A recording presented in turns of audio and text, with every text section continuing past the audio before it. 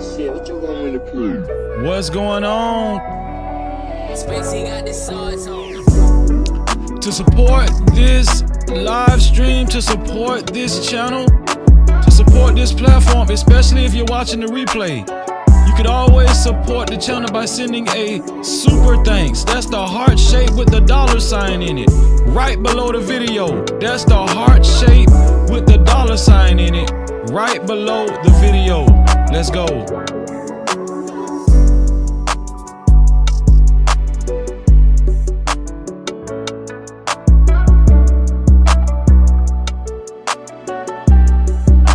Spacey got the sauce on.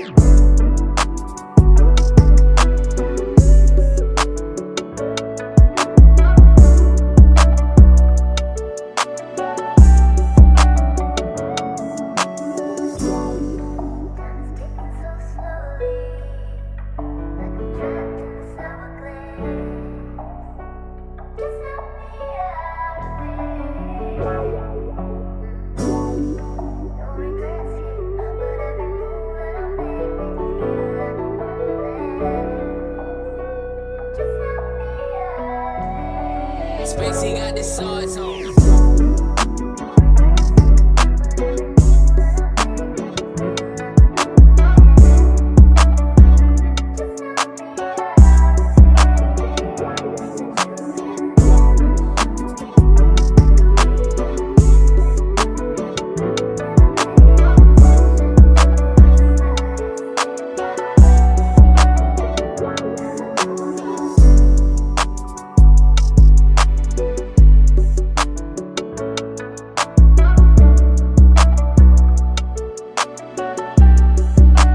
Spacey got the sauce on.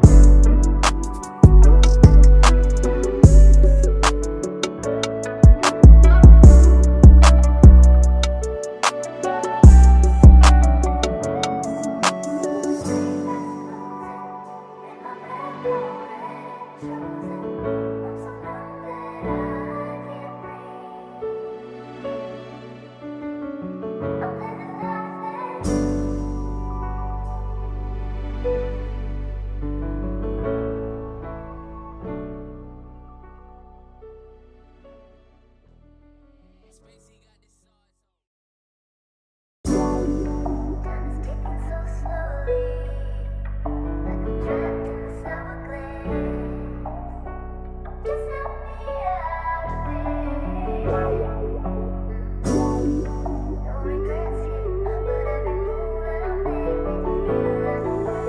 Sauce boy shit, what you want me to prove? Spacey got the sauce on.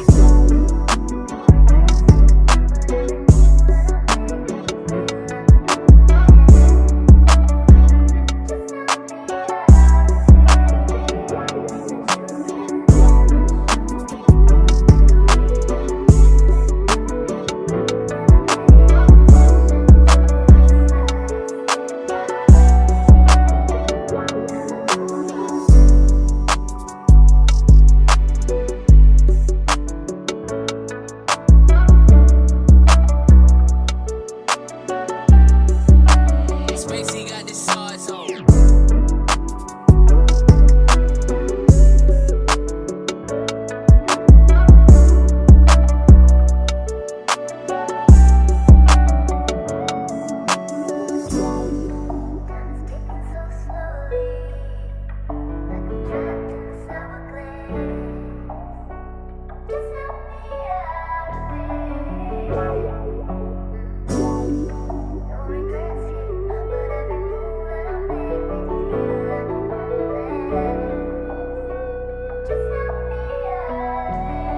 Spacey got the sauce on.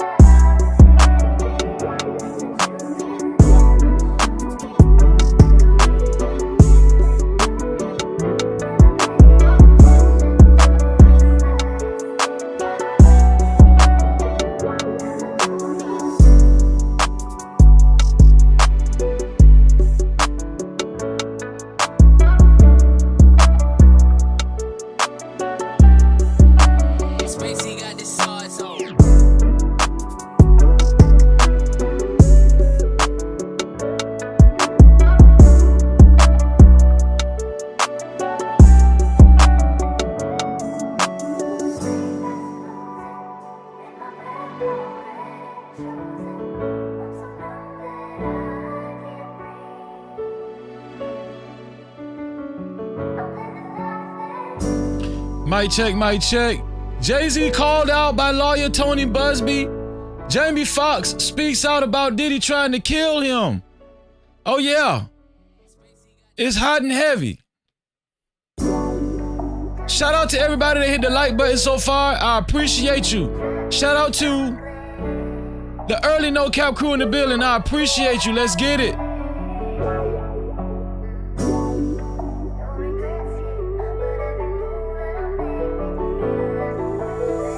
Foxx shit, what you want me to prove? Spacey got the sauce on.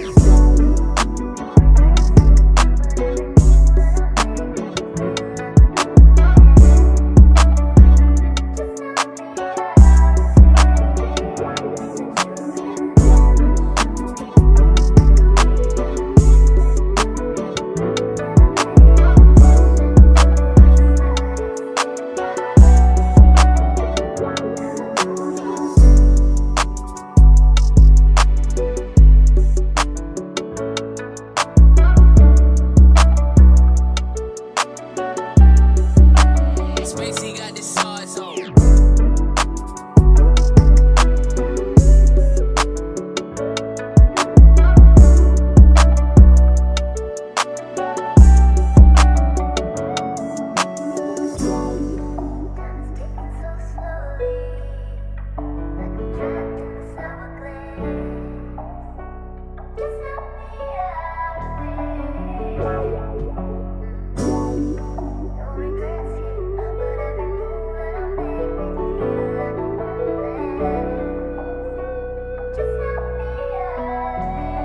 Spacey got the sauce on.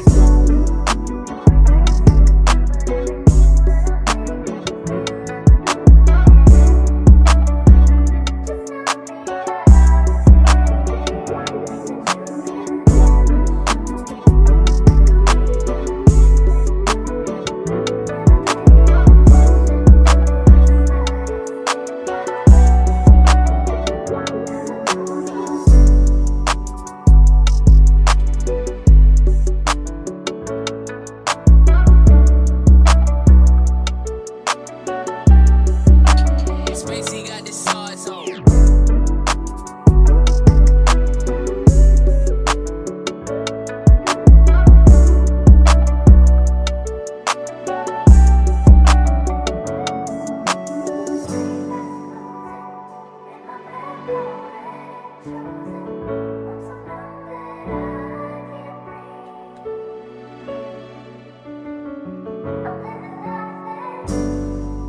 Video with your boy Freezy.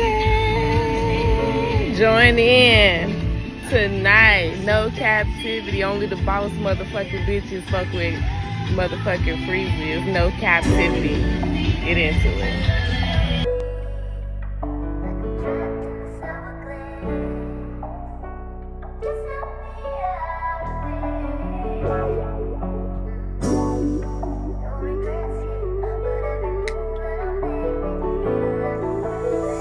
Foxx shit, what you want me to prove? Spacey got the sauce on.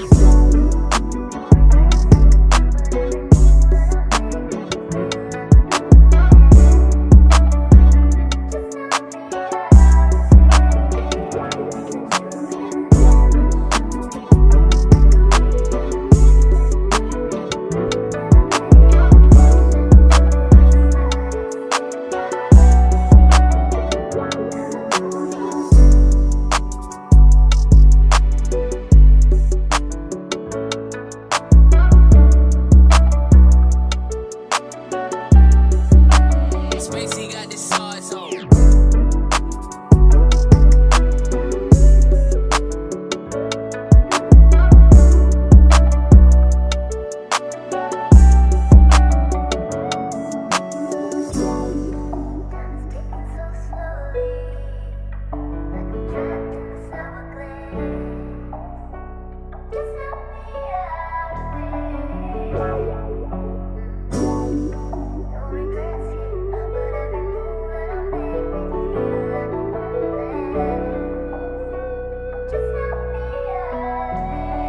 Spacey got the sauce on.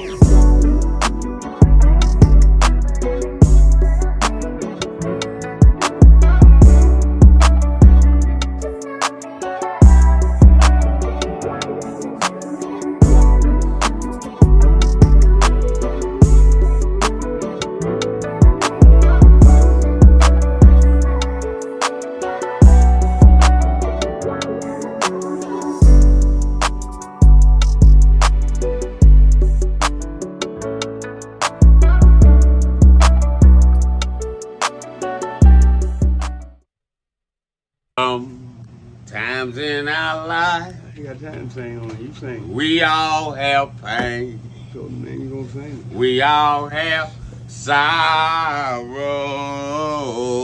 Then I look at Wayne and I know that he will be ugly tomorrow. Lean on me when you're my cousin and I'll be your friend.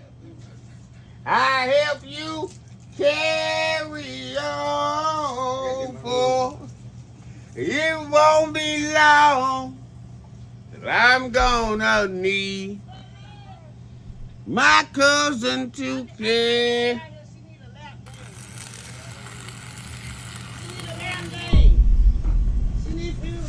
No Cap-tivity. Freezy.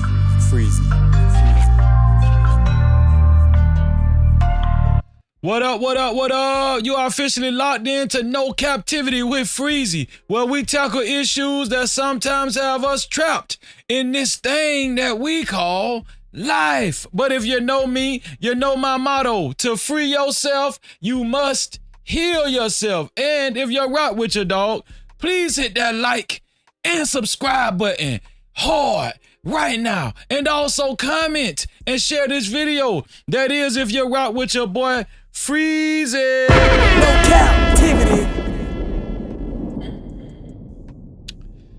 The story never ends. Okay? Shout out to the early No Cap crew that's here. Shout out to all the mods. I appreciate you. Shout out to everybody that joined the Discord. Listen. Jamie Foxx feel the need. He got to speak out too. Everybody's speaking out now. Right? Everybody's speaking out. And I'm going to tell you something. One thing about this Diddy debacle, Diddy is bringing everybody out. Diddy bringing everybody out of the woodworks. Everybody that you thought was going to keep quiet. No. People are talking. Jamie Foxx felt the need to clear the air. Now, if you guys understand the different tune that Jamie Foxx is singing at nowadays, you would be amazed. Remember when Jamie Foxx, we thought he was about to die? Remember when we thought Jamie Foxx was about to check up out of here? When he was in the hospital? Remember what Jamie Foxx was saying? Who he felt like actually tried to kill him? No Cap-tivity. Does anybody remember? Well, I'll refresh your memory. It was Diddy. Your boy Diddy. He was accusing Diddy of trying to murk him. But a lot of things have been surfacing, and we're going to look into that, right? Also, your boy, I'm going to tell you something. I don't think, people are saying that it was a good thing that Jay-Z spoke out. I think it probably would have been best if Jay-Z kind of would have kept quiet. Freezy, why do you feel like it would have been best if Jay-Z would have kept quiet? Well, I'm going to tell you why. And I'm going to show you why. The lawyer, Tony Buzbee, is not having it. The lawyer that's claiming that he has victims, right? Victims of Diddy and a victim of Jay-Z. Tony Buzbee, just when you think Jay-Z is going to fight back and he's saying all of this and he wrote his public statement, you thinking that, I'm thinking that Tony Buzbee, he might kind of go back in his cubby hole and say, you know what, I ain't going to try Jay-Z. Man, Tony Buzbee is sounding the alarm and he's sounding it loud. Tony Buzbee is not laying down by a long shot. Tony Buzbee, the lawyer that was trying to get a mediation with Jay-Z, and was apparently trying to sue Jay-Z in the future for money. We also do have Graham Span. Well, I got some good stuff, y'all. I really do. All right, we're going to talk about Umar Johnson. Umar Johnson was heavily criticizing your boy Nick Cannon, and I want to show you guys that conversation that he had with Nick Cannon. He was letting your boy Nick Cannon have it. Umar Johnson, it seemed like he was trying to take a page out of Dr. Cheyenne Bryan's book. But I'm gonna let y'all be the judge when I show y'all this video.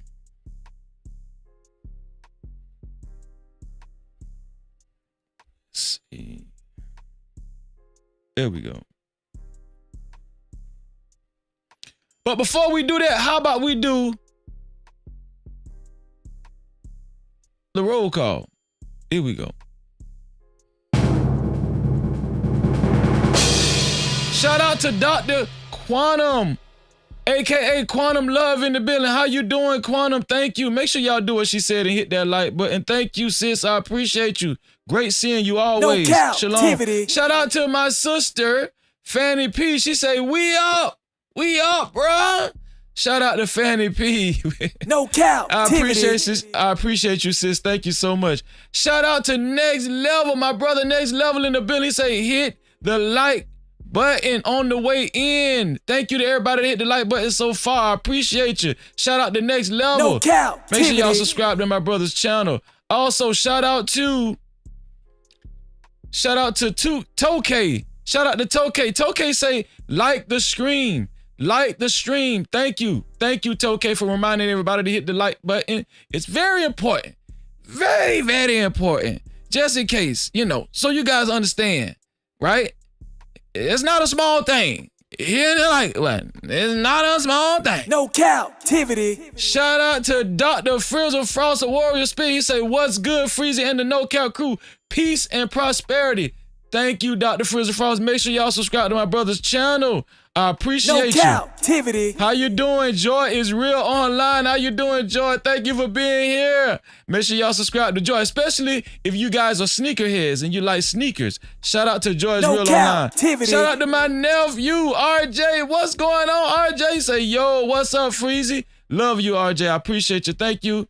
Shout out to RJ, DJ, and Jacory. I appreciate y'all. Love y'all. No Cap-tivity. Shout out to Up With BM. He say, my favorite song, Laugh Out Loud. Shout out to Freezy and the No Cap chat. That's what's up. Shout out to Up With BM. I appreciate you, bro. Always good seeing you. No Cap-tivity. Peaches De Leon, thank you. She's back. She say, smash that like button. She smashed it already. That's what she's saying. Shout out to Peaches De Leon. Thank you, sis. Great to see you. No Cap-tivity. Heed, what's going on, Heed? How you feeling? He say, peace and blessings. Great to see you, Heed. No Cap-tivity. In the building. What's going on, Victor Hart? Salute back to you, too. Great to see you, bro. Thank you. Shalom. No Cap-tivity. And I want to remind you guys to share this live stream. Share this live stream right now. Hit the share button. I don't care where you share it to. It's very easy. Hit the share button right below the video. Share it to any one of your social media platforms, or you can copy the link and share it to any one of your close friends and family. It don't matter. Okay? Let me know if you shared this live stream. Put it in the chat. Let me know if you shared the live stream. Shout out to everybody. I appreciate you. No Cap-tivity. Listen. To support this channel, to support stories of this magnitude, more importantly, if you would like your comments read and highlighted, right? If you would like your comments read and highlighted, you can either send a super cap, aka super chat, or you can send a cash cap, aka cash app, to $ no cap freezy. That's $ no cap freezy. Thank you. Thank you so much. Listen, and shout out to the 29 people that hit the like button so far. I pray that God give you $3 million. That's the one that got a ring on it. I pray that God bless all y'all with $3 million. Shout out to the 30th person that hit the like button. I pray the same thing for you too. I appreciate you. And listen, don't hesitate to hit that dislike button if you don't like, if you don't like majority of me, if you just don't like me or you don't like the like button, hit the dislike button. YouTube appreciates you and I appreciate you too. Thank you for your participation. Let's go. No Cap-tivity. Uh-oh, we do have a cash cow. Check the cash out, bitch. Let's see.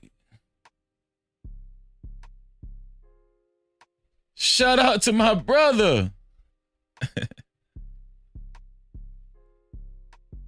Shout out to my brother Next Level. I appreciate you, Next Level. You so damn dumb. Check the cash out. Shout out to Next Level for the $5 cash cap. He say Tony Buzbee also went after Deshaun Watson and won. I did not know that. Thank you, Next Level. No Cap. Thank you for helping us keep the lights on. So Tony Buzbee apparently also went after Deshaun Watson. Tony Buzbee has been making a name for himself around these parts, right? We've been hearing a lot about Tony Buzbee, and I'm gonna tell you something. I don't know if he got a PR team, a manager, an assistant, a road manager, a tour manager. I don't know, but this guy has been making a name for himself to no avail. But I got some gram spam, y'all, that we're gonna talk about. We're gonna go down the line. Gram spam is always fun. And we're gonna talk about some other stuff too. We're gonna talk about women's mental health tonight. We're gonna talk about men's mental health. We're gonna talk about why y'all be so afraid to say that, you know, you're not feeling up to par, or you kind of weak. You don't feel like getting out the bed, or you feel a little depressed. Or we're gonna talk about, especially black people. Why is that such a no-no to actually disclose that type of information to your close friends or your close family? Why is that such a forbidden thing? I'm not going to say I never understood it, because I used to be like that too. And I came from a family like that, right? They'll call you weak if you kind of show signs of weakness, right? We used to pick at the people that talk to themselves in the hood. You feel what I'm saying? Not knowing any better, but we're going to talk about relationships. We're going to talk about how somebody's what is it called? Pre-disclosed conditions could affect their relationships, right? We're going to talk about emotions. Can make you cry sometime. Emotion make you die sometime. No Cap-tivity. Y'all. Shout out to H-Town. Shout out to, who else came in the building? Shout out to my sister, Jess J in the building. What's going on, Jess J? Great to see you. No Cap-tivity. Shout out to Jess J. And shout out to Jerome in the house. I say Jerome in the house. Watch your mouth. No Cap-tivity. Say Freezy got him coming back to bite. Shout out to, who is that? Shout out to Felontavius. I appreciate you, Felontavius. Thank you. No I appreciate you so Cap-tivity. much. Super chat. Peaches DeLeon with the $5 super cap. Thank you, Peaches.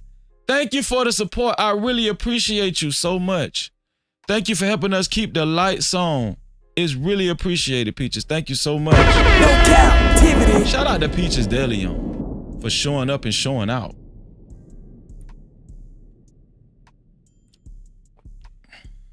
So let's go over the gram spam. How about that?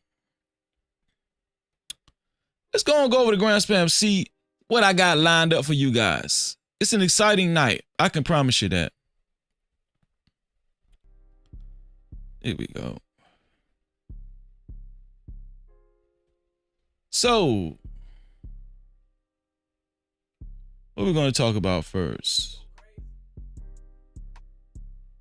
Yeah, I want to show y'all something so funny, man. This is so funny, for real. Let me see. Here we go. How about I start out making y'all laugh? How about I do that? This is funny as hell. What's good, my brother? Hey, how you doing, man? $1,000 or shall I double and give it to the next person? Give it to me. You? No, we gonna double it. We gonna double it. Y'all together, right? No, I don't know him. Yeah, you do. So do y'all want me to double You it? know what? Let's go. If you can win money, I'll take it. But I don't know you, man. Double it and give it to So- the next person. Double it and give me what I get out of it. Nothing. We finna give it to the next person. No, we. We're doubling it? You're a good sir. So the thing is, would you like to take these $1,000 or would you like to double it and give it to somebody else? So his homeboy disguised himself as if he was this old man's friend. The old man don't know him, right? He came up, the light-skinned boy say, we would like to double it and give it to somebody else. The old man say, man, I don't know him. Give me the $1,000. The light-skinned boy say, no, we want to give it away. Don't you want to go do a good deed? This shit is funny as hell. Watch this. Sir, excuse me. Would you like $1,000 or shall I double it and give it to the next person? I'll take it. Oh, yeah. Look, that's beautiful. I don't give a man, get off We my just face, blessed knock that your man. ass out. We just All right, blessed get out that my man. face, man. Get the fuck out my face. Come up towards me. Get the fuck out my face. It's okay, bro. No, get the fuck out my face. Let me tell you something. I told y'all we're going to be talking about mental health tonight, too. We're going to be talking about what would make... This man is about to swing on this young boy. This boy could be his son or grandson. He about to swing on this young boy because he really wanted them $1,000. And the guy was like, we did a good deed. Somebody else got $2,000. Man, that man ain't trying to hear that. He wants to knock this dude out. What's good? I just wanted to show y'all that, man. That was crazy. No Cap-tivity.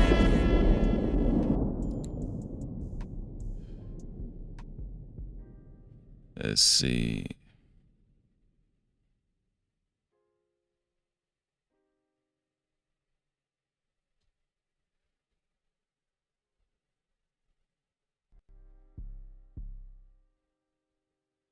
Okay, so let me see.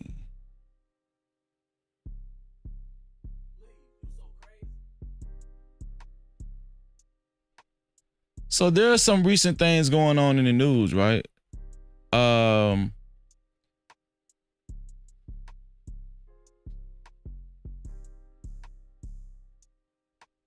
we at?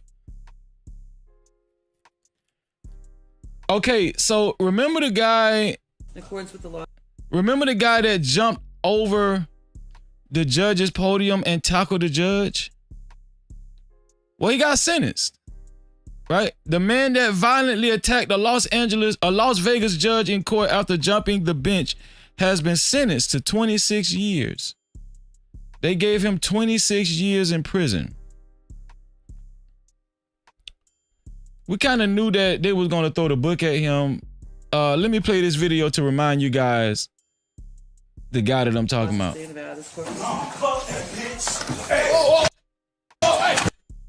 Remember that guy?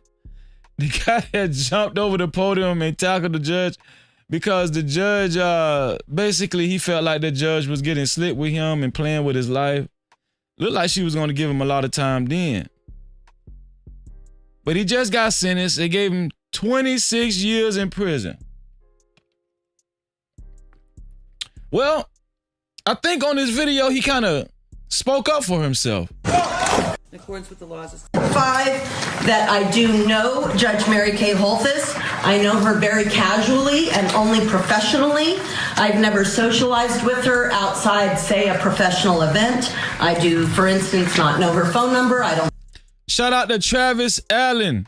Great to see you, Trav. Thank you. Shout out to Travel One in the building. Thank you for being here, Travel One. Thank you so much. Let's get I think she knows mine. We're not connected on social media. I've never worked at the district attorney's office, where I believe she worked for her entire career. Her daughter is a deputy district attorney on my track. However, the team chief has assured me that Kennedy Holthus will not appear on any of Mr. Redden's appearances. Therefore, I see no reason to recuse. However, I make those disclosures under Rule 2.11, Comment 5. Mr. Redden, have you been given a copy of the criminal complaint this morning? Yes, I have been given one. You're being charged with count 1, attempt murder, victim 60 years of age or older, a felony. Count 2, battery on a protected person resulting in substantial bodily harm, victim 60 years of age or older, a felony. Count 5. So obviously, look at this guy. Obviously, this guy has mental issues, and it's sad. It's sad. This is why I wanted to touch on that tonight. Shout out to El Cheapo. What's going on with your El Cheapo? Thank you for being here, sis. Thank you. No Cap-tivity. Yeah. We're gonna talk about mental health tonight too, and why people are so apprehensive to admit that they might suffer from, you know, some aspects of mental health, right? I think I got some footage of him talking. I can see that my brother just felt betrayed. That's his sister. At the time when he was pleading and saying that he was in a better place, which is different for us all to be in a better place. I mean, when we struggle from mental illness, it's a chemical imbalance. So he struggled from mental illness. It's a chemical imbalance, his sister said. It's a chemical imbalance. I'm gonna be honest with y'all. When I was younger, I just never, I thought chemical imbalance was just something people said.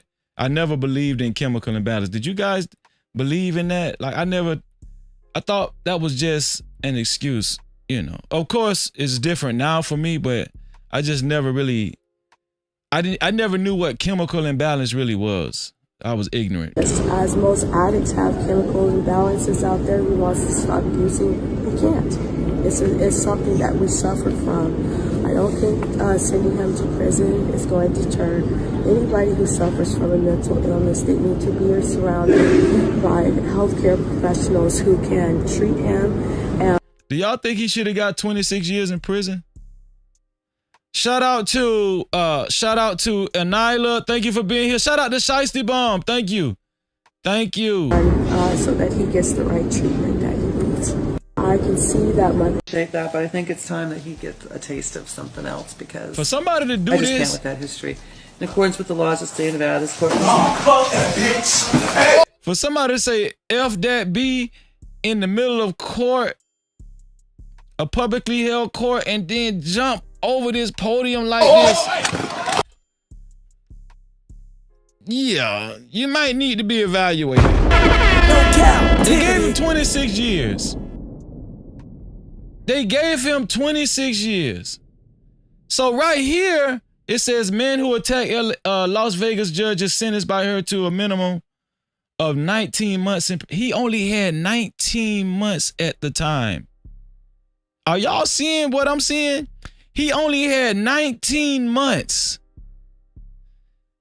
Y'all, when I seen this, I was like, oh yeah, something wrong with him. 19 months?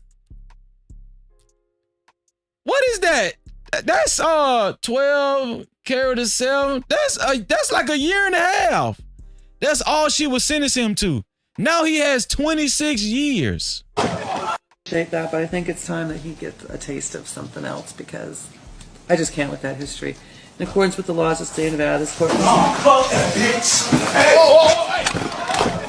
Now he has 26 years. Look at that.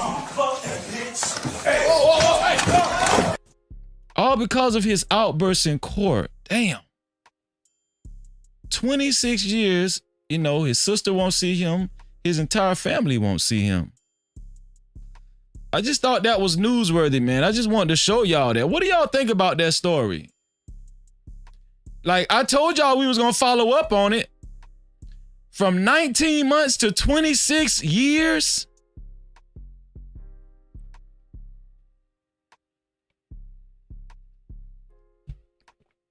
That's crazy.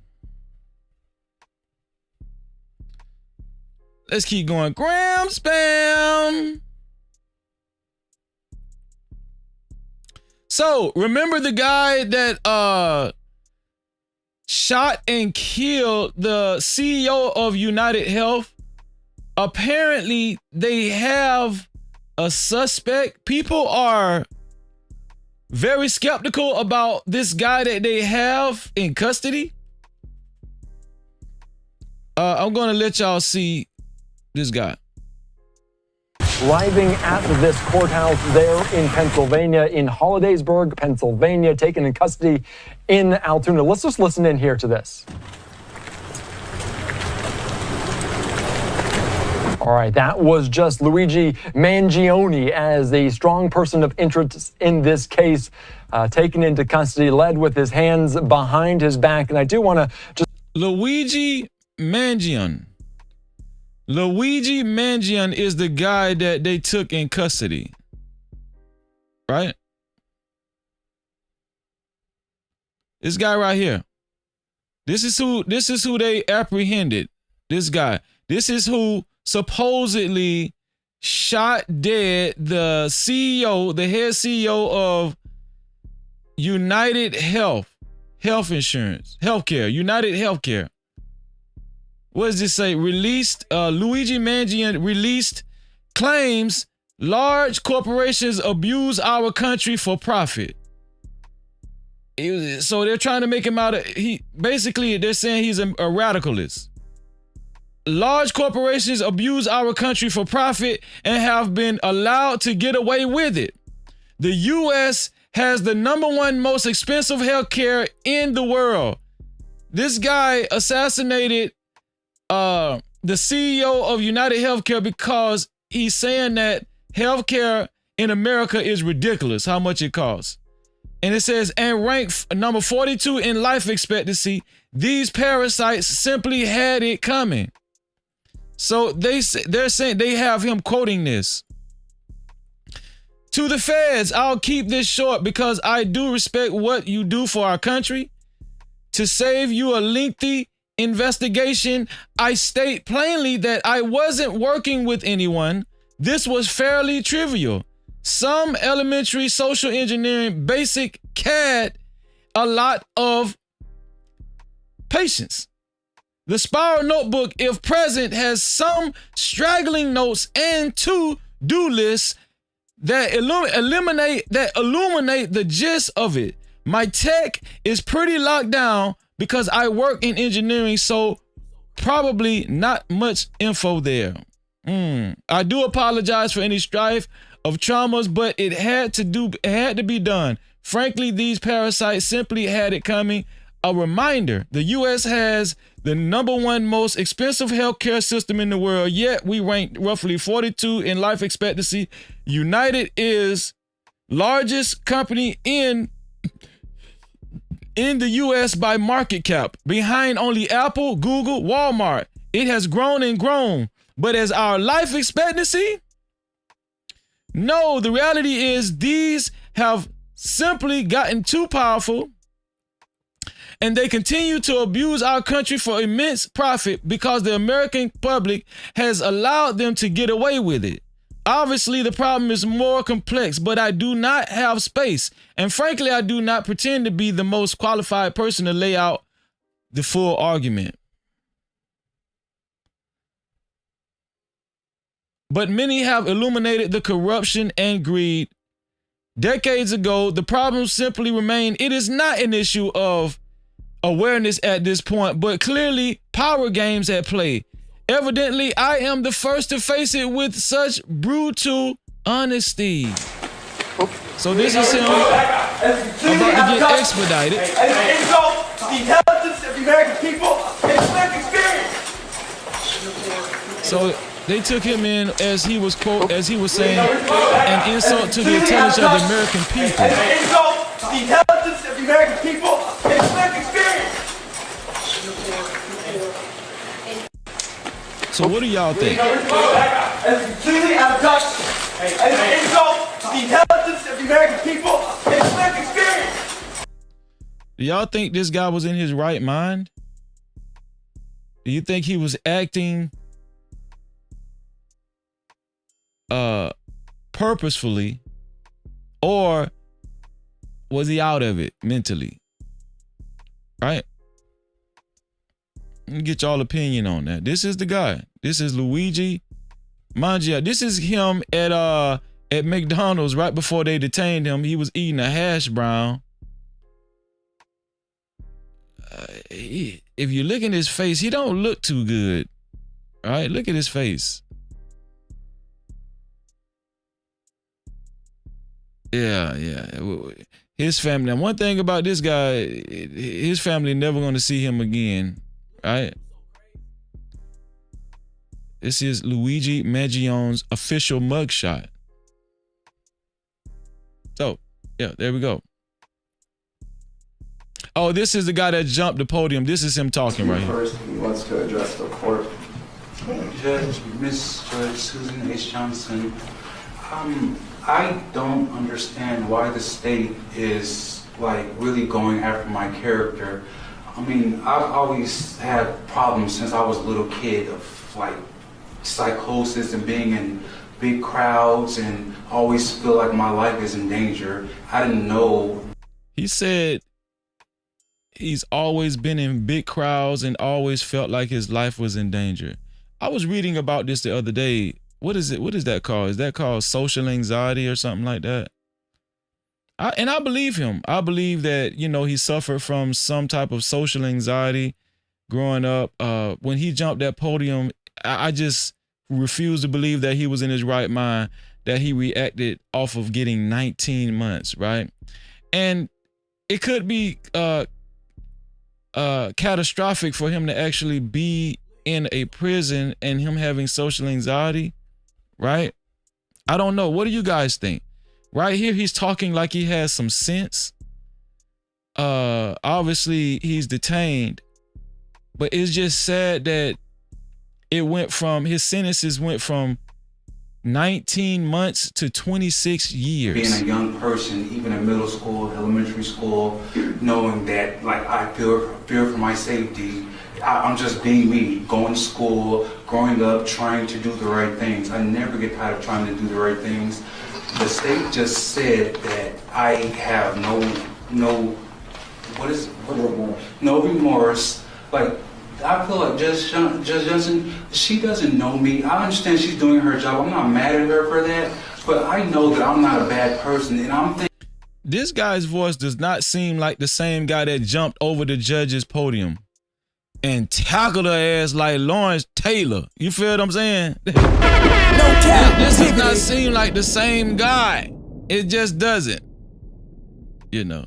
Thinking like even she knows that, but I'm sitting here like she speak first. It seems like a guy I would have hung out with. You know, and I believe that you all know that I'm not a bad person. I'm not an evil person. When I came to court I take that back. January 3rd, 2024, I was listening to music. I was in a good mood. I had a stable place to stay. I was trying to get a job. I did not catch any new charges. I'm not a bad person. I don't understand why the state is trying to prove me as a bad person. I understand they have a job to do, but this is just, it's not right to me, you know? I'm not an evil guy, and I just keep going after me. I see spirits, I hear voices. I've been going through this. What is that called when somebody say they see spirits and they hear voices? What does that mean? Is that schizophrenia? Again, I do not think he should have got 26 years. Now, he did do that plain as day when he tackled the judge. It was a bad look and it went viral. I think that was one of the things that actually made it look worse. It went viral, right? Man. For over a decade now, really since 2012, you know? And I just feel attacked or just not safe since I was a little kid. And me. I wish he would have responded like this before he said, "Fuck you, bitch," and jumped over the damn podium and cracked back on the judge's ass. Growing up, I didn't know that I had these problems in doing her job, you know? And I believe that. I appreciate that, but I think it's time that he gets a taste of something else because I just can't with that history. In accordance with the laws of the state of Nevada, this court. Hey! Whoa, whoa, hey! Whoa! Hey! He got 26 years for that. I still don't think he should have got 26 years for that. I don't know. What y'all think?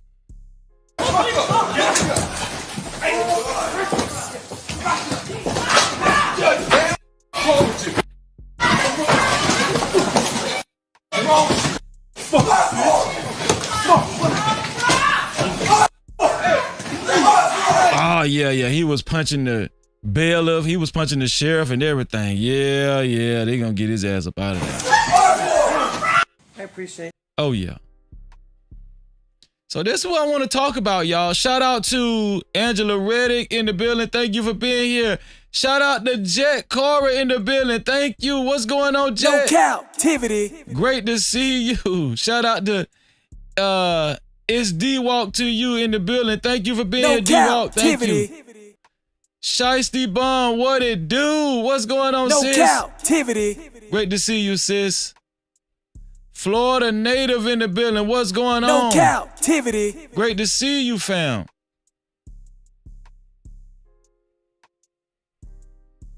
Oh, yeah. So listen, y'all. We're going to cover Jamie Foxx. Jamie Foxx has some things to say about Diddy. Remember, Jamie Foxx was in critical condition a while back. I want to say about a year ago. Jamie Foxx was in critical condition. We almost lost him. He almost lost his life due to a medical condition, which he did not want to reveal to the public.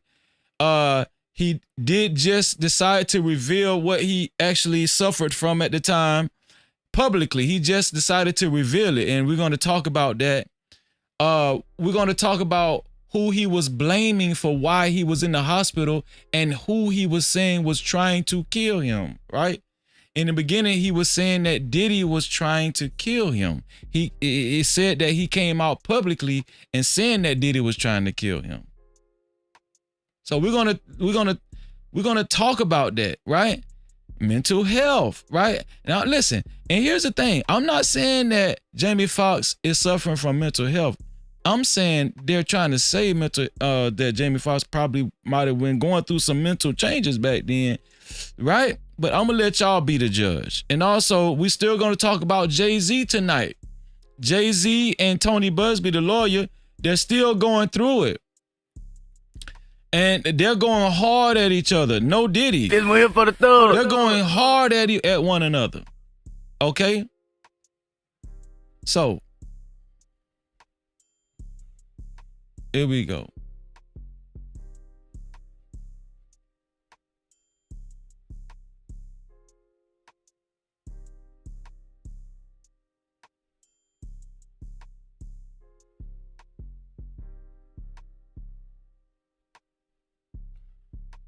What do y'all think about this? Umar Johnson, Dr. Umar Johnson sat down with Nick Cannon. And he was basically criticizing Nick Cannon for all of the kids that Nick Cannon has and the type of conditions that he had all of his kids in, right? Being that he could not be there, he cannot be in every household at the same time. There are a lot of kids that are going to grow up without a father physically. Let's listen in on what Dr. Umar is saying to Nick Cannon. How many boys do you have? 7. If the father is modeling dysfunctional romantic patterns, you have 7 sons. That's 7 kingdoms that you're responsible for. Yes. So this is bigger than Nick Cannon. Absolutely. Are you comfortable knowing that your sons may take your example into the future for generations to come? Yeah. And you're fine with them taking your example. Now, you might have had me stumped if you had asked me about my 5 daughters. But my 7 sons, to function from the principles in which I operate. Romantically only. Absolutely. You're fine with that? Very fine. So Doc, I feel like I've mastered the game. Do you want your legacy to be, bro? Nick Cannon said he feels like he's mastered the game by having all of these kids. He has 7 boys. By having all of these boys. Well, he has girls too, but he has 7 boys. I don't know how many girls he has, but he says he's mastered the game. Why these guys talk like this? Why y'all think they talk? Why do they talk like this? What kind of game did Nick Cannon master? That's what I want to know. Just because these guys got a lot of money, I'm telling you, and they got a high status and everything, we just supposed to give them a pay. This guy is shrugging his shoulders and, you know, he's laughing and grinning as if, you know, hey, I'm rich, bitch. I mastered the game. You got 7 boys, and you disperse them in different places, and he said he mastered the game, as if this is the blueprint on how to have kids. Let's listen in. Brother Nick, 50, 75 years from now, that you were the great, great, great, great, great, great grandfather of a kingdom of dysfunction that's about 20 generations deep. Who's to say my kingdom is a kingdom of dysfunction? By dysfunction, I mean you have children. So he got offended.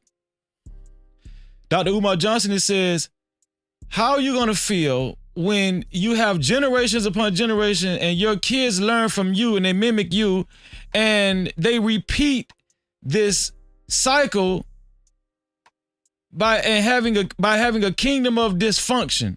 Nick Cannon said, who's to say that I have a kingdom of dysfunction?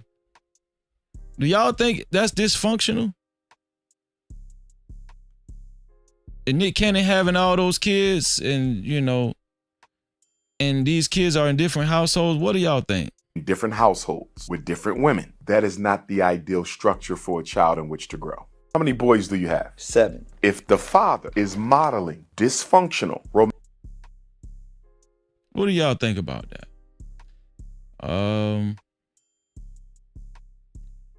Nick Cannon is he's adamant and he's very confident. How many boys do you have?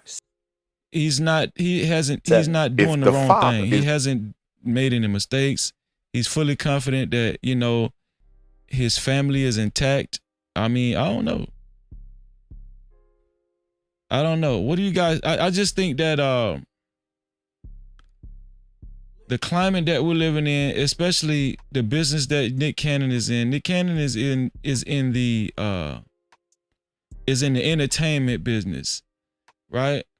And I think what gets lost is kids need guidance. They need the right amount of guidance, the proper amount of guidance, or else what would it cause? A lack of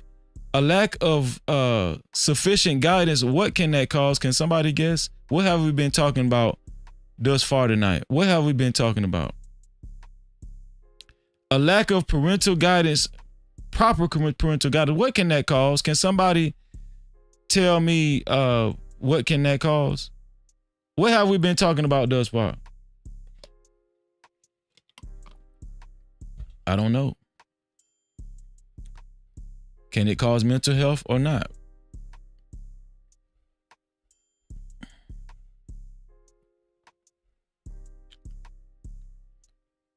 So,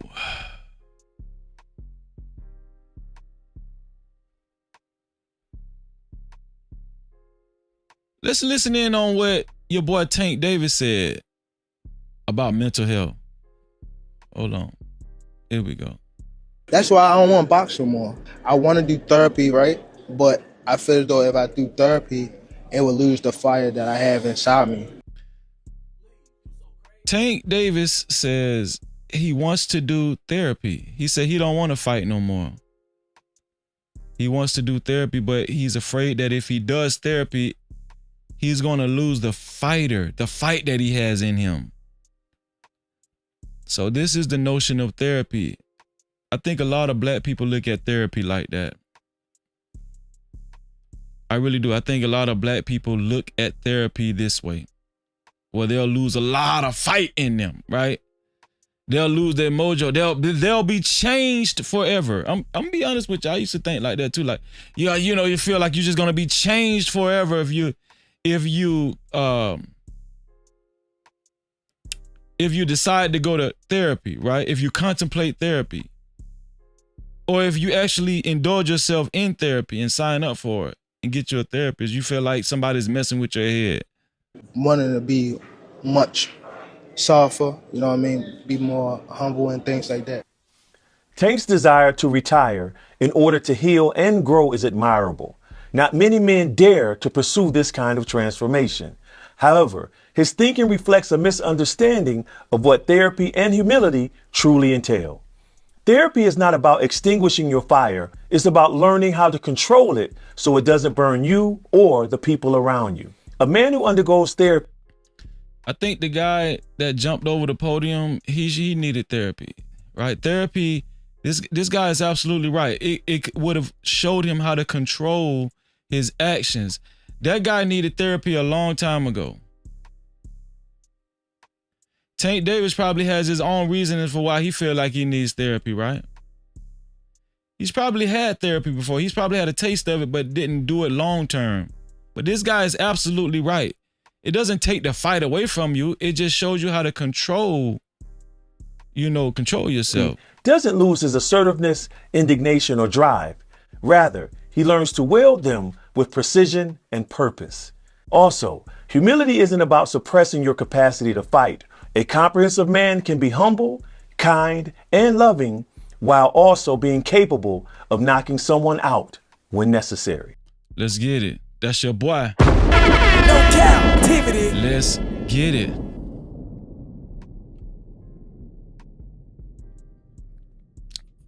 Y'all know we're going to talk about things that I feel like is crucial and very necessary, especially for people in urban communities, man. I just think that it's necessary. Right? And so we're going to have a conversation about that later on. And we're going to tie that into relationships and how people actually neglecting possibly going to therapy, neglecting, possibly having some type of mental disorder or condition that they might be dealing with. Not saying that you're crazy or nothing like that, but I'm just saying how it can affect your relationships, just the anger. How it can be uncontrollable. Has anybody been in a relationship where, their anger just took over, almost like the Incredible Hulk? First you was David Banner, and now you the Incredible Hulk, and you're trying to contain it. Anybody ever seen the Incredible Hulk? Well, you just be like, you're trying to hold it in, and the person that's talking to you saying, "Hey, are you okay?" Yeah, I'm okay. Some of y'all, some people. Listen, I'm gonna tell you something, man. I used to have it bad. I used to deal with that type of shit. I still get like that sometimes, if I don't check myself. Also, listen. And I don't know if y'all heard, but this guy, Daniel Penny, this guy in the middle right here. Did y'all hear that this guy got acquitted? This is the guy that choked out the young man that you see in the circle. Right? Jordan Neely, that's the young man, the young black guy. This guy got acquitted in court. He choked this young black guy out on the subway. And he got acquitted. I want to know you guys' opinions on this too. It says, after being acquitted, Daniel Penny speaks out after being acquitted in Jordan Neely case. The guilt I would have felt if someone did get hurt if he did what he was threatening to do. Do y'all remember that subway footage? That video when Jordan Neely was in the, okay, he was kind of acting a little irate, but he wasn't attacking anybody. He wasn't attacking anybody. Let me see if I can find the footage. Let me see, so I can refresh y'all memory. Hold on, here we go. Jordan Neely, subway. Let's see if I can find it.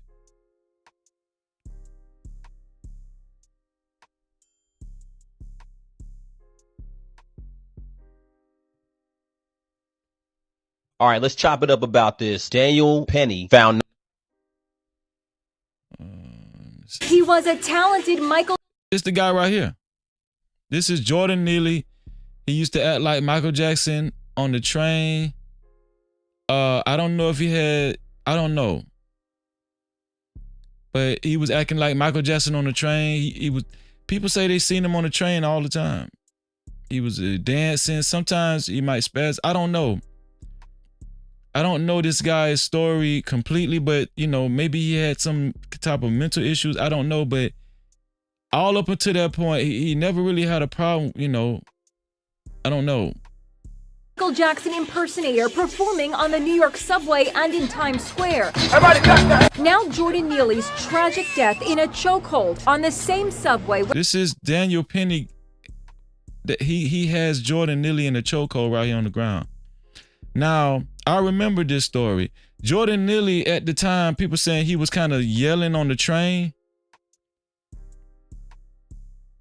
But he wasn't attacking anybody. And this guy just grabbed him from behind and choked him to his death. I'm showing y'all this so I can give y'all a refresher and remind y'all about this story. Where he once entertained passengers is causing an uproar. Justice for Jordan Neely! Justice for Jordan Neely! 30-year-old Jordan Neely was not impersonating Michael Jackson when he boarded a subway train in Lower Manhattan. His life had apparently fallen apart. Witnesses say he was hostile and threw garbage at them. He reportedly screamed, "I don't have food, I don't have drink, I don't mind going to jail and getting life in prison. I'm ready to die." 15 minutes. He choked this boy out for 15 minutes. He choked him out for 15 minutes. Unidentified former U.S. Marine from Long Island was questioned by police but released. Now there are calls for him to be charged in Neely's death and angry protests. Firebrand New York Congresswoman AOC posted, "Jordan Neely was murdered, but because Jordan was houseless, the murderer gets protected." Mayor Eric Adams is calling her post irresponsible. Let the investigation take its course. Manhattan District Attorney Alvin Bragg is investigating, calling Neely's death a solemn and serious matter. He was a talented Michael. I just want to say.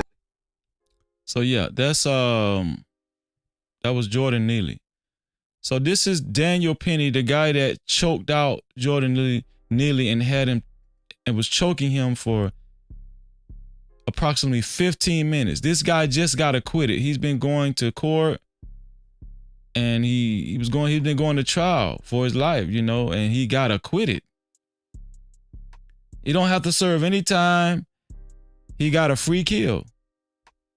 So right here, he's on Fox News having a interview. So let's see what Daniel Penny has to say. He was just threatening to kill people. He was threatening to go to jail forever, go to jail for the rest of his life.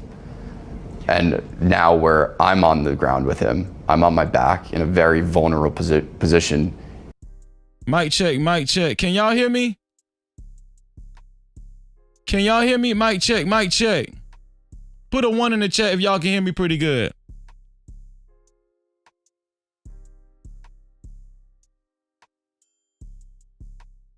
Put a 1 in the chat if you guys can hear me pretty good.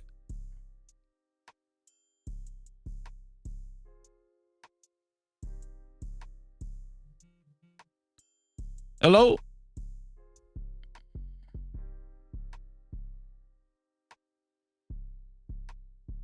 Can y'all hear me pretty good?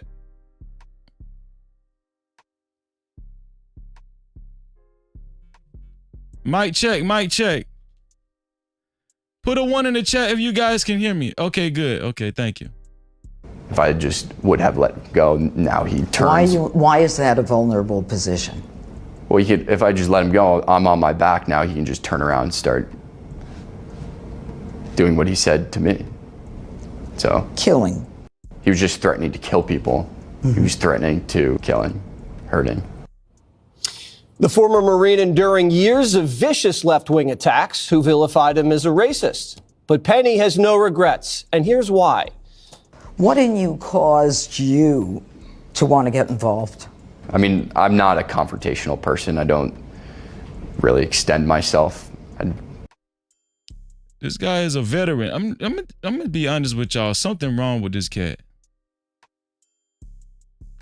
Something is really wrong with this cat. This guy needs an evaluation. For you to choke a guy out for 15 minutes, right? And then if you're trained, if you have those type of martial arts skills, did you have to actually choke him out till his death? You could have held him in place until the police came. There were other people on the train where they could have actually assisted you in holding this boy down until the police came, right? I just don't buy this, right? I just don't get it. I mean, basically, he killed this young boy in broad daylight. Like, this type of thing is very uncomfortable. All this attention and limelight is very uncomfortable. And I would prefer without killing, hurting. But I didn't want any type of attention or praise, and I still don't. Yeah, exactly. He had no weapon and did not touch anyone. That boy. That young kid didn't have a weapon or didn't touch anyone. How did this guy get acquitted? How? The guilt I would have felt if someone did get hurt, if he did do what he was threatening to do, would never be able to live with myself. And I'll take 1 million court appearances and people calling me names. Wait, hold on. Jessica, Jet is saying this, my sound is going out. Hold on, y'all. Is my sound going out? Is my sound going in and out? Is my sound going in and out? Can y'all hear every word I'm saying? I just need to know that before I keep going. Can y'all hear every word that I'm saying? Or is it every other word? Let me know. You good? Okay, you good? Thank you, Travis. I appreciate that. I don't know, Jet. I don't know. They're saying I'm good. They can hear every word I'm saying, so. Okay. And people hating me just to keep one of those people from getting hurt or killed. But I didn't. Oh, man. So, that was Daniel Penny. He got acquitted. He got acquitted, right? From the 2003, the Monday 2003 homicide. He got acquitted.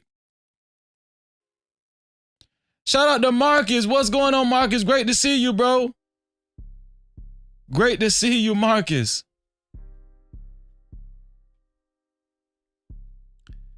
So let's get into Jamie Foxx. It's time to get into the meat and potatoes, right? I just wanted to give y'all some gram spam. I wanted to touch on some serious topics, and we can have a discussion about that, right? But let's talk about Jamie Foxx. Jamie Foxx is speaking out about Diddy. He's speaking also out about his condition that he had when he was in the hospital. Do you guys remember that when Jamie Foxx was in the hospital? You guys remember that? And it was very mysterious what actually happened to him.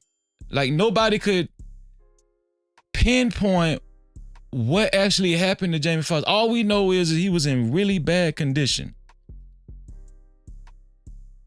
Right? He was in really bad condition in the hospital bed. And a lot of people was asking questions at the time. I think at the time he was filming a movie. And they had to rush him to the hospital, and he stayed in the hospital bed for some time. Shout out to my sister. Shout out to my sister. Conversations with MJ. What's going on? Conversations with MJ. Thank Cap-tivity. you. Shout out to you. Great to see you, sis. Great to see you.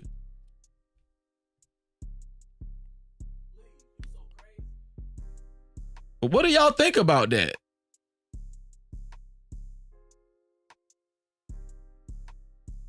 So at the time, I don't know if you guys remember when he got, upon his release, he was insinuating that P. Diddy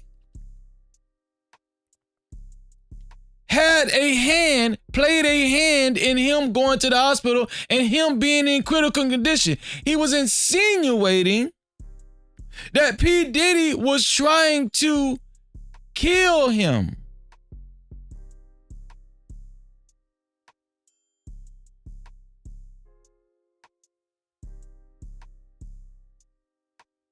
Yeah, I'm going to refresh you guys' memory. That's why. Let's see.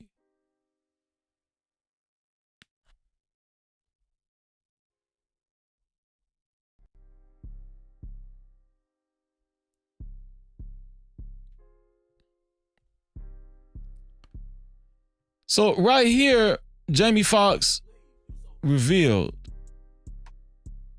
what he actually was going through, right? Jamie Foxx says he reveals it was a brain bleed that led to a stroke. That's what Jamie Foxx is saying now. It was a brain bleed that led to a stroke that caused him to be in a coma. So it was a mystery for a long time what actually led to Jamie Foxx's condition in the hospital and why he was in such critical condition. A lot of people thought Jamie Foxx was going to die. There was a lot of conspiracy theories. People were saying the Illuminati had something to do with it. Right? I reported on this about a year ago, year and a half ago or something like that.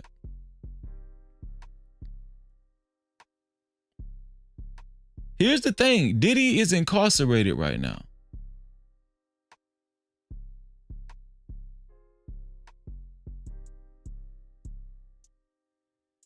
Word is that P. Diddy and Jamie Foxx used to have sex together. They used to have sex. No Cap-tivity. They were butt buddies. That's the word out on the street. They were lovers. Jamie Foxx used to frequent Diddy's mansion. And probably vice versa.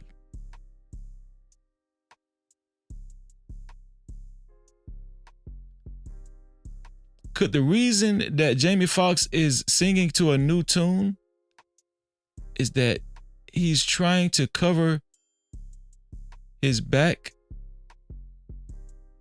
when it comes to this Diddy case, when it comes to Diddy getting caught up in all of these sex scandals? Could it be that Jamie Foxx was also involved in the Diddy freak-offs? What do you guys think? Why is Jamie Foxx switching it up now? I got some videos and I got some footage. You know, I'm going to remind you guys what Jamie was saying at the time. It's nothing to the effect of what Jamie is saying now. No. It's nothing. I'm going to show you guys what Jamie is saying. Jamie just recently did a stand-up special. I want to say it was on Netflix. Yeah.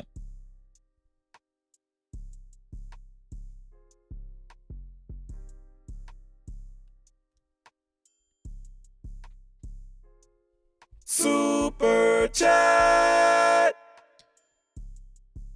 Thank you, Peaches. I appreciate you. Thank you, Peaches, for the $10 super cap. No captivity. Thank you, Peaches, for helping us keep the lights on. Peaches she's just supporting. Thank you, Peaches, for supporting the platform. I really do appreciate you. And you know what? Let me change this this scroller too. It's $20. Let's say $20. There we go. And to be, I forgot to say this. I don't know why I forgot to say this, but to be the official sponsor of tonight's show,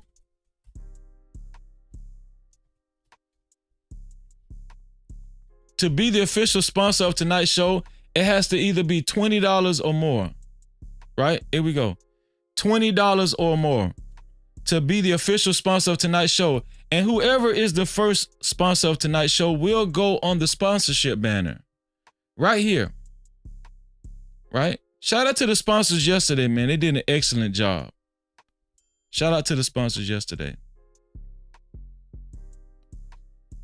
And thank you, Peaches, for your $10 super cap. No captivity. So let me show y'all some things surrounding this Jamie Foxx ordeal. Here we go.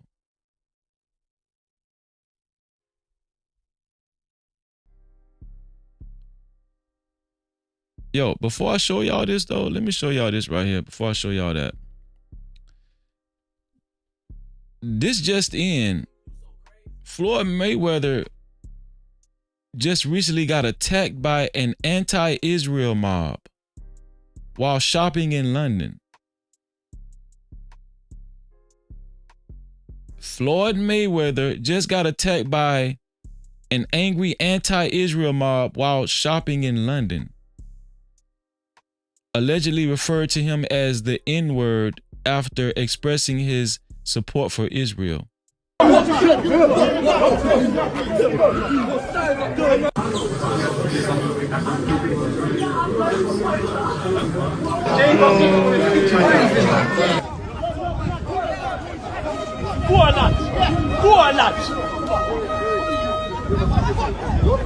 Money Mayweather just got punched up, bro.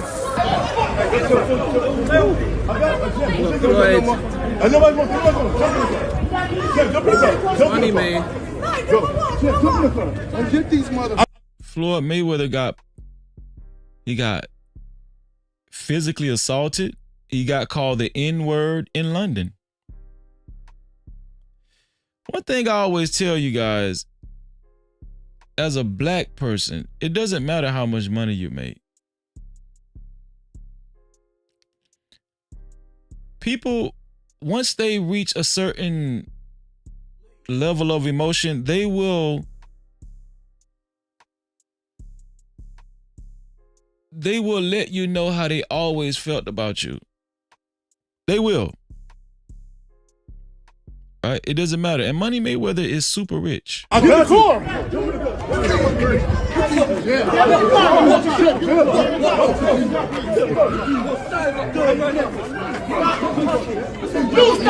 They're trying to get me.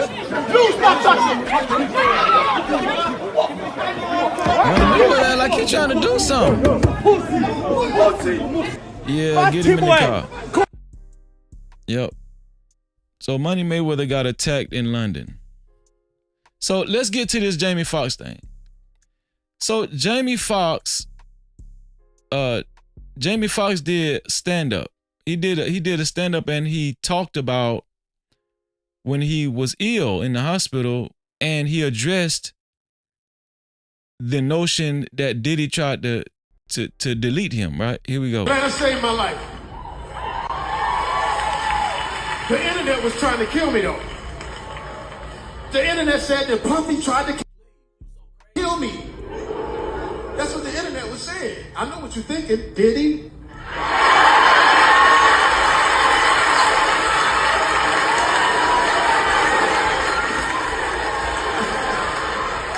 Hell no, nigga. I left them parties early. I I was out by 9, nigga. Something don't look right, nigga. It's slippery in here. Atlanta saved my life. Atlanta saved my life. Slimmy, what's going on, Slimmy? Great to see you, bro. Shout out to Slimmy in the house. No Cap-tivity. Shout out to our brother Slimmy in the building. What's going on, big bro? So let's keep going. So he's making a joke out of it, you know. It wasn't funny then, to say the least. I'ma just let y'all know now. It wasn't funny then, okay? The internet was trying to. Jamie Foxx addresses. Okay, so I got the full, here we go. So that was Jamie Foxx. He was addressing, he didn't really say Diddy wasn't trying to kill him. He was trying, it was almost like he made a joke out of it. Didn't it seem like that? Seemed like Jamie Foxx made a joke out of it. He was trying to laugh it away. But I'm gonna show this podcast by, shout out to PBD Podcast. I'm gonna show these guys talking about and reminding us when Jamie Foxx was actually insinuating that Diddy might was trying to take him out for good. I'm gonna tell y'all something. There's a lot of things surrounding, there's a lot of stuff surrounding this Diddy debacle, right?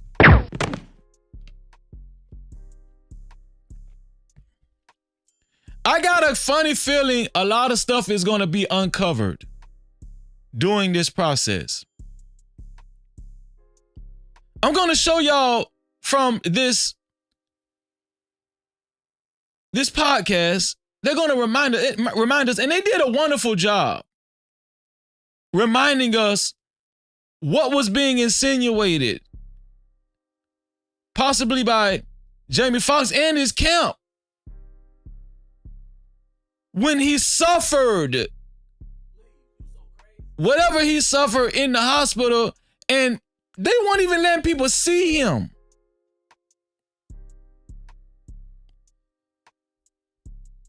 Let me show y'all. Here we go. Jamie Foxx addresses whether Diddy was responsible for his 2023 hospitalization during live show's Eyewitness. Rob, if you got a clip, play this clip. He's not really saying it here. When I watch this, he's not saying it. No, PBD. This is just them saying what we know. But the clip that I sent Rob is of what was his name, Robbie? Big homie CC. Good PBD. guy, big homie CC. Yeah, because so Pat, you know what's going on. So let me read the story and I'll come to you it. because I thought it was a video there. Yeah. During the tapings of his upcoming Netflix special, what had happened was Jamie Foxx reportedly stated that he was responsible for what happened to him, and Foxx is the one who called the FBI on Combs. According to Choke No Joke, a videographer who attended the shows, another attendee. Didn't we just talk about Choke No Joke? Yeah, was it yesterday? We just talked about Choke No Joke. Choke No Joke just came out of the woodworks. Shout out to the 46 people that hit the like button. Shout out to the one person that hit the dislike button. I appreciate you. Thank you. Didn't we just talk about Choke No Joke? Shout out to my sister Mia in the building. What's going on, Mia? No Cap-tivity. Here we go. Dennis L.A. White recalled Foxx saying, people keep asking me if Diddy was responsible. He was not responsible. If he was, I would have been dead. Foxx also, Jamie Foxx addresses whether Diddy was responsible for his 2023 hospitalization during live show's Eyewitness. Rob, if you got a clip, play this clip. He's not really saying it here. When I watch this, he's not saying it. PBD.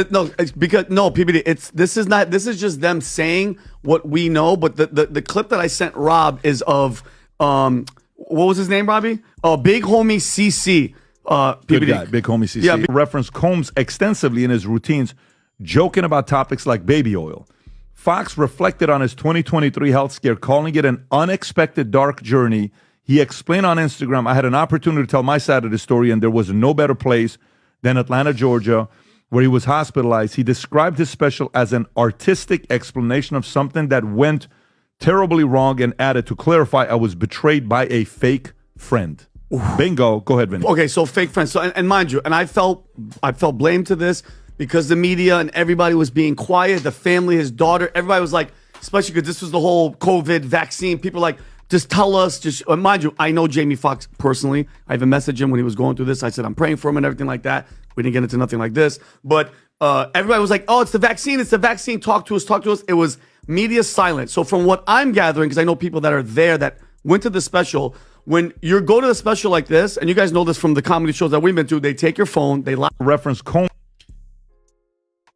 I remember that it was media silence. It was like a hush hush situation. And here's my thing: if it was just if it was a situation where he had a brain bleed and it caused him to have a stroke, why didn't they just say that? Like, is that something big to say? Somebody tell me, is that something big to say? Like, if you got a brain bleed, is that something big to say? Like, to announce? If you're bleeding a little bit in your brain and it causes you to have a stroke, is that something like very confidential? You don't want nobody to know? Why wouldn't you say that? Why wouldn't you let people know that? Y'all don't look at that as very strange and weird?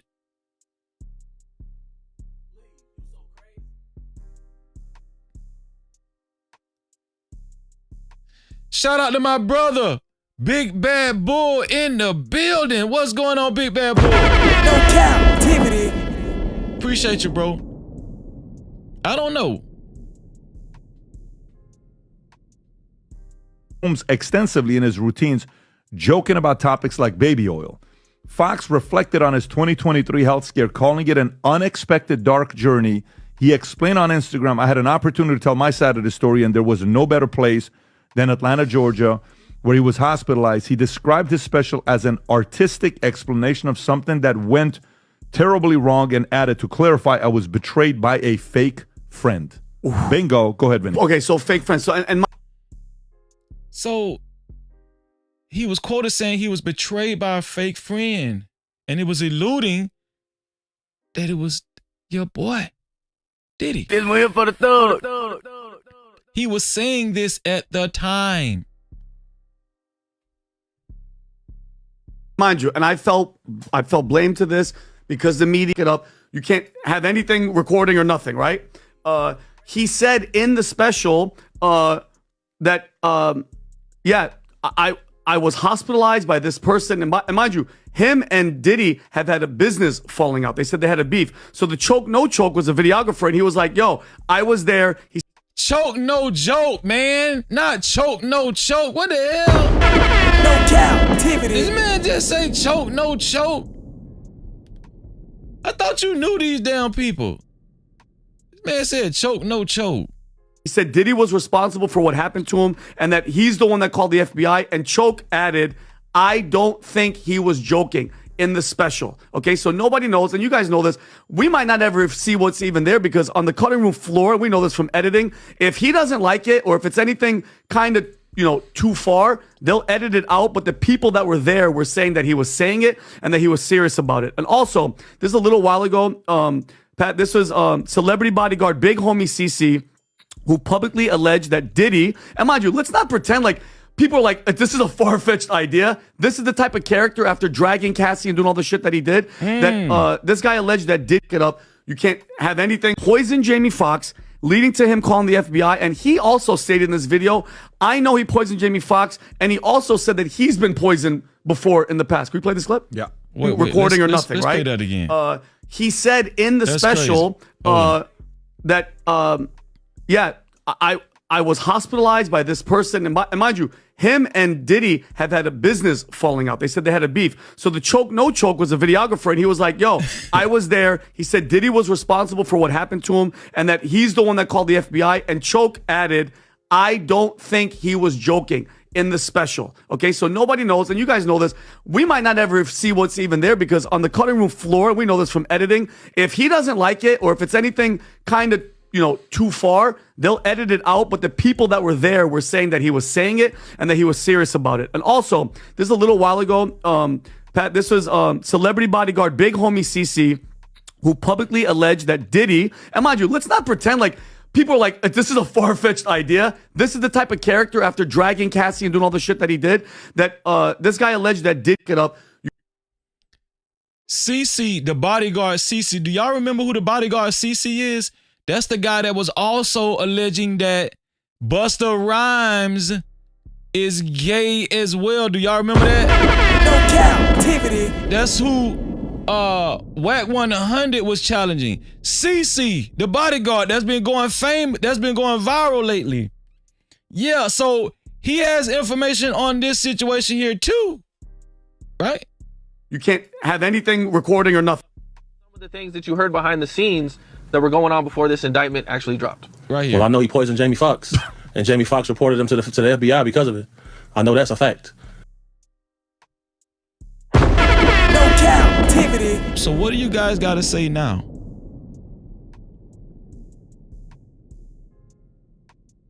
This is Jamie Foxx's ex-bodyguard. This guy also did work for Busta Rhymes. This guy is saying he knows for a fact that Jamie Foxx reported Diddy to the FBI and that Diddy tried to poison him and possibly kill him. But for some reason, Jamie Foxx is singing to the tune of a new song today. Why? Why is Jamie doing this? On the cusp of Diddy being in jail, with the amount of charges and the type of charges that Diddy has, from a 14-page indictment, Diddy has some very significant charges, from hard controlled substances to sexual assault to trafficking. It's not far-fetched to believe that Jamie was involved in those Diddy freak-offs. No Cap-tivity. Cat Williams told us about Jamie a long time ago, that Jamie liked to get aired out in the dressing room. He liked to get aired out.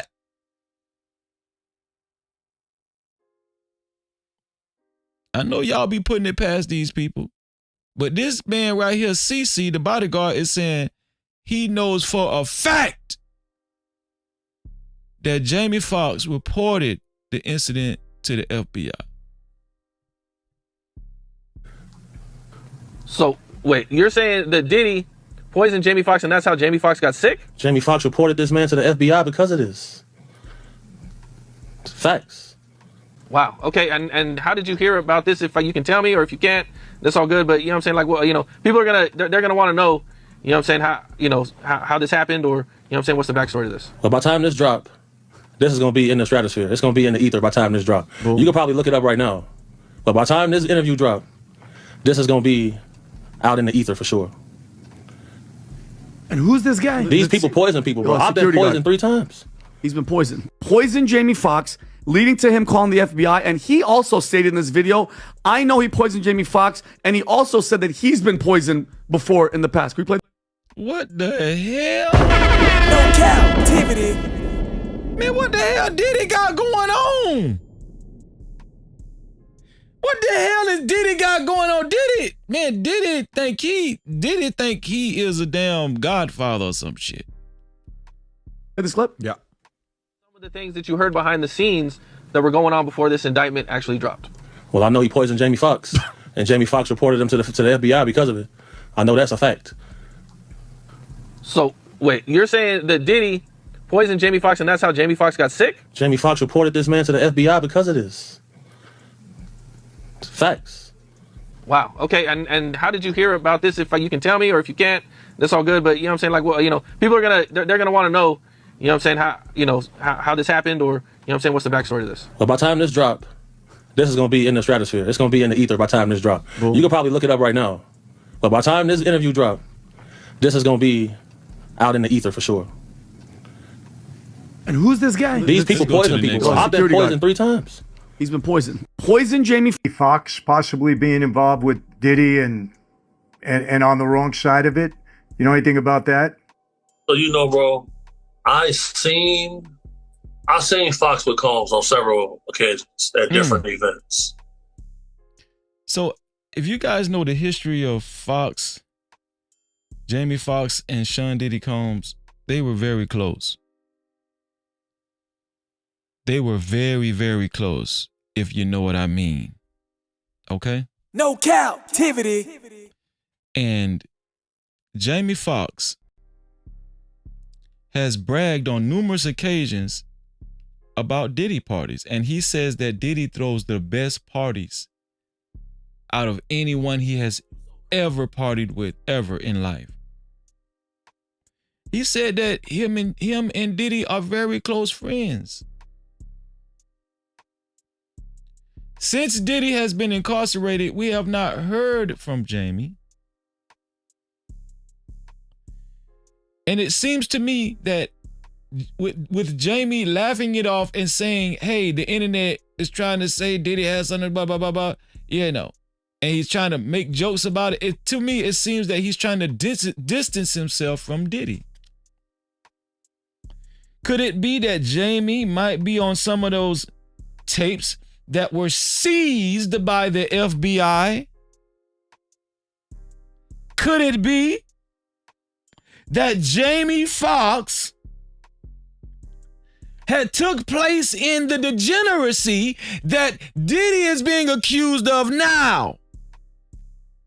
Could it be that Jamie is moonwalking, and even though he knows that Diddy tried to kill him, it's not worth being associated with what he knows he participated in? Huh? No Cap-tivity.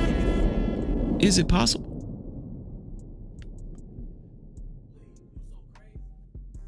Now, Jamie Foxx's family are the ones who reported Diddy to the FBI when Jamie Foxx went into the coma initially. Really? So that's how that all came about. His daughter Corinne and his mom were the ones who did that. And when people come and they ask Jamie on the street, he doesn't deny it. So, you know, at the end of his comedy special on Netflix, you know, at the live taping, he said out of his mouth that Combs is the person who poisoned them and put him in a coma. He said, I asked my partner for an Advil. Wait. Do y'all remember that comedy special? He said at the end of a Netflix comedy special that Jamie actually said that Combs was the one that poisoned him. Do y'all remember that? Now I'm gonna have to watch some comedy specials. I don't. Most definitely.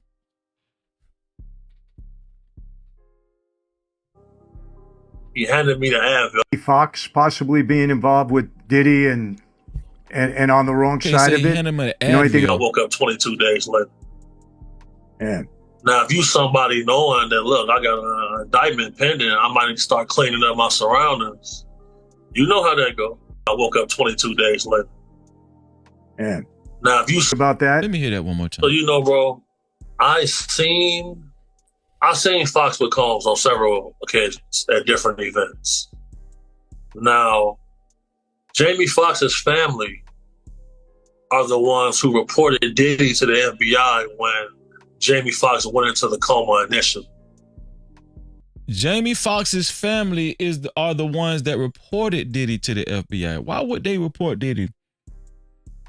Is it possible that Jamie Foxx's family,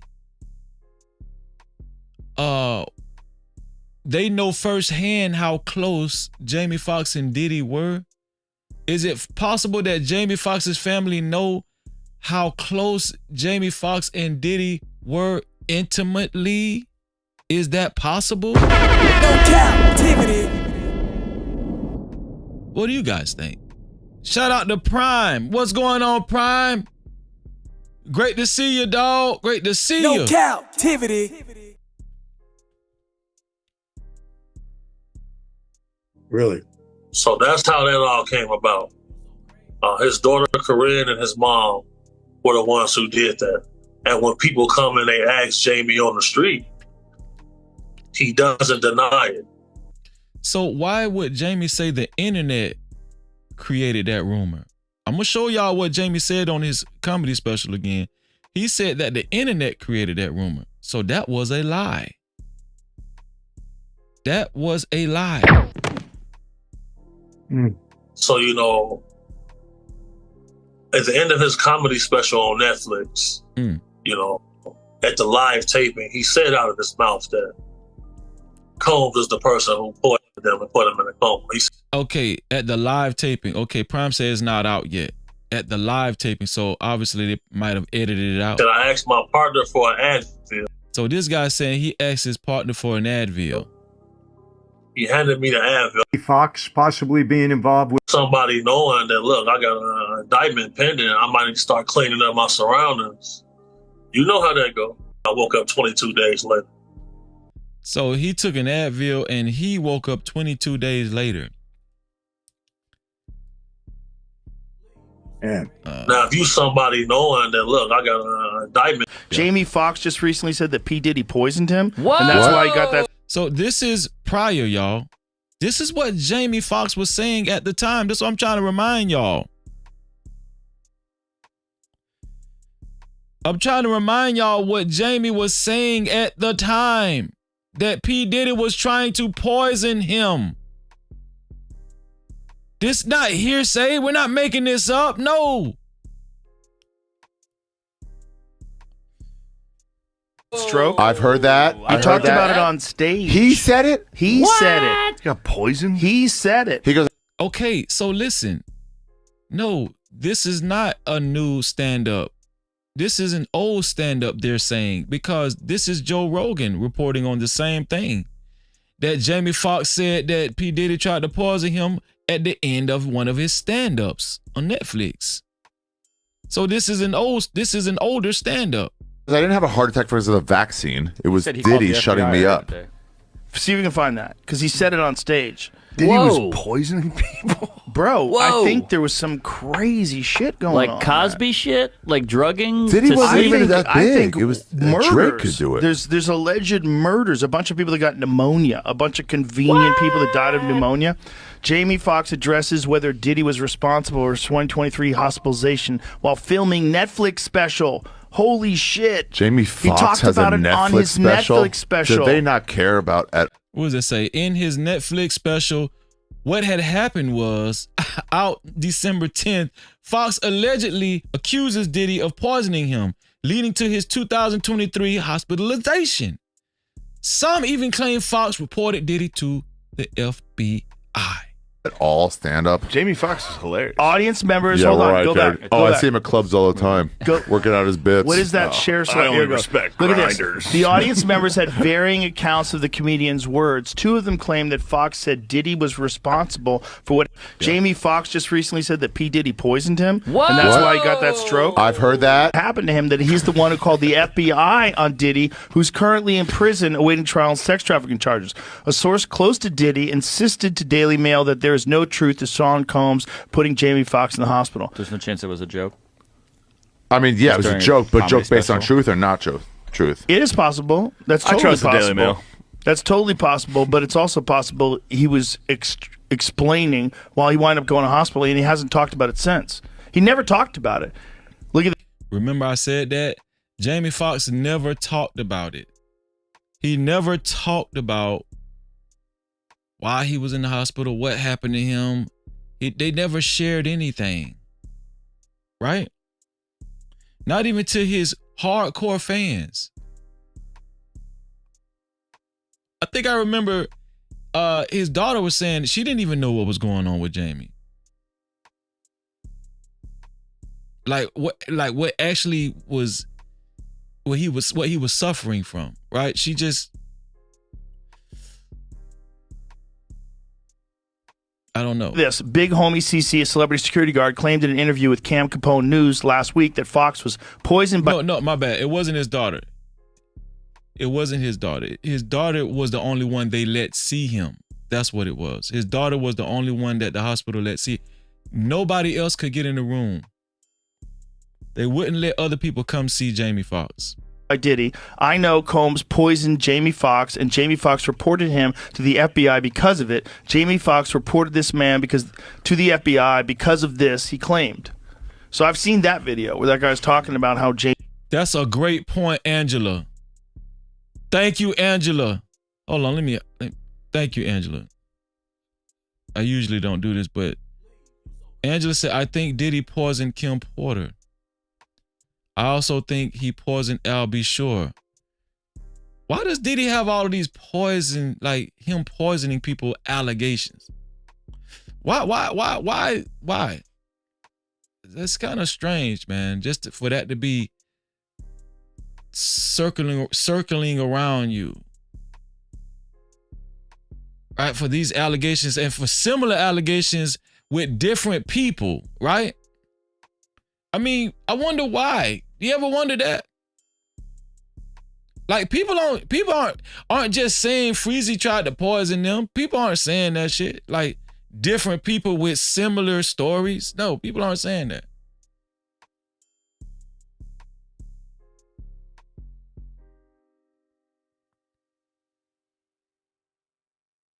You know what they always say? If people keep saying the same thing about you, there might be some truth about it. I don't know. I'm just saying. No Cap-tivity. Jamie Foxx reported he was poisoned 3 times, I think, in it. Oh, he said it as well? He says, like, why do I have cyanide in my system? Jesus Christ. Why do I have? That's a legit question. Cyanide. Why do I have cyanide in my system? Why do I? Happened to him that he's the one who called the Oh, so look at this. Jamie Foxx wipes away tears as he gives his artistic explanation of mystery illness. I love tears in a comedy special. Hold That's up. how we fall into clickbait. What is that? Artistic explanation of mystery illness. I know, we're on a weird site, and that's how you fall into clickbait. Oh boy. So I don't know if it's true. We won't know until we see the actual Jamie Foxx Netflix special, which Ari has bookmarked. He's ready to go. Yeah. Did you see the Rosie O'Donnell like a bunch of like stuff of her? Oh, so look at this. Jamie Foxx wipes. Hey Jamie, how are you, buddy? Okay. Jamie Foxx was asked about the rumors circulating online back in October. I remember this video. You looking great? Hey, I have a question for you about this whole P. Diddy thing. About the rumors that are just online are just crazy. I wonder if you could just clear it up for the fans and... God bless you. How are you feeling, though? I'm feeling good. I'm feeling better. Is the poisoning rumors true or not? I know it's kind of crazy, right? So why didn't Jamie just say, no, the poisoning rumors aren't true? This one here for the thug. Why didn't Jamie just say that? Do you see what I see? Do you hear what I hear? A star is lying in the street, and he's lying on Diddy. Jamie's lying on... No, not on Diddy. About Diddy.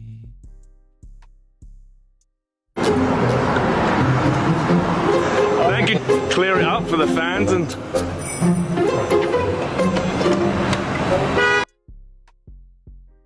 A Netflix comedy event, Jamie Foxx, what had happened was December 10th, Netflix, only on Netflix, December 10th.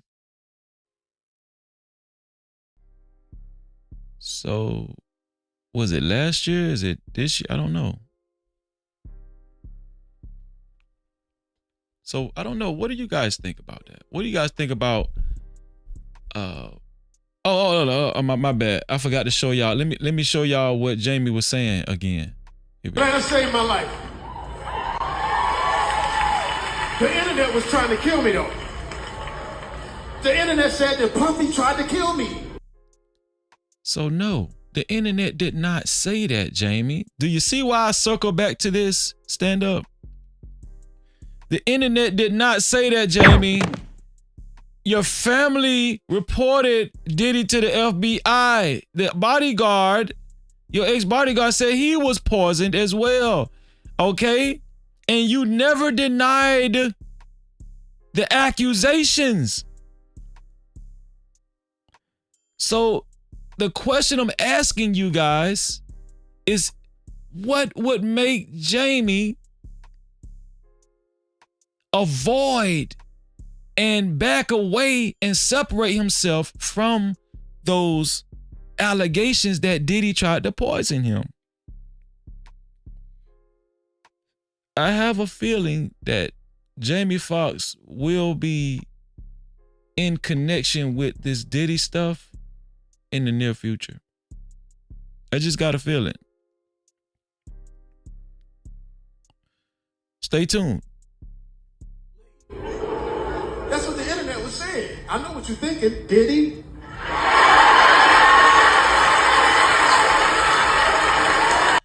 Diddy? Was he trying to tell us something right then? Diddy? I know what you're thinking. Diddy? You laughing it off? Hell no, nigga. I left them parties early. I was out by 9, nigga. Something don't look right, nigga. It's slippery in here. No, I don't believe you left those parties early, Jamie. I don't believe that, Jamie.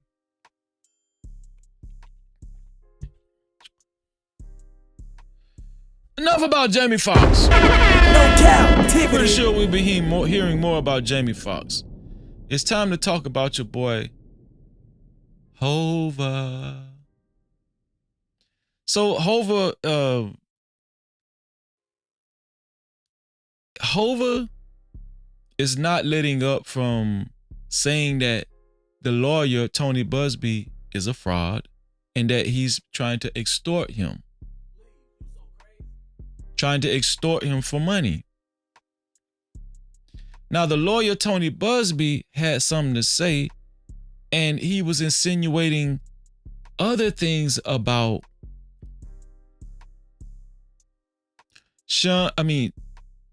Jay-Z and his camp in connection to Tony Buzbee's clients.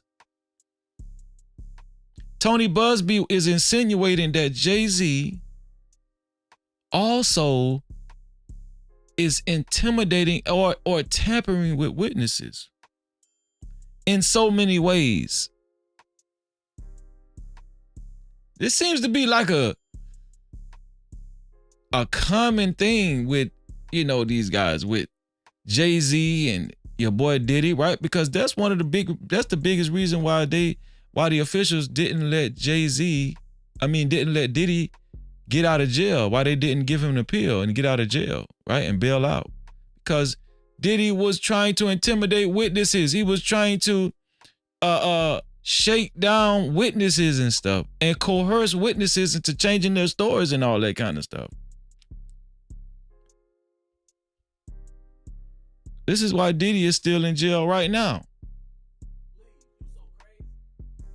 This is why. Well, Tony is kind of insinuating that, hey, somebody is trying to get at my clients, my victims, the victims that I'm representing.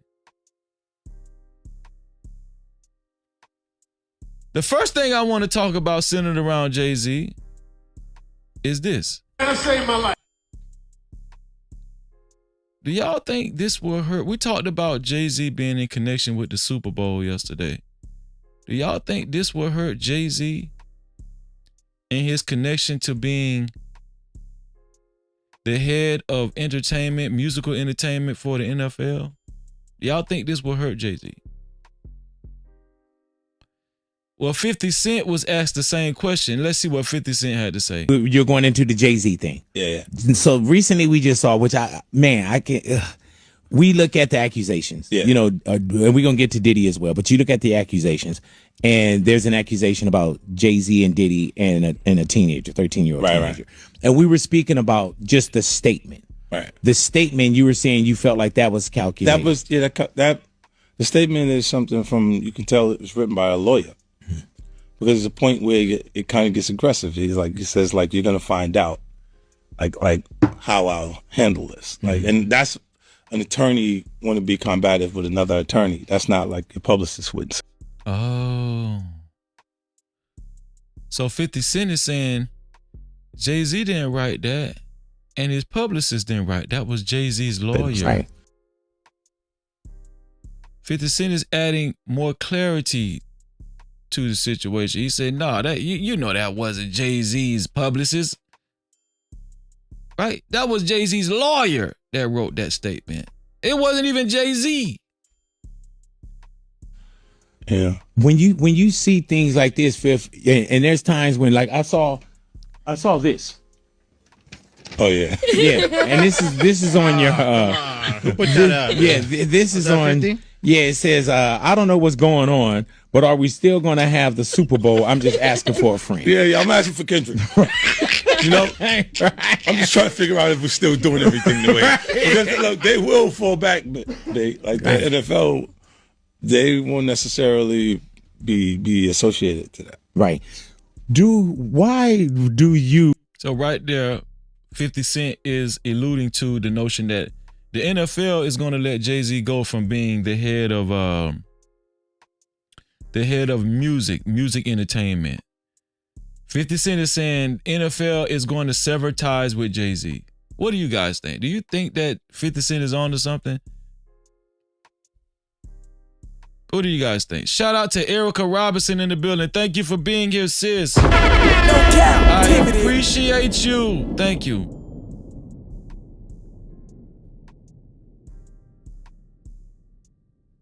Not insert yourself, but you're on top of every topic, right? Yeah. I'm just watching. I'm participating. I'm being part of culture. I'm just telling my opinion. Right. Look, Because you're part of the this, culture. Like I can't say anything now. I'm out of it. I'm like I'm going to Dre's studio and just sit with Dre a little. Right. And then maybe I stay out of trouble. You're going into the Jay-Z thing. Yeah. So recently we just saw. So 50 Cent said a lot. Which I can't. 50 Cent said that, nah, man, come on. We know that Jay-Z didn't write that statement.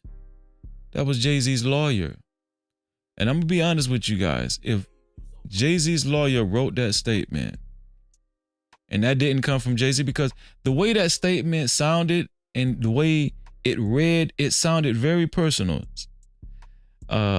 In the statement, Jay-Z, well, we know it wasn't Jay-Z, you know, but in the statement, it mentioned how his kids would be, how their lives would change because of these accusations and these allegations against Jay-Z. Whoever wrote that statement made it seem like it was personal.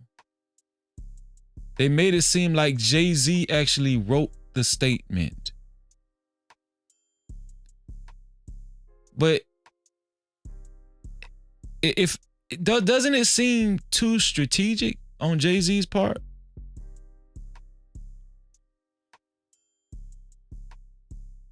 I mean, of course you're going to consult with your lawyer, especially when another lawyer is trying to shake you. Well, when you're saying another lawyer is trying to shake you down. I get that.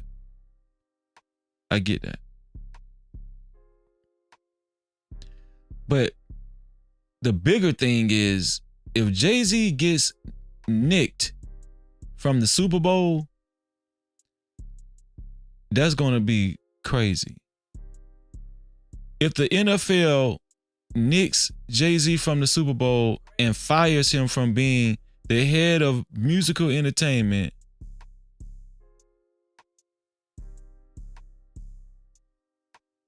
oh my God.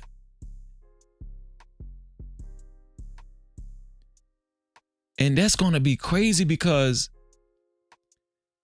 it's all going to be because of association with Diddy. No Cap-tivity. It's all going to be because of his association with Diddy. Just being associated with this guy will get you fired from being head of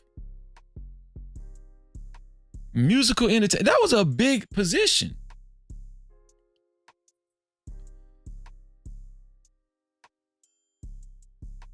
That was a big position. I could tell you one person that is going to say, hey, it was karma. You know who's going to say that, right?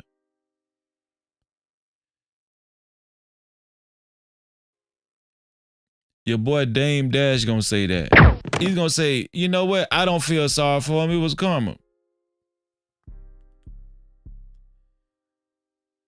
If he loses his position, that will be crazy.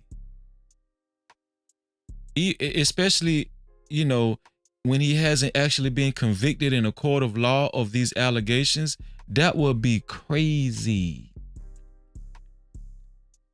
Yeah, shout out to Tony T. Exactly, Tony T. Another person is gonna be Lil Wayne. Exactly. No Cap-tivity. Shout out to Tony T in the building. Yeah, exactly. They ain't gonna feel sorry for Jay-Z not one bit. But just getting fired, just you losing that's a big position. You are in control of the halftime show every Super Bowl.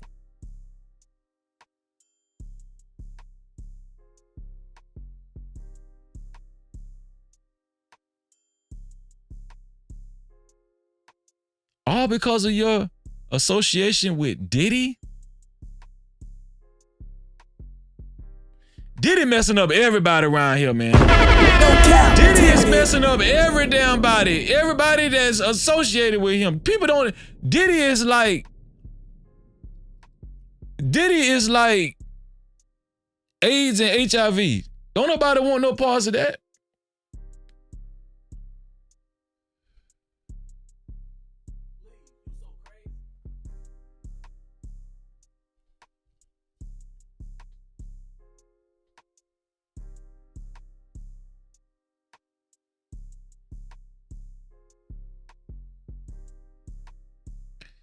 In the meantime, Jay-Z celebrated his daughter's appearance and premiere for Mufasa, the Lion King.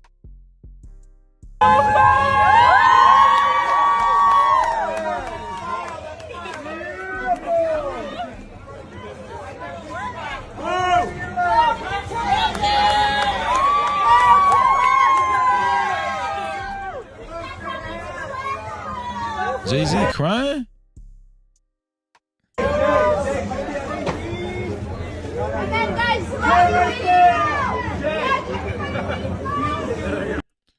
Yeah. Shout out to Blue. What is her name? Blue Ivy for her appearance. So Jay-Z wrote, let me see.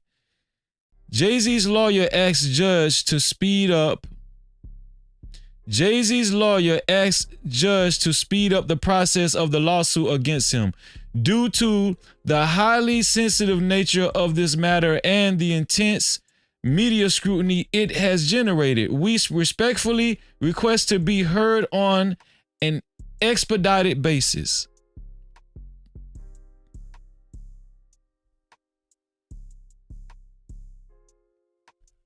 What does it say? Dear Honorable Judge Torres, we write on behalf of our client Sean Carter concerning the inflammatory allegations made against him in the recently filed amended complaint. Based on the meritless and frivolous accusations, Mr. Carter filed a motion to deny plaintiff's request to proceed anonymously, pursue to Fed RC blah blah blah blah blah, or to dismiss the complaint pursuant to Fed R Civil P this morning. Due to the highly sensitive nature of this matter and the intense media scrutiny it has generated, we respectfully request to be heard on an expedited basis. For the avoidance of doubt, Mr. Carter is entirely innocent. This is a shakedown. He is not mentioned. referenced, or implicated in any way in the criminal investigation of Mr. Combs. He is neither a target nor a person of interest in that investigation. Adding to the urgency of this matter, attorney Tony Buzbee has orchestrated a months-long press campaign aimed at inflaming public opinion and escalating the events in real time on social media platforms. Every day and in real time, Buzbee continues to amplify false narratives, exploiting the legal process to generate media attention and damage Mr. Carter's reputation. This relentless campaign underscores the need for a fast-track hearing to address these issues promptly and prevent further harm. Plaintiffs' request to proceed anonymously is both procedurally improper and unsupported by law. Oh, Jay-Z and his team has a point there. So the plaintiff is requesting to proceed anonymously. It says is both procedurally improper and unsupported by law. So if the girl was 13 years old at the time in the year 2000, how old would she be now? If she was 13 then, how old would she be now? That's 24 years ago. So what? That would make her 37? A 37-year-old woman requests to remain anonymous? Smitty, I see you, bro. Smitty, I'm gonna put the link in the chat in a few minutes. I'm with Jay-Z on that one there. I'm with Jay-Z and his team on that one. Why would you request to remain anonymous and you're 37 years old and you are alleging that Jay-Z held you down and raped you?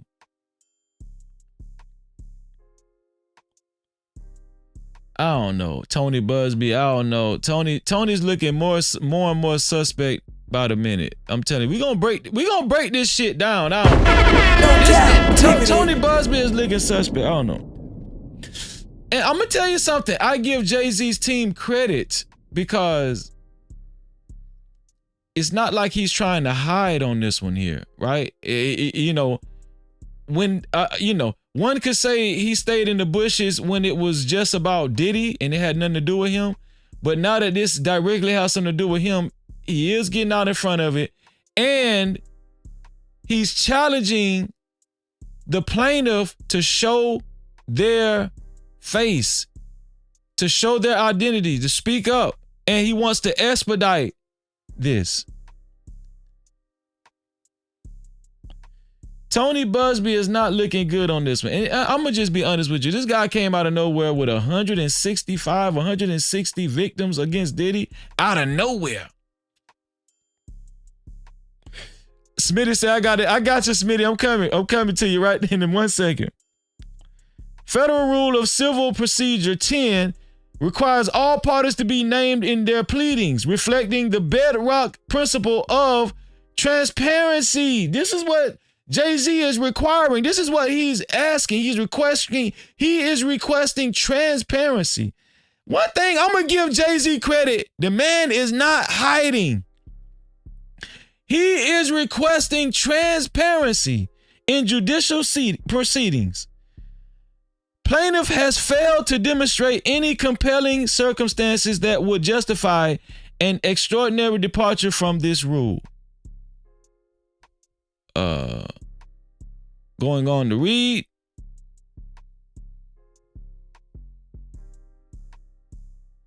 From this rule. Let's see. Finishing this up. Speculative and unsubstantiated claims of harm presented by plaintiff's counsel do not meet the stringent standards required by the Second Circuit and other federal courts to allow Sudanimity.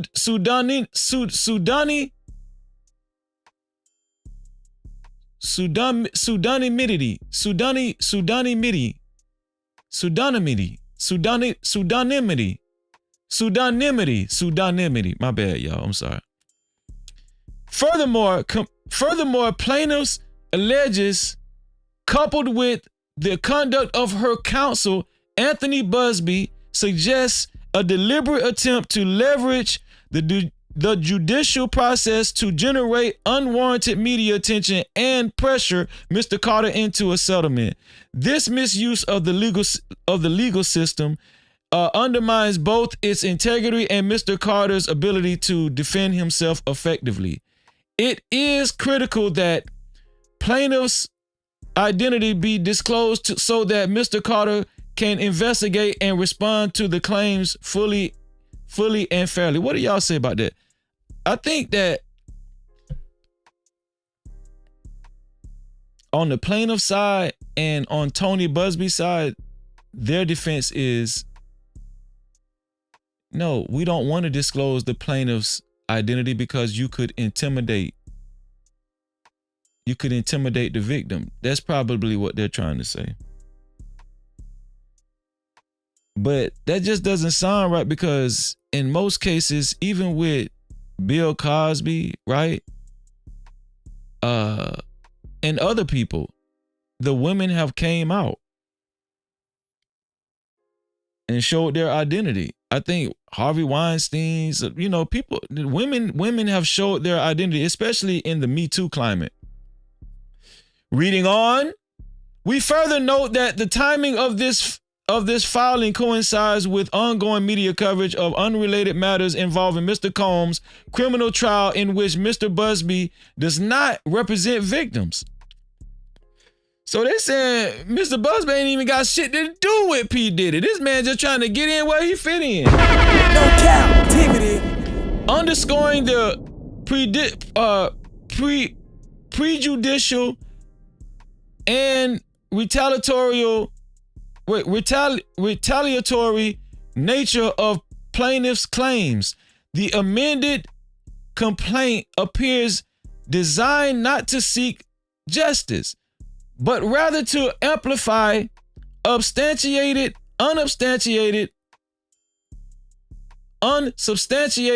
allegations and harm Mr. Carter's reputation by Mr. Anthony Buzbee. Allowing plaintiff to proceed anonymously would deny Mr. Carter the fundamental right to confront his accuser,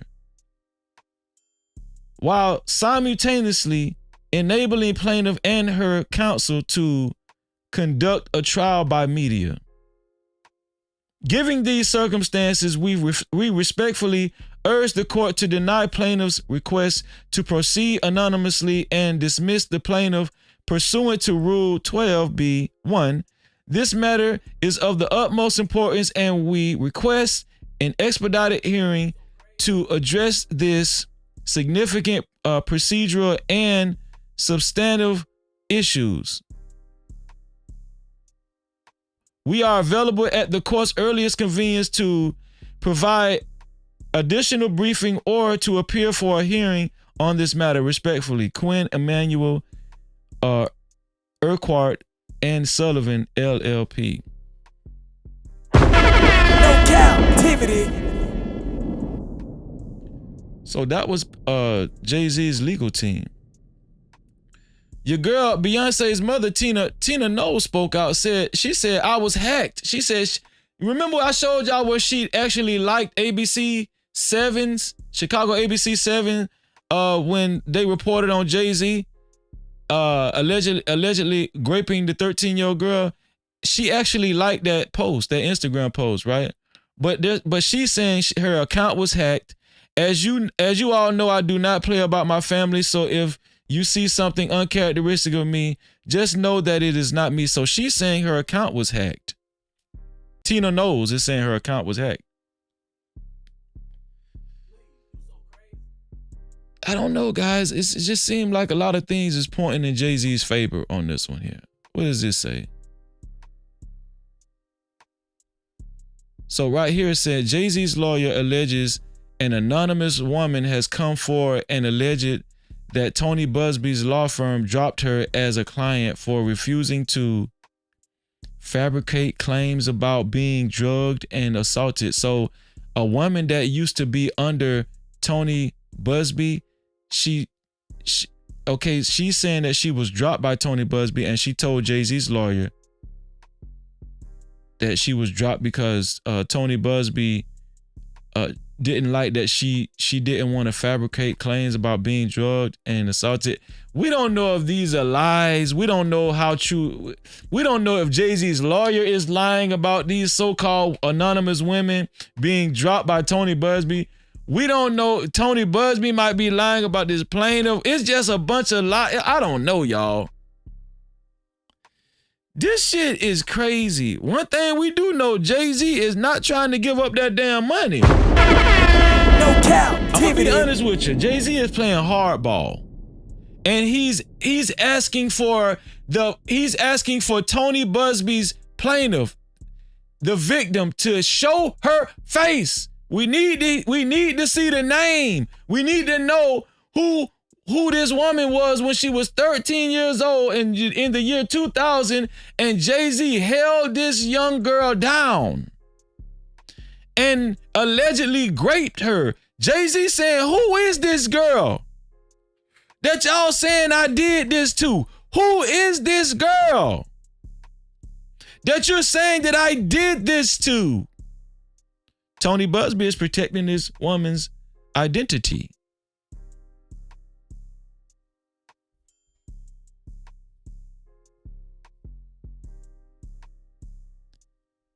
I think that was it on that. Let me see.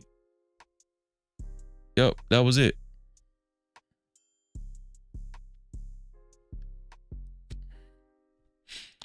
What do you guys think?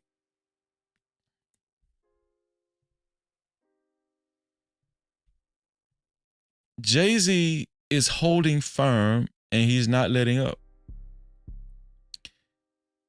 He's meeting Tony Buzbee at every door. He's not turning down. I mean, he's not folding. He's not folding at all.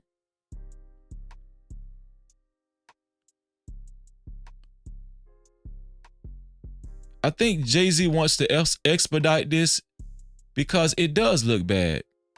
It does look bad in the eyes of the NFL.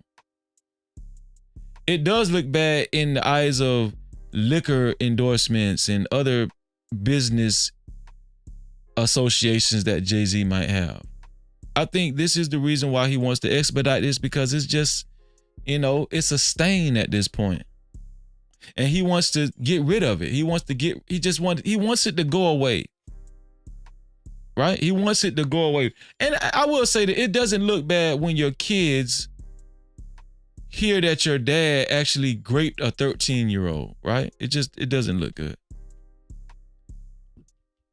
Let me put this link in the chat, y'all. Here we go.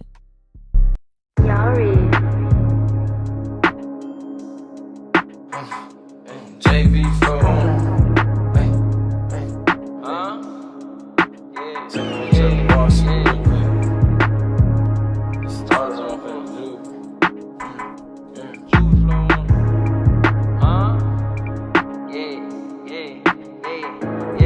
And you done hit the bluff for 10, yeah, and caught the bin, yeah. You wanna fuck her and a friend, yeah, do that again, yeah. Get 2 lags, know them boy could double back and spin, yeah. Ride around with that extend, yeah, you play to win, yeah.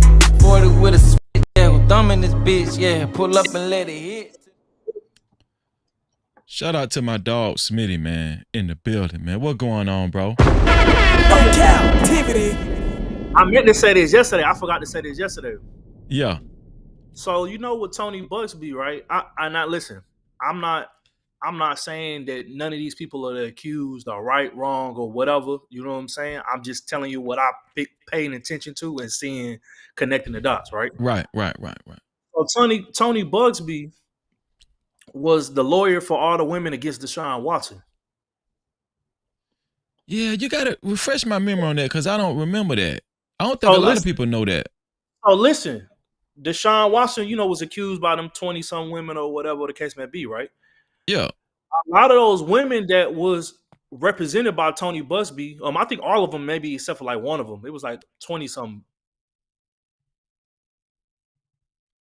When they started, the Deshaun Watson team started going through, doing their due diligence and, trying to fight the case or whatever, right? Yeah. And they started interviewing a lot of those different women. A lot of those women family members was coming out and saying that they was trying to extort him for money. So with that being said, now granted, he did end up selling with a lot of women, but I think he ended up selling because just his image had already gotten tarnished so much. You get what I'm saying? So he settled. Deshaun Watson ended up settling. He settled a lot of them except for like one or two of them. I think one or two of them he might be fighting in court or whatever. So Tony Buzbee made a lot of money off that Deshaun Watson case. Yeah. Because his so what? Oh, this dude a fraud. In my opinion, just to see how he move. Yeah. What he do, and then hold on, before I say this too. Also too in the Deshaun Watson. I'm sorry. In the Deshaun Watson case, we're gonna get to Jay-Z. But in the Deshaun Watson case, Tony Buzbee is neighbors to the Houston, Texas owner. Oh, really? Yeah. Wow. So on top of different family members of these different women was coming out and saying that these women were lying. They had text messages saying that the women were lying. Like, you know what I'm saying? It's just too fishy. Now, I'm not saying Deshaun Watson isn't guilty or he is guilty. I wasn't there. You know what I'm saying? I'm just going off of just the connecting the dots or whatever, right? Yeah. 2, when the shit with Tony Buzbee, when the shit happened with Diddy, because remember this case that just popped back up with Jay-Z, he filed it last year on Diddy and they didn't put Jay-Z name on there, right? Right, it just was Diddy's. He set up a hotline and said for any women or anybody that's been abused or some type of sexual right, assault, I remember that. Call this hotline. You know what I'm saying? So of course they got over hundreds of people calling in type shit. Like, you know what I'm saying? Yeah. So for me, what I look at it is you set this number up, and I'm not saying that these people aren't monsters and they ain't doing none of this shit. Like, you know what I'm saying? Let me put that out there. But at the same time too, I feel like Tony Buzbee is trying to find people that he can at least, if he can fabricate some shit, it at least close enough to where he can goddamn get some money off these folks. Yeah. Hold on. Wow. Let's see what Smitty was talking about right here. Hold on, Smitty. Let me play this right quick. This attorney is coming after the NFL. Tony Buzbee, the attorney who represented the 23 women who filed lawsuits against Deshaun Watson, announced that he has been hired to represent who? Well, he's representing the man who was allegedly assaulted by Kamara and others during Pro Bowl weekend in Las Vegas. And Buzbee says that he encourages the NFL to take immediate action. And while this doesn't immediately... Hold on, let me play this one here. Huge NFL news! Deshaun Watson has reportedly settled 20 of his 24 lawsuits. And you know what that means? Absolutely nothing. He will and should still get a year-plus suspension, maybe even a ban for life. Huge NFL news! No cap. I wonder how much he had to settle for. But that's the thing though. Like, I mean, they didn't put the amount out, but again, you know, my thing might as well, people don't understand, right? You could settle for something, and still be not guilty. You know what I'm saying? That's a fact.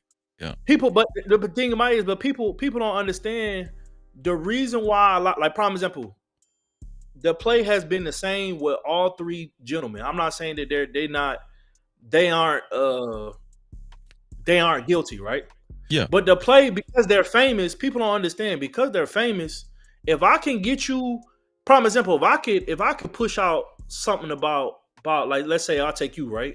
And I say, God, you know, not to really put this on you or whatever. Let's say you were doing some weird shit or whatever, right? Right. As long as I make it believable and I make enough people in the room believe that you did that, regardless if you did it or not. Yeah. That's all with. You ain't gonna you gonna lose your job. You ain't gonna be able to go to the grocery store. You ain't gonna be able to do shit. Like, you know what I'm saying? Yeah. So my thing about it is, I'm not saying that these people aren't monsters and they ain't doing none of this shit. But if you look at Tony Buzbee and his track record, How all these people he coming out, he doing the same shit. He's threatening them. He's sending them stuff like, hey, we got stuff on you. Hey, if you you are a celebrity, if you don't want this to tarnish your image, then go ahead and cut us this check. Because as a, you know what I'm saying, as an attorney, that's you could go out and say, oh, my firm has got this many wins, even though those wins ain't really with the court, or they ain't real wins. But on paper, you got the win. You know what I'm saying? Because this person's settling with you. So you think Tony Buzbee is a fraud? Just tell the truth. I think he's a fraud. Yeah.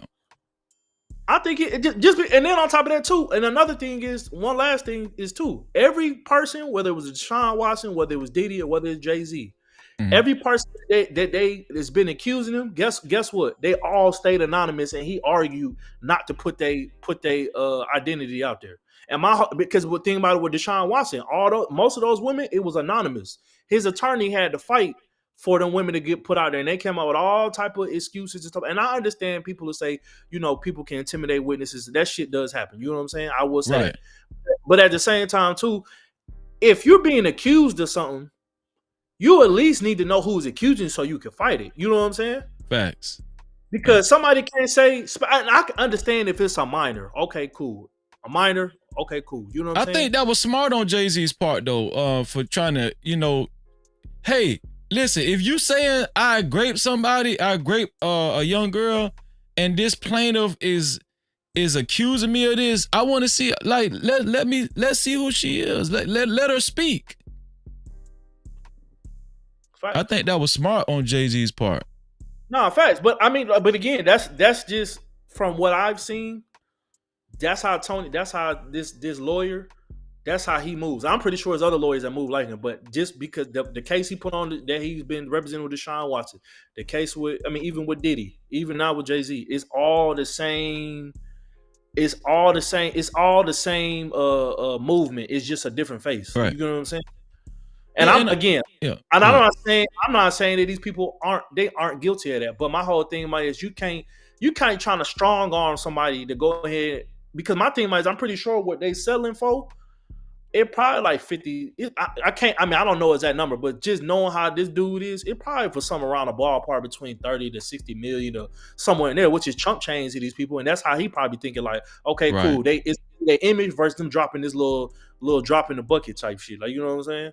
But And then what's crazy is what people don't understand, when you do this type of shit with lawyers, the lawyer probably gonna take probably like 35 to 40% of 40% of that shit. I'm probably about 40% because it's above a certain amount, so probably about 40%. These lawyers get rich, bro. No, and that's what I'm saying though. Like, you get what I'm saying? Like, it's all a play. And why the plaintiff is remaining anonymous is weird to me in a civil suit. It's not like this is a criminal case though. And that's how, and you know what's crazy? That's another thing too with Deshaun, even with P. Diddy, all this stuff is not criminal, it's civil. Right, it's just, all of them are civil. He don't want to go criminal. Yeah, you don't want to go criminal, but my whole thing is, to me, that's kind of. No, they don't want to go criminal. Tony Buzbee don't want to go criminal. Yeah, I'm about to say. Oh, but the case with Deshaun Watson, when it went criminal, his cases got dropped. Oh, so did it go criminal first with Deshaun Watson, or that was? I can't remember which one went first, but I did know it did go to a court. Well, it was starting the process to go before a court, and I think the trial that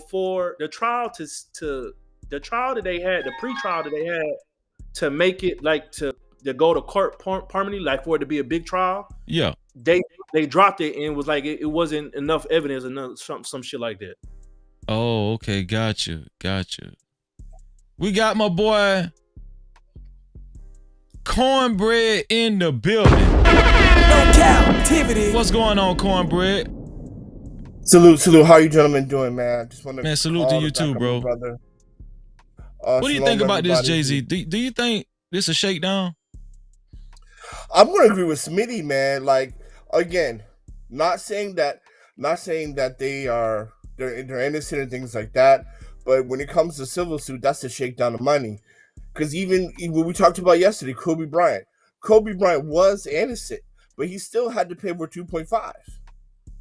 Right? Right. Yeah. He was still innocent. So the thing about it is, it's just that you according to the law, man, you have a right to your accuser. And that woman, that 13-year-old girl, is now 30 something today. She's no longer 37. She's no longer right. So she's 37, right? Yeah. So she's not a teenager anymore. So you know what I mean? You have a right to face your accuser in court. Right? That is your legal right. What reason? Let's just think on the side of Tony Buzbee. What legitimate reason do you think he would say on why he would want to keep his plaintiff's identity anonymous? Could you think of a good enough reason on what he might say? Well, it's going to be something about. It's either going to be something of intimidation or social pariah, where you make the argument that Jay-Z is so beloved in the communities that she's in that even if Jay-Z does nothing, she can still be harassed by his fans and supporters. Right? Because he's such a big name. Right? Like the Beehive, right? If somebody said anything against the Beehive, against Beyonce, you know, you're gonna get harassed. Because she's so beloved. So at the end of the day, man, like, but again, I don't think that supersedes. Like, okay, you gotta look at it this way, right? Lawyers don't get paid a 9 to 5, right? When lawyers go to work, they go to work. They don't get paid that day unless they can get a case. You feel me? Right. They get paid case by case. There's no company that's giving them a check per hour, right? That's why they have billable hours. Right? So, you know, when you're dealing with a lawyer, right, you're dealing with people who's going to hustle, and you're going to be like, well, yeah, I can get you a check.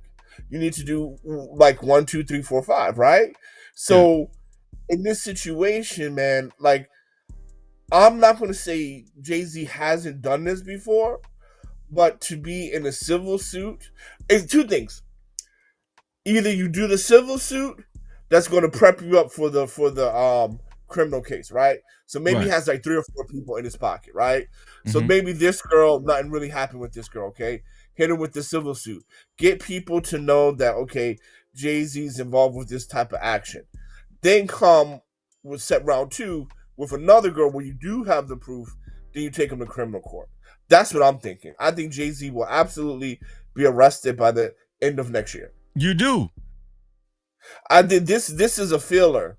This is a filler, bro. He said he felt what? This is not the real case. This is a filler. This is a filler. This person is just to put in people's mind that Jay-Z does this. Jay-Z will get arrested by next year in another case. Right? So, there's a girl they got in their pocket. Oh, go ahead. My bad, House. I'll go ahead. Finish. Right, there's a girl they got in their pocket right now, right? But they don't want to pull it out yet, right? They want to push the narrative that Jay-Z does this. He's a co-conspirator with the Diddler and all this other stuff. And then when the time is right, they're gonna pull out another girl, and this is the girl that's gonna get him arrested. He will be arrested by the end of next year. I do agree. This is the setup just to reveal your hand. Yeah. This is the setup. I didn't know y'all was gonna say that. Yeah. This is definitely the setup, bro. See how he reacts. See how his attorney's gonna move. Boom, boom, boom, boom, boom. And then round 2, okay, we got you. I mean, but Freeze, you gotta look at it like this, right? Prime example, right? With the whole R. Kelly thing, right? I'm not here to say he right, wrong, he did it, he didn't. That's not my point that I'm trying to make with this. The example I'm about to give you, right? Right. A lot of people don't understand. He didn't get convicted. He got convicted of sex trafficking. They hit him with a RICO. You know what I'm saying? And the reason how they got him was because of him flying women from different states and having consensual sex with these different women in these different states. That's how they got him. They didn't get him on the narrative that they pushed out. You know what I'm saying? Yeah, so the Diddy oil and all that stuff.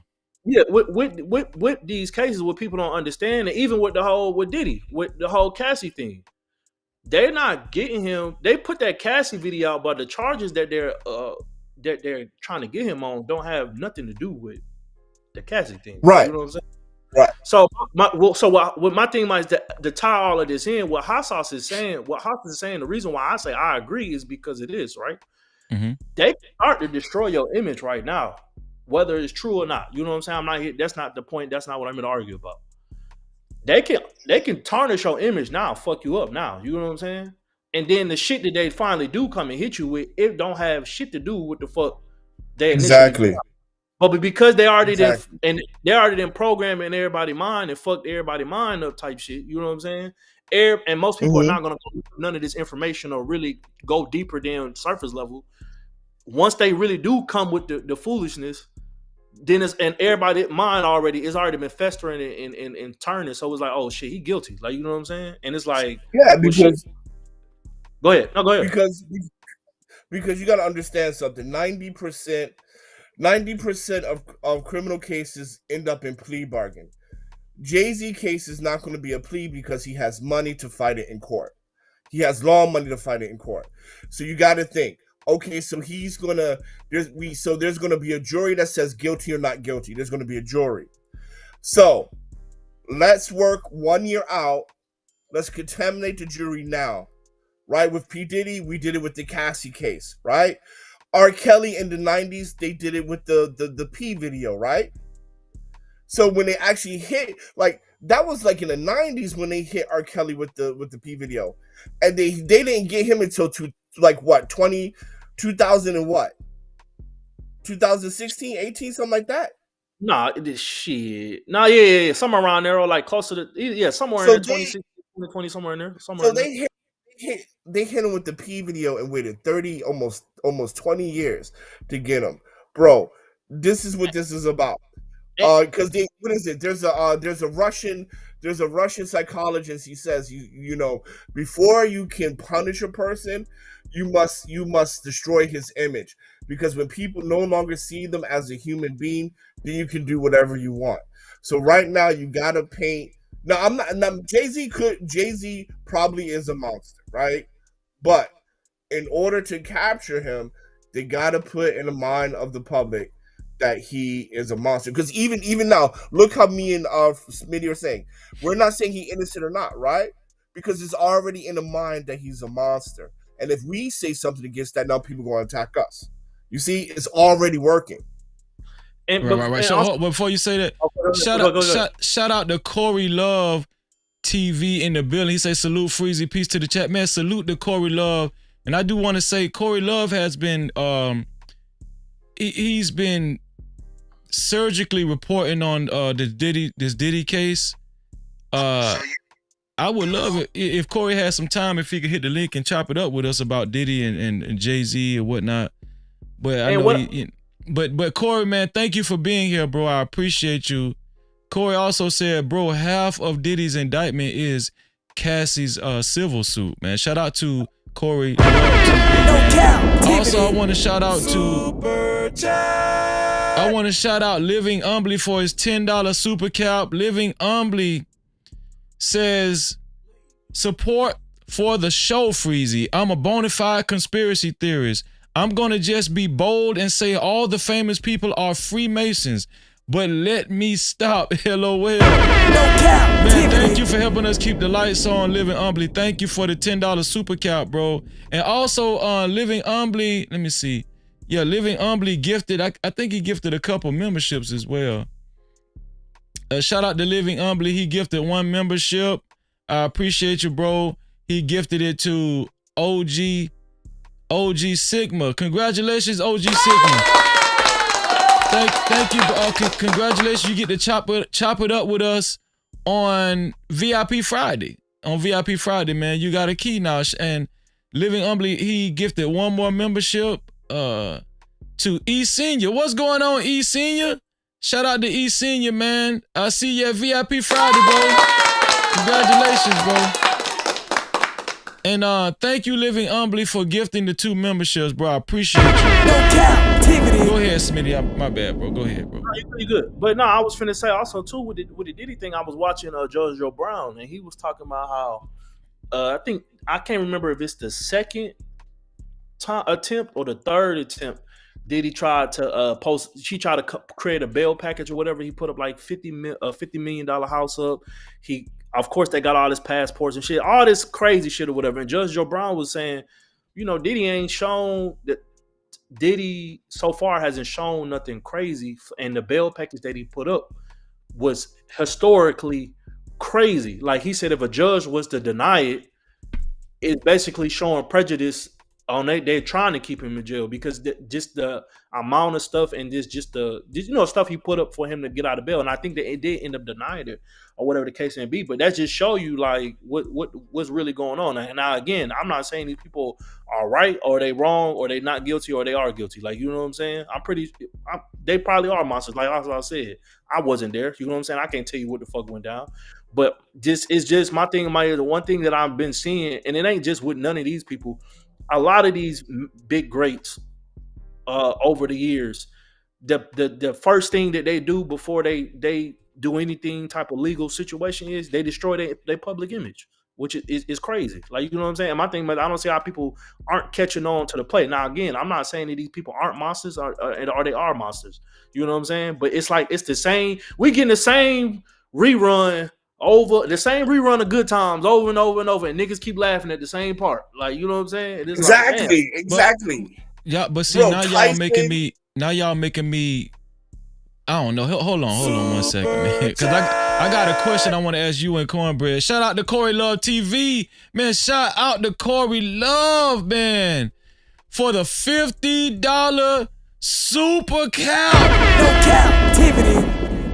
Thank you, Corey. I appreciate you. Corey says salute to the platform. No, salute to Corey Love TV. I'ma urge everybody that's watching to make sure you go over to Corey Love's channel and support this brother. This brother has been off the chain. I'm always watching Corey, especially from the clouds when I'm just busy doing stuff, because I'm always doing something doing stuff during my day. Corey Love is one of the platforms that I stay tuned into, especially, because we cover a lot of the same stuff, especially with the Diddy and the Jay-Z stuff. Corey Love, man, thank you, boy. I appreciate you. Corey Love is on the sponsorship banner right down there. You see Corey Love? He's on the sponsorship banner. Corey Love is the official sponsor of tonight's show.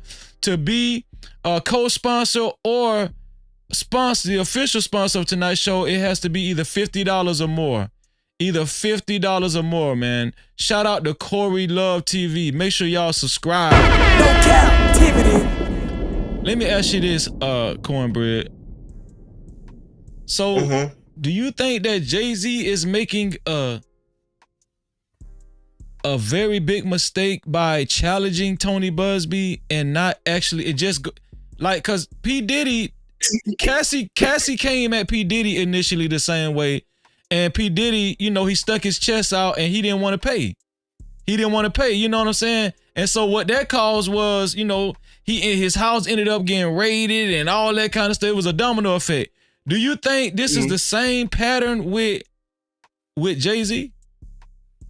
No, I think Jay-Z's going to pay. Even Diddy's going to pay in the loss. Everybody pays, right? You think Jay-Z going to pay? Because Jay-Z acting like he holding on to his guns. No.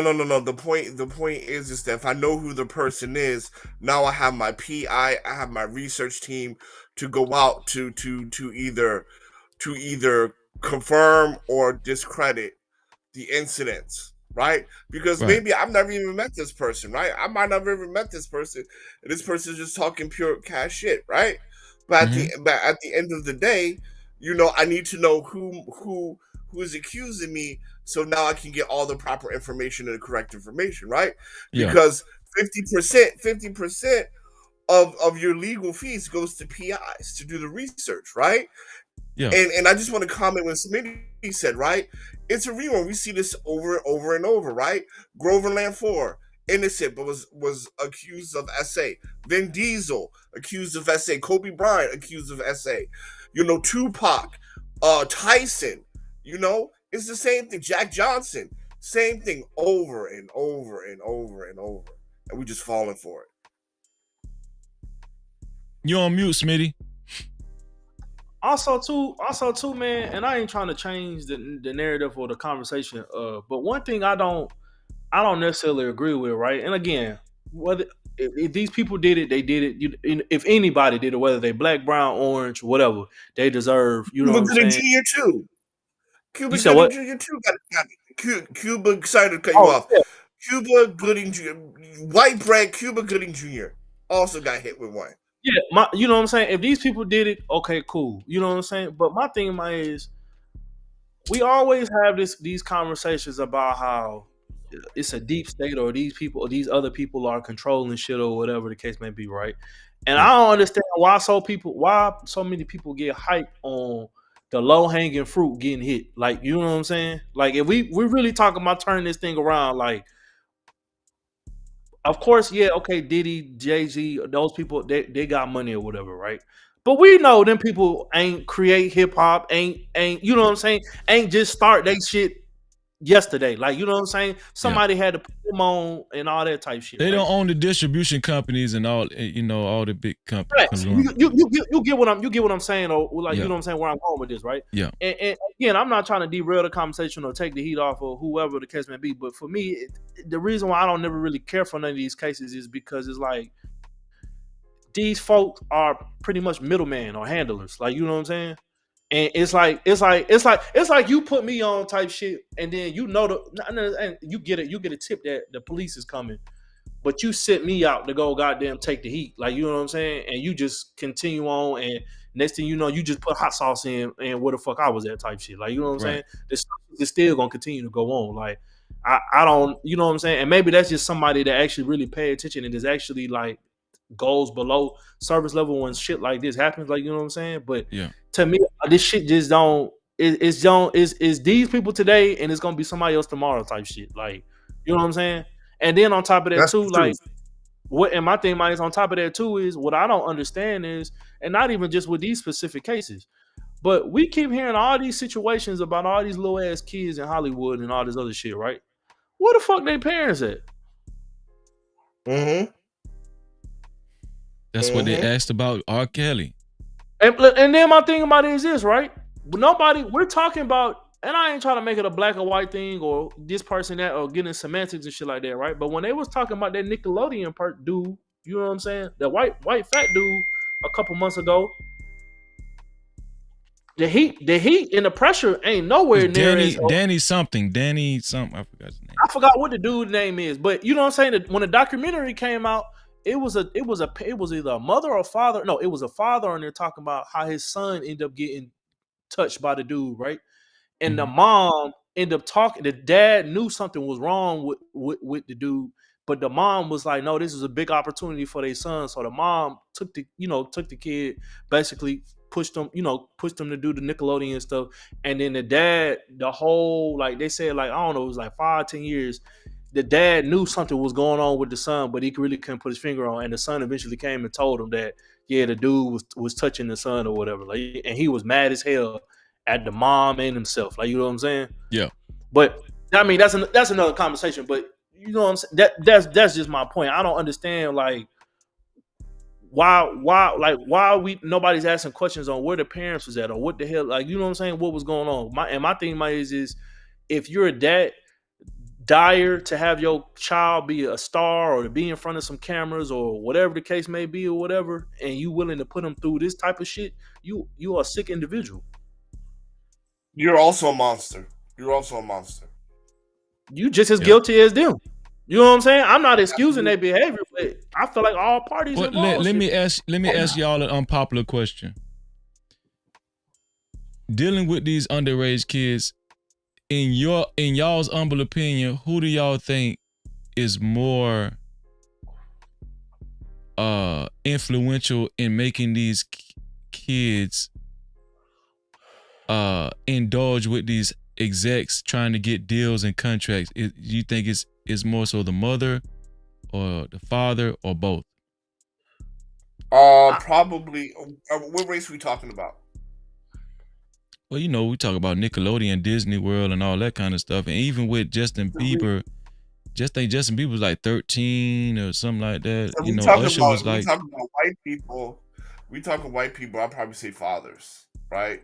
Because the thing about it is just that even in good intentions, they're like, well, if I don't do it right, my dad and mom are probably gonna be mad at me. So this dude is touching me, but my mom and dad need the money because they're poor family, poor white trash. So my mom and dad need the money. So let me just take it. I'm gonna say this. Freezy. Well, before I answer your question, Freeze, let me ask you this. Go Since ahead. you asked that question, right? I want to say it was Aaron Carter. He was doing an interview with Vlad. It was Aaron Carter or one of them kids, pop stars or whatever, right? And he got cool with Michael Jackson. Was it Michael Jackson? I want to say it was Michael Jackson.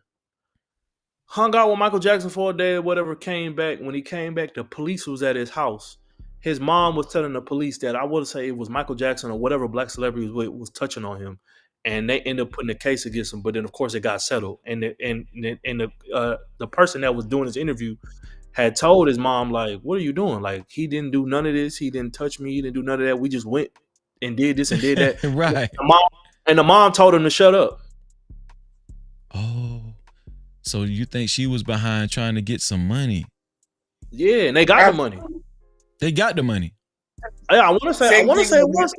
You know what? I never watched that documentary Surviving what is it called? Neverland Ranch or something. Surviving Neverland. Yeah, but bro, I mean, there's so many like JoJo, Justin Bieber, Britney Spears. So many of them came from like poor beginnings, and they just had to do what they needed to do to support their families, right? Britney Spears' mom was stealing from her, right? Yeah, I heard about that. Yeah. And same thing with JoJo. So at the end of the day, I'm going to put it on the parents because, like say for example, Aaron Spelling, right? Tori Spelling father, he did 90210. She goes to casting crews, whatever.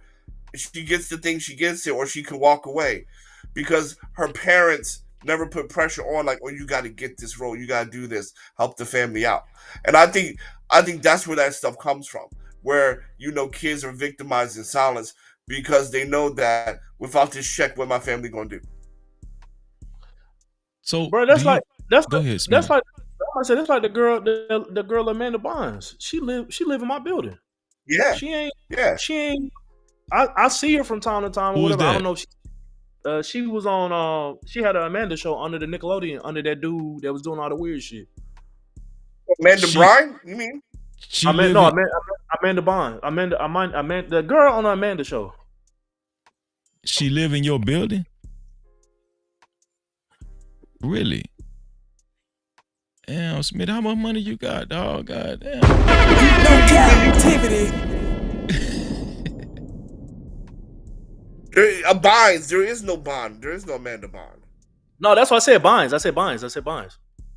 Okay. Oh yeah. Oh, she's yeah. She was in so you got money like that, my nigga? Nah.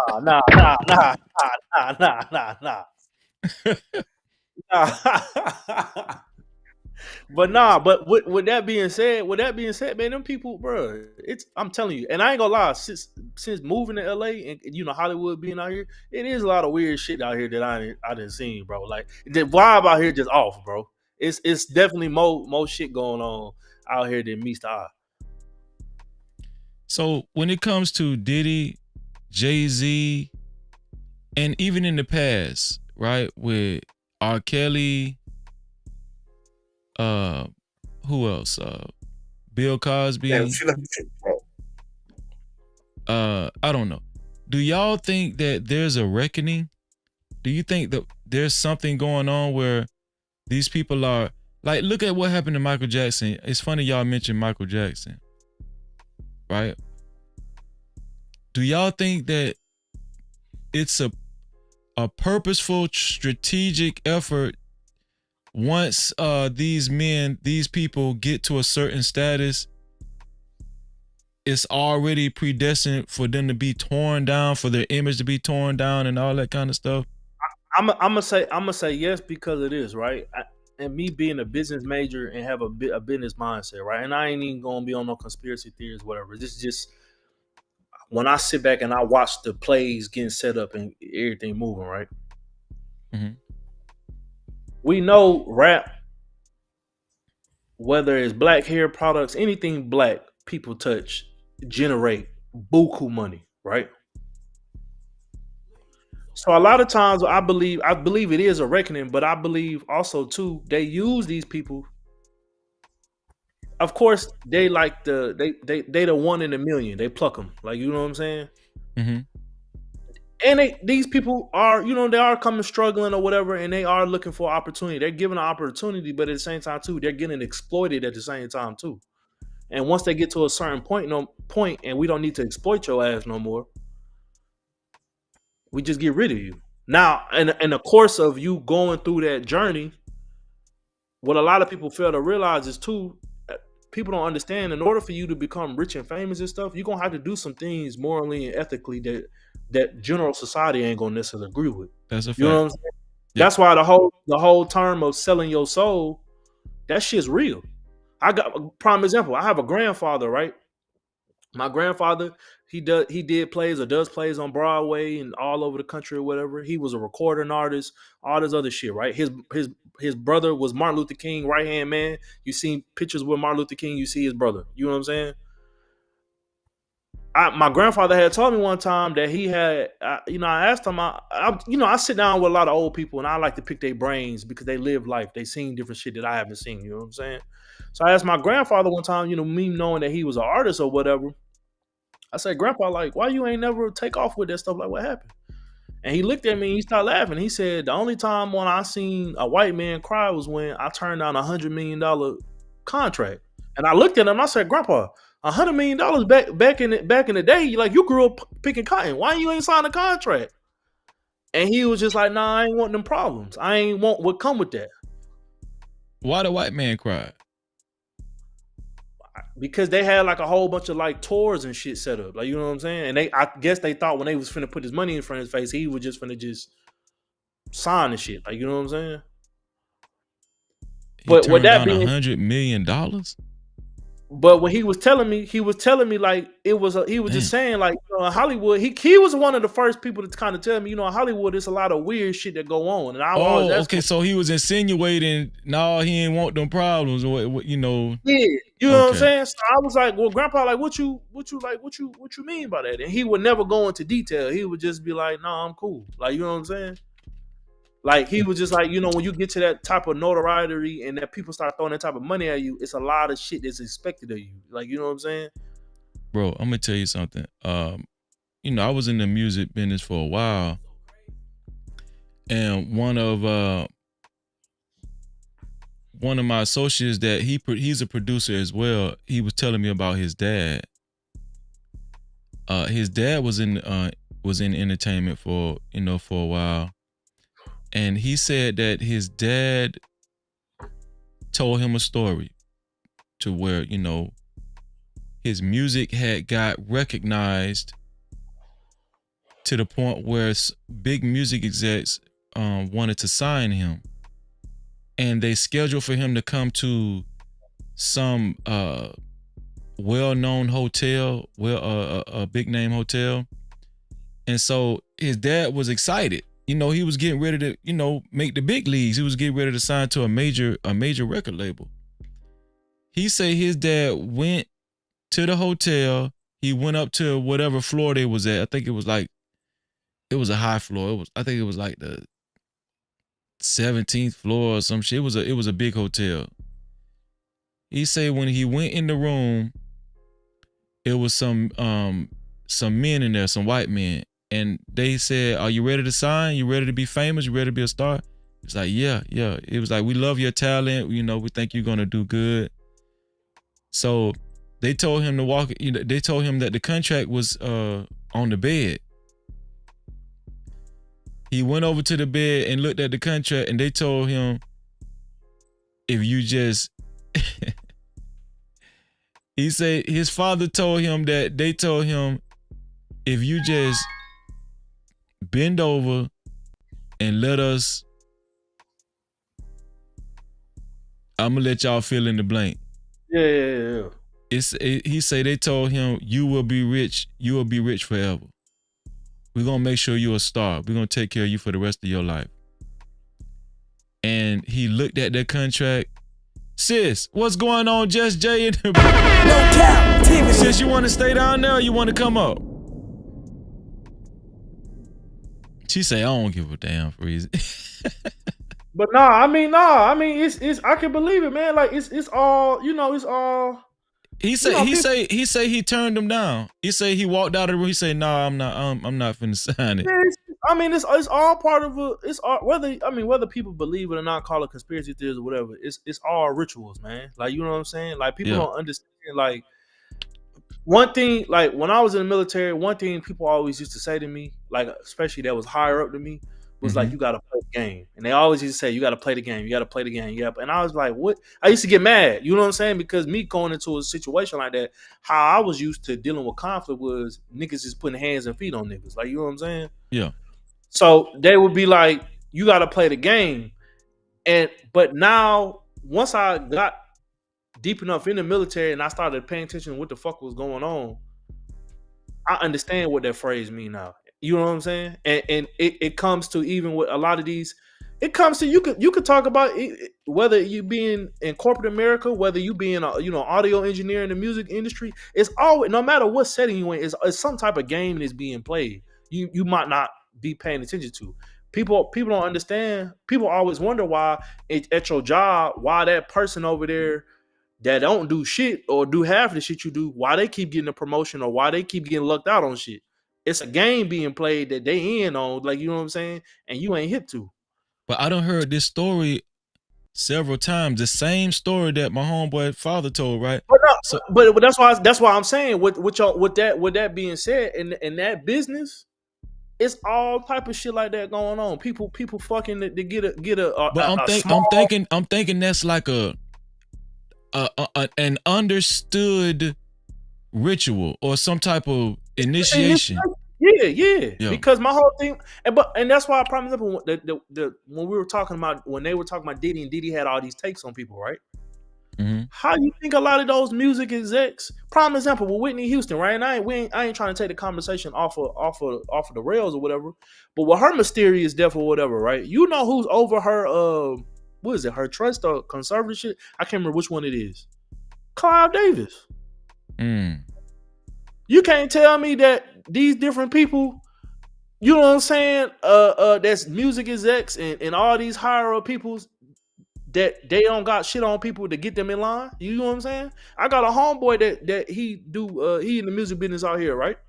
Mm-hmm. And it was a new artist, and he told me to pull up on the studio on him one night. And it was another dude in there, and he was trying to break in the artist or whatever. And before, he had just signed to one of the major labels, but it was a song that they had that was got a little buzz on it. And when they signed the deal, I guess that song wasn't part of the deal or whatever. So they still trying to push this song on the low, even though they ain't really supposed to or whatever, right? Mm-hmm. They said the music execs called them and said, hey, we already talked to the people at YouTube. We already got your music video shadow banned. We see what you're doing, and we keep telling you to stop it. And my homeboy was like, that's crazy that they was able to do that. And I said, you don't think these people that sit at the top of these companies ain't buddies, ain't families, ain't hanging out? It's all about power. It's about power, right? Yeah, you know what I'm saying? And black folk think it's about money. It's really not about money. Let me ask Cornbread. Cornbread. Yep. You believe in being successful and reaching certain levels of success, and you right? You believe in that, right? I believe in it 100%. Step on these niggas' necks, take away their wealth for generations. Absolutely. Right. So the higher you go, do you think that there is some type of compromising situation that you might be faced with the higher you go? And is it inevitable? In America, I won't say it's inevitable, but I would say it's strongly likely, because you got to understand something. You got to understand mergers and acquisitions.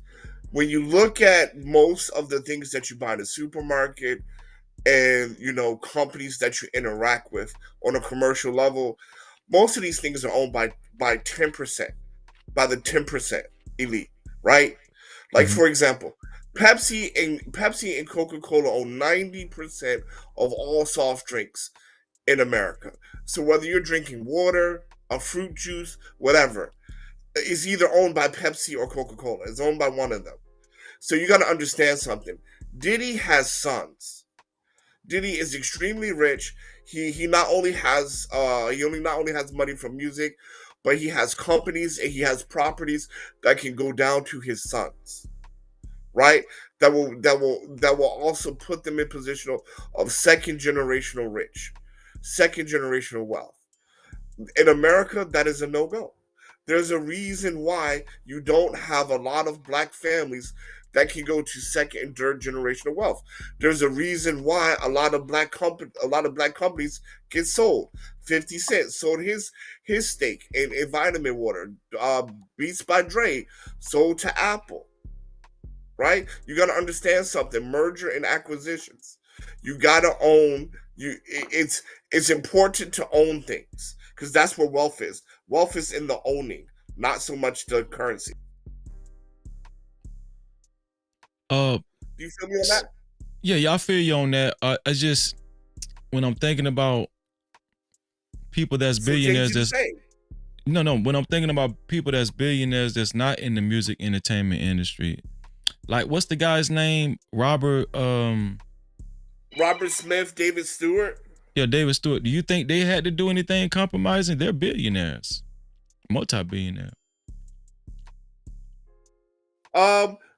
Well, but these are these companies. I don't know if they have done anything compromising. Probably not. But what's interesting is to see will they be able, especially Robert Smith, because again, Robert Smith has children, and David Stewart also has children. It's going to be interesting to see if they're able to transition their wealth to their offspring. Because that's the point, right? Because David Stewart is the richest Black American man. Robert Smith is top 5, right? One of the top 5 billionaires. Mm-hmm. So again, it's about mergers and acquisitions and whether they can hold on to that. Because Robert Smith was already hit with tax evasion when he gave money to Morehouse for them to pay their school debt. Right? He was already hit with that. So it'll be interesting to see. Because in the corporate world normally you'll hit with tax evasion more than like these kind of salacious accusations of sexual assault, right? It's going to be more about tax evasion or something like that. No Cap-tivity. Shout out to Just Jay. It's just always good to see Just Jay. Thank you, Just Jay. You okay, Just Jay? Yeah, I just woke up. I had done fell asleep again. Oh, okay. You're getting old. So we talking about so the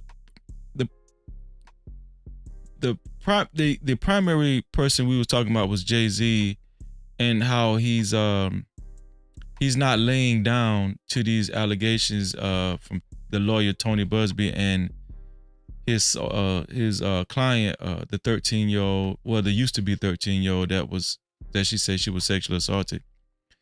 Do you think that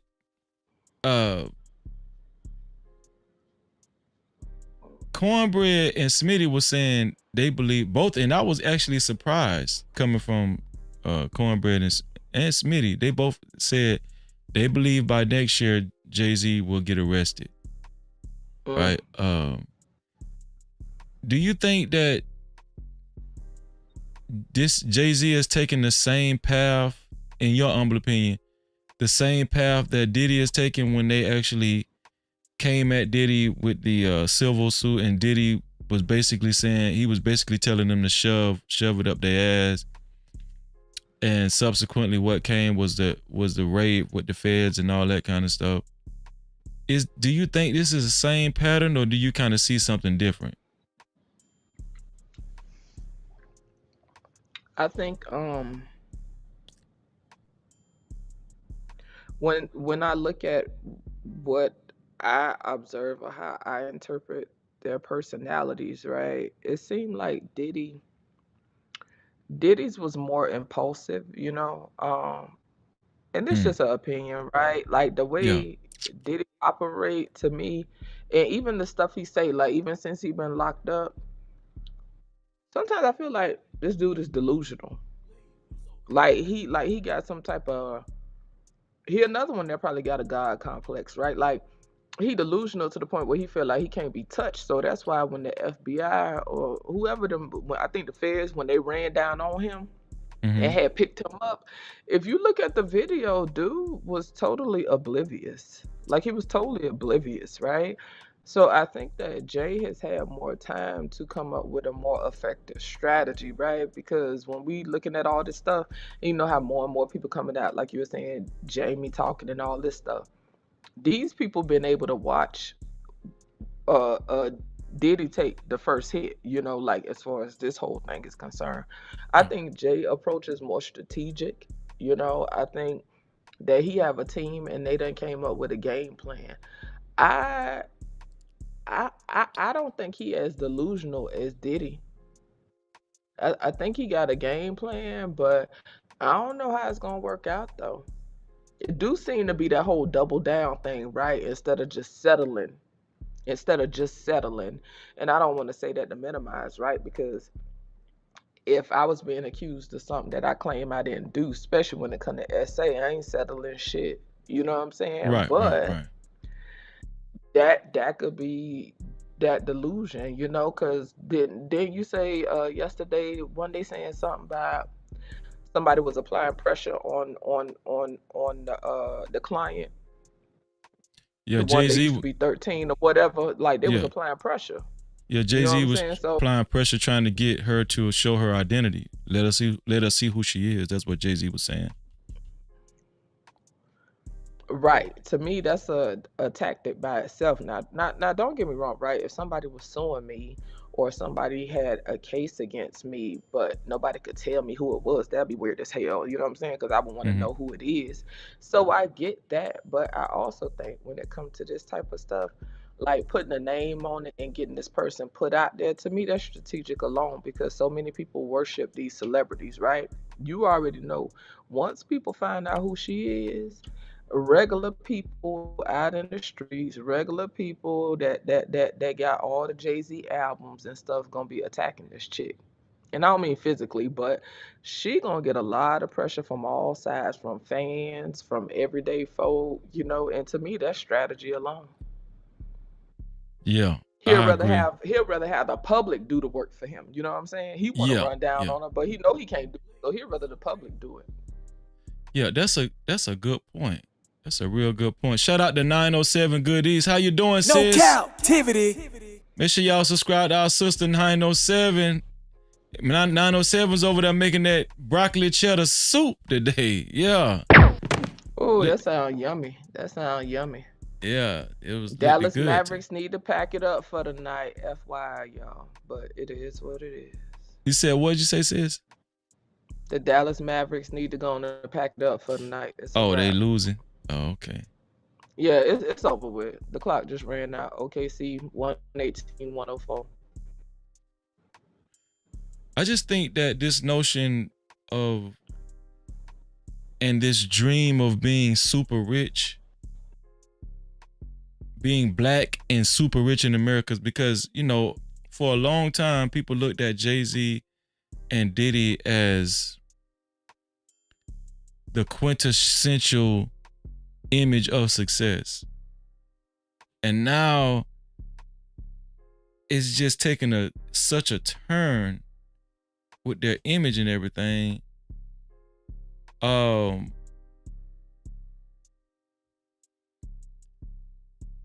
think that what we've been saying thus far on this platform, it still stands. Like, to me, the best image of success is just being a good father. Like actually raising your kids as a father and being a good example of a good man and morals and stuff like that. Yes, I'm not saying money is bad. Money is good. It's good to have money, right? But I just feel like if you can't be a billionaire because because you have a strong moral standard in life, okay, so be it. Right? Let's just say you're only able to make $5 million or $10 million, you know, this notion that if you can't reach Jay-Z status or P. Diddy status or Kanye West status, you really, you know, you're subpar. Like, I'm gonna be honest with you, I would not wish to be in Diddy's shoes right now. I would not wish to be in Diddy's shoes. I would not want that. And so I just think that, you know, I just hope that people are, yeah, exactly living humbly. We need a reset. I hope that people are actually doing a reset in their minds as far as what's the true meaning of success, right? What's the true meaning of success? And we talked about moving up the ladder. You know, people more than likely having to compromise their integrity and all that kind of stuff. And I think when it comes to money and successes, I think most people, I don't know, maybe I'm just talking, but I think most people will. I think you know that saying, what they say, everybody got a price. That type yeah, stuff. You know what I'm yeah. saying? And to me, the desperation is the determining factor, right? Like how much does having money in your mind, how much of that is tied to what, like you say, what you define as successful, right? Because like you say, Diddy and Jay, you know, it was always on some, oh, they making big moves. They acquiring teams, and you know, they got their own liquor and da da da da da da da. You know, on a lot of you know, respectfully, on a lot of what people consider white people shit, right? Like we've already talked about this before, right? Like when some black people attain stuff that or attain space in white circles, right? Yep. They interpret that as I have arrived, right? So when people start acquiring teams and stuff, you know, and getting up there and doing different stuff like that, all of a sudden I've arrived, right? Even with the talking points, oh, Ho's winning, Pookie's winning, these people winning, you know, very subjective. What the fuck is winning, right? Because I used to be confused, because I'd be like, what y'all mean? What y'all mean Ho's winning? Well, first of all, how do we determine what is winning? You know what I'm saying? And that's the same thing. Everybody's idea of what it is to win may vary, but you made a very good point. And I thought it was meaningful, and I think that it will go over a lot of people's heads. You said you think being successful, if I remember correctly, you boiled it down to being a good father. Yeah, just being a good father and just creating a healthy generation of strong moral men and women, just, you know, creating this generational cycle instead of a generational curse, like creating a positive generational, a healthy generation over and over again, and you being the staple for that. You know, I think that's success. I think a lot of times we think more about ourselves and our financial gain and stuff, and we don't actually think about the future, right? We don't think about when we talk about generational wealth. In my humble opinion, and when we talk about generational wealth, I think it's more than just money. Like we talked about mental health, because I wanted to get into that too, mental health and stuff tonight too. Shout out to Fred G. Sprayberry in the building. No Cap-tivity. Thank you, Fred G, for being here. Yeah. You know what I'm saying? Like what good, like what's the give and take? Like, okay, let's just say, you know, I become 100 millionaire, but the things that I had to do to get it, and you know, the mental state that I had to sacrifice, and the things that I have to the things that I had to be willing to actually remember in my psyche what I possibly had. It don't even have to be nothing sexual. It could be something. It could be just like anything. Yes, it could be like, me knowing I played a part in my come up. I played a part in somebody's severe downfall, and I know it. Like I know that these people. You feel what I'm saying? And so some people are cutthroat like that, but I just think that if you got it that way, you know what you did, right? I just think real winning, true winning is having a clear sense of your mental health and understanding what's really healthy, not just for you but for your kids, and the having people a true around you. Yes. Just how to impact everyone around you in a meaningful way, right? Yes. How you could be more of a light. You know what I'm saying? Like some people have these sayings, like it's more so without being extra deep, right? Despite the inferior motivations that people have and stuff, I do think, generally speaking, right, it's about people helping one another adjust their crown, so to speak, right? And I ain't talking about, everybody kings and queens, but if you could just picture it that way, right? It's more so about helping people adjust their crown versus, knocking folks' crowns off, trying to damage crowns and stuff. And that's where that inferior self come in, and more people are willing to feed that inferior self, right?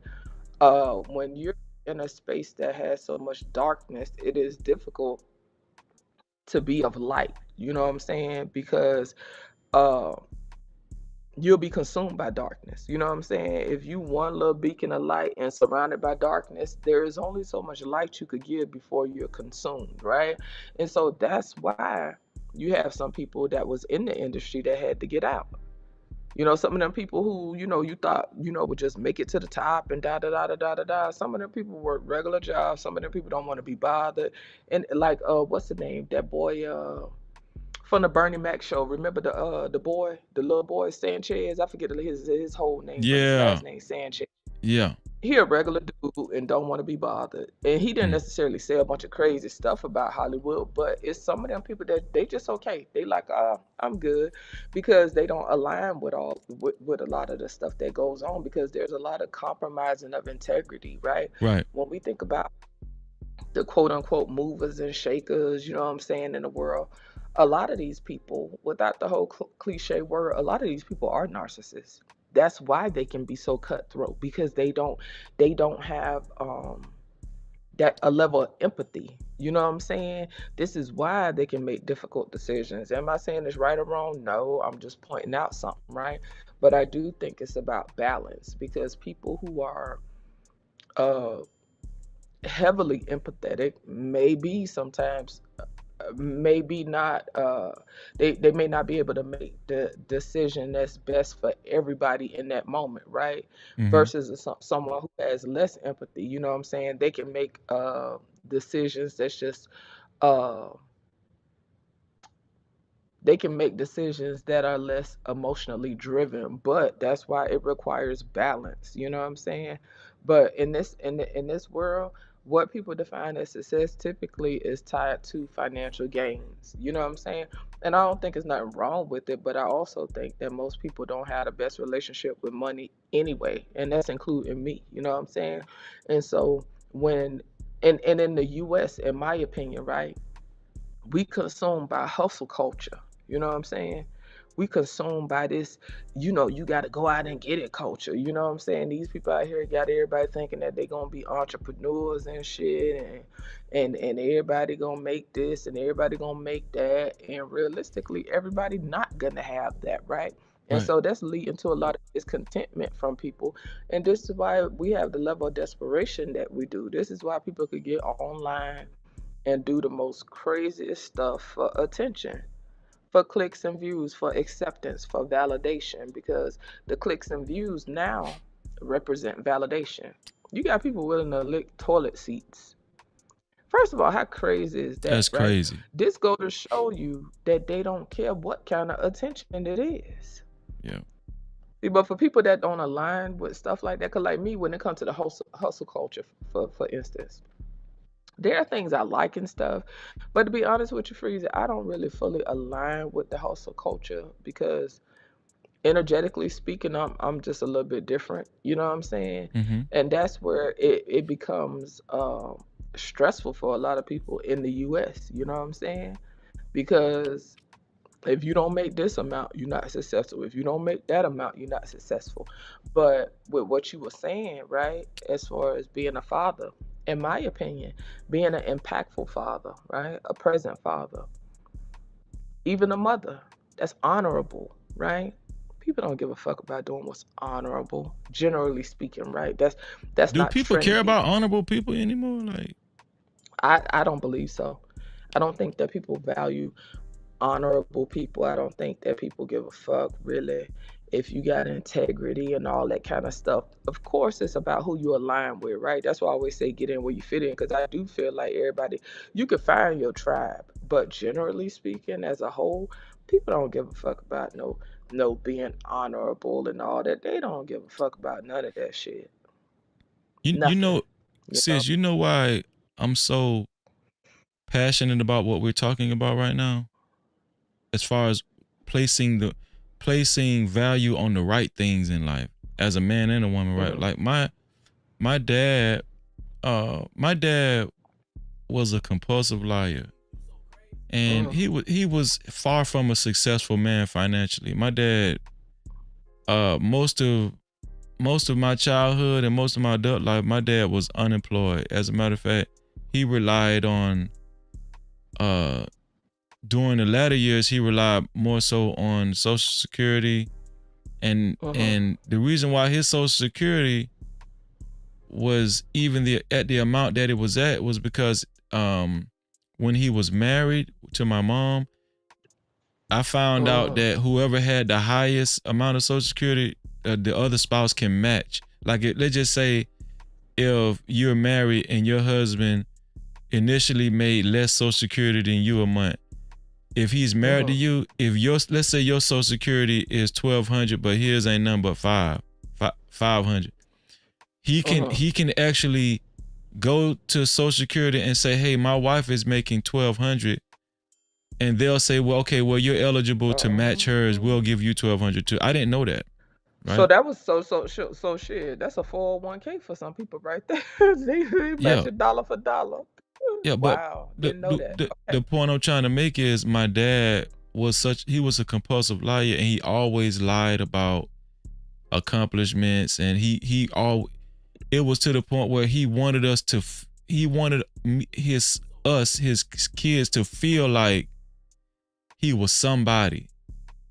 I realized my dad wasn't lying just to be lying. He really had self-esteem issues. Like, he really, like, you ever met somebody that lies so much they want so bad for other people to believe that they were this important person and they still is like an important person or whatever? That's how my dad was. And he very seldomly focused on our well-being as far as our mental health and, you know, how we was doing mentally and emotionally as his sons and everything. He really didn't, I don't even want to say very rarely focused. I don't think he really ever did, like, you know, actually had them type of talks. But the point I'm trying to make, sis, is my dad died like that. He died still fabricating his life, still lying to people, trying to make it seem like he had the best of this and he had the best of that, and he was the man in this. He was the man in this city. He was the man in that city, and you know it's just living a lie. That's tough. Yeah, and it just was sad because the reason why I got a front row seat in what I'm talking about, because I know for a fact that my dad could have used all that time to just be very transparent and just be him and just love us and be him and trusted that we'll love him for him and just be the man that actually care about his kids and just wanted to talk to us, check on us, sit down with us, teach us whatever he knew. You know, he dropped out of school in the 7th grade. So yeah, I get that he didn't know a lot academically, but I just think that even if you drop out of school in the 7th grade, there's still a lot that you can pour into your kids, just pure love. Absolutely right. And so when it comes to children and their parents, these people in these spaces talk a lot of shit, but you could have a child who mama a crackhead. They still want to be around their mama for the most part when they small. You know what I'm saying? A child typically wants to be around their parent, you know what I'm saying? And I'm just saying generally. Every now and then you got some people that be trying to get away from their parents, but generally speaking, we want to be around our parents regardless of what condition they in until we get older or have some type of pivotal change in our life, right? So even being that person, right? For you, he would have been good enough just by being honest, but we already know on a deeper level that good enough for him because from what you said, it seemed like he already had inferior issues, you know what I'm saying? And didn't believe in That's a himself fact. on some level. And on some level, he had that escapism. It was easier to tell a lie and it felt better, right? The lie felt better, you know what I'm saying? Even though it was the lie felt better. And so I always told myself, that was deep. I'm telling you, like it was that was his medicine. You feel me? Yeah. Based on what you're saying, it's just an opinion, but that seemed to be his medicine. And I used to tell my son, you could lie to the world, never lie to yourself. And I wholeheartedly believe that, right? We could put up facades and we could put up different masks to the world because for some that's our way. People use that as protection, right? Mm-hmm. But I never want to be a person that lay my head on not a damn pillow and lie to myself. Man, That's I would just never something die I like that. Never. refuse to do. I refuse to do it. And so that's why I could have a level of transparency with my children. You know what I'm saying? Yep. I could talk to my kids and say, hey, mama fucked up. I shouldn't have did that. That wasn't good. That was, like I could have that conversation, right? But when it comes down to shame, when people hold a certain level of shame over their own heads concerning their life or how they think society perceives them, it's hard for them to be honest and just show up in a genuine way. But that's the messed up part about it, though. The lies be feeling better to a lot of people, but at what expense? You know what I'm saying? I never want to lie at the expense of my integrity, right? Because I'm one of them people, right? I remember one time I was talking to this chick, right? Mm-hmm. And she was talking about how she pretty much was talking about sliding on her old man, right? I'm concerned like a mug. Like, well, what you mean? I said, well, how? In my mind, I couldn't register Freezy because in my mind, even if he never find out, I'm one of them people, I could not sit in my man's face every day knowing I done slid or like to me, like I refuse to live them kind of lies. But if you don't actually tell the truth, you is living a lie. Right. And that's what's crazy to me. And to lay next to somebody every night, right? Even though he don't know, I know. I've always been that kind of person. Even if nobody know what I did, it don't matter whether it's about cheating, whether it's about stealing or whatever. I always been one of them people. Okay, well, Jay, you know. Cause I gotta lay down with that shit. And I've always told my son too, I say, I need you to learn how to do the right thing when nobody looking, cause that's when it matter. It's easy to do what you're supposed to do when people looking. That's good. You have societal pressure when other people looking. To me, real integrity is doing the right thing when nobody looking. When you're not gonna get a pat on the back, when you're not gonna get a good job, when you're not gonna get, oh, you did that. That's when integrity really hit. I hope I'm not sticking. Listen, this wholesale internet trash, y'all. I just realized my camera blurred in. Is it clear? Cause that shit look blurry. Hey, it's clear enough. It ain't as clear as it normally is. But I mean, you good though. They getting 1 star knocked off. Now I'm clowning. But nah, man, living lies, But back to your point about things that matter, right? And that's why it's important for us to align with people who have the same values as us, right? Because a lot of times we align or try to align with people who don't even like what they be on, what they believe, what they stand on, don't even resonate with us. You know what I'm saying? And that's where we run into a lot of problems. You know me, I've asked on these panels many times, okay, I hear a lot of talking about all this different stuff.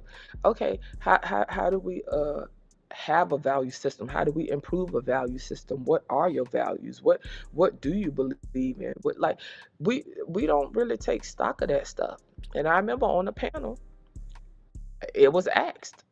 Shout out to Paulo Fessa. I ain't seen him in forever, but I really enjoy his conversations, right? He asked men what their values were. Them men couldn't, none of the men answered. That's crazy. They talked about everything else but what the hell he asked them. And to me, it starts with a value system. That's why when they get into all this and that and whatever, okay, it's about your value system. But those are the things that matter, those intangibles in what you were saying. Is Hot Sauce still here? I be forgetting because I don't. No, he dropped out. Is he still? Oh, okay. What's the name? When you were talking about your daddy, you know my daddy dropped out in the 6th grade. Oh, really? So we share a lot of common then. We do. That's why when you said that, I was like, that shit is hilarious. Yeah, my dad dropped out in the 6th grade. My dad knew how to read. His writing was real, like it was like a kindergartner handwriting. It wasn't good writing at all, right? Right. But my dad was always a worker. My dad was a construction worker my whole life. You know what I'm saying? Mine too. Yeah. Really? That is hilarious. He was like on the low level though. He was like a laborer, you know. He was like a laborer. Yeah, that shit is hilarious because you remember like the concrete machines and stuff like that. Like my daddy used to get me up in the morning and I used to have to help my daddy load up his machines on the truck. He'll call me 5 o'clock in the morning. I'm helping him load machines up on the truck. I used to go to work with my dad, the whole nine. But my dad was always a hard worker. He was always a hustler. You know what I'm saying? And that's why I ain't gonna lie, I wish I had my dad work ethic, but shit, we just a little bit built different. Like he a man, fuck that. I don't want to work that hard. But his work ethic was insane. And my daddy was always about his money. My daddy didn't like taking out car loans and nothing like that. My daddy was the type that would save his money and pay for a car in cash. Like my daddy was just built different. And so whenever I see and just in comparison, right? Whenever I see a lot of new people nowadays, it'd be kind of crazy to me because just the way I saw my dad and how he moved, how he handled business, how he just moved as a man. Like, I think that's why I have a hard time relating to a lot of these new dudes nowadays because they just built different. But he always talked to me about money. He always talked to me about things that mattered. You know what I'm saying? And those are the things you can't pay for. Like I was saying before, like when I was young, I used to go fishing with my daddy. Me and my daddy used to be in the backyard shooting. You know what I'm saying? We'll put bottles up on the top of the fence. You know, in Miami, we got them we got them little iron fences. They not iron, but you know the little gates with the little sticky things, all that. You know? Whatever you call them little gates. We'll sit there and put them beer bottles and stuff and cans on the top of the gate, and we sit outside and just be shooting. You know what I'm saying? Having a little competition. Little stuff like that is what you can't pay for. And so when you were talking about Nick earlier, before I fell asleep, I think with the whole Umar thing, being present matters, right? But we're in a world where success says, quote unquote, success says, I can have as many kids as I want, long as I got resources. But what about the shit that matters? What about taking your child fishing or going skating or teaching them how to play chess or old school marbles? And I'm just using examples, y'all, but it's little things like that you cannot pay for. Well, here's the thing, like when I was younger, what I thought was real rewards, it was just like, the typical youth, just like everybody, just like a lot of men today, even when they get to adult age, like I used to think that money was like a lot of money, being rich was that was a real reward in life. having nice things, cars. I used to always daydream about driving a Lamborghini. I'm talking about when I was in like the 4th grade. You know, I used to tell my mom, I'm gonna buy you a Lamborghini when I get older and stuff like that. And we was living in an old wooden house in the hood. I'm talking about that house with the rats in it I was telling you about. Yeah, we was living in that house. And you know, it just every kid, a lot of kids fantasize about just being rich and not just being rich, but being rich in front of their peers, so their peers see them rich. You know, like, hey, that approval, that validation. Yeah, exactly. But that's good what you just said, because that's what I was going through. That's what I was feeling at the time, but I didn't know what it was. Yeah, it was approval, validation, right? Because I used to dream about that stuff so hard, daydream about it so hard. It gave me a sense of fulfillment and a sense of importance, right? But now my sense of reward is totally different. And now I know. Now I know that if my dad your value system changed. But yes, my value system changed. The way I think about life changed. The way I think about success has changed. You know, and I know now the reason why I used to daydream about a lot of that stuff and what I viewed as perceived success, you know, is because my parents really didn't. They really wasn't attentive towards me like that, you know, and my brothers too. Like especially my dad. They really wasn't like in tune with our emotional state. They you know, it's not like they actually asked us spontaneously, hey, how you doing? Or noticed if I wasn't looking right on a particular day. They ain't give a fuck. They ain't say they ain't care about that, but they just wasn't. They wasn't really. Do you think it was? I'm sorry to cut you off. Go ahead. No. I was just gonna say they just. I don't even think they cared enough to not care. I just think they wasn't even in tune to that type of shit. Like to me it's just a lack of awareness, right? Like some people you only can operate with the level of you can only operate with a level of knowledge and capacity that you have in any given moment, right? You know, when people be like, do your best, right? Yeah. What your best is today may not be your best tomorrow. What your best is today may not have been your best yesterday. You know what I'm saying? You can only operate with the capacity and with where you at, the level that you at in that moment, right? And that's gonna change depending on where your mind is that day, what you're dealing with that day, et cetera, et cetera. But when it comes to that type of stuff, to me, it's just. Do you think they was in survival mode? Because, you know, like when you look at Maslow's hierarchy of needs, you know what I'm saying? At the bottom is food, shelter, and I'm paraphrasing, but just say, for instance, the bottom level is pretty much how we gonna eat, how we gonna pay these bills, how we gonna stay in this house. That's the lower level. You have a few more levels till you get to self-actualization, and most people reside at the bottom level. And to me, that's why it's hard for people to expand their mind, because not we all, but people a lot of times are typically at that lower level just trying to survive. We definitely was in survival mode because we was poor.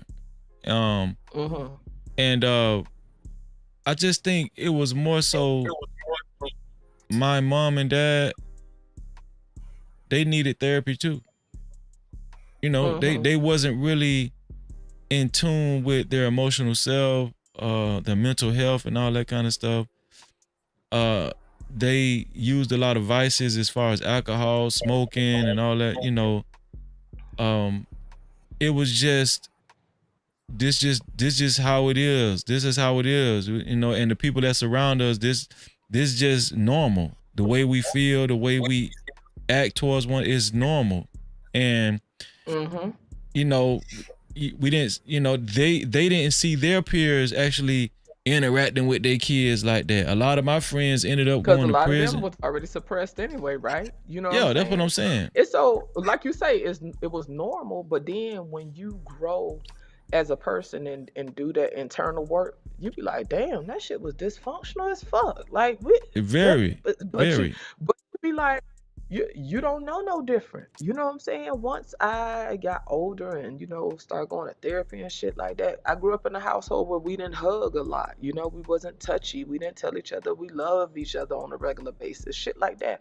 And I started going to church, and I'll never forget. You know how they be like, oh, go hug your neighbor, freeze. I used to be freaked out because I used to be like, these people is just touching each other too goddamn much. This shit is weird as fuck.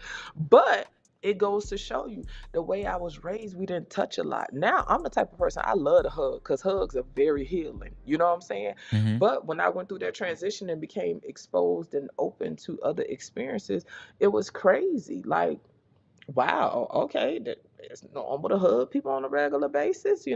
That's like the way our parents didn't check That in is with so us good. My daddy did not, he was not a hugger. He was not. I saw my mama and daddy kiss one time my whole life. One time. I got your cornbread. 1 second. You said you seen your mom and dad do what one time, sis? Kiss one time. Really? My whole life. One time. I don't think you know what? I think I seen my mom and daddy kiss one. I don't even remember them kissing. One time. I don't even remember my mom and daddy. That's crazy. Now, me personally, right? And I don't know, maybe because my experiences shaped my thinking, right? Yeah. When I got married, I made sure that the kids saw us have healthy interaction, healthy intimacy with one another. Of course, it was tasteful, right? Yeah. But I wanted them to see my ex-husband come in the kitchen and give me a kiss while I'm cooking, or hug me, or come behind me, ask me how I'm doing, stuff like that. Stuff like that matters, and it does shape the way people think about stuff, But yeah, I didn't see them express love for one another a lot. We rarely said, my dad would tell me he loved me when he get drunk, and then he'll always ask me if anybody been fucking with me because he'll kill him. It was that type of shit. That type of shit, yeah. Yeah. You know how they come in. Listen, we used to have to go ahead and eat, because when my daddy came in drunk Friday, Saturday, Sunday, and let's be clear, my daddy was a hard worker, but when you talk about them vices and that self-medicating, my daddy would drink. So Friday, Saturday, Sunday, he would binge drink. That's when he drank his Johnny Walker. You know what I'm saying?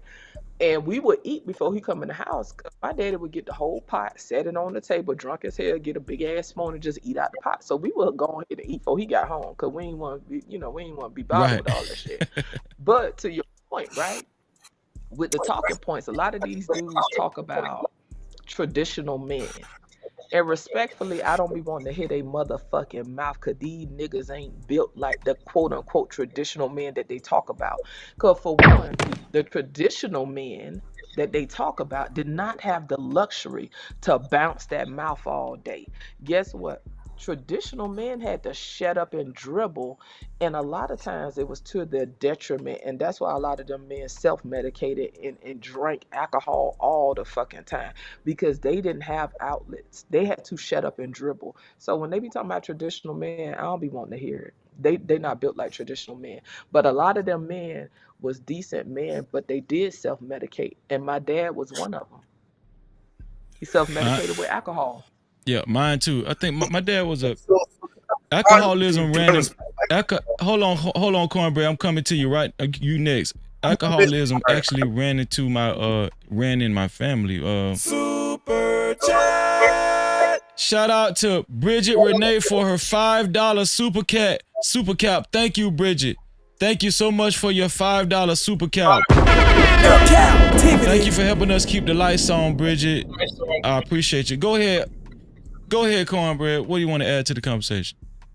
Well, I'm just gonna say, like, that whole traditional. There's a difference between traditionalism and stoicism, and the fact of, like, men can't talk somehow no longer traditional. I don't buy that. Like, stoicism doesn't work. It didn't work in the past because, like you say, you have men medicating yourself, self-medicating, and that doesn't work.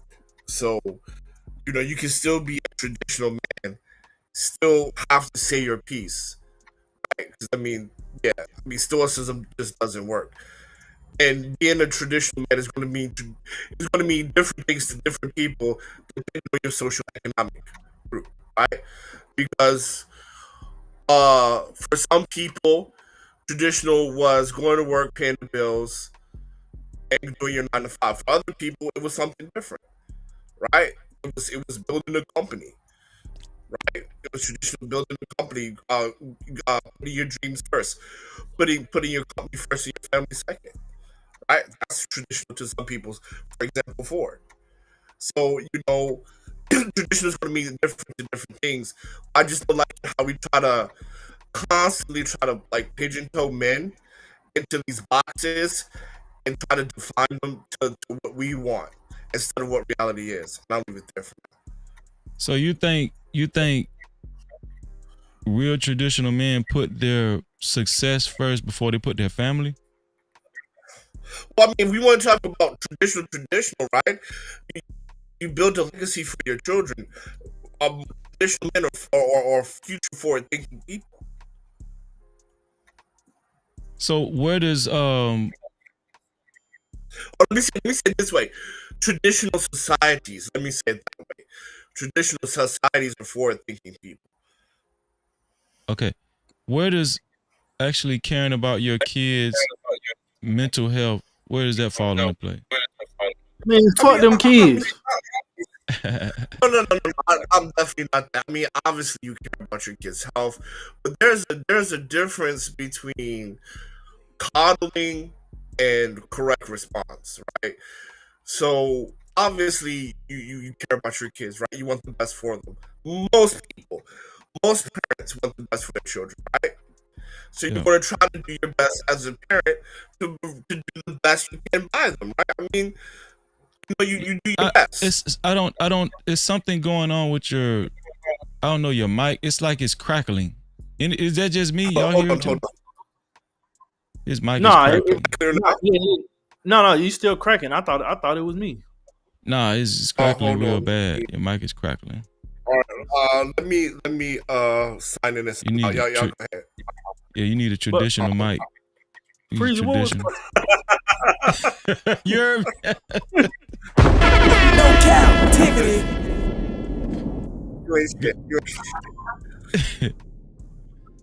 What was the question? What was y'all talking about? I just hopped back on. Well, we were talking it about. It was just a regular conversation, but then it became a competition again. We was actually, me and Just Jay, we was identifying with how we grew up and West Philadelphia. Nah, born and raised. Nah, as far as like we were talking about, I initially was talking about how my dad, my dad wasn't a successful man. My dad was unemployed a lot of his life. He wasn't successful, but in order to compensate for trying to be important, he would lie a lot, But I was just saying he could have used a lot of that time, instead of worrying about how important he wanted to be perceived, just actually genuinely checking in on his kids and raising his kids and actually being attentive and raising his boys. Now, this is what I'm saying. Like when Hot Sauce came up and he gave his opinion,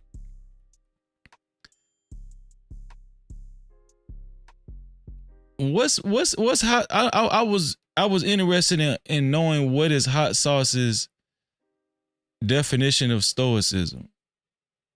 I'm saying, can you be stoic and serious about your family at the same time? I mean, I'm just trying to, because it's like, I might be wrong, but it just seemed like he automatically got this perception that we were saying we need more men to be soft but I think that's where the conversations get derailed. Cause I wasn't saying that. Is he still here? Cause that would No, be helpful. he dropped off. I think for his reception, so he can. Wait, he just maybe came up here to throw that little blind punch and leave. I guess See, so. that's what I be saying. That should be aggravating.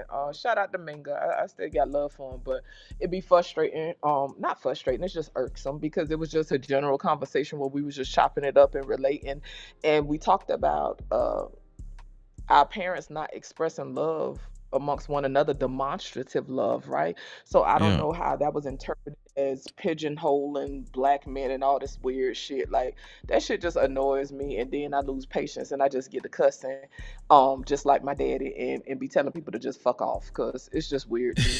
But anyway, stoicism. I hear people talk about stoicism all the time now because a lot of these people swear they be knowing but like understand stoicism and they think that mean don't express. First of all, that is not fucking stoicism, right? I've read about stoicism, and so maybe some of these experts could help me out because stoicism is more than just not expressing feelings and showing and no, stoicism is about controlling your emotions, right? It's not about suppressing your emotions.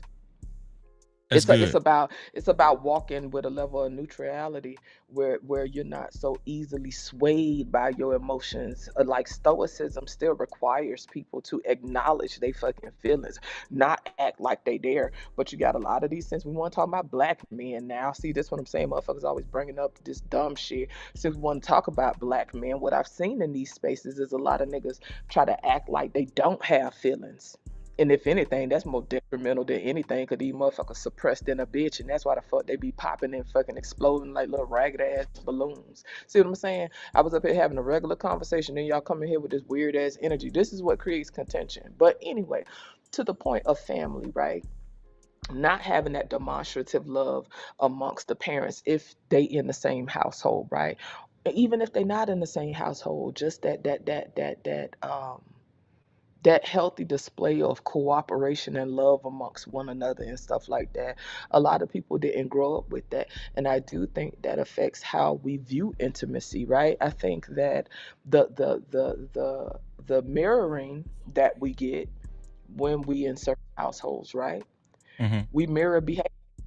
That's why for people that grew up in a house where there was a lot of physical DV, a lot of times those people end up in relationships where they are either perpetrators or victims of DV. You know what I'm saying? Because they mirror behaviors. If you grew up in a household where you saw a lot of physical domestic violence, right? The child typically starts to identify with either the perpetrator or the victim, right? If they identify more so with the victim, and again, y'all, if y'all notice, I didn't put a gender on it because it's not gender specific. If a person identifies with the victim more, they typically will end up in a relationship where they become a victim. If they identify with the perpetrator more, they typically end up in relationships where they violate in that manner. You know what I'm saying? Yeah. And so it's about what we're mirrored, right?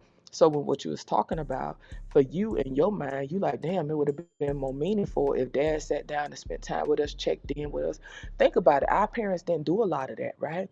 Because a lot of times children, and this ain't nothing new, children, even if our parents loved us and stuff, children was looked more so as a obligation, a burden. And I'm just speaking in general. I'm not saying everybody looked at their kids as burdens, right? But it's more of a duty, like just sole duty, right? Not necessarily something to just truly enjoy, right? This was a burden because I'm already working this ragged ass job, and you know, now I got to take care of them, and I got to get them shoes, and they done grew out of these shoes. Now I got to get some more shoes. I got to do, you know, it's a lot of pressure. And so I think that if you grew up in an environment where there was a lot of pressure, it wasn't always time to enjoy. And I don't think that people really enjoying kids was, I don't, in my opinion, it never really seemed popular. I think people now are just starting to learn how to truly enjoy kids and be present.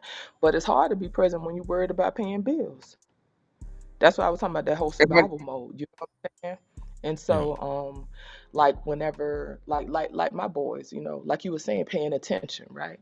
I could tell when something wrong with my kids because I watch my kids. I watch just as much as I talk. I know when something going on with my kids, and I ain't gonna hold you. I will drill them until they talk to me. Now I don't mean in an unhealthy way. Like, say for instance, my oldest, if he said, I check in with him, hey, what's going on with you? Why you looking like that? Nothing. You good?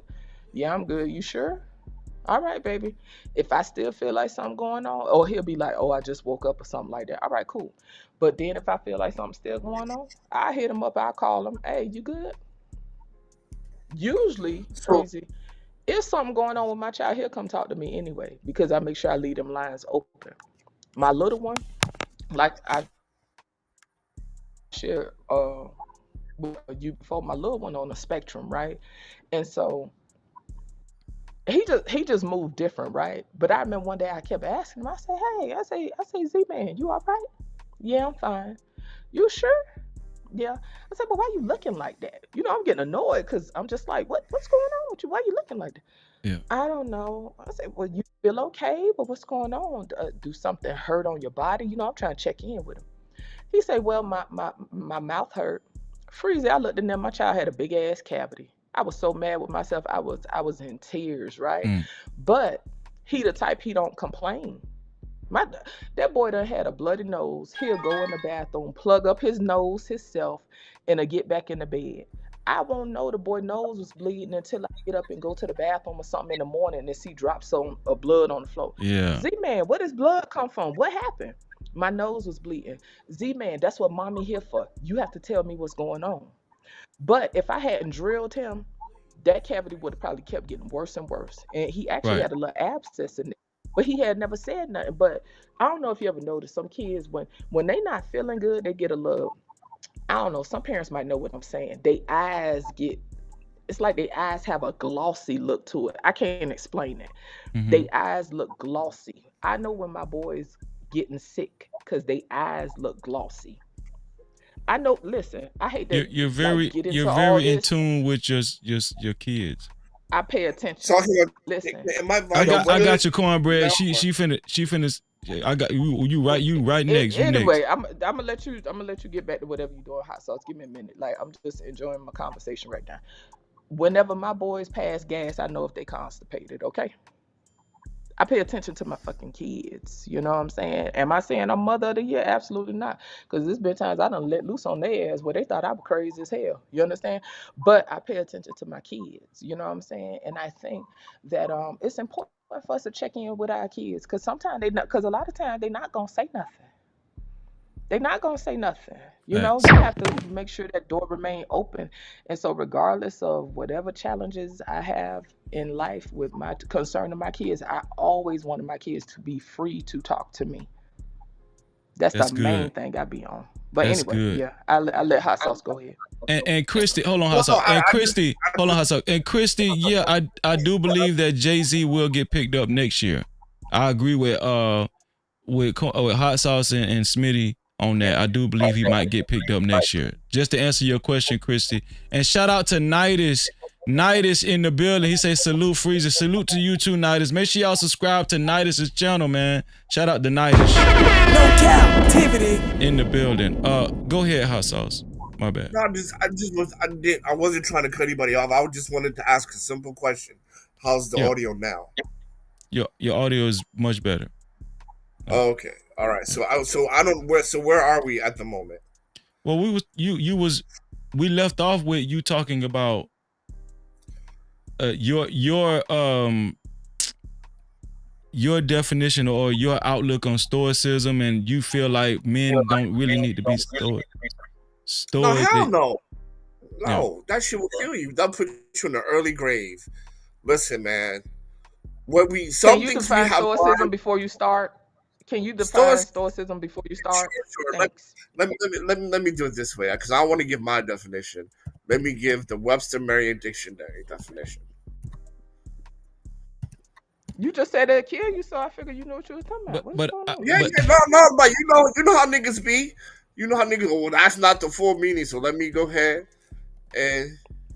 Yeah, you got to know. You got to know what's gonna kill you now. You got, but I did want to comment on what you said about men and success and their kids. Men, actually paying more attention to them reaching a certain level of success before they pay attention, before they actually pay attention to their kids. I mean, well, success comes before their kids. I never said that. I think you said I think I am quoting you wrong, but I think you said a man's success comes before his kids. I think you did say that though.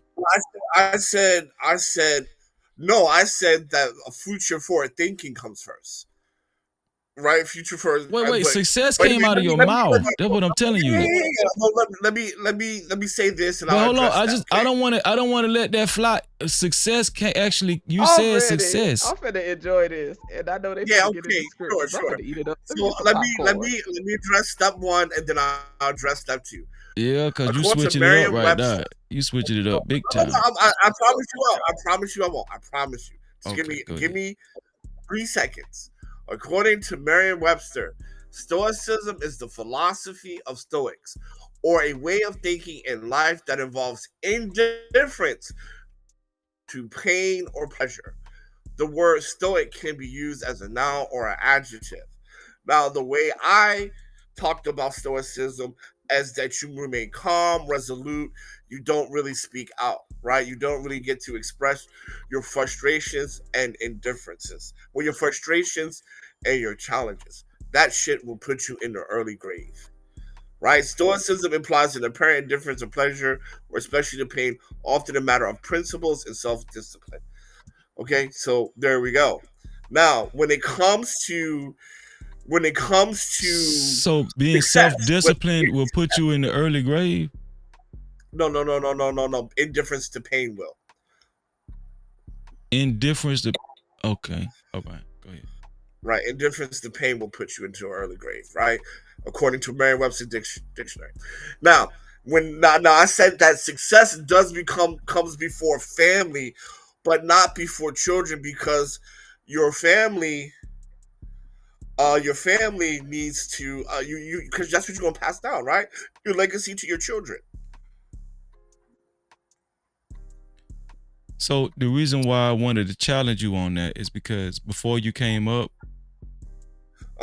if Just Jay can remember as well, I was talking about the outlook on success. What does success look like? My outlook on success is different now than it was when I was a child. Right? So success is subjective, wouldn't you say?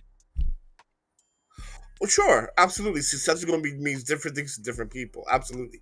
Yeah. So when you say a man should, as I've grown and I've gotten older, I think, to me, in my opinion, true success is a man creating a healthy generation upon generation upon generation, when it comes to morally being intact, and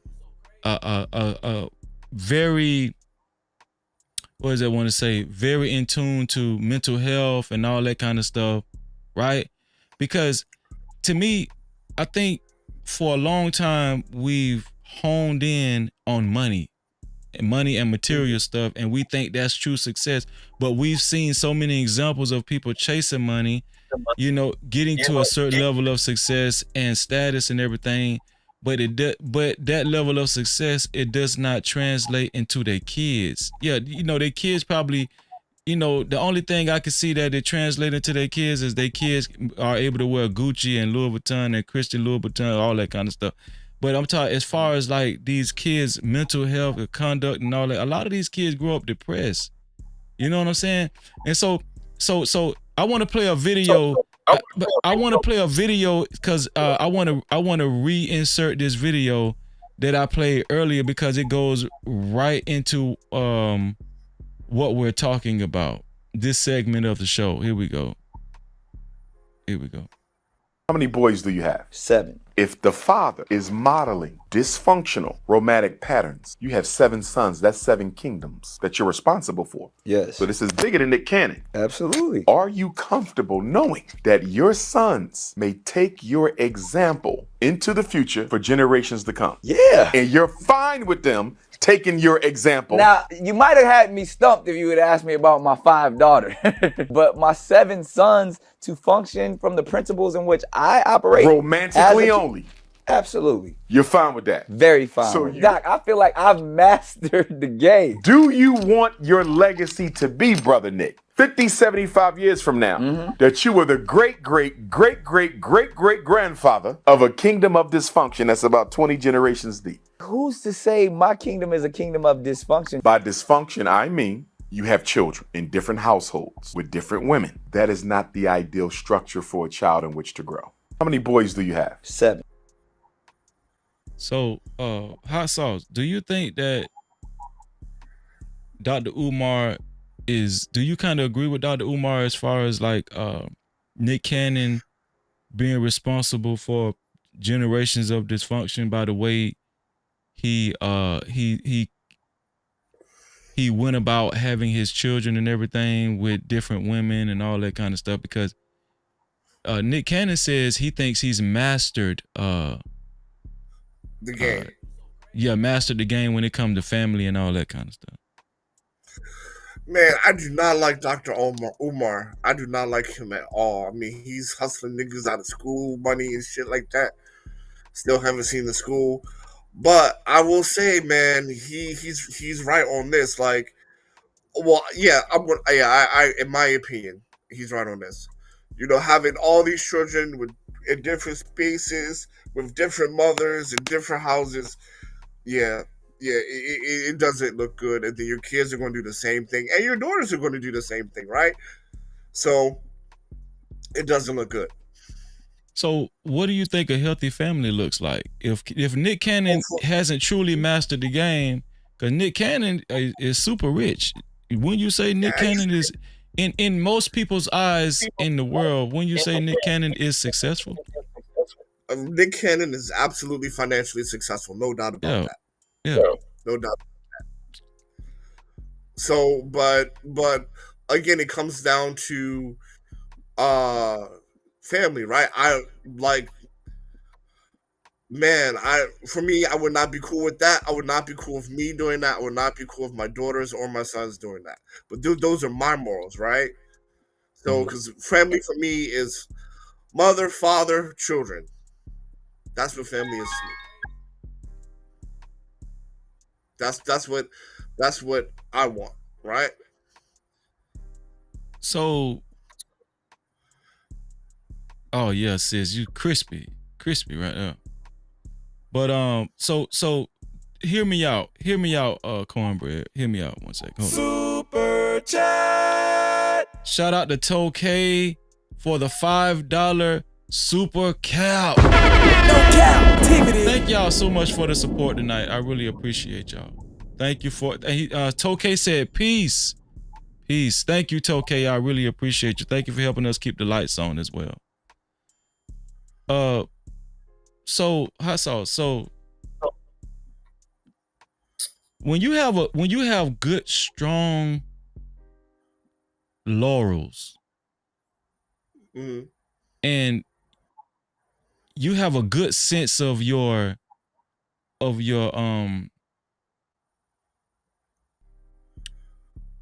good sense of direction and a good understanding of the mind and your brain and mental health and all that kind of stuff, and you got that from your parents, right? And even if it's something that was out of your parents' cable tow, even if it was something out of their, you know, their rope, whatever, if it went past their rope, and they actually signed you up for therapy at a young age, but they also, your parents was very interactive with you too, along with therapy. Let's say if you even needed therapy. All of this is hypothetical, but you grow up very solid as a very solid, very self-aware.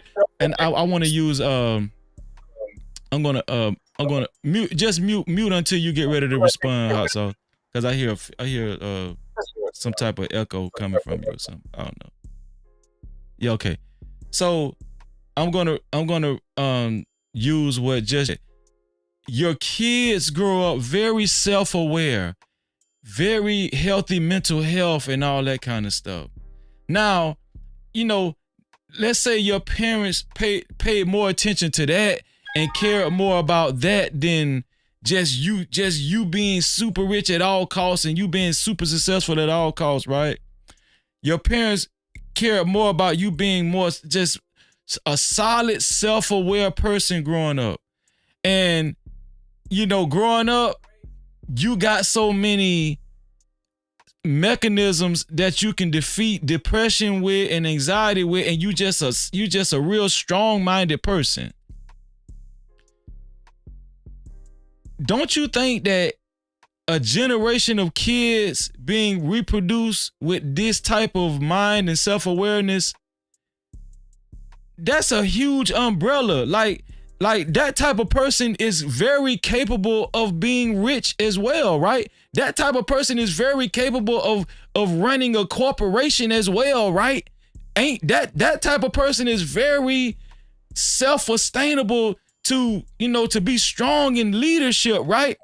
The reason why I'm saying what I'm saying, I just think that a lot of parents got it ass backwards. Instead of paying attention to their kids' mental health and their emotions and, their laurels and their morals and all that kind of stuff, when you just hone in more on vain things like money and material items and stuff, and you really don't pay attention to kids' mental health and their spiritual health and their morals and all that kind of stuff, yeah, you can possibly create generational wealth, but to what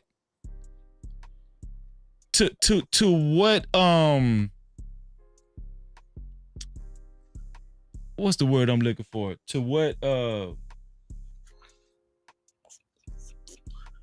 degree of suffering, you know what I'm saying, that these kids might actually experience in life. You understand what I'm saying? To what avail? Maybe that's the word I'm looking for. Freezy, I want to ask. I just think we got it all backwards, and with a lot of households, I think we got it all backwards. Hold on, Smitty. I'm gonna let Cornbread respond, and then you can go, Smitty. Go ahead, Cornbread. So, no, it's not enough. It's not enough. That's not enough. What I said. Okay. Yeah, it's just not enough. Like morals matter. Spirituality matter. Mental health matter. Success also matters. Right? It's not in my opinion, it's not an either or. All of these things count, and all of these things matter. Right? You need to be successful. You need to be financially stable as an adult. You just need to be. And if your parents have not equipped you to do that, then you're at a deficit. And if you don't know how to be financially stable, you can't lead. You cannot be a CEO. You cannot lead, because part of leadership is to know and how to manage money. So if a parent doesn't know how to manage money, put your children in those extracurricular activity schools where they teach you about how to manage personal finances, or those finance business clubs and stuff like that. Right? They have them. I went to them when I was a kid. So yeah, it's just not enough. You got to teach your kids to be successful. You got to teach your kids to do better than you. Right? That to me, that was my parents' dreams, right? To achieve more than what they have achieved. If I have a healthy family and my kids are have a good sense of self-awareness, they know how to combat let's just say intrusive thoughts and all that kind of stuff. They're very strong mentally. You don't think that other stuff they're very capable of achieving as well with a strong mind? And those things are extremely important. I'm not. No. Listen to my question. You're not understanding my question. You don't think that ascertaining these intangible things that I'm talking about, that with these type of with these type of characteristics, right, and traits, you don't think mentally they would have enough mental fortitude to ascertain the type of the level of success that even you're talking about? So first I want to say that the mental wellness, resilience, overcoming challenges, being balanced in mind are extremely significant to have. These are essential. So yes, you need that to you cannot achieve the level of success that that you mentioned about being CEO without it. It is essential. Right. All I'm saying is that you also need the other parts as well, right? The willing and need to be successful, the willing and understanding to know that you need to be financially stable, right? Even as just a middle class working person, right? You need to understand how to be financially stable so that you can have a decent family, right? Who wants to be struggling on the corner all the time, right? All of these things are necessary, right? And again, like with my parents, right? One of their goals is for us to be more successful than them. Right. And my goal is to have my children to be more successful than me. Right, but what I'm saying is everybody is not going to be more. I don't think I don't think that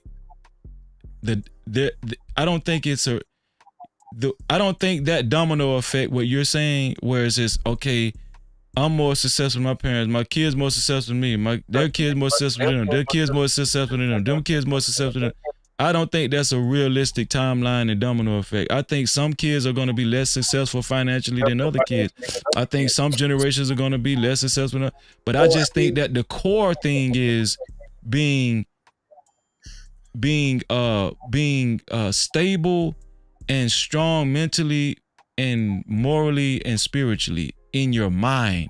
No matter, like, let's just say if my daddy was worth $100 million, but the most I achieved financially was making $75,000 a year. So I'm still a sharp guy. I'm still a good father. I'm still very in tune with my kids and I'm a refuge for my kids. You know, my kids can depend on me. But guess what? That mind that I got, hot sauce, that mind that I still have that my dad taught me, I still can instill that in my kids, and my kids are still capable of becoming that person that you're talking about. There's never a void mentally and spiritually with these generations in my blueprint that I'm talking about. You understand what I'm saying? But there can be a void if a generation of people just prioritize success and money and stuff like that. But you get what you put in, right? So for you're prioritizing mental health and resilience. So your children or the people you're around are going to exhibit that more than people who put other things in. Because you keep saying things are not realistic, but they are realistic, because 9 times out of 10, what you work for, 80% of the time you get it. So if you're putting in instilling wellness, mental health, religious stability and things like that, then that's what your community is going to produce. 9 times out of 10, when you look at kids who are trained and reared to be success focused, there's 80% is success focused, right? So just about what you put in. And again, I'm not saying those things are not important, because I said it, these things are essential, right? These things are essential. But again, whatever you put into the children, 80% of the time you're likely to get out of it. Shout out to Hot Sauce. No Cap-tivity. Shout out to Slick. Check the cash out, bitch. Shout out to Slick. Check the cash out, bitch. You so damn dumb. Check the cash out. Shout out to Slick for the $5 cash cap. Slick said working, listening, and supporting Freezy. I appreciate you, Slick. Thank you for helping us keep the lights on. No Cap-tivity. It's just the only problem I have, and Smitty, come back, Smitty.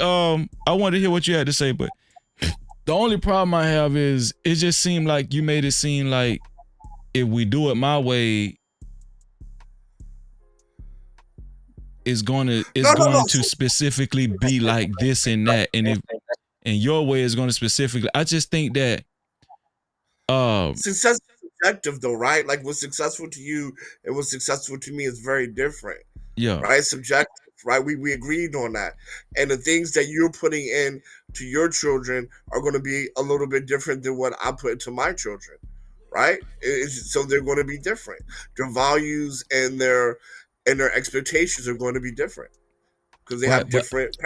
I think what the difference between what you're saying and what I'm saying, though, because I hear you, right? I think the difference between what you're saying is what I'm saying. I do agree with what you're saying is important. I think what you're saying is absolutely important, right? It's good. It is very conducive to be a hard worker. It's also conducive to learn information that will make you and your family profitable. I think that's very important.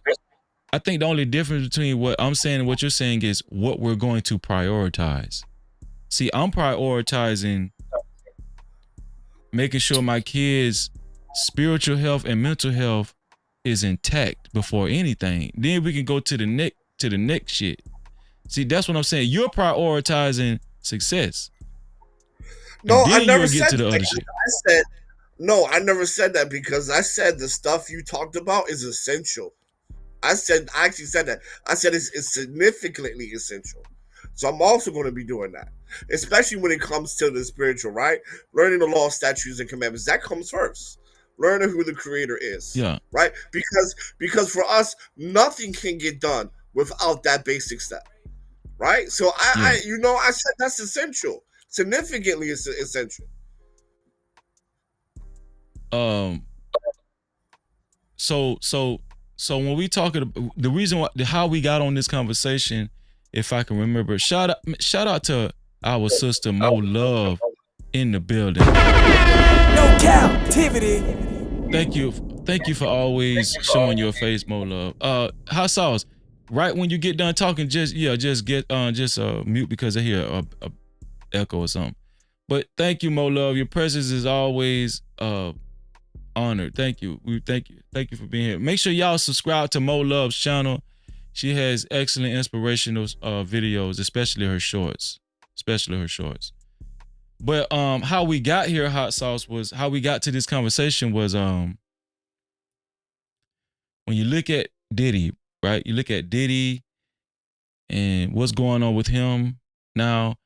When you look at Bill Cosby, when you look at Michael Jackson, right? When you look at R. Kelly, and the list goes on and on. And I don't want to just name black people. When you look at Jeffrey Epstein, right? When you look at Joe Biden, right? That man's son smoked crack.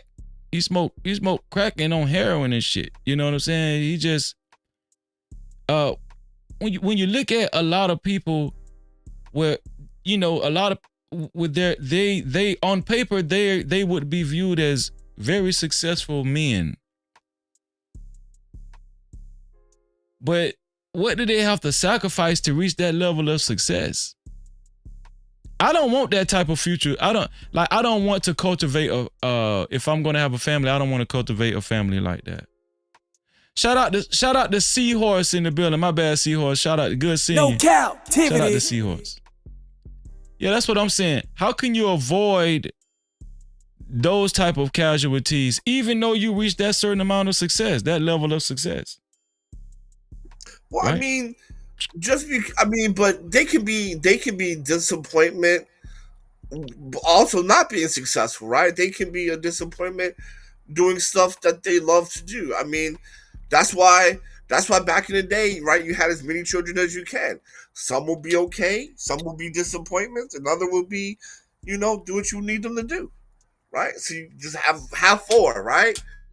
So 2 out of 4 make it. You all right?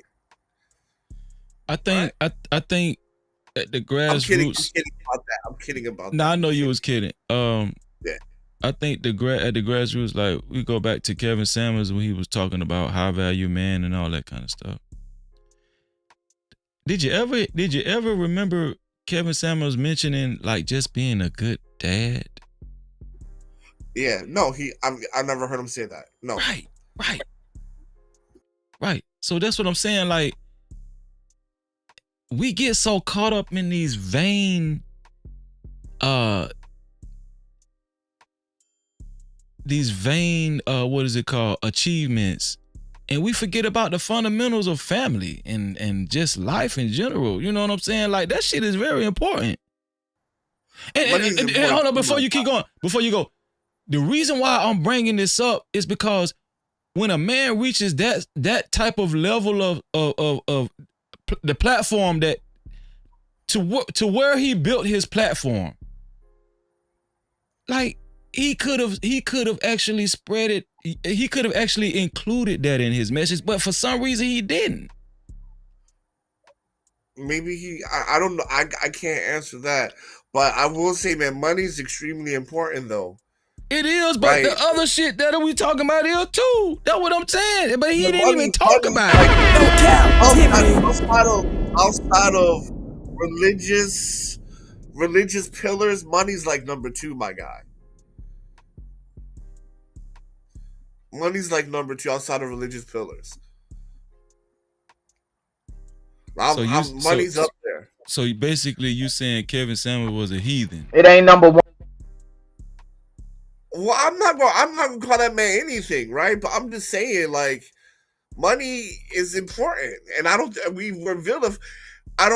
not saying you guys are vilifying money, but a lot of times money is being vilified. No, I'm not vilifying money. I'm vilifying. Yeah, I'm not saying you are. I'm just saying money is often vilified. Well, what I'm vilifying is the amount of love and passion and attention that's put on money, right? And but that's important, son. I mean, it's worthy of. Well, no, let me change that. See where you're going? It's worthy of it. See? Keep talking, hot sauce. I'm listening. That mammon about to come. It look like I ain't listening, but I'm listening. That mammon about to come out your ass. Yeah, I'm gonna keep it 100. It's worthy to be praised. Okay, listen. Right, I'm gonna keep it there. Yes, money is worthy of attention. Can I say something right quick? Go ahead. I do think, I guess, and y'all already pretty much said this, but I guess the way I interpret all that is, it boils down to prioritization, right? Mm-hmm. And so both of y'all points are very valid. I think that some people think that, like some people thought process may be, okay, let me secure the finances, right? Because once I secure the finances, then we'll be safe to worry about the other stuff, right? Mm-hmm. And then you have some people who approach is let's deal with all these intangibles and innate stuff. So when you do secure the finances, you can navigate in a righteous, I guess for the sake of conversation, in a righteous, upright way, right? Right. They both valid, but when you think about it, right? When you think about affluence, right? When you think about people who are considered affluent, that grew up with money around them, that grew up in money, right? To me, it's harder to instill character, right? Like on the latter end, to me, it's an uphill battle. Not saying it's impossible, but it's an uphill battle to instill character in those innate things in somebody who already has resources or grew or was born into certain type of resources, right? Yeah. I'm not saying it's impossible, right? Because it does boil down to, I guess what the parents instill, and then regardless, like. I know Hot Sauce say he was making a joke, but I still think there's some validity and truth to it, right? You can instill all sorts of stuff in children, and when they become adults, they can choose to go whichever way they want to go. You know what I'm saying? Just like, I don't know, since y'all talk about the Bible and stuff, the prodigal son. You know what I'm saying? People go whichever way they want to go, but I think it is harder and it's more of an uphill battle to instill intrinsic things on the back end once somebody has the resources versus on the front end before resources are attained. But kids don't really know, like I didn't know I was poor until I was a preteen, right? I mean, you don't really You don't know until somebody tell you. I get it. Yeah, that was a good point. Yeah, so because for example, right, me and Freezy, we have the same, we're part of the same religion. So for me, I'm always I have to say, right, I have to say that the religious tenements have to come first, right? It has to come first. But then I guess that's where we're going to verify, because he's going to teach his kids religious tenements first. I'm going to teach my kids religious tenements first, right? Then after that, I'm teaching them how to make this money. So that's the same thing. He already said instilling principles first before all the money stuff. Is that not the? I be confused. You saying the same, but you've been okay. Well, you got the same mindset that I got then. But because I never disagree with you. I said those are essential skills, right? I never disagree with you. But I will probably do the commandments, money, mental health. No, maybe commandments, resilience, money, mental health, like that. That would be my order. So it's okay. It's okay to be crazy and get that money, then No, like I said, commandments, resilience, money, mental health. Right. So you get the money while you're crazy, and then focus on not being crazy after you get the money. Going to keep you from becoming crazy. That's why you teach resilience first. You teach bad things going to happen. How to you cope can be with resilient and crazy too at the same time. Well, that's why we have the commandments. That's why we have the Most High to keep us from going crazy. Then. Shout out to Zeke66. No What's going on, Cap-tivity. Zeke66? Appreciate you being here. Mo Love wrote an excellent comment. Mo Love said God said he'd grant Solomon anything. Solomon asked for wisdom, then the money came after that. Yep. But isn't let's just say, okay, I go to therapy. Isn't that a form of wisdom? When you say that's a form of wisdom, right? Yeah. I'm not against therapy, brother. I'm not against therapy. Like I told you, my list, right? Yeah. Therapy is on the list. Therapy is on the list, right? Yeah. You ever been to therapy before? When I was a kid. I don't go there now. Really? That's awesome. No. Yeah, I went to. I have mentors and life coaching and shit for business. So. Man, when I was a kid, man, I didn't know what therapy was. I thought therapy was like my dad always used to call therapy. What is it called? He used to call them shrinks. He said, I ain't letting no shrink play with my damn head. I got plenty of sense. And so that was the mentality that we grew up with, right? We thought that was demeaning. We thought that was only weak people went to therapy, because my daddy always wanted to portray himself like he always had it together mentally, physically, financially, but he was just a liar. My daddy was a liar, like even mentally, right? It was a reason. Now I understand. It was a reason why my daddy always was turning up liquor bottles and Budweisers and shit. You know, my daddy was an alcoholic. You understand what I'm saying? So I had to grow up witnessing this, and indirectly, that's how I was raised. Like, would y'all agree with that? Like, my daddy raised me, but he raised me indirectly in that way. Me actually witnessing all of that shit. Me witnessing that shit and me thinking that, okay, this normal. It's okay. The kids should not be in that kind of environment. That's kind of messed up. I was, and I grew up, when I started drinking real heavy. You know. And guess what? I liked the way alcohol made me feel, because alcohol does make you, it gives this effect where it does kind of, whatever you stressed about, that shit make you not, like if you get drunk enough, that shit'll make you not care. Yeah, forget. Alcohol is a depressant, and that's why it numbs people out, because people ain't got the feel. It's a depressant. Yeah, that shit, man, listen.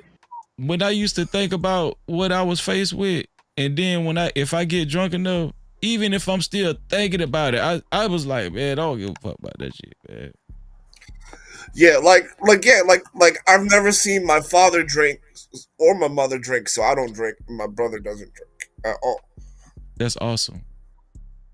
So That's awesome. Your parents, but you look at people get cocaine blowed in their booty. Oh, well, that's something different. No Cap-tivity. Sis was quick with that one. So, you know, I'm just saying. You know? I mean, hey, look, you know what? Yeah, where you got that from? Hey. Where you picked that up at? That's what I want to know. Listen, y'all. First time I heard Minga say that shit, I was shook. I say, okay, I see what kind of person I'm dealing with here. My roommate, he did it. Oh, wait, hold on, wait. So your roommate snorted some cocaine off a girl booty? No, in the booty hole. Let me go on mute. You explain. Explain, Minga. Okay, yeah. Okay. So I walked into my college room because I only stayed on campus one semester, and then the rest of the time I just went back and forth. I commuted back and forth. So we go to this party, and then he comes back, and I'm chilling in the like the communal area where there's stuff, right? So I come back, and she's behind him, jerking him off, blowing cocaine in his asshole with this golden tube. And I just closed the door. Wait, hold on, wait. Was your roommate? Did he have a cocaine habit? A lot of people did cocaine in school. Okay. A lot of people. Okay. So that's what helped the Ivy Leaguers get through their classwork is by snorting cocaine. But this is success. I'm going back on mute. Amen. A lot of people did cocaine. A lot of people. Yeah, no, she was just behind him, jerking him off, and put the tube, and then I just closed the door. Then the next day I asked him about them, like, yo, what's that about? And he was like, my man, you gotta try it. I'm like, I'm good. But he was just like, yeah. He was like, so wait, so was she had the tube all up his ass? Oh, but she just what? Crazy. I opened the door, I saw it for a cool 3 seconds, and I closed the door.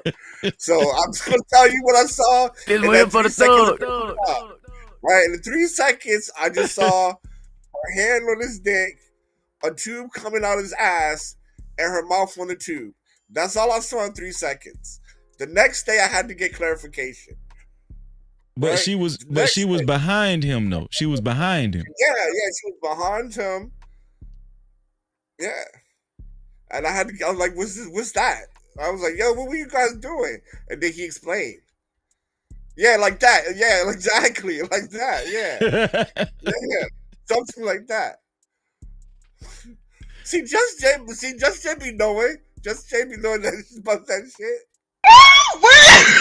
Wait a minute! Don't put that in with what we know, because I was trying to get a visual, and I wasn't understanding it. It seemed like a reach around, wrench off. It's a lot. But but you didn't know it was cocaine the first time though, right? When you saw for the 3 seconds you said. The next day I had to ask him what was going on, because all I saw was like this tiny little golden tube, and she's blowing and jerking, and I just closed the door. I mean, you know what I mean? Just like, just close the door. You know what I mean? Yeah. I'm pretty sure I'm not. Did you feel a tingle? Did you feel a tingle, and that's what made you want to ask? Did you feel a tingle and it made you want to ask? So did you try it? Because you ain't get to the part where you said if you tried it or not. I never tried that. Hot sauce he definitely done tried that shit. I don't do that shit now. Nah, I don't play with the asshole. My asshole is a virgin, so. Okay.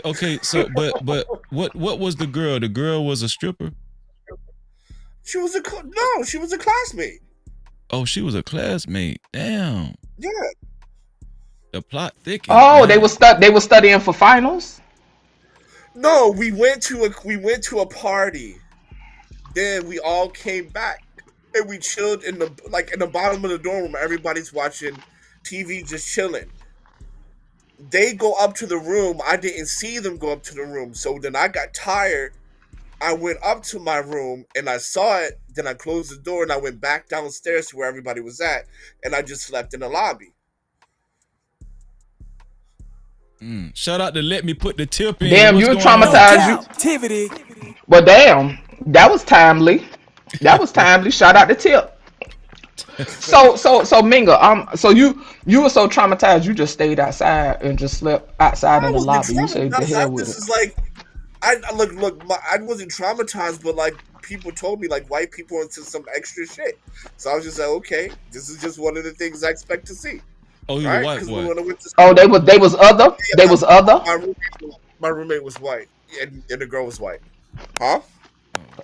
Wow. No, I'm sitting here talking bullshit, but the that area, that's the thing, y'all, and that's what I be meaning about where the lines at, right? Because there was a time where people would just drink.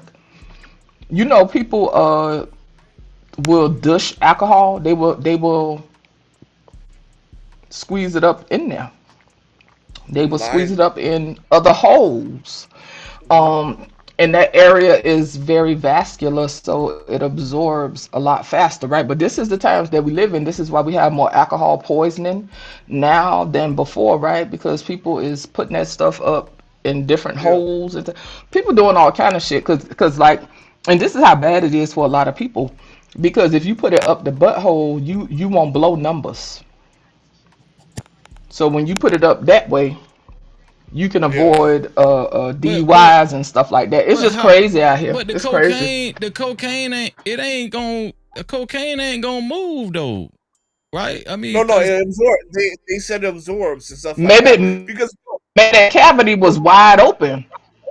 Yeah, so I mean, maybe it's open. Hot sauce. Your roommate was doing some other stuff, dog, too, for his asshole to be that like that. Yeah, bro. I don't know, man, because like for me, man, I just walked in. I was like, oh, that was some shit I've never seen in my life. He might was getting aired out though. He was getting aired out though. Oh, yeah. So, I mean, arms wide open. I mean, I'm sorry. The girl, she was one of the sweetest girls you ever met. To a nice little Jewish girl named Abra. And it's just, man. Not you telling her name. No, wait a minute. She was a sweet little Jewish girl, though, huh? No captivity. Scratch that from the record. So, scratch that from the record.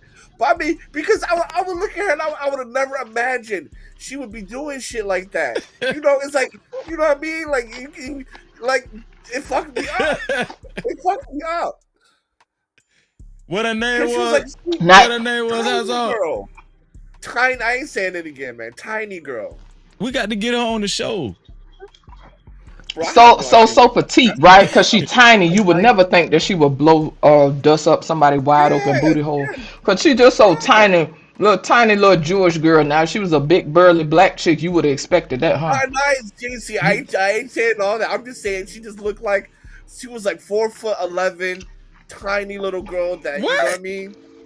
Yeah. I heard to be them petite ones. Them to be the petite ones be standing on y'all back and stomping on y'all balls and stuff. Yeah, man. That's crazy. But I mean, but for me, like for example, I didn't even kiss a girl until I was like 24. So for me, I just kept to myself when it came to stuff like that. Shout out to I say Tanisha in the building. No captivity. Thank you for being here, sis.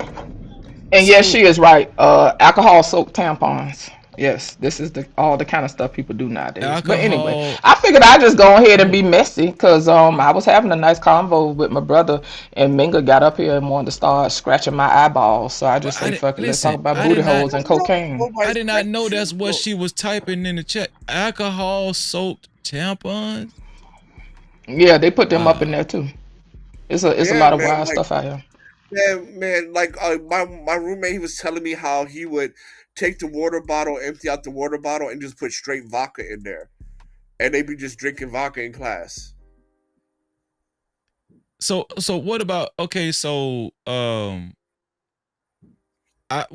I used to hear about a lot was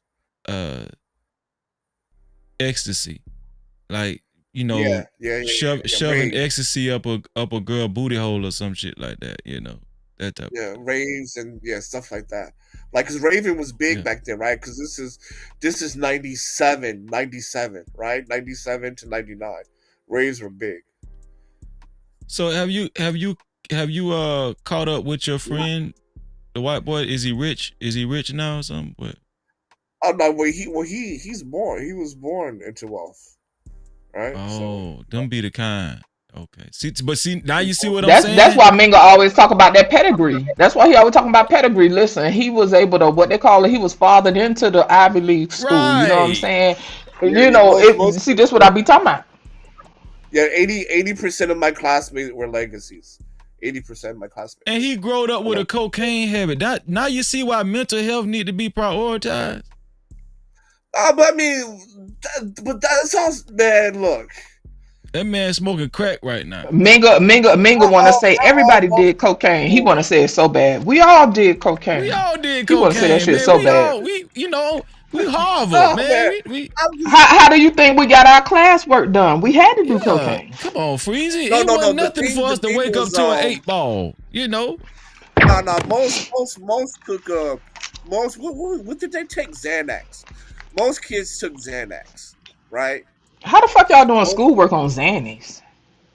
Yeah, because certain classes they grade on a curve. So say for example, if Just Jay gets an A, 10 people are going to get an A. Majority is going to get B's and C's, and then some are going to like flunk it. Right, regardless of. Thank you for enlightening me, Minga. I gotta say this right quick. I'm gonna let y'all do y'all thing, but thank you for enlightening me, because I ain't gonna lie. Sometimes because of my perceived failures in life, I be feeling like shit. But I realize it don't even motherfucking matter if I didn't go to Harvard, because a bunch of them was pill popping assholes. Man, listen, I wish I would have went to Harvard back then, because I'd have been so rich. I know this is man. I would have fucked the whole game up. Listen, Freezy, listen. We would have been holding it down. We would have been the hot spot, okay? And getting A's and shit on curves. So we ain't really got to do a lot of schoolwork. You know what I'm saying? We finna shut the whole game down. We taking over the whole region. I'm serving teachers, professors, and all kind of stuff. Anybody can get it. Delivery service. You want it? I got it. Like, for example, right, if there's a book in the library that there's an assignment on, or you like microfiche, right? Yeah. So I remember right after class, everybody would run to the library, because what students would do, they would take the microfiche that everybody needs and they'll hide it so that no one else can get a passing grade but them. Right? They would take your books, and they won't steal your books, but they'll like delete all your work on an essay and then hide your computer, right? Really? Cutthroat. Didn't you talk about cutthroat? Didn't we already talk about how a lot of narcs and a lot of highly toxic people be in these circles? That's crazy. That we consider successful. Cause that sound cutthroat than a motherfucker. See, but obviously Mingo was smart enough to get through that shit. Like, he knew how to hide his shit. Well, yeah, I did that to people too. Shit. I was just gonna say how many you deleted. See, listen, this shit cutthroat as fuck. Y'all already been fathered in. Y'all already legacy. A lot of them already legacy students, but yet they still being. So help me understand, right? Cause we just chopping it up. But help me understand, why was they so cutthroat? Was it because they was trying to be the top of the class? What benefit come with the top of the class? I imagine it looks on paper. It depends, because if you graduate at what consumer cum laude, right, you get better job offers, right? For example, the number one jobs are like finance and consulting, right? And so finance and consulting, they only take the top 20-30% of the class, right? So in Wharton, it's like this. I would say 30% of the class were going to work for their father no matter what. Those guys were cool, right? They were average performers, right? Average performers. Then you had about the next 50% that their fathers don't own companies or their mothers don't own companies, but their fathers are higher up. but you still need to compete. You still kind of need to meet the requirements, right? And then you have like the rest of us, upper middle class kids, or in my case, poor kids who got in on merit, but now you need to compete, right? So like the legacies who are rich and their future is already set for them, those people were the coolest people ever. Is actually the upper middle class that you had to worry about, right? Because they're successful enough to get in and they have enough money to get in, but they don't have the companies or the clout to get their kids in on name alone, right? You got to compete. Does that make sense? Shout out to Killer Swag in the building. No Cap-tivity. Yeah, I feel what you're saying. Yes, it makes sense. So, do you think that because those people, right? Because you say the ones that was, I forget what you just said, but the ones that came into money, right? The ones that already had the money, right? You say they was the coolest people, right? So when we talk about Maslow's hierarchy of needs, right? Do you think that they had more space, right, to move into self-actualization and really thinking in a forward way, right? Who they are, their identity, what their values are, all this stuff that we talk about. Do you think that they had more room to explore that because those resources already gave them a firm foundation to where they was not in survival mode? Right. Well, absolutely. Because I mean, like one girl, right? She's a Van Pelt, and it says Van Pelt Library, right? And she's like, "Well, this is my great What the fuck is a Van Pelt? Stop talking to me like I know that. What is that? Okay, it's one of the founding fathers of America, right? So, but her father. Oh, that's a name. Okay. Right. It's a family name, right? So her family name is on the library, right? Coolest girl, right? She, C student. Right? Because her future is mapped out. Cokehead. Right? Free. Cocaine in the ass. C for coke. No. Amen. C for coke. I've never seen her do nothing. Freezy, don't get me disappeared. I've never seen her do nothing. Well, her name was on the library, so she had to hide. She had to hide when she did it, because her name was on the library. You know what I'm saying? Right. I only saw her in class. And look. He put his disclaimer out. That's right, Mingo. Put your disclaimer out, baby. You smart. She was sucking dick from the bike, all kind of stuff. I don't know, man. I don't know nothing about that. What we'll call it tooting and shooting. And shooting. Yeah. What is it? A reach around, reach off. You know what I'm saying? Hawk to a tooting and shooting. 95. Hawk to a tooting and shooting. God damn, this shit rough out here. There's all kinds of bullshit going on. What the fuck? What you said? You said reach around, reach off. Yeah. God damn. No, but I mean, she was tiny. She was tiny. So now I'm thinking of. She probably had to put it through his legs, right? To reach, because she's tiny. She was like 4'11". So she probably had to like. What she had to put through the legs? So reach under. Yeah. So a tuck and pull. No, that was a tuck and pull. He was on all four. You think he was on all fours, or did he have his legs up in the air? That motherfucker had his legs up in the air. That's what he did. No. Okay, listen. Okay, when you look at my dormitory room, right? To the right is like the TV and the dressers. To the left is the couch. In the middle, it's the coffee table. So he's standing on the coffee table. He's standing on the coffee table so she can blow it up in his ass while jerking him off. And so I open it, and so I see this naked white man standing on the coffee table, and her doing what she's doing, and I'm just like, oh, let me go. Let me just take my ass back downstairs. Not let me excuse myself. So did they hear you come in? Did the door say ch-ch, and then they turned around, or was they just? Nah, he didn't give a fuck. It was high. Listen, Freezer. He probably was like, "Come on in, bro. Come on in, Minga. You know you're always welcome, man. You're always fam, man. You want a line of this? You want a shot of this? She'll give you some, bro. She'll give you a blowjob, bro. Don't worry about it. I got you. Toot and shoot. You want to toot and shoot, bro? You want to toot and shoot? Come on, man. Do a little toot and shoot with us, man. Come on. Don't be such a hard ass, man. We can do that work tomorrow. Toot and shoot. Toot and shoot. Toot and shoot.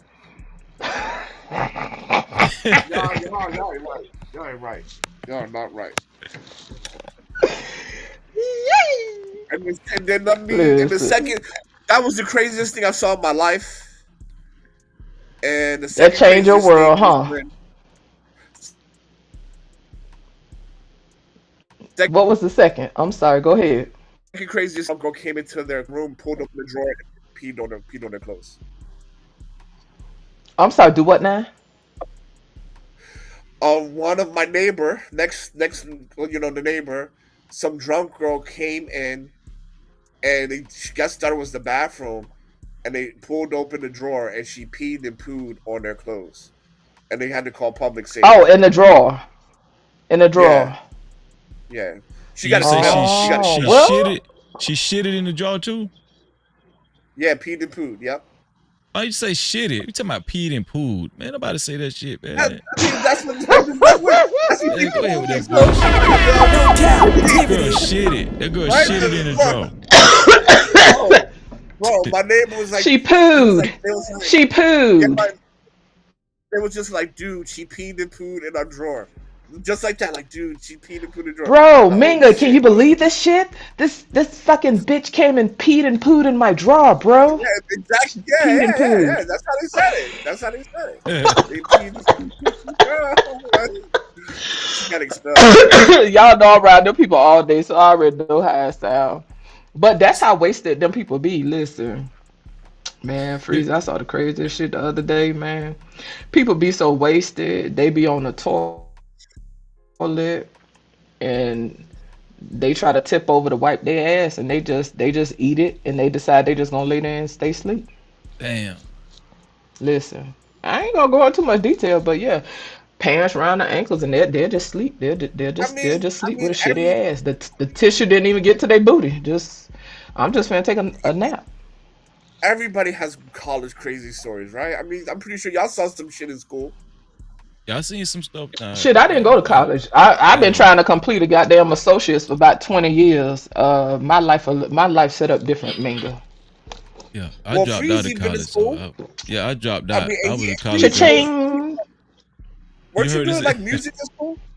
Huh? Weren't you doing music in school? Yeah, no, I was in mechanical engineering. Damn. Yeah, you don't remember he said he ain't want to do that shit and he left. Oh shit. Freezy said, "What the fuck am I doing with my life? Do I really want to do this shit for the rest of my life?" I dropped that. No, you said you used to like computers or something. Tell us the story again, Freezy. I forget. You say you like computers or some shit like that, right? Okay, I'm finna give y'all my history. Hold on. Check the cash out, bitch. Freezy story time. Shout out to Black Hawk. Thank you for the $2 cash cow, Black Hawk. Black Hawk say donations been taken care of. Your ass years bomb. No Cap-tivity. Shout out to Black Hawk. Thank you, Black Hawk, for helping us keep the lights on. Well, this one I realized, a lot of people should not be in college, or they don't do college right. Right? And what I mean by don't do college right, like my parents were not college, well, we know they weren't college educated, but they didn't have a good sense of college and how it works and everything, right? So they just thought that if your kid gets enrolled in college, get accepted in college, that's a successful parenting, right? So I went to school, I went to FAMU, and since I was a child, I wanted to be what'd you say, Cornbread? I didn't say anything. My bad. I didn't say anything. Yeah, since I was a child, I wanted to be a computer engineer. That's what I wanted to be, a computer engineer. Not knowing that a computer engineer, basically, you ain't even got to go to college to be a computer engineer. You could get a certification. Like computer engineer is almost like systems engineering, right? But maybe I was thinking about computer sciences. I don't know, but I was just thinking computer engineer. But make a long story short, my advisor was a creep. It's a black dude. So when I went to his office, I was, I wanted to be a computer engineer. So when I went to my advisor's office for the first time, he sat me down and said, "What do you want to do?" I was like, "I want to be a computer engineer." He was like, he looked it up. He said, "Well, FAMU doesn't have that, they don't have that title."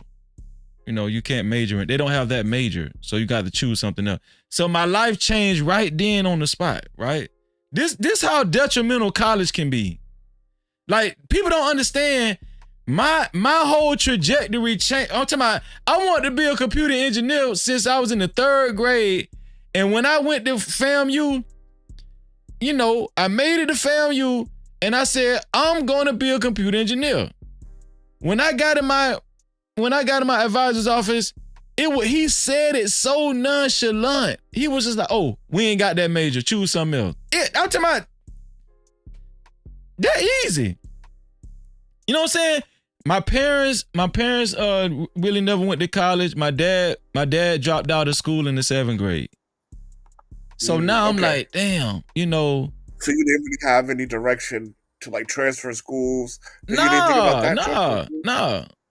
What I should have did was took my black ass back home and went to community college. That's what I should have did, right? But you don't know what you don't know. Let me let you finish, because Lord have mercy. Just having that support, right? Back to what we were saying earlier. Having people check in with us, but your life be a series of unnecessary fumbles because nobody talked to you and you had to figure out shit for yourself. That's one of my soapboxes, but go ahead. And then, mind you, I had, you know, I got started in porn a long time ago. Like, what? I was watching, not in porn. He wasn't working. He wasn't working. This nigga talking about me. This nigga talking about me. It did sound like he had got started in the industry. Nah, not in porn. He just started getting in the phone like, what? Nah, this nigga talking about me. No, I got turned on to porn at a very young age. I'm talking about. Let me find out you on those $9.99 video CDs, nigga. Nah, you ain't gonna see me. You ain't gonna see me. But this is the thing. So, you know, I had a porn addiction at a young age. I'm talking about probably 3rd grade. Damn. Right. You know, I was so when I made it to college, I was a whoremonger. And I didn't have no direction. My advisor told me, no, we don't have that major, so you got to choose something else. And he said it very nonchalantly. It wasn't. He didn't offer no advice. Or hey, maybe you might think of. Are you sure you want to go here? He didn't say none of that. So, and I'm gonna tell y'all why he was so nonchalant. I'm gonna tell y'all something. My shit was fucked up. My whole after high school shit was fucked up. I had a fucked up experience before I graduated from high school, but that's a whole nother story. But so he gave me some kind of booklet to look through, like the colleges, their majors and everything. So the closest thing that I seen to computer engineering was mechanical engineering. So I was like, I asked her, I was like, is this kind of close, mechanical engineer? He was like, yeah, it's kind of close. He didn't know what the fuck he was talking about. I said, okay, so put me in mechanical engineering because it sounded close to computer engineering. So I got into mechanical engineering. This motherfucker put me in college physics my freshman year. He put me in calculus-based physics my freshman year. Now, I could have, if I would have applied myself, I probably could have passed the course, but later on in college, another advisor told me I was never supposed to be in college. I mean, in calculus-based physics in my first semester in college, right? So I flunked out of college-based physics. I was chasing girls at a young age, and you know, my morale went down because a lot of the classes I was in, my advisor put me in the wrong classes. Yeah, he did a disservice to you. Right. He put me in the wrong classes. I was in classes. This motherfucker put me in the classes that I shouldn't have seen till I was. You should have been doing your 3rd year. Yeah. Yeah. 3rd year you doing that. But this is the shit that we learn through trial and error. Yeah. This is why I know a lot of random shit. And I don't be trying to come off as no know-it-all, but I know a lot of random shit because I had to learn for myself because I had to figure it out myself. That's how you learn a lot of shit. But yeah, that was supposed to be your third year. And to throw you into that the first year, I'm not sure what his deal was, right? But he set you up for failure. He But you set me don't up. know. Yes, indeed. You're trusting that this person knows better, right? Because that's what the title say on his desk or the door or whatever. Like this is what he's supposed to know. He most definitely set me up for failure, and my GPA suffered. Now, mind you, my brother went to the same school. He already knew. He was pre-pharmacy. He already knew what he wanted to do. They had FAMU was one of the top pharmacy schools Oh at the wow. time. Yeah, so he already knew what he wanted to do. His he was driven, and he had a direction. His GPA was good. I just and plus I was suffering from depression and anxiety a lot back then, but I didn't even know what I was suffering from. You did Right? exactly. Because I never You went to just feel like you therapy. crazy and you Yeah. feel like you're dumb and you're crazy and you don't. It be all that stuff that you be Yeah. going through in your head, and your thought process could have been totally different if somebody had took the time to have a conversation with you. Yeah, that's what I'm saying. And so this is why I'm stressing what parents should prioritize with their kids as far as their health, the mental health, and emotional health and spiritual health and all that kind of, and just paying attention to your kids. That's basically. But so to make a long story short, I was just going to college. I was on campus just to say I was there. Just to say I was there, just so my parents wouldn't be disappointed, because I wanted to drop out a long time ago, but I knew that it was more for my parents than it was for me. My parents, it's like they was bragging on us that we was in college. We was like the first They were generation. so proud. Yeah. Exactly. And they was able on some level, right, to live vicariously through y'all, right? And when you was talking, I forget what we was talking about earlier, but you know what I thought of? I thought of kids in certain demographics, right? Like what come to mind mostly is the young boys who good at football, right?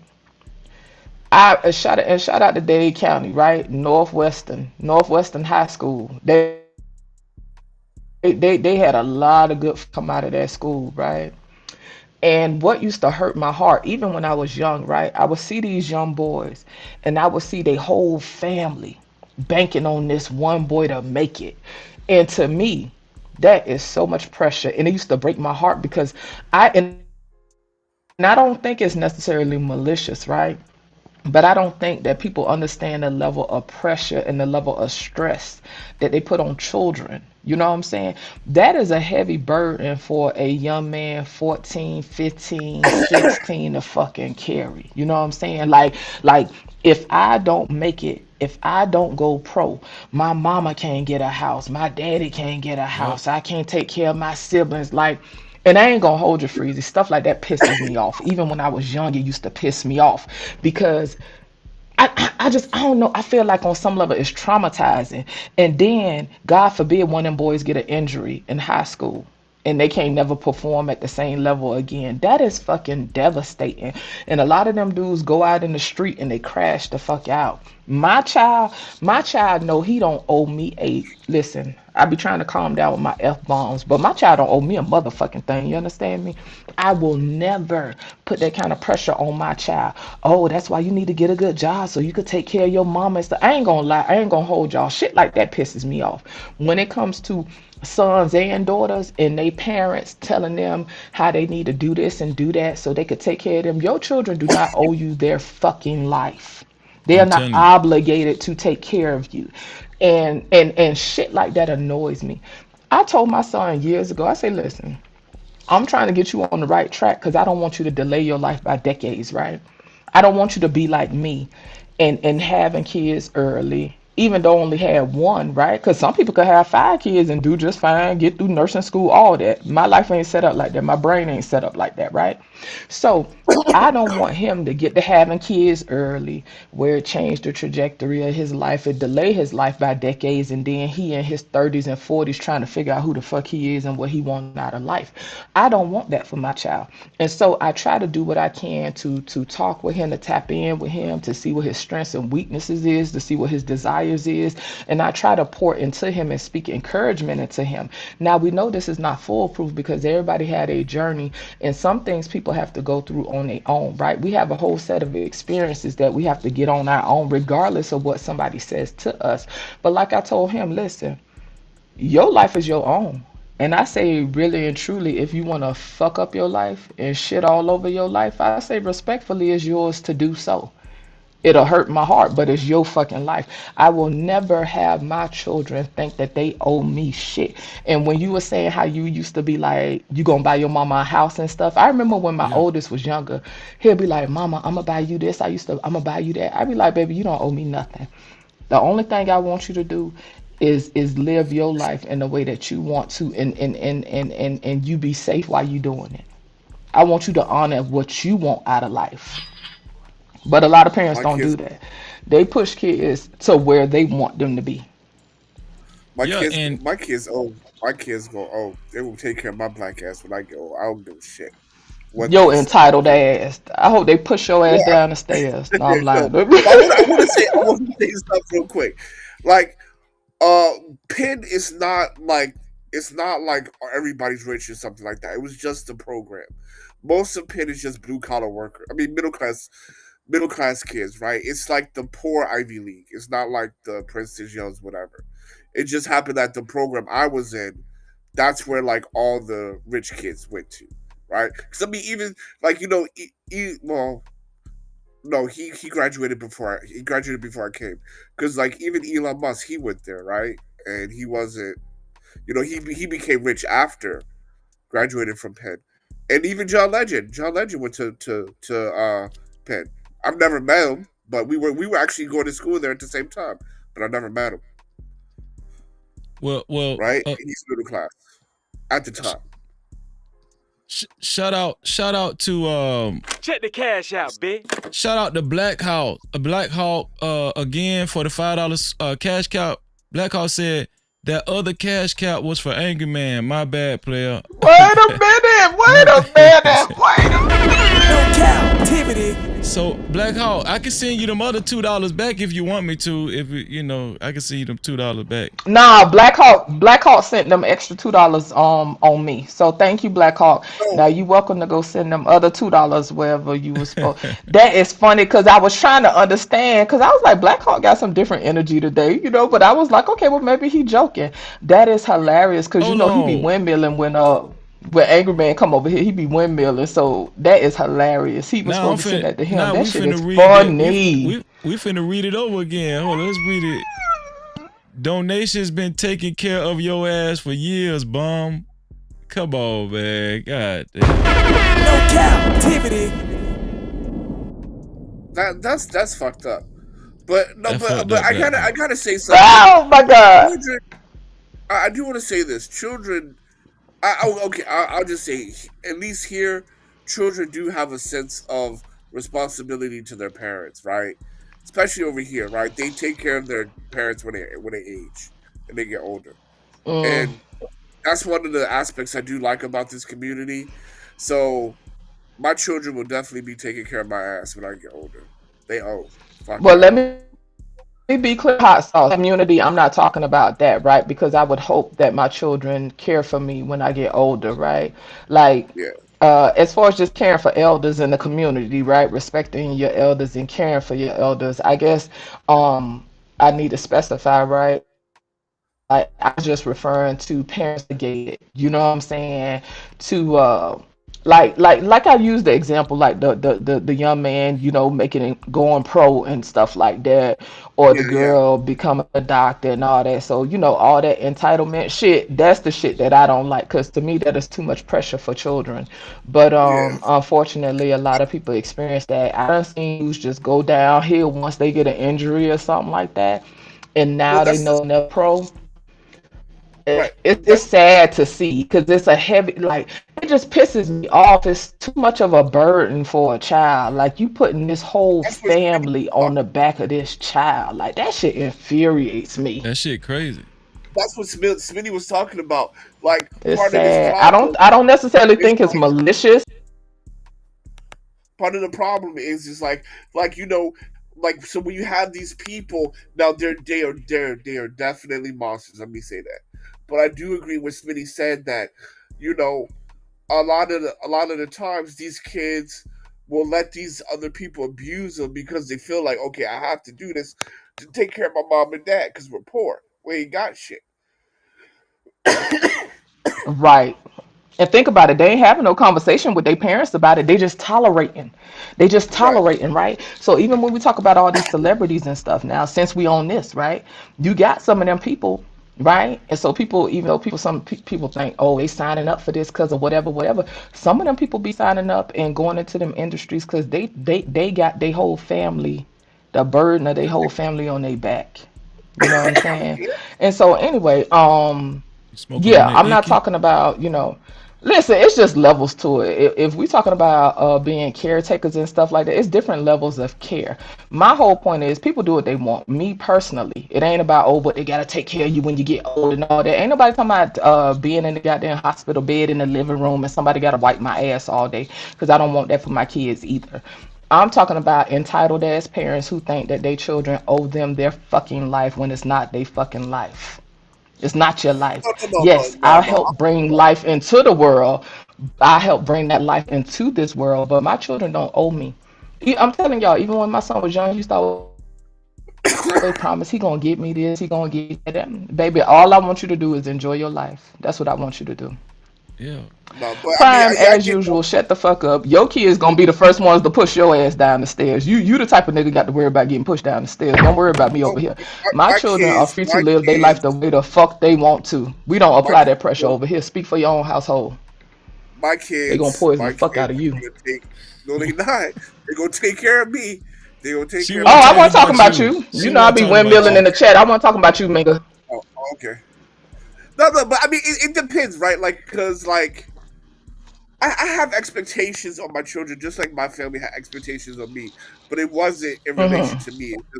It's just in relation of, you should try to do your best, be successful, watch out for the pitfalls and Right. stuff like. Because like Yeah. like I remember when my father, he sat me down and we were talking about the birds and the bees, and he was like, "Look, man, get a girl pregnant. That's your ass. That's your life for the next 18 years." Your And life is being delayed heavy. Yeah. that talk kept me a virgin till I was 24. That talk kept Yeah. me a virgin till I was 24.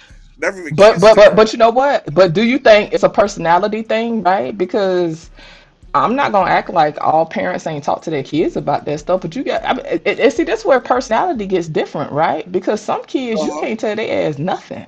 I don't give a That's damn true. what you can have the most well-rounded child, and like when you were saying earlier, you were saying it as a joke, but I do think in general it's fairly accurate, right? You can have 4, 5 kids.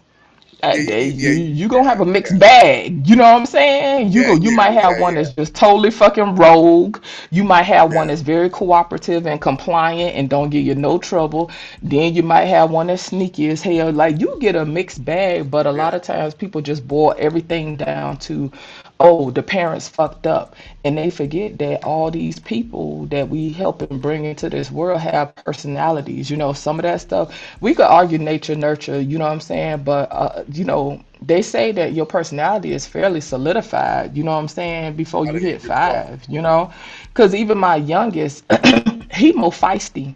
He a little bit more feisty than my oldest. My oldest a little bit more low key. Like he don't get loud. He don't yell. He not the type that yell and stuff like that. He more introverted.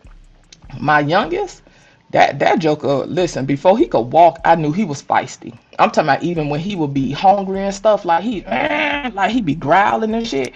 I used to be like, Lord, this one here, this one here look different. You know what I'm saying? And so it's definitely a personality thing. But I was gonna ask you too, Minga, right? When you talked about expectations, expectations is healthy. You feel me? I think that being a laissez-faire parent, one of them parents that's just not regarding anything, I think that can be more damaging, you know what I'm saying, than the which one is it, y'all? The authoritative or authoritarian? Which one is it? The one that's like the more of the tyrant? The Which one? I'm tiger mom, sorry. high demanding. high demanding Right, parent. right. To me, both of those could be just as demanding. You know, like the one that's just not present and you can kind of do whatever and they respond to very little. Both of those can be just as damaging. But I think it's healthy to have expectations because I think having expectations, right, give your kids something to look up to. Because, and I don't think it was malicious, but I don't necessarily, I guess I should say I wasn't clear about the expectations my parents had for me. But this is why it's important to communicate with your kids, right? They probably wanted me to do well in life and whatever, right? But when we miss them conversations as children, we fill in blanks when we don't get conversations and we don't get the adults in our life to fill in them blanks, right? And so I was never really clear on, at least from what I could remember, I was never really clear on the expectations that my parents had for me. So I think expectations are very helpful, you know.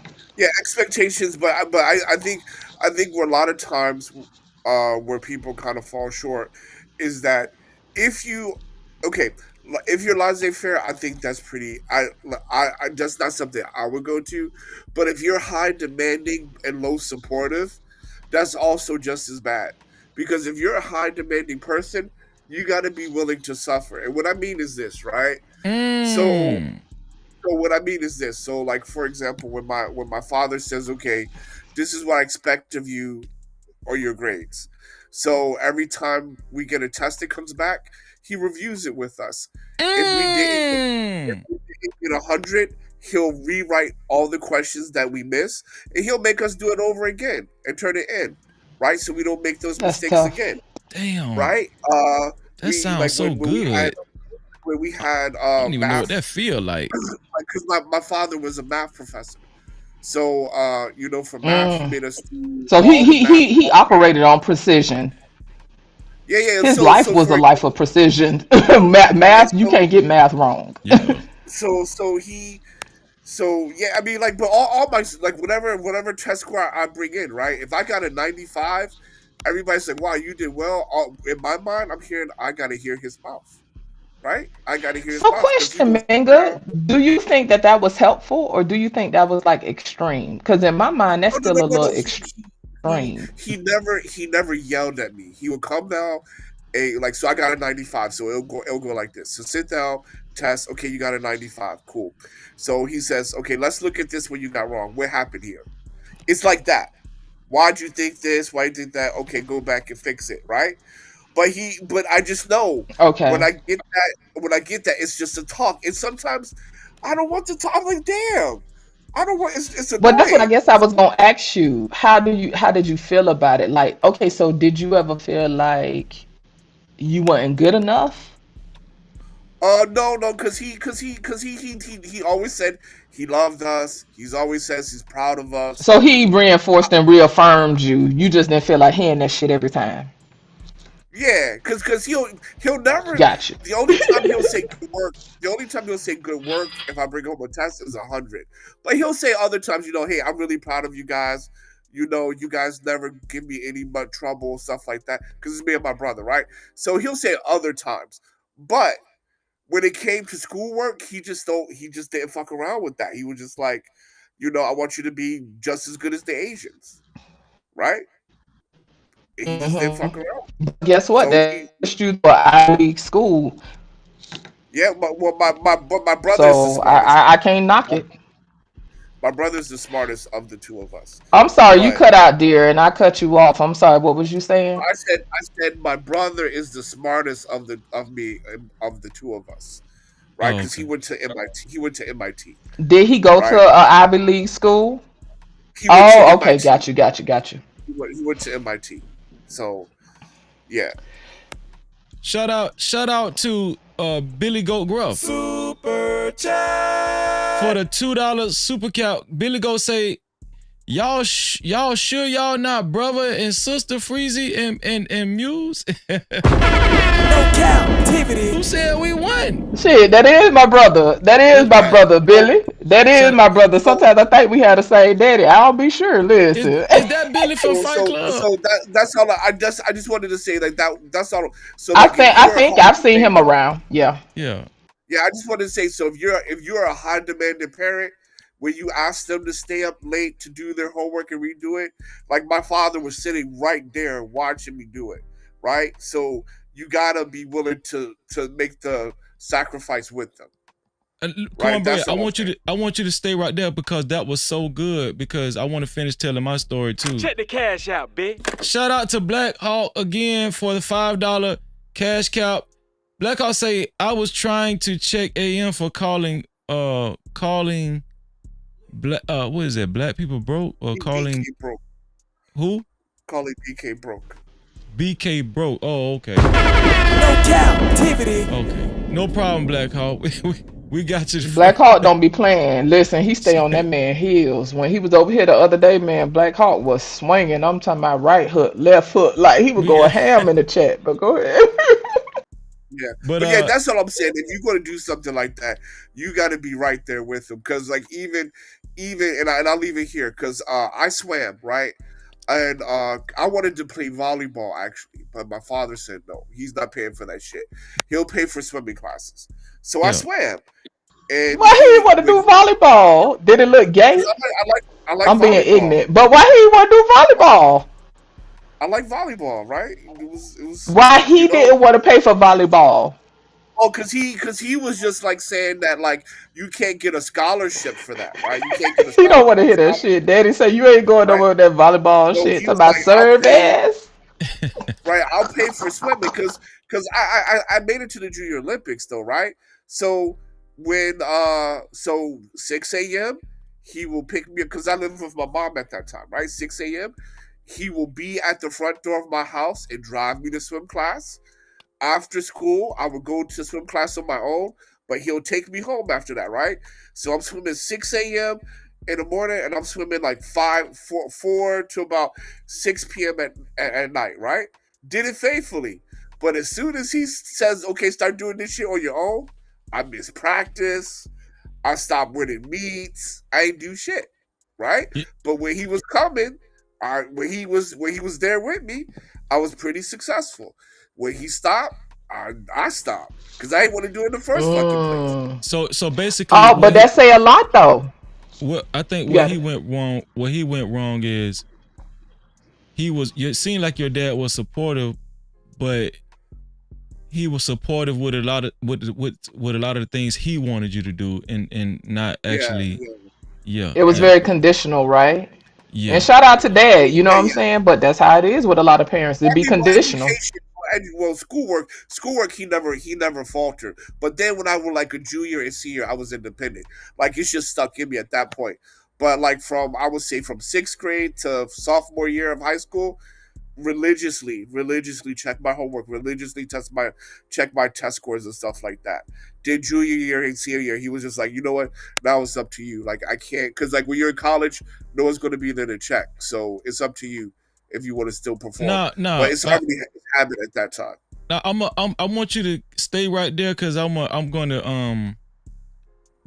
to comment on what everything you just said about you and your father's relationship. Shout out to Coach Ferg in the building. Shout out to Coach Ferg and shout out. Did I give you a shout out earlier, Travis? Shout out to Trav. I think I did. Shout out to Trav, and shout out to Jonathan for being here too. But what I was gonna say was, so I got into, my classes, my GPA ended up getting all fucked up and everything in school, at college.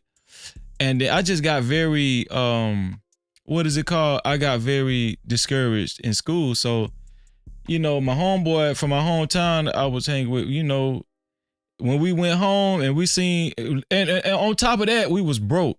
In college, we was broke, man. You know what I'm saying? My mom and dad didn't really have no money. They didn't have no money to send me. I was broke, man. I'm telling you, I was bad off.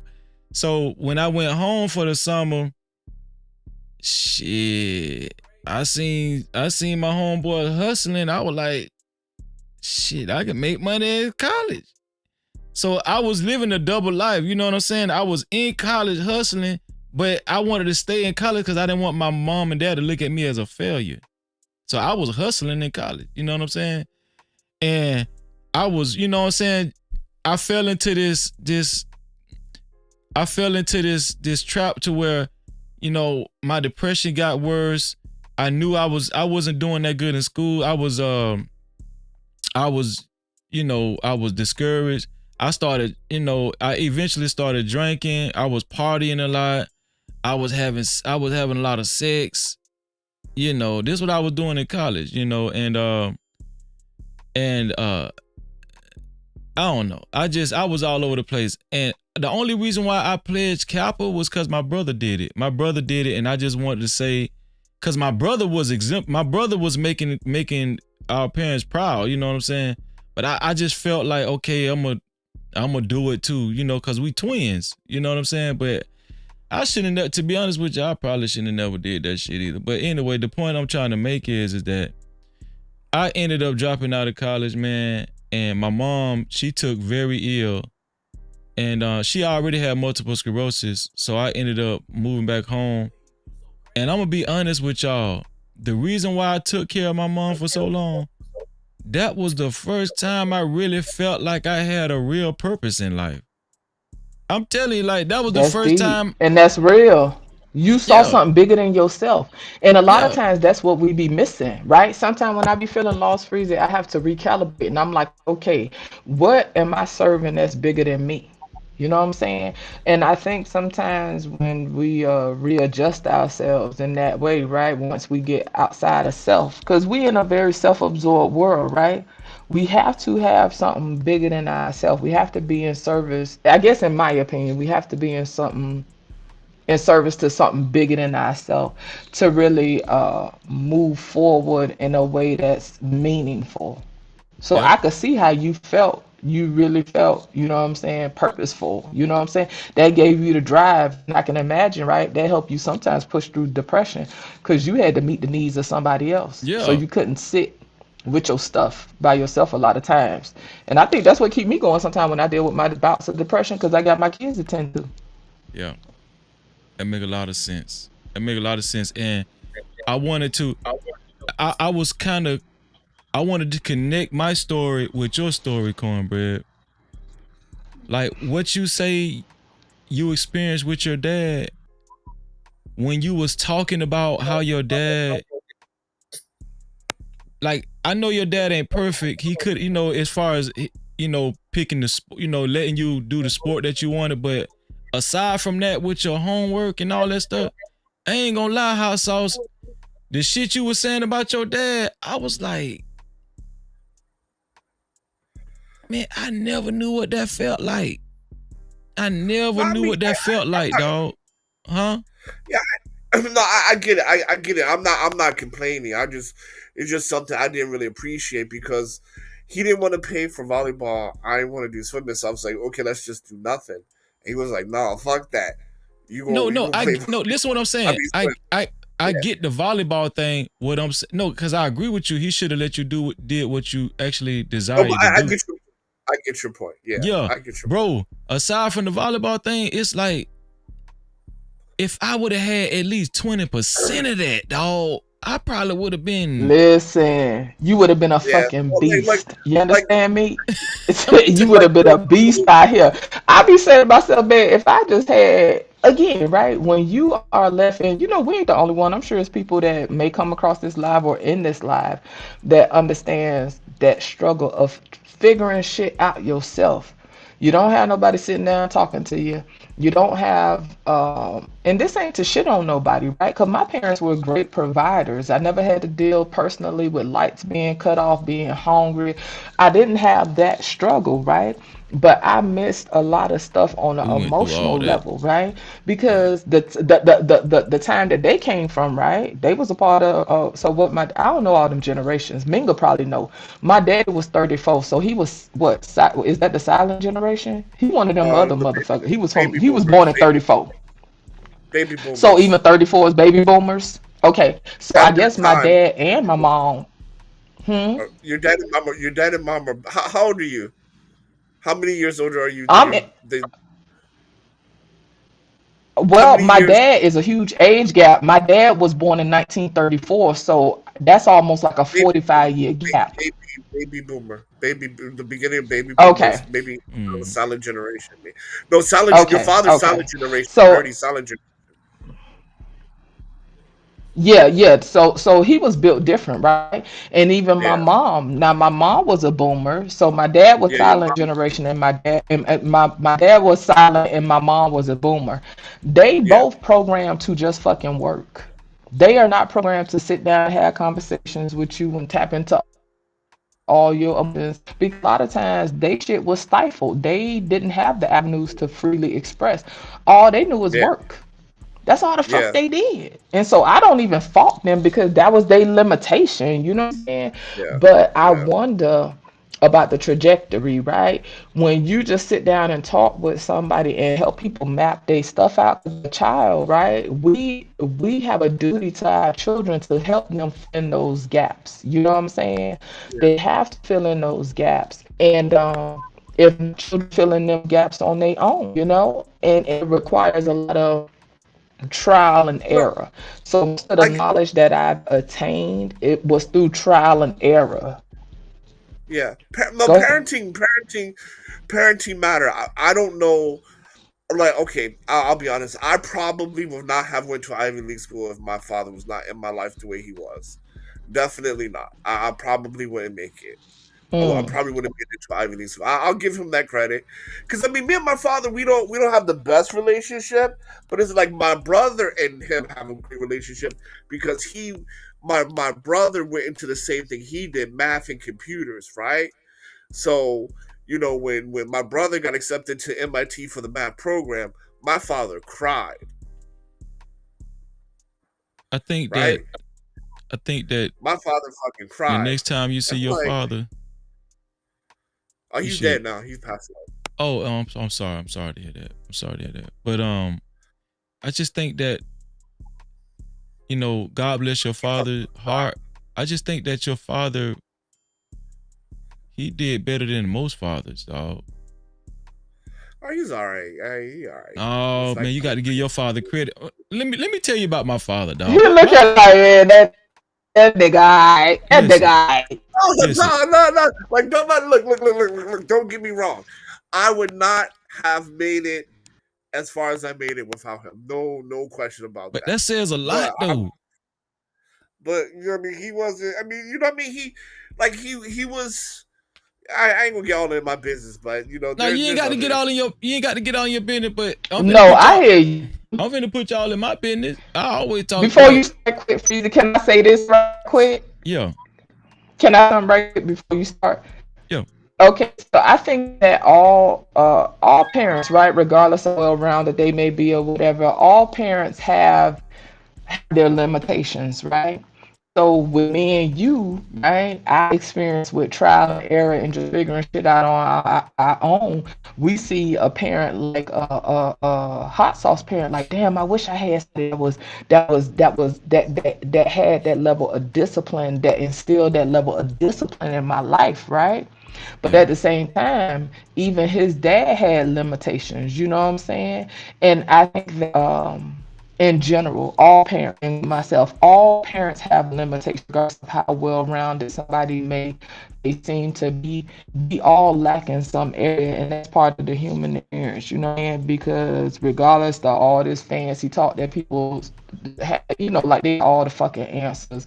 I guarantee you, and shout out to you, Coach Berg. I guarantee you acted in some areas as well. If children gave honest feedback about their parents, a lot of feelings will be hurt. But I'm pretty in tune with mine, because mine are criticized whenever they want. But parents have limitations in some, regardless of how well rounded they are. Yeah, I mean, everybody has their thing, and I get it. Like, my father is better than most, because when I went to Yeah, high school, yeah. stuff like that. Some people never even met their father; didn't know who their father was. So I'm totally aware of that. But I'm just saying that, yes, I owe my father a lot. I do owe my father a lot, and I recognize that. And I always was the kid. I was always the kid, because I'm the firstborn, so I was always the kid that was constantly putting, you're the example, be good, be whatever, right? But you know everything I did, everything I achieved. Like, let me put you this way, right?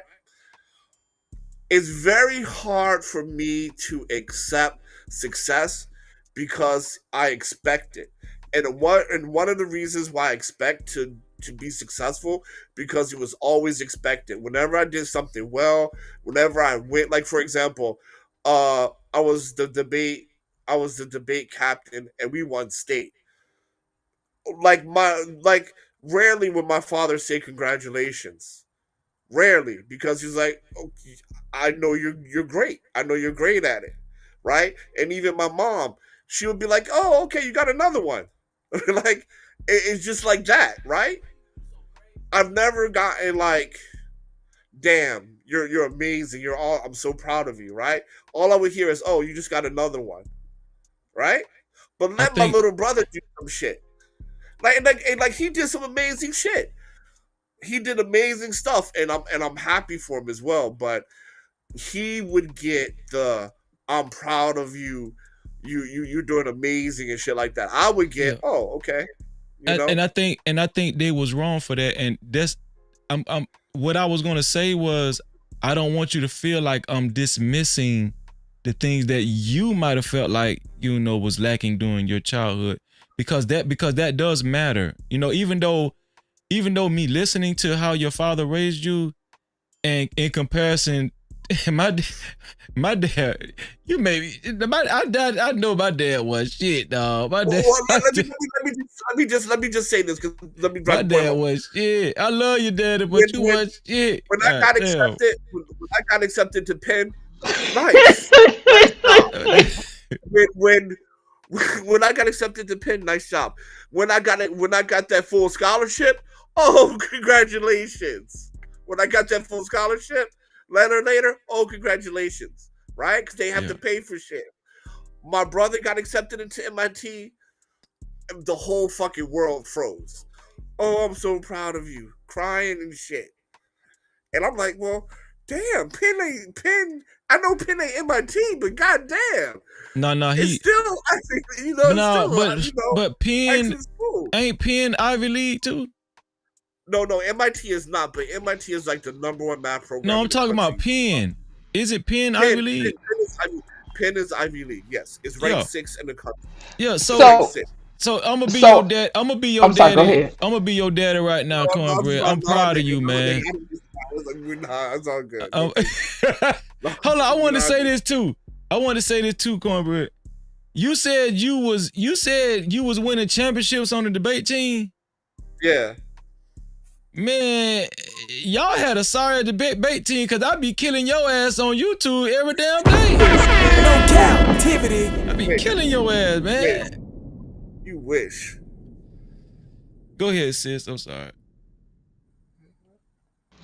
I'm cracking up, but no, to be honest with you, regardless of what folks say, I could always tell that Minga was on debate teams and shit. You got niggas out here worshiping fucking Fight Club, like Fight Club has created warriors of debate teams. That shit is fucking weird to me, man. That shit make my booty itch. I ain't even gonna hold you. That shit is fucking weird, right?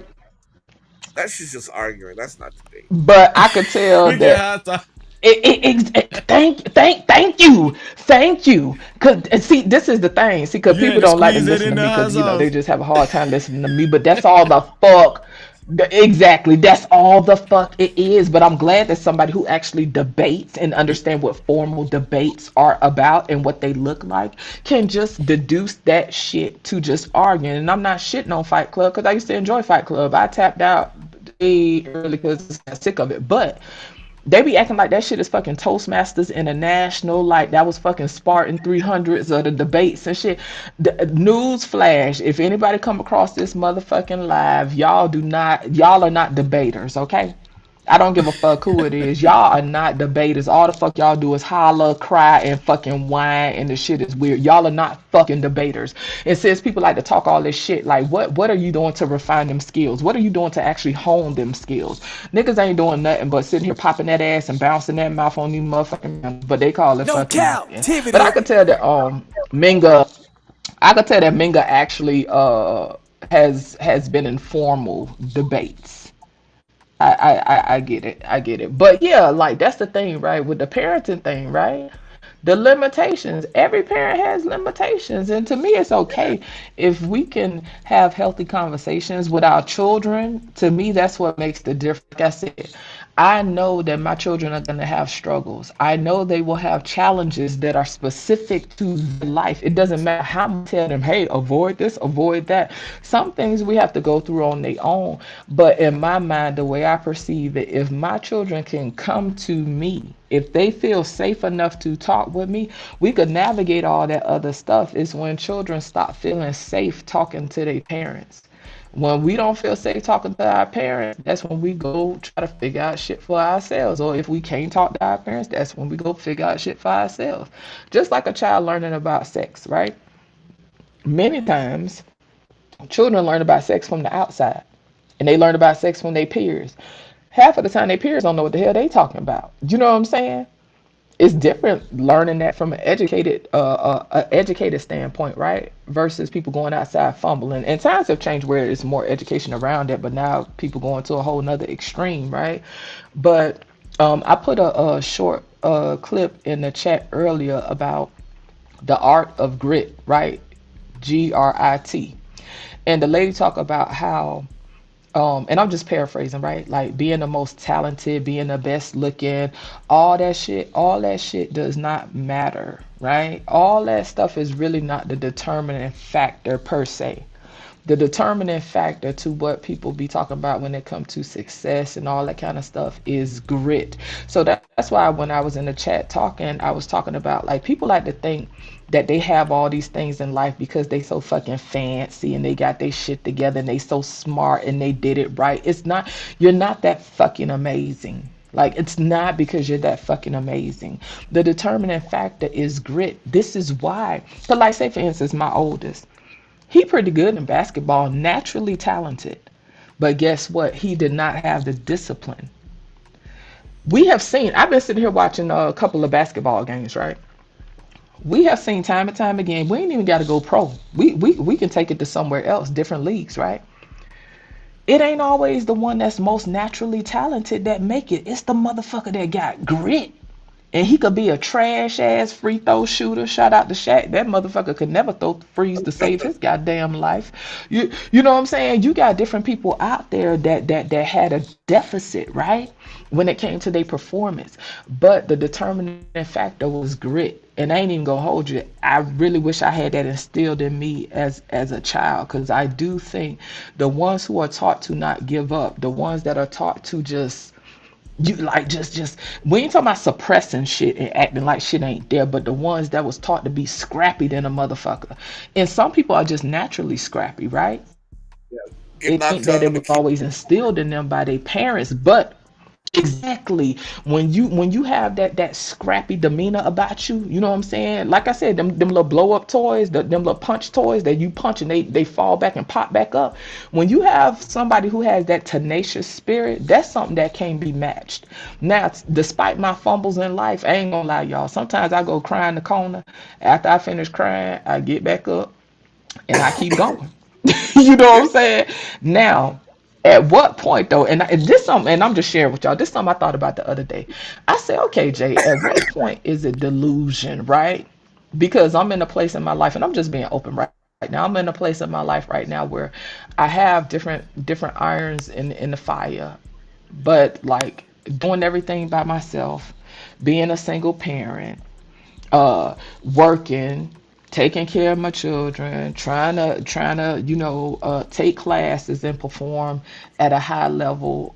I'm at a place in my life where I'm getting burnt out, like getting burnt out, and I don't have the mental bandwidth to perform at the level I would like to, right? Because right now I'm trying to finish school, and it's a struggle, y'all. Like, I've been fumbling like a motherfucker in and out of school, but it's been a process that I've taken on my own for some time now. And it's different things, you know what I'm saying? Just not having focus, not being clear, you know what I'm saying?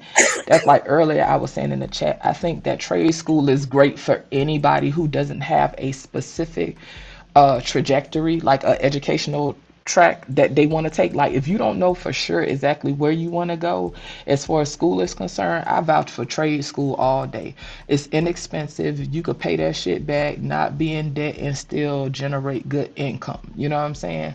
But it's just been a fucking struggle, and so I'm to the point where I'm tired. But to the point I was gonna make, I'm trying to figure out, and maybe y'all fellas could help me hash this out. I'm trying to figure out at what point does it become delusion if you're not experiencing certain levels of success, or what's the word? I don't know if the word would be achievement, accomplishment, completion, whatever, whatever. Results, right? Like my whole thing is you try your best, and you try your best, you don't get the result, you try something a little bit different to the same problem, you don't get a result thing, then you need to move on, right? Because you like time you can't get back, right? So you gotta do things that's going to give you the best result in the shortest amount of time. I don't think our achievements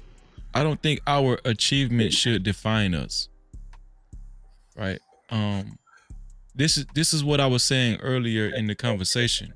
I just think that the best thing any parent could do, any child could learn, is just no matter what happens in life, no matter where you know, no matter, like, it's just like what parents, like a healthy parent would tell a child if they're in sports. Listen, okay, you didn't make it to the NBA, but so what?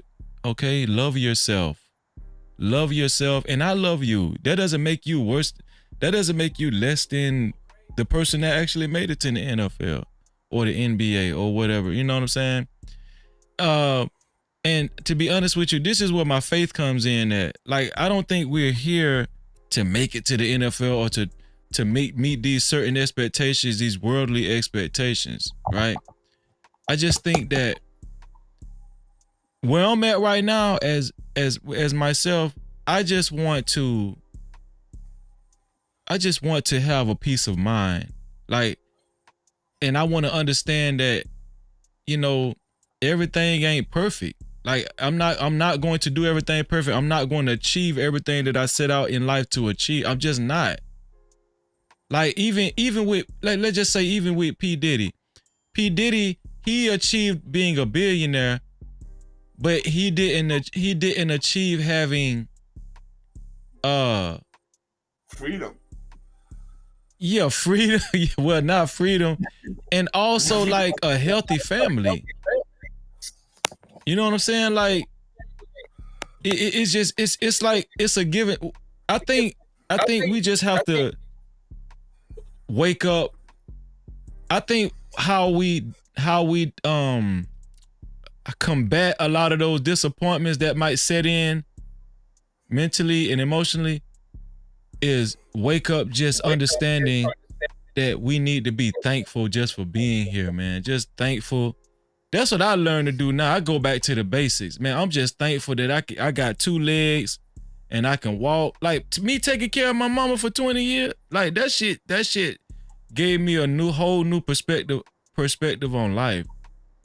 And like, it ain't over either. It ain't over. Like, a lot of times, especially when, like, I'm in my 40s, when you get my age, you be feeling like, damn, it's too late. Cause I'm gonna tell y'all something, how my dad used to talk. My dad dropped out of school in the 7th grade, and I always used to ask my dad, why don't you just go back? Just go back to school. Just go to night school and get your GED.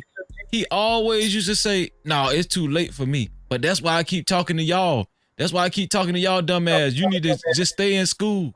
It's too late for me.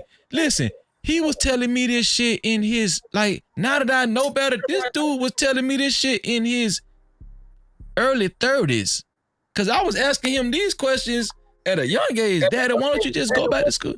It's too late for me. But that's what I'm telling y'all. Y'all need to just make sure y'all go to college. I dropped out of school. I mean, still encourage you guys to go to college, though, right? Yeah, but here's the thing. Here's the thing about hood parents, right? That dropped out of school and shit. They think that that's all they need to say. Like, yeah. Just And make sure you go to college. It's They too didn't late for give you me. the game plan, right? Yeah. And the mammy muted my house to ask if you was it. Did you finish telling your story?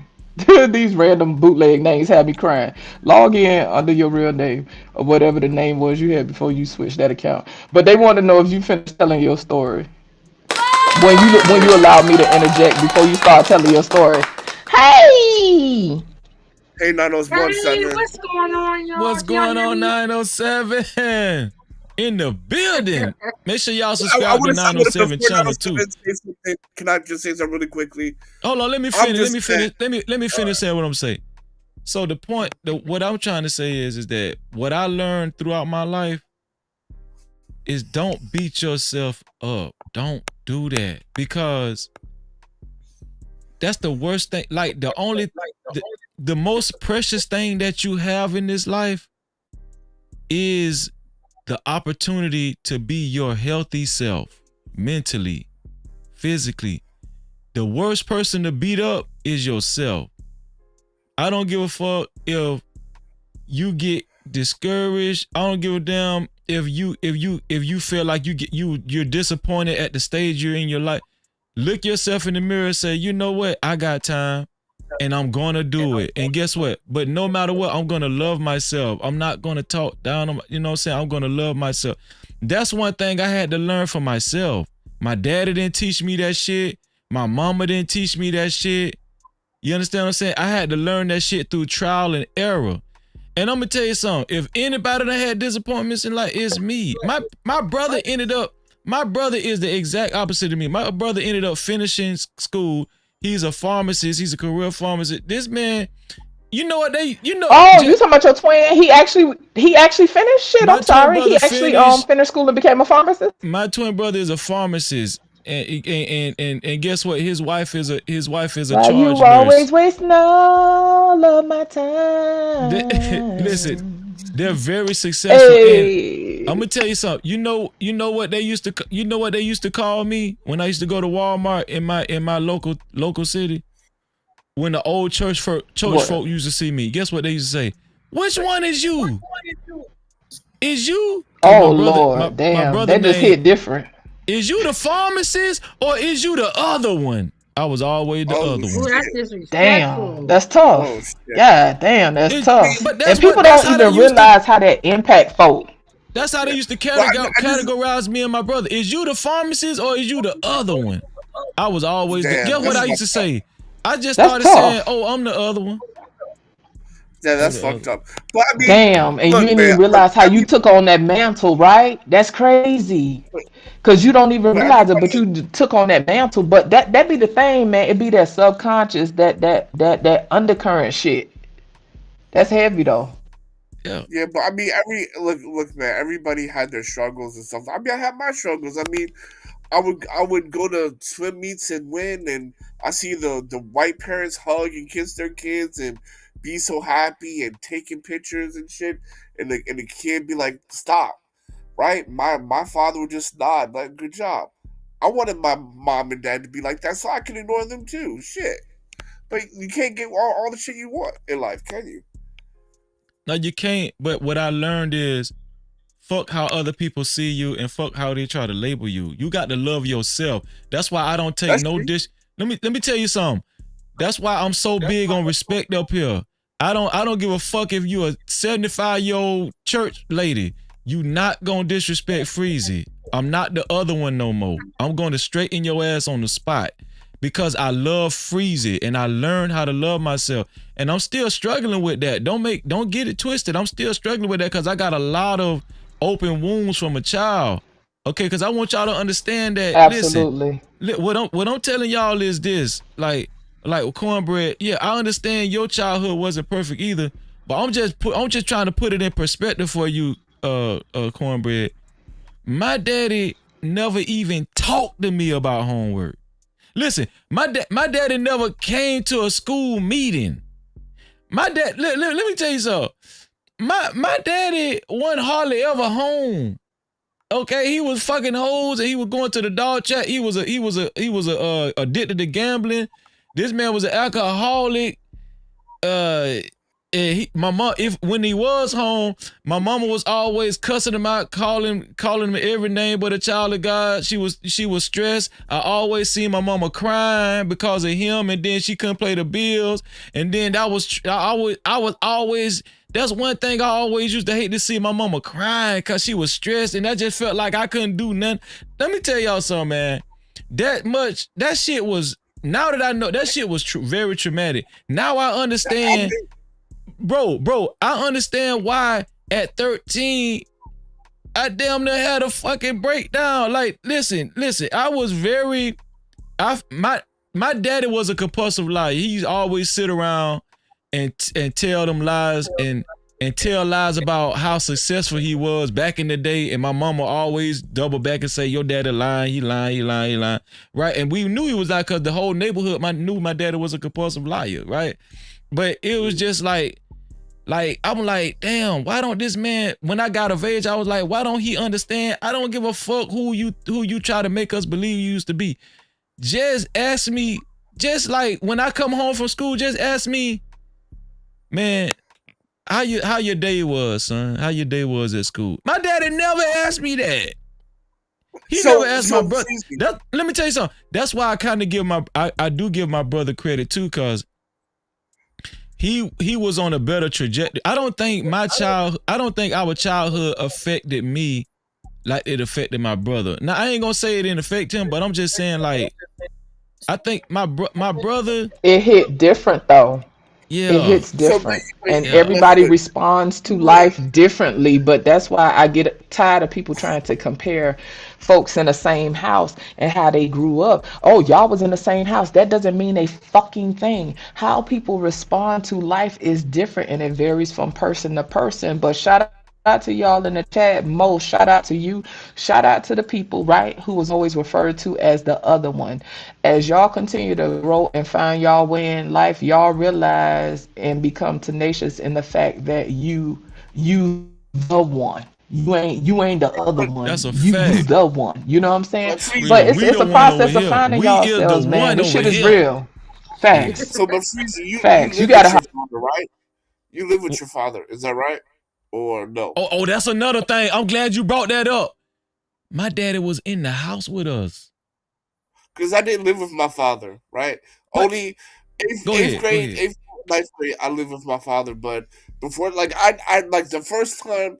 Well, my parents divorced when I was like 3, so from like age 3 to 9, I didn't know who my father was, right? And I remember him walking past me, going to my mom to the door, and then my mom called me in. I'm like 9, 10 years old, and she's like, "This is your dad." Right? So, you know what I mean? Like, for a long time. And then I didn't see him again until 6th grade, 7th grade. Well, see, that adds perspective to your life. But you know what that proves though, Hot Sauce? Just like, see, I have a very keen perspective on life at the age I'm at. Just because a man is in the house, that shit don't mean nothing. That shit don't mean shit. Listen, you can be just as absent in the house. It don't mean a goddamn thing. Yes, that shit don't mean nothing. You know what I'm saying? Like, so when people, and I hate it, like my homeboys where they daddy wasn't in the house, they used to be like, well, I used to hate when they used to say, well, Freezy, at least your daddy in the house. I used to hate when they told me that shit. Yeah, because it discounts your experience, and that's what people stay doing. They stay discounting people's experience. Now, shout out to you, Coach Furr. You've been talking about what all these fathers do. Freezy been sitting here talking about how his father didn't impart or pour into his fucking life, and how the fuck can anybody pour into anybody's life when they don't have nothing to pour the fuck from? Everybody's experience is different, and so just to say, oh, at least your daddy was there, right? And don't get me wrong, right? Your friends probably was speaking to the hurt that they had because their father was absent, but at the same time they was discounting your experience. Don't say just because my daddy here that shit means something, because I'm sitting here looking at this nigga making my mama cry damn near, not making her, but she crying every damn day or every other day because of the shit that he doing. Right. And listen, don't discount my experience. The fuck. And I want 907, I want you to chime in too. I see you got your I see you got your Foodie Gang business suit on, and you ready. You ready to take off. No Cap-tivity. But Coach I Ferg, just ate some full. what you said, sis? I said I just ate some full. Oh shit, that's a good feeling. Coach Ferg said, I don't usually do this. You got, but Coach Ferg say, for the ones who understand that and decide to do better and move different from what we were taught, keep putting in work. What? Listen, I'm tired. What I'm Coach tired. Ferg? Coach I don't want to Ferg, hear shit. I'm trying not to windmill. Well, You haven't here's- inspired shit. To be a coach, you ain't inspired. You ain't inspired shit. Just talking. What the fuck? What? Let me say this. Oh, no, windmill on his ass. Wait. Let me say this before we get. Let me say this before we get too ahead of ourselves. Windmill on his ass. I hope you don't get offended. I hope you don't get offended by this, Coach Ferg, right? But that sound good, right? It sound good. Now I'm gonna give you that much credit, Coach Ferg. That sound good. But when you say keep it sounds putting cliche in. as fuck. That's what it sounds like. What'd you say? It sounds cliche as fuck. Just say please. Yeah. Thank you. It sounds very cliche. That's why I've been windmilling in the chat since he been talking, and I've been trying to be patient. But here's the thing. Here's the problem, right? The last sentence was keep putting in work. What does that actually mean? Right? Could keep putting in work, because there are people out here, grown ass motherfuckers, that still don't got no direction, and it come from a result of what we're talking about. These conversations that we're having is like, I think that somebody in the crowd, somebody in the chat, somebody that's watching, right, that's cloud watching, can relate to what I'm saying, can relate to what Hot Sauce is saying, can relate to what Just Jay is saying. Because I'm gonna tell you something, when you can make a connection and say, damn, it wasn't just me. It wasn't just me. You know what I'm saying? Like, we need to hear that. Now, Coach Ferg, I hope you don't think that we're sitting up here talking a defeatist, like giving a defeatist He gonna use the word excuse about 5 million times. Everything ain't a fucking excuse. Some shit is just reality. We don't give a fuck about excuses, because when we log off this motherfucker, guess what? We gonna keep moving. We gonna keep motherfucking moving. We just speaking to the difficulty. It ain't no excuses, because if you think Freezer giving excuses, you ain't been paying attention to how Freezer been moving. It's even since he been going live. You been paying attention to Freezer. Listen. My brother been consistent than a bitch out here with this live. He been consistent than a motherfucker. And another thing, in real life, not just on YouTube, I take care of my family and my house. I don't ask nobody for shit. For shit with the T at the end. I don't ask nobody for nothing. Nothing. It's like reading a fucking gift card. Really. That's all that shit is, man. Like, shout out to Coach Ferg. I'm just saying, thank you. If you don't know, you're just working, you're working in circles, man. Come on, stop it. Stop. Just fucking but that's what I'm saying. I'm glad y'all said it, because I know, my patience be thin, right? And don't get me wrong, again, I said this shit over an hour ago. All that shit sound good.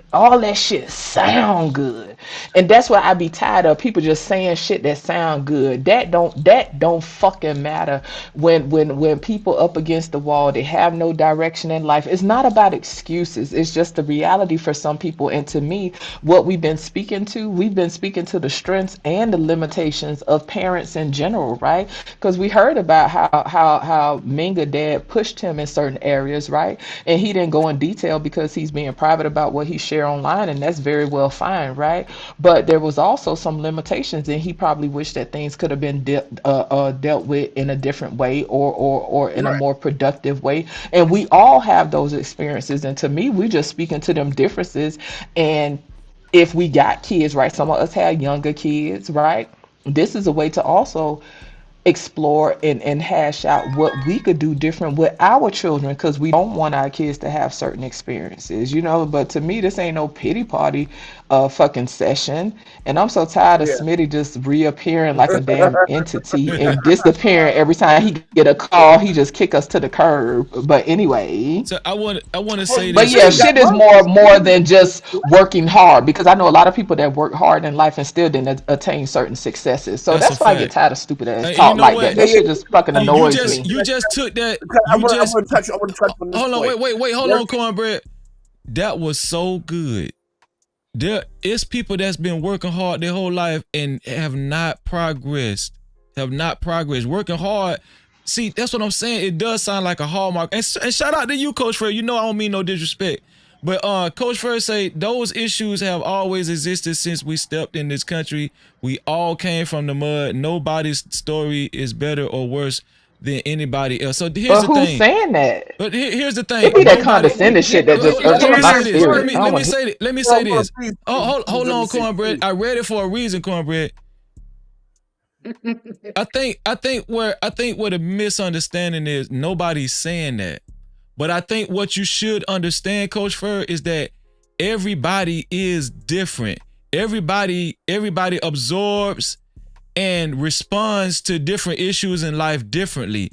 So when you make these blanket statements like just everybody need to work hard, everybody ain't the same, everybody just need to work hard. No, everybody is not going to receive that the same way, right? And so I'm gonna tell you what you sound like, Coach Fur. You sound like something my daddy's daddy would have said, my you just suck it up and just work hard. That shit does not work.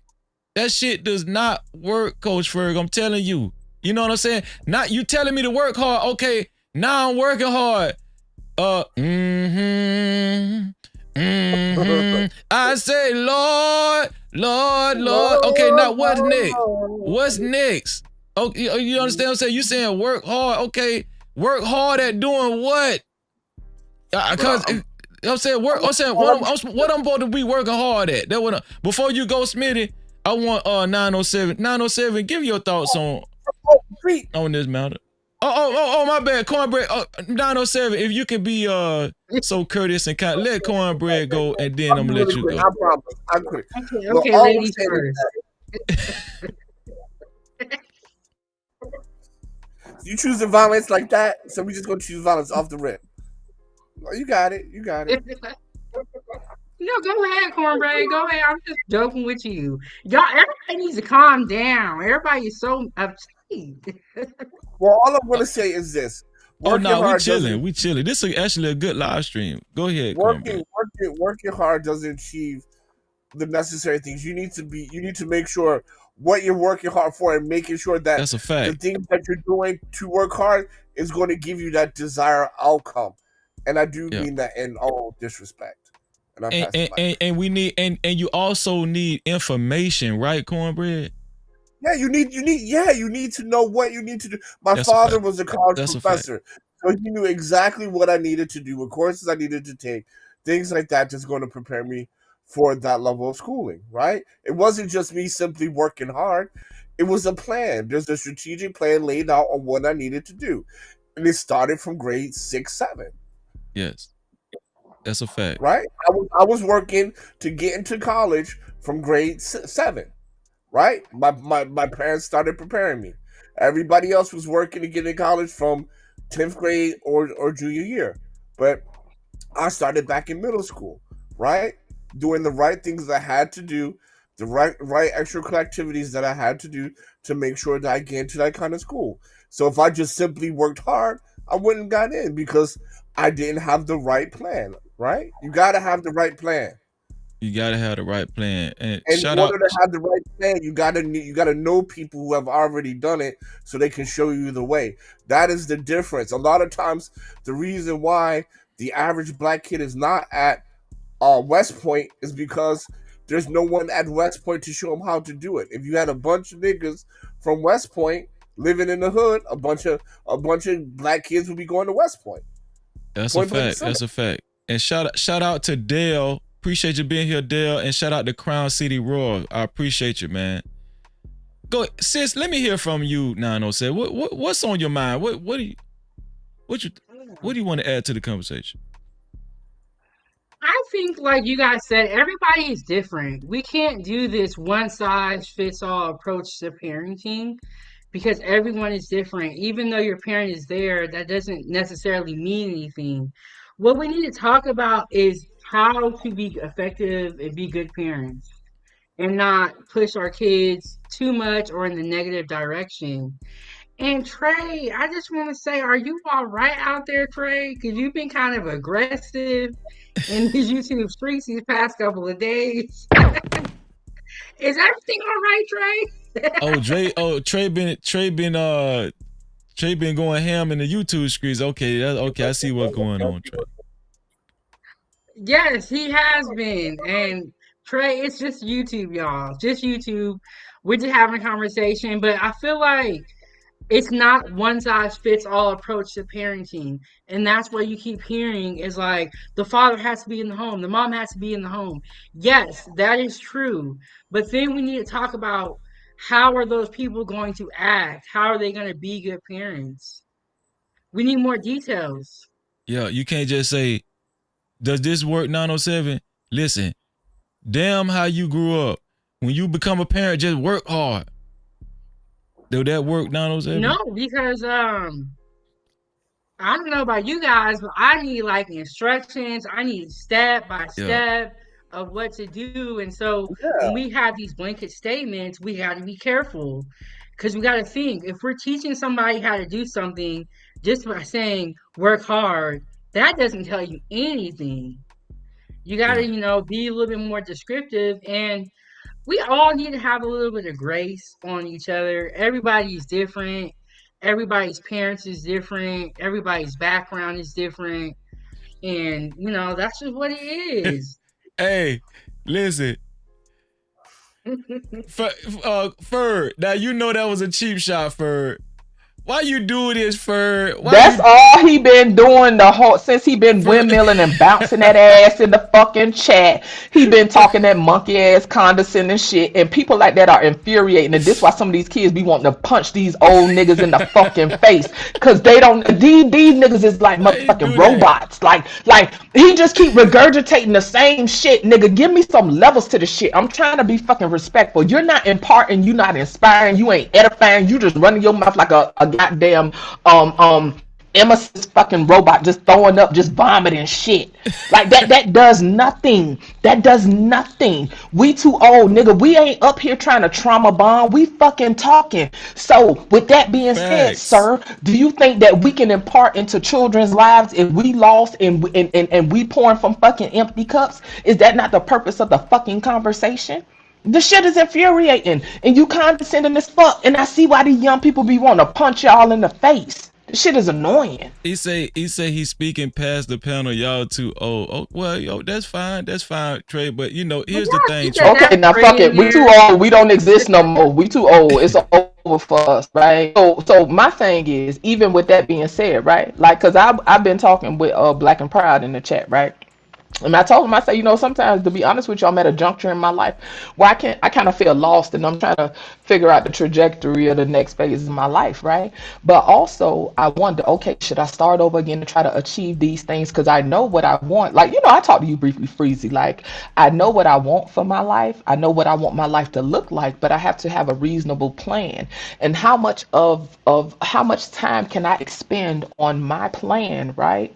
When I have children that I need to impart into, I have children that I need to ensure that they on the right track, right? These are real things. This is reality for a lot of people. So for all y'all motherfuckers that got it together, log the fuck off. Okay, go blow your wife back out. If you got a man, go gobble his nuts. Go do something else with your life. Okay, because we talking to regular people that got regular shit going on, right? Because there's a lot of people out here, single fathers, single mothers, right? Who have things that they want to achieve, but they have to impart into their children's lives. They have to expend time on their children's lives. But at the same time, they trying to quantify and they trying to measure and scale how much time can they commit to bettering themselves, right? So we want to better children, but how the fuck can we okay, so I supposed to want better for my children but not want better for myself. So how can I truly esoterically impart into my children's lives? You understand what I'm saying? And so these are the things that we're having a conversation about. We're not sitting over here being fucking victims, and we ain't trying to be motherfucking saved. We just talking about motherfucking life. And that's why I have a hard time talking to people like that, because it's a one-track mind. They can't get outside of what they're saying. He been regurgitating the same shit over and over and over. That lacks depth.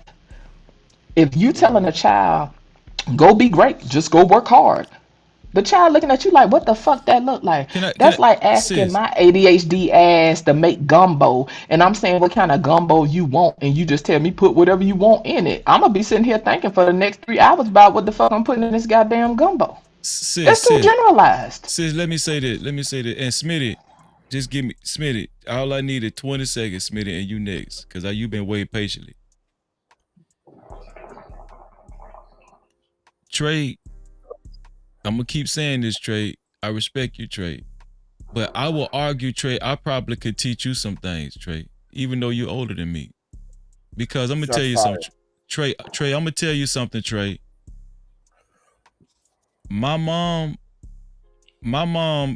she's been totally disabled damn near since the 90s. My dad checked out a long time ago. My dad was never a father to me. I never had a father. I really never had a real father, Trey. I practically damn near raised my damn self mentally, Trey. And right now I own a couple of businesses. I'm up here on YouTube kicking it with my family. I don't know if you've been paying attention, Trey, but I think even the likes of Hot Sauce would say I'm fairly intelligent when it comes to, my intellect in the conversation. Right? You all right. Be quiet. So the point I'm trying to make is, Trey, I'm the last person to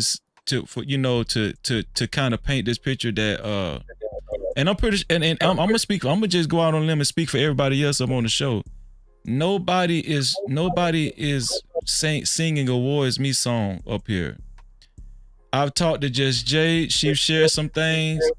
Definitely Hot Sauce. The things he shared with us, and what he's actually persevered.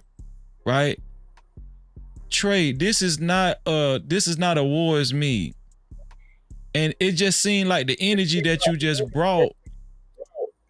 It seemed like you just said that, and I might be wrong, Trey, but it just seemed like you said that just so you could be more, you could say you're tougher than us, or you're more resilient than us, and we up here crying, and you come from the school of hard knocks or some shit like that, Trey. Trey, I will argue, Trey, if you came from my background, trust me, Trey. Trust me, Trey. Trust me. And I ain't even talked about no street shit, what I persevered through. You talk about your friend got felonies. Man, damn a felony. My best friend who I was running with doing 27 years in Fed time right now. That's what my ace boon coon.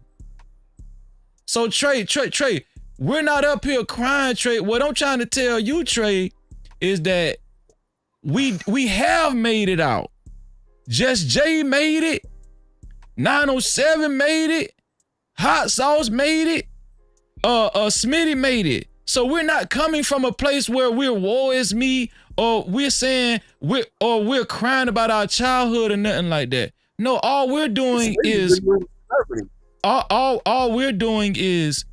we're having a conversation where somebody out there might be able to relate to and identify with, and it can empower them through our stories.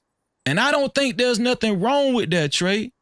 So when you come in when you come in and say, man, y'all, basically, I'm gonna tell you how I took what you said. Man, y'all shut the fuck up. Y'all here but crying. You just need to work hard. Trey, all my days. And let's be clear, I didn't take it personal. I didn't take it personal. I was just speaking. He keeps saying I took it personal. He keeps saying I took it personal. I didn't take it personal because the shit you're talking about don't apply to me. What I'm saying is the shit you're saying, if you're a fucking coach, it's not impactful. To me, that doesn't help nobody do nothing. And you keep going on about you don't help like you responsible for 5,000 children's motherfucking success and all that statistically. That just stop lying, okay? Like. But I'm tired. It's fucking annoying. What I'm saying is it requires more than just telling people to work and put your head down. But it seems like now he's doing the reverse psychology thing. Like we saying we taking it personal. Trey, you know damn well I'm not up at taking that shit what you said personal, Trey. I'm just this is a live stream. I'm just seeing your comment and I'm responding to it, right? I'm just responding to it. That's what being arrogant and condescending looks like. That's arrogance and condescending behavior. But anyway. Take the heat, nigga. Don't run. Take the heat. But go ahead. And if hot sauce encouraging me to windmill, then it's really a problem. If hot sauce is encouraging me to windmill, like I'm just tired. All I'm saying is, and there's no disrespect, I'm just saying it's just not helpful. If a child is truly lost and looking for guidance, what the fuck? Everything that you've said in this chat does nothing. It does fucking nothing. Nothing. Shout out to Smitty, man. Smitty came back and joined us for the 10th time. Smitty back caking on the phone. He back on the phone caking or whatever he got going on. Child. Trey, another thing. Trey, just hit the link. Why you typing from the chat? Hit the link, nigga. No, he gonna keep bouncing that ass, bouncing that condescending ass in the chat. I'm tired. Go ahead, Smitty. I was not caking. I was spreading the good word about our Lord and Savior. Amen. Praise God. Amen. But on a serious note, but earlier before I got off, I wanted to say to seems like y'all still talking about the same thing. What I wanted to add to the conversation was a few things. For starters, when it comes to mental health, I feel like it is important, but also too, it's still something new in our community. Or I don't want to say just in our community, but in the world today. Like, you know what I'm saying?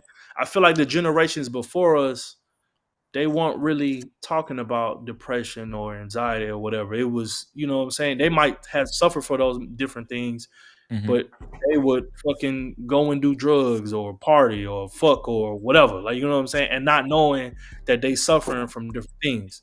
Now, on the flip side of that, at the same time, too, I feel like the type of society that we live in, and with that being capitalism, everybody not going to make it.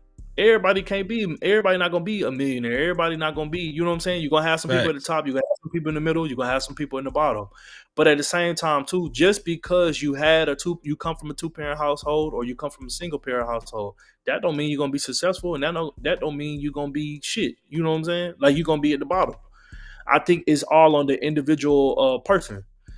Something that one of y'all had just said was, especially when having kids, every kid is not going to take to the same way of the teachings or how you discipline them or how you raising them. You know what I'm saying?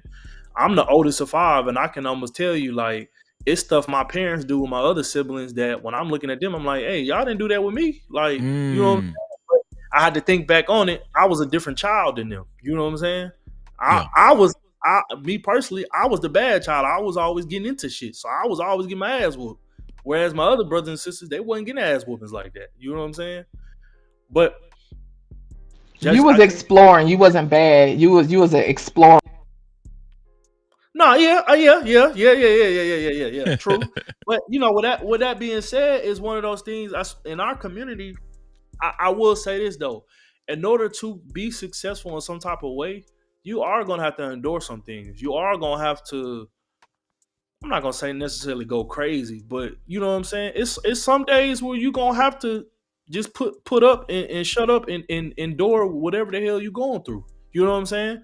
Now, I'm not saying that you shouldn't go get help, whether that's mental help or whatever, you still should have your downtime to still cultivate yourself and push positivity and make sure that you're grounded. But also, I do feel like with the mental health talk and the different things that people do suffer for, sometimes people use that as a crutch or an excuse. You know what I'm saying? I have seen people say that they were depressed or they were suffering from anxiety, but at the same time too, some things that they were doing, it wasn't conducive to positivity or success. If that makes sense with what I'm saying, you get what I'm saying? No, it makes a lot of sense what you're saying. I just think that. Oh, go ahead. You ain't finished your thought. You want? Yeah, you know, I personally, you know, I got friends who they might say they're depressed or they might be going through something, but you smoking and drinking and going to shoot dice every night. You know what I'm saying? Like, yeah. I'm not saying that you aren't suffering from them things, but let's look at you. What you saying? The end result that you saying that's desired. Your behavior is not showing that that's what you're trying to work towards. You know what I'm saying? And Yeah, maybe go ahead. No, go ahead. What I was going to say, the people that I'm speaking to, because what I noticed too, you know what? One thing I will agree with what Trey first said is that maybe we are speaking to different people, right? Because the people that I'm speaking to is the people that's about to fucking lose it. The people that don't know, that really don't know what to turn. They ain't got no direction in life, and they about to go fucking crazy. And the thing that make the most sense right now is drinking themselves to sleep, or self-medicating with probably some cocaine or some controlled substances or something. I know people where that shit make plenty sense. That shit made plenty sense to me at one time. That's what I'm trying to tell you. Like, so what I'm saying is that that could feel like progress to some people. It really can. And then now imagine if they, you know, like when you talk to people like that, it could get way more complex. There's way more nuances, right? There's way more nuances.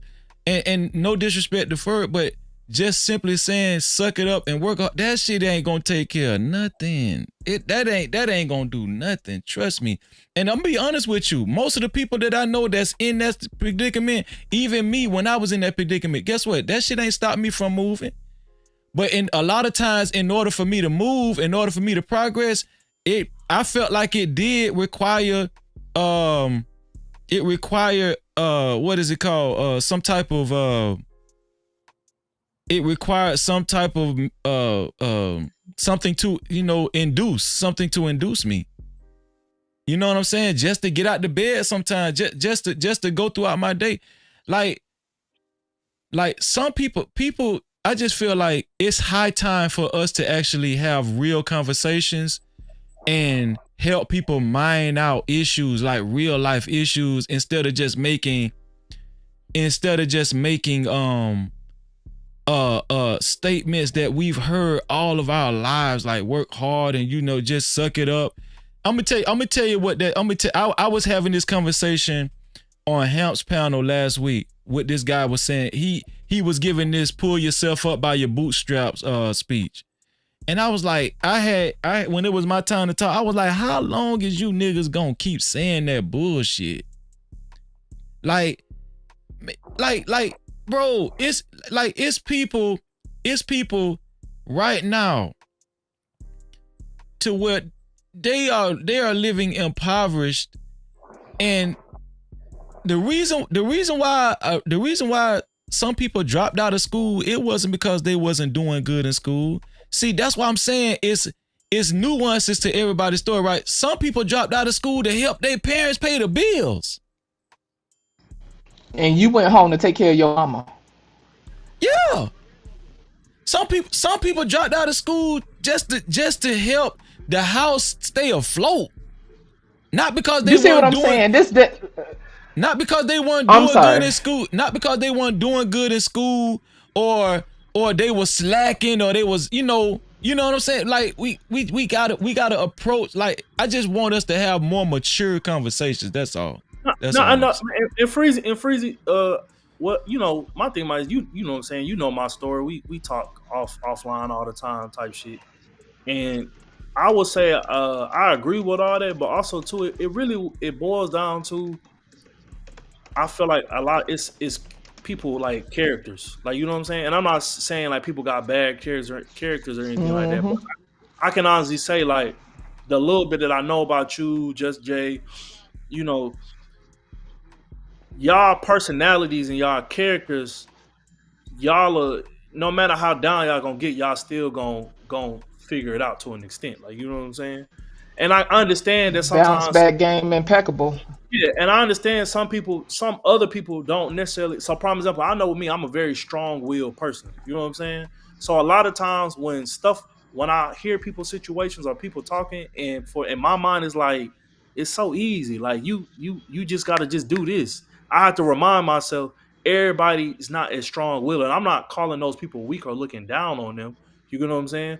But at the same time, too, Right. some people, I'm gonna say a lot of people, they just don't have that, like, and they do need, like 907 East has said, sometimes she need instruction or somebody to show her something or whatever. You know what I'm saying? But I think that's why it's important for people to take the time to get to know themselves, regardless of they background, their situation, or whatever, because then you'll know, prime example, what you're good at and what you ain't good at. So when it comes to you needing to ask for help, it might be a shot to your ego, or it might take a lot for you to swallow that pill to ask for help. But at least you know, okay, cool, I need help with this. I'm not strong at this. Like, you know what I'm saying? And I feel Right. like But go that's ahead. why. Go ahead. No, go ahead.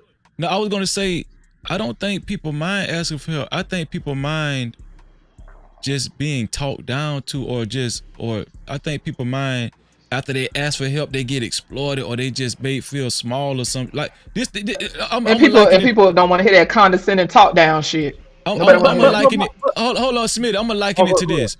You ever heard of the metaverse? I'm gonna tell you heard of the metaverse before, like cryptocurrency, Yeah. The metaverse. I liken the metaverse to people's mind. Your mind is a whole nother world. Like, we live in a physical world, but everybody's mind is a whole nother world. It's like the metaverse. You know how vast the metaverse is? The metaverse is a whole nother universe. It's a whole nother world, right? I liken that to people's mind. So everybody is not in the same place in the metaverse. Everybody's not in the same place in their mind. We look like, when we stare at people's brains in their heads, we think it's just that one that they head. No, your mind inside your head is a whole metaverse. And it's some people that's lost in that metaverse, dog. Some people can't get right. Some people don't even know where to begin on what direction to take in their head. Not physically, but mentally in their head. It's like the black hole and the galaxies and the metaverse and planets and shit. They don't know where to go. And then you got Trey Fur way over there, 1,000 galaxies away, shouting from the rooftop, "Man, just work hard." And they like, damn, where the nigga at? From the rooftop. From the rooftop. He already ate his bills paid. He ain't worried about where no light bill money coming from. But sis, No, just work hard. No, grab that rock right there. You trying to climb up the mountain, right? He like, nah, grab that rock right there. Nah, the one on the left side.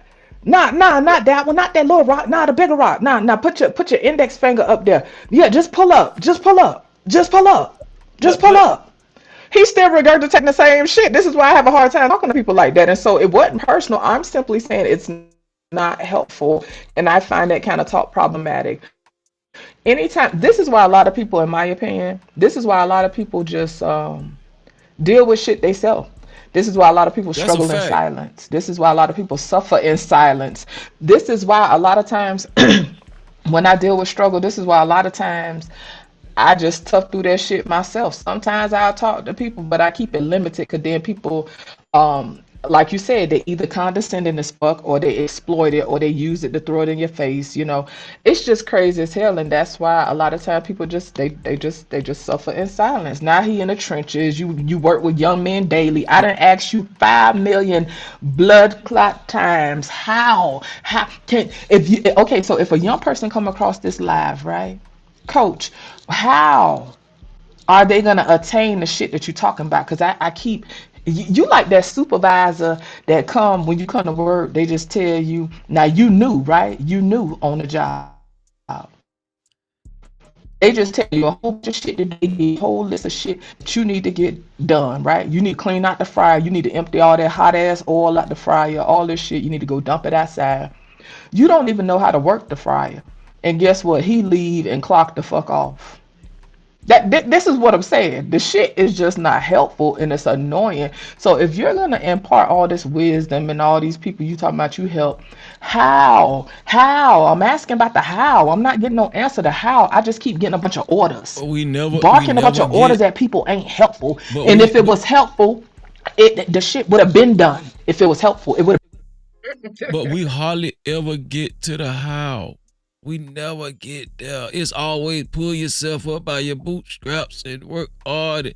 Like, it ain't being funny, but that analogy I gave was so accurate. I just kind of impressed my goddamn self. I'm finna start using that shit from now on.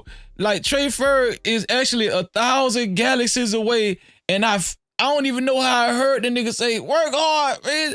I don't even know where he at because it's so pitch dark. I don't know who said, I don't even know who said that. Like, that's how some people is mentally. Like, when you talk to them and say work, they be like, huh? What? Work hard. What? But my thing about it is, with people like that, in my opinion, I mean, it kind of what I'm about to say, it kind of can be hard for people that don't know or younger people. You kind of gotta like chew the meat, spit out the bones. Like, it's one of those things where, like, what I had to learn with people like that, like, my thing about it is like, I feel like a lot of times people have a problem with the messenger instead of the message. And I'm not saying that what they saying 100% is gold or whatever, but sometimes something they might tell you might be the truth. You just gotta just take the risk, try and see. Like, you know what I'm saying? But Smitty, work hard at doing what though? It just depends on. I get you, but it would depend on the context of the conversation. Like, you know what I'm saying? Like, cause I done been around. My prime example, I done been around people like that. Like, you know what I'm saying? We trying to get the context there. Yeah, but Smitty, that's what we trying to get the context. We ain't got no fucking context about nothing. I've been begging for over an hour. How now, brown cow? How?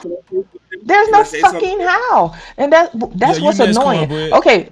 Yeah, hold on. Let me finish right quick. If I was a frustrated young person, right? Because he already said we too old, right? So we shouldn't even be talking right now. We should just be preparing to lay over in the grave. Fuck out of here, right? But anyway, if I was a young person, right, and I was in need of guidance, and I was frustrated with life and loss, everything what he said in the chat wouldn't do a motherfucking thing for me. Not a guy. But hold on, Cornbread, you finna go in 2 seconds. But Smitty, I'm gonna tell you what you just fed Ferg. I'm gonna tell you what you just fed Ferg. When you said you might have a problem with the messenger instead of the message, you just gave Ferg an alley-oop. He said, that's what it is, Smitty. They got a problem with me. And Trey Ferg know damn well we ain't got no problem with him, dog. No cap. Trey Ferg know damn well we ain't got no problem with him. But you just gave Trey a damn alley-oop, Smitty. You gave my dog Trey Ferg an alley-oop in that bitch just did. God damn. Oh, Trey pulled up. Okay. Go ahead, Trey. About time. Thank God. About time. About time. First of all, y'all putting words in my damn mouth, so stop that shit. Am I supposed to go next or no? Yo, hold on, Trey. Let me get hot sauce in there, then you can go, Trey. Go ahead, hot sauce. So, as you know, Coach always be saying shit I totally disagree with. And rarely I've met people who are successful by solely working hard. rare. That shit is rare. You need direction. You need initiative knowledge, or for those who are not initiated, you need selective knowledge to tell you what you need to do and how you need to do it to become successful. If you do not have that inside track, that's the whole point of mentorship, to be able to get you that inside track to be successful. So this work hard, nose down, pull yourself up by the bootstraps is a poor man's advice of how to play a rich man's game. And I'll leave it there. Go ahead, Trey, man. Let us have it. Okay, so all the people who misunderstand the work hard, then don't work hard between 21 and 41 and tell me how that shit work out. You're going to get the information at any point in your life, whether you're in high school. How many people took civics in high school, and how many people follow that ideology about civics, about working with people? It's not about money. It's about getting the skill sets. When you learn information, you have to be willing to practice the information. What I'm saying is, where we are today is nobody learned how to be in a relationship. Cornbread, So go we on say, mute. Go on mute, Cornbread, because we hear echo. Go ahead, Trey. I mean, so we see the dynamic of where we are. Nobody learned how to be in a relationship, as we say, so nobody wants to have a family and build a solid foundation. People make excuses about education or whatever, but we in America, we only got 4 lanes. Now we got this new lane, entrepreneurship. Even with entrepreneurship, you're going to work double, damn near triple than you would if you had a regular 9 to 5. And the fact is, to my point, when I'm speaking to younger people who are looking for answers, I'm explaining in detail to them.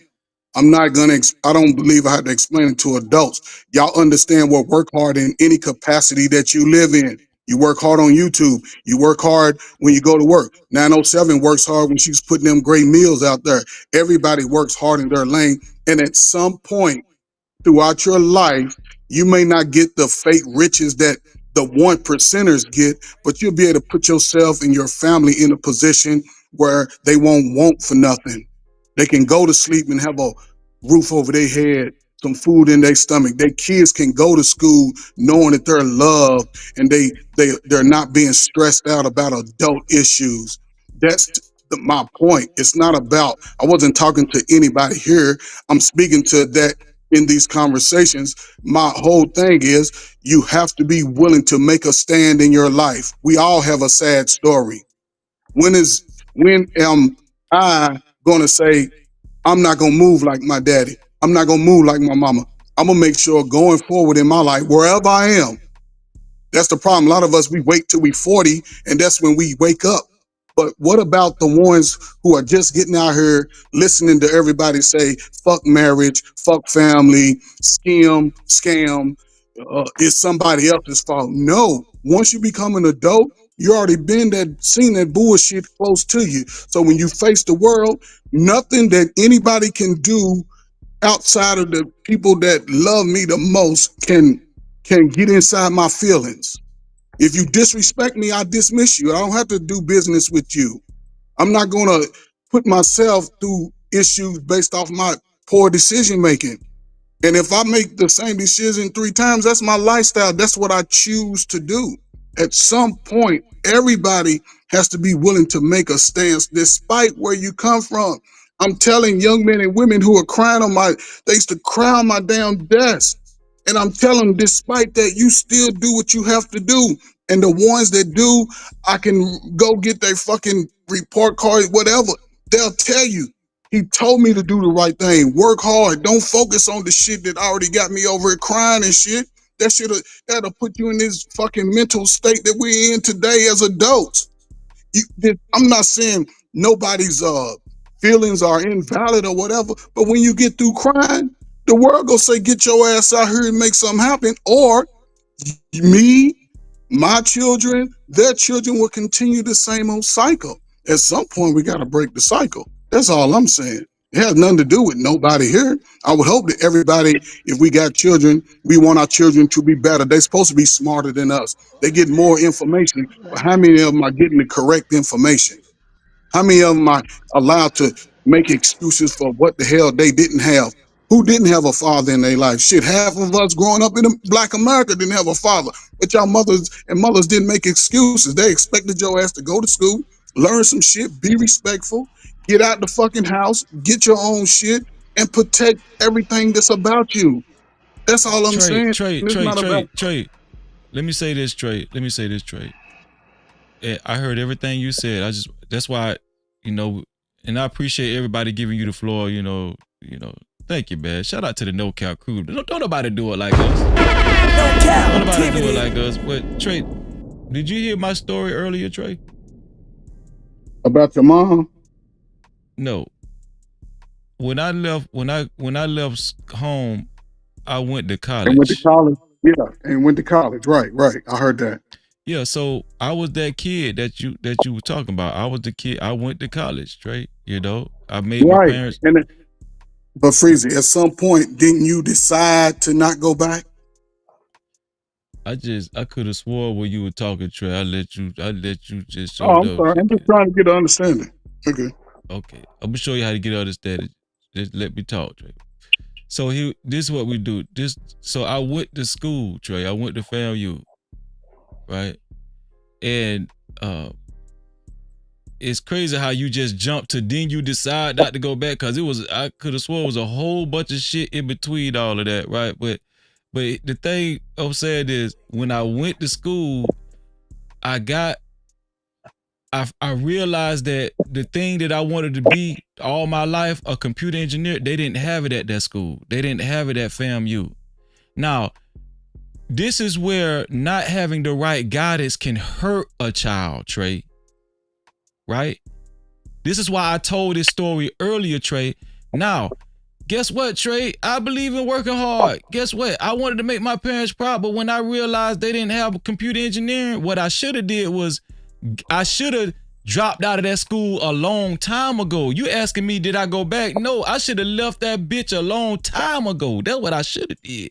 And went to another. I should have went to community college or tried to enroll in another college or waited for another semester. I just should have just sat out and waited, right? But I didn't know that, Trey, because my daddy dropped out of school in the 7th grade, and my mom, she was working dead end jobs her whole life. It was just I come from poverty, Trey. So I'm in school trying to give it the best I got, my best foot, but my advisor put me in the wrong classes. I'm in premature classes. I'm in classes I'm not supposed to be in until I'm in my damn junior year in college. So my GPA suffered, right? I get discouraged. All right. My GPA, I don't know what to do. Like, you know what I'm saying? So here's the thing, Trey. Just work hard, Freezy. The fuck? I was trying to work hard as I could, but it was circumstantial.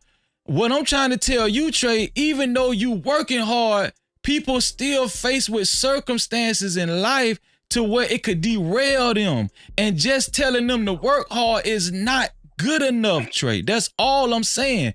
And so what I'm telling you, Trey, is that I got this mature just through life itself, through trial and error.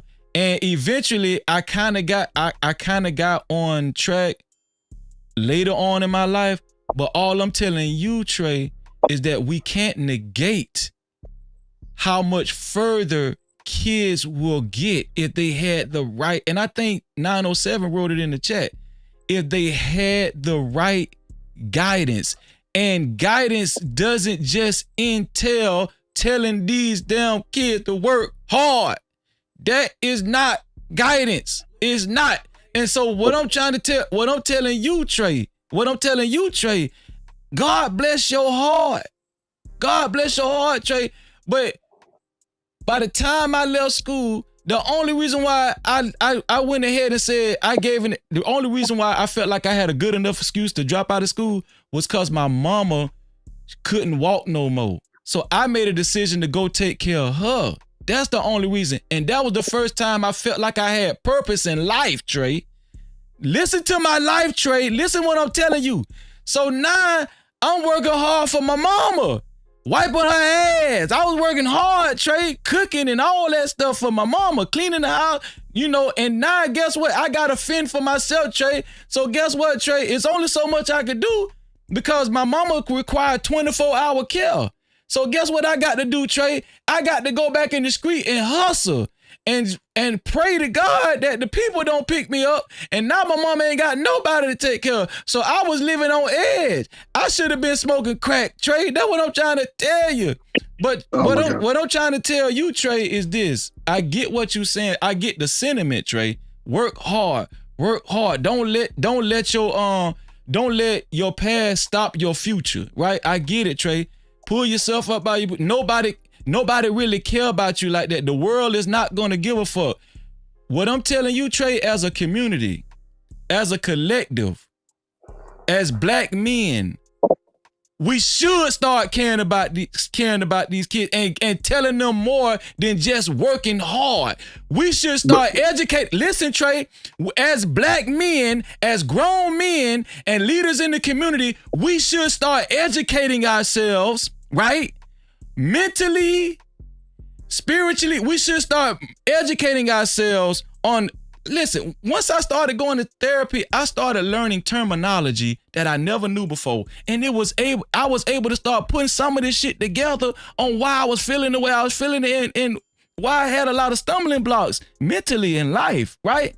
But it took me to do that. It took me to actually, it wasn't the work hard. I'm gonna tell you what got me more on track, Trey. It wasn't the work hard speech. It was the freezy. Man, you need to take a step back, take a break, and really evaluate your life. And you might need therapy. Stop trying to act like you need to keep up this persona, this working hard persona. No, brother, you need help. You need to dial back, and you need to actually go back to the drawing board, and maybe you need some therapy, Freezy. So guess what, Trey? When I went to therapy, my therapist didn't tell me, he didn't give me that damn work hard speech. My therapist did not give me that work hard speech. That was not going to help me, Trey. What actually motivated me and made me feel like there was hope in life mentally and all that shit was my therapist actually giving me real, usable, workable tools that I could actually utilize and apply in my life, Trey. And this is what the older black men in these neighborhoods need to actually exemplify and push on these young kids, not just work hard, Trey. That's all I'm saying, Trey. Hold on, Trey. Smitty want to say something. I'm gonna let you go, Trey. Two things. I agree with everything you're just saying, but I got two questions for you, right? The first question is when you said you went to therapy and all that, how old were you when all that took place? Old as fuck. All right, cool. That's one thing. The next question is my next question before I comment on that. My next question is, what are people to do? What are people supposed to do until they find everything you're talking about? And in between time, in the meantime, right, from point A to point B, what they supposed to do in that time there, right? Mm-hmm. And the reason I asked that, the reason I asked that is this, right? Because the reason why I asked you the first question was because I ain't gonna lie, I'm younger than y'all or whatever, but the time it took for me to get to the place that I'm at when I was younger, I wasn't trying to hear none of that shit you was talking about. You know what I'm saying? I was in the right now, I need to figure this shit out type shit. Like, you know what I'm saying? And that's why I said until people get to that point, what are they supposed to do? Because my whole thing is I see the side where the side that you coming from, and I see the side that Trey is coming from. You know what I'm saying? And my whole thing about it is in between time, in the meantime, before you find that older black person, whether it be male or female, that do I ain't necessarily say take you up under their wing but give you some type of guidance or advice or whatever, right? Yeah. you do still need to work hard, because I would say this: some younger kids might hear what you saying and might just sit around and do nothing until and in their mind is, oh, I just need to find somebody, and I'm gonna just sit here and wait until that person comes to put me on the track I need to be. You know what I'm saying? Right. But on the flip side, I see where Trey is coming from when he's saying working hard. But again, we're all older, we're all adults here, and common sense would tell us, of course, just working hard ain't gonna get you to be successful. It's all about network. It's all about being, a lot of time too is timing too. You could be in the right time in the right place. You could just walk outside your door and run into somebody. For example, my youngest brother was about to drop out of college, right? And him and his homeboy they had like their own car washing business. They was talking to an older gentleman, and me and him,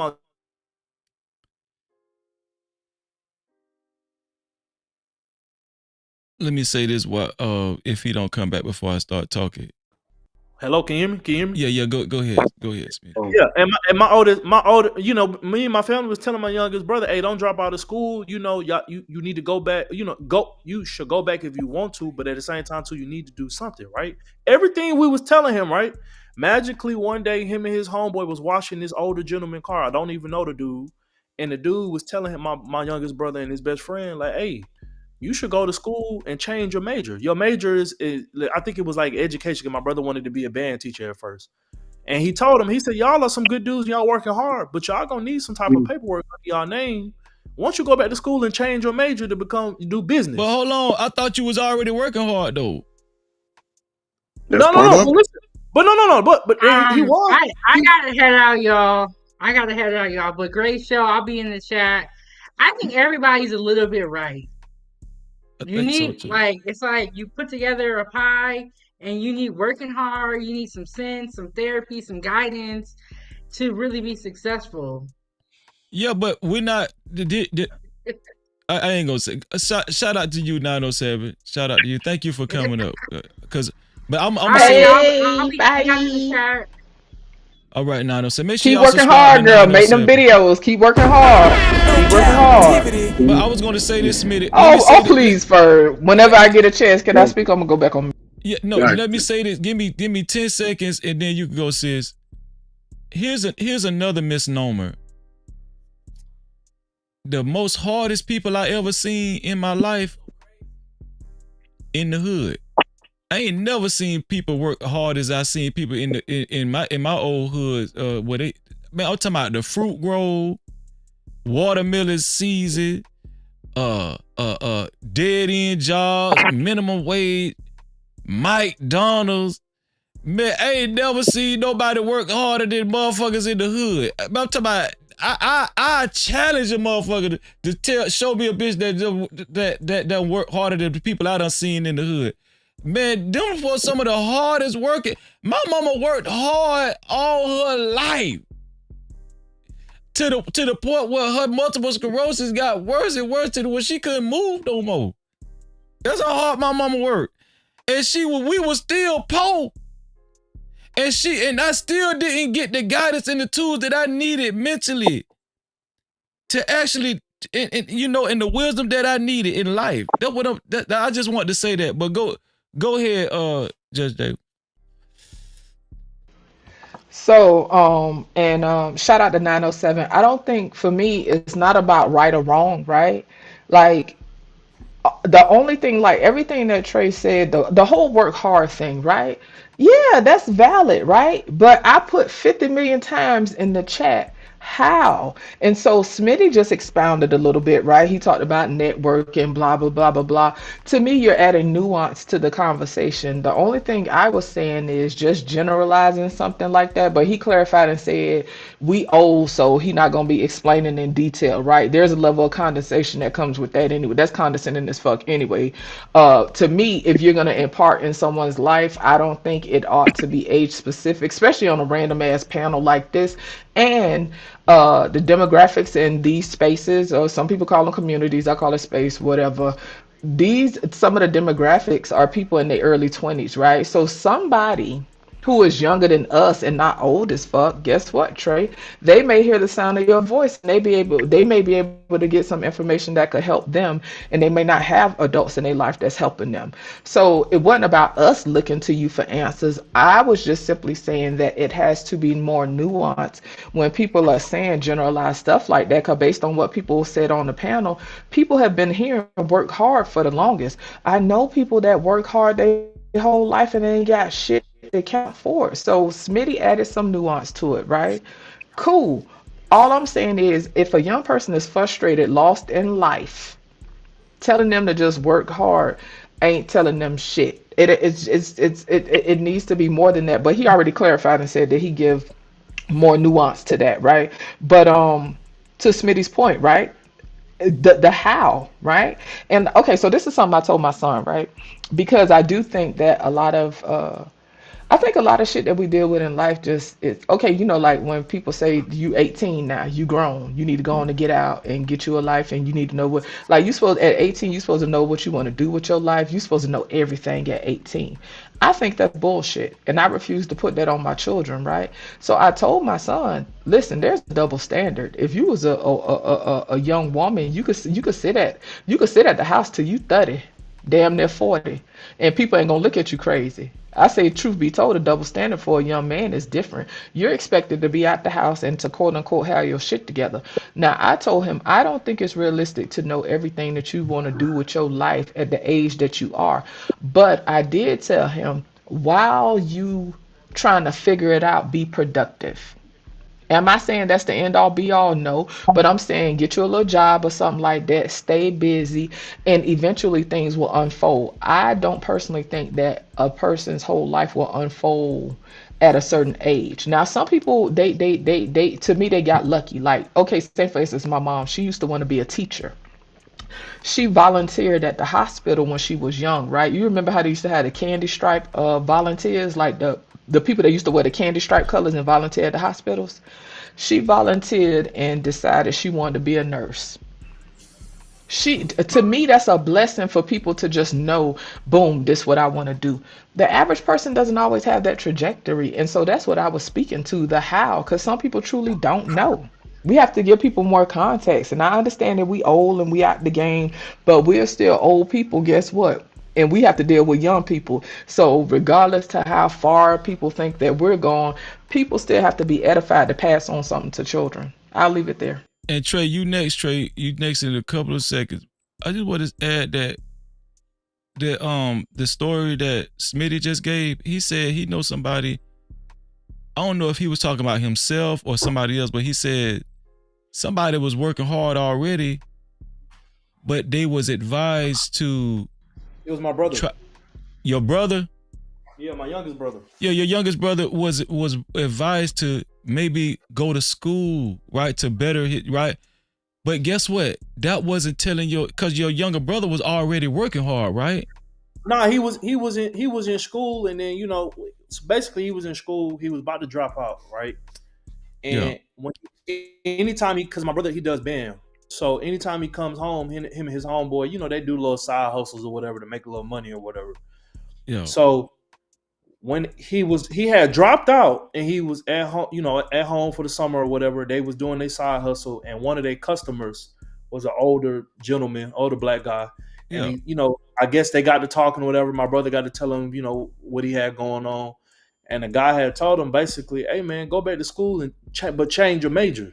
You should do business instead of doing what you've been doing. Maybe that's why, the major that you're doing right now, maybe that doesn't suit you best. You know what I'm saying? And for my brother came back, I promise you, it was like a week before school was about to start. We get a phone call and he like, hey, I'm going back to college. And we all looking like, well, school about to start. When you need to be back by? And it was like a Friday or a Saturday. And he like, I gotta leave Sunday. I gotta go back Sunday. And I ain't gonna lie, this whole semester, he been killing it. His grades improved drastically. Like, you know what I'm saying? Smitty, but your brother was about to drop out of school, you said. Yeah. But he was working hard though, right? He was. Smitty, what changed the trajectory of your brother's life? just simply working hard or that extra guidance? But this my thing on the guidance though, right? Everything that the man was telling him, my whole family had already been telling him. Now maybe he just needed to hear from somebody, a random person or somebody different, and I'm appreciative of that. You know what I'm saying? That's why I said I feel like a lot of times we have a problem with the messenger instead of the actual message. Like, you know what I'm saying? But that's why I asked you earlier, and that's why, and I feel like we all saying the same thing. We're just saying it in a different way, right? That's why I said earlier to your point and to Trey's point, right? Trey is saying work hard, right? And you're saying not necessarily to not work hard, but it's other factors that play to your success, right? Yeah. That's why I asked you before you get to your point B, which would be your part, right? What is a person supposed to do in between point A and point B? And that's why I was saying I believe not work hard. Not work hard. I'm gonna tell you what they should do. They should get some direction in their life before they start working hard. You should get some direction in your life. That's what you should see. So a lot of times we work ass backwards. A lot of times we be working hard in the wrong damn direction, and then before you know it, we're light years behind. On the hamster wheel. On a hamster wheel. Yes. So if you're asking me what the first thing I would advise somebody to do, get some direction in life, because it seemed like this is the whole reason why your brother killing it. This is what I needed when I was working hard, when I graduated from high school and I was making good grades and I went to FAMU. This is what I needed when I got fucked up with my damn advisor. And then I forgot to tell y'all this. That advisor that put me in them fucked up classes. I was watching the news one day from my rundown apartment. The bitch was on, man. That bitch was on the run. This bitch was a fugitive. My damn advisor. Nigga was a fugitive. Nigga was on the fucking run because he was a part of this damn. I don't know if y'all remember, but it was a big thing at FAMU. It was a money laundering. It was like a fraud. It was a big ass fraud scandal going on at FAMU, and he was one of the goddamn. He was one of the damn leaders of that shit. My damn advisor. And then I realized why this nigga just said, man, just get in that class. I got you, don't worry. He was just throwing me in shit. But Freezy. Yeah. One last thing before Trey go. Hold on, before you say that, get what he told me before I walked out of his office. What? All right, now, work hard. But my thing about it is, right? Nigga, fuck me up. Before you got to that point, right? And I agree with what you saying. Before you got to that point, you still had to jump off the porch to see whether the direction you was going on was right or wrong. I didn't have to go that direction though. That's what I'm saying. Trey, you gotta stop with this amen quarter. I'm so tired of you with this little kufi on your head with your Tony Terry looking ass. You get on my nerves, Trey. No, seriously though. Respectfully though, Trey, I wasn't trying to come for your family in the chat. I just mentioned what you had spoke on about your dad. So just to be clear, you getting on my nerves, but I'm not trying to be disrespectful to people's family. But to your point, Smitty, right? Jumping off the porch. You can have okay, so you could jump off the porch with your eyes closed, or you could jump off the porch and know which area you trying to jump in. You trying to jump on the blue square, you trying to jump on the yellow square or the red square. I don't think that.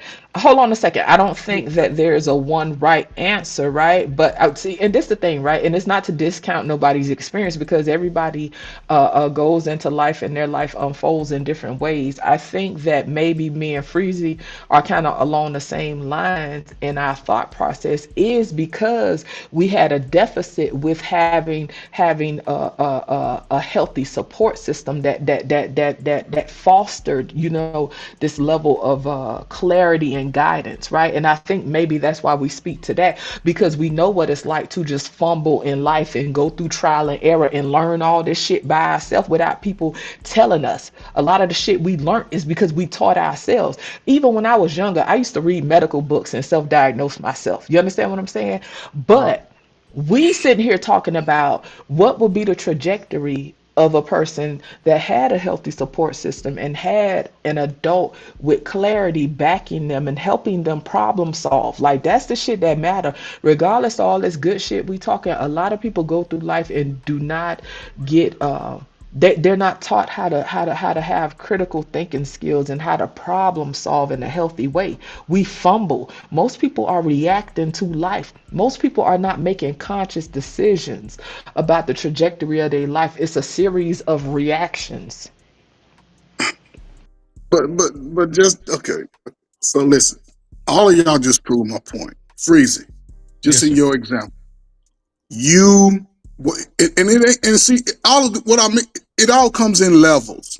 If I'm in middle school, I'm a father. I have to tell my son, do the best you can do your schoolwork, be respectful, da da da da da da. High school, same thing. Study, do your schoolwork, respect your teachers, do some weightlifting, get involved with sports activities. That's all part of working hard at that level. If you come out of high school, you're going to go work at a regular job because you ain't got no skills. So you're going to have to work hard in them motherfucker. You're going to have to wash dishes, do all the lower level shit, working hard for that little money. And at some point, you do that for a few years. Or if you go to college, you still got to work hard to get your best grades. Has nothing to do with the opposite sex. It's about where you're trying to align yourself. So between age 21 and 41, when your mind click on, that light bulb turn on, where do you want to be at that space, at that time? And then going forward, Freezy, you will give you prove it point again. Right now, you working hard in the space that you're in. You're building something. That's part of your working hard. When you took care of mom, that's part of working hard. The words is semantics, but that's what you did. Even to this day, you're working hard to continue to build. There's no time in our life that we can say, especially as a brother, to say, you know what, I went through all these things as a teenager, but now I'm 40, and then I start digressing and making excuses on why I'm not putting forth the effort.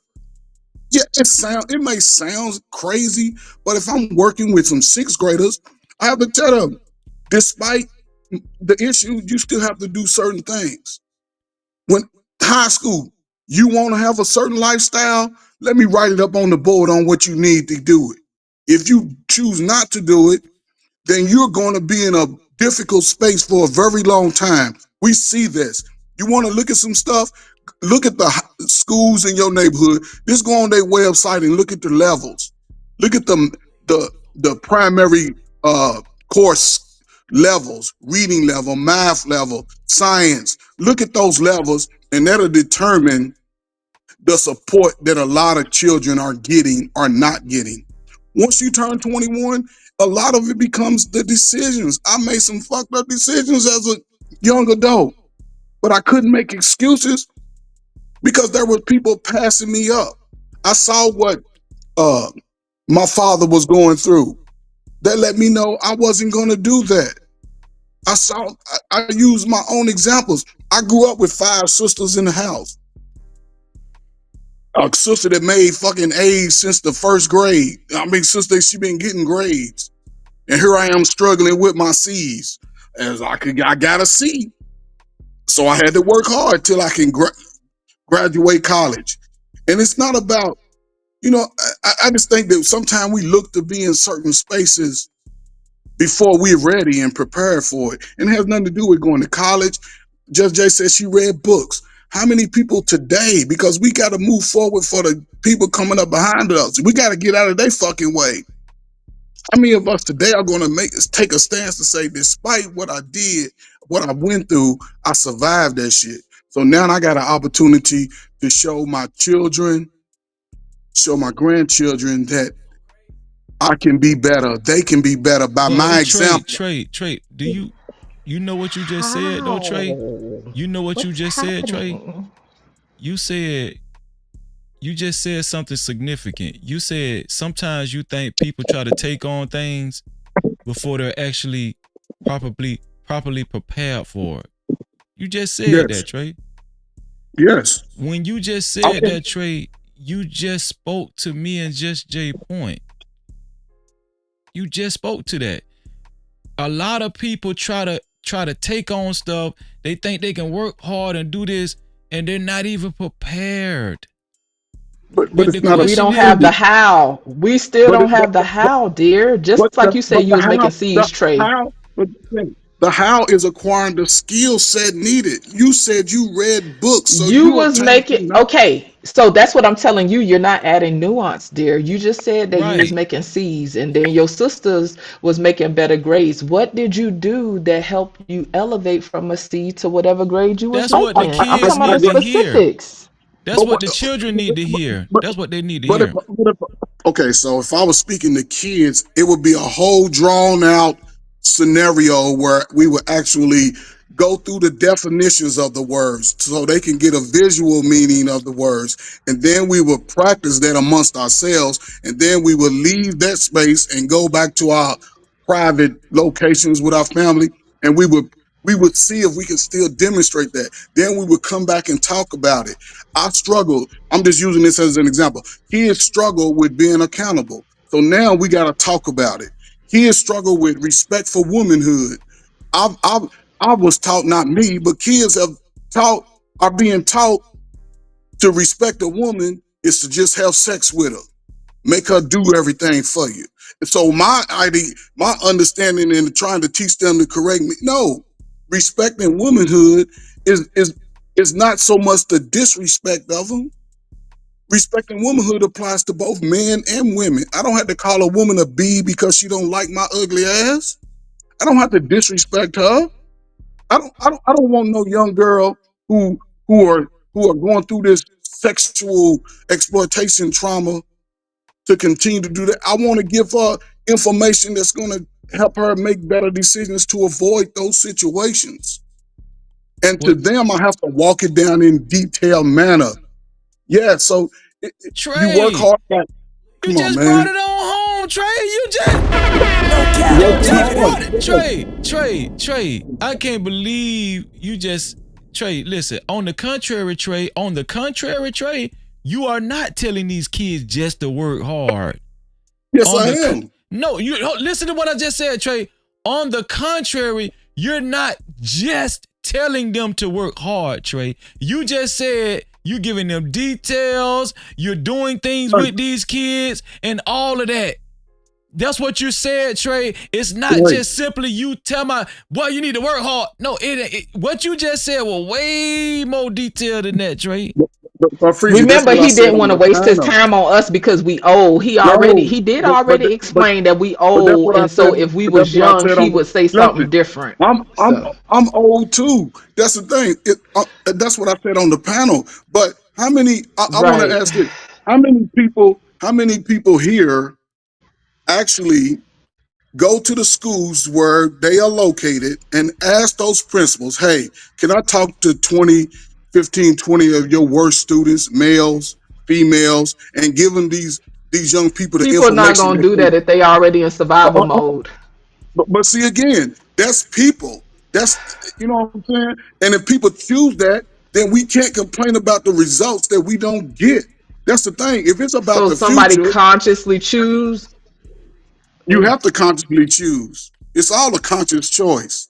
We're adults. We're not I kids. don't think you understand how the brain. I don't think you understand how the brain work. If that's your thought process, but I'm gonna let you go on and Yeah, have it. See, I this is why understand. it is hard to speak to people like that. The I mind, do no, understand how to get the youth to be in a it's better okay. So space. you understand how Yeah.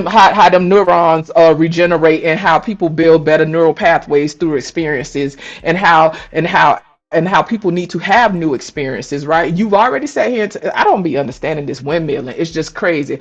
Only thing I was saying is it requires a level of nuance. You already said we was too old for that level of nuance, yet we are old people who are still dealing with children and behavior patterns, mirroring patterns. All of these things matter. To say that people consciously choose, to me, that it would be remiss of me to say some shit like that because I understand how a brain works. People go to the quickest route. The brain is efficient, so it goes to what is familiar. That doesn't mean that people are making conscious decisions. That means people are following behavioral patterns. And so how do we change behavioral patterns? I'm speaking about stuff on a whole neurological level, and it requires more than just work hard. What you said about what you break down with kids and stuff when you mentor, that adds a level of nuance. The only thing I was saying to you is in a chat, that isn't helpful. You saying this stuff in a young person coming across this information could be helpful. I'm not looking to be fucking saved, right? Because I've already explained that I don't go to people. A lot of shit I just tough out myself because I get tired of fucking self-righteous, condescending ass black folks in general. So a lot of shit I deal with myself. I'm not looking to be saved. I'm just saying if we gonna keep telling people work hard, there needs to be a how behind it. That was the only thing I was saying. That was the only thing I was referring to. And it's not helpful to somebody who's lost, regardless of their age. So just Jay, I got a question for you. Oh, before you say that, Smitty, shout out to the 96 people that hit the like button. May God bless you with $3 million. $3 million. And shout out to the one person that hit the dislike button.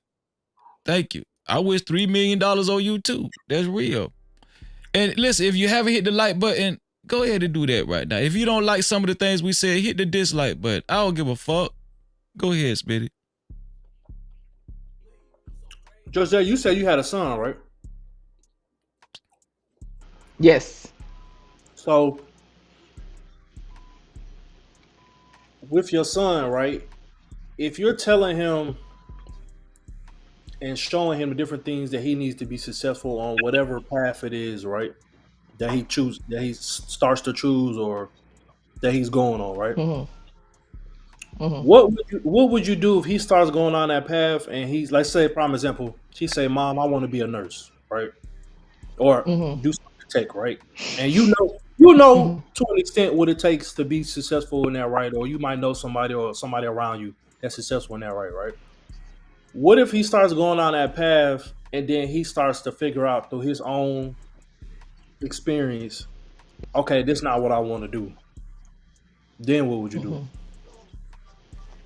So he pretty much already chose a route and he switched up and decided he wanted to do something else, right? Yeah. So me personally, and this is based on my experience, right? Because I end up wasting a lot of time because I would switch up. Like 1 minute I want to do one thing and then the next minute I freak out, have anxiety and be like, I don't know if I want to do that. And I would switch up a lot. So based on my experience, Smitty, depending on how far he was already in, I would tell him to complete that, right? If he was like a good amount in, I would have told him to complete it and finish it because of my experience. I understand the importance of completing a thing, right? But that's because of my experience. I understand the importance of completing and following through. And then I would try to come up with a game plan on how he can now access this other thing he want to do. You know, back in the day when somebody was named Blacksmith, right? That family was known for being blacksmiths and that's it, right? We live in a different time nowadays where sometimes people might switch careers 3, 4, 5 times. You know what I'm saying? And so that would be the first thing I would do. I would encourage him if he was already really all the way deep in there and almost done. I would encourage him to finish. And then I would say, hey, you went to nursing. Now you want to pursue something else. Nursing will help fund your life, right? To where you can make a stable living and now you can pursue this passion. Because like my son like music, for example, right? He got about 6, 7 guitars in his room, all type of shit like that. That's what he like, right?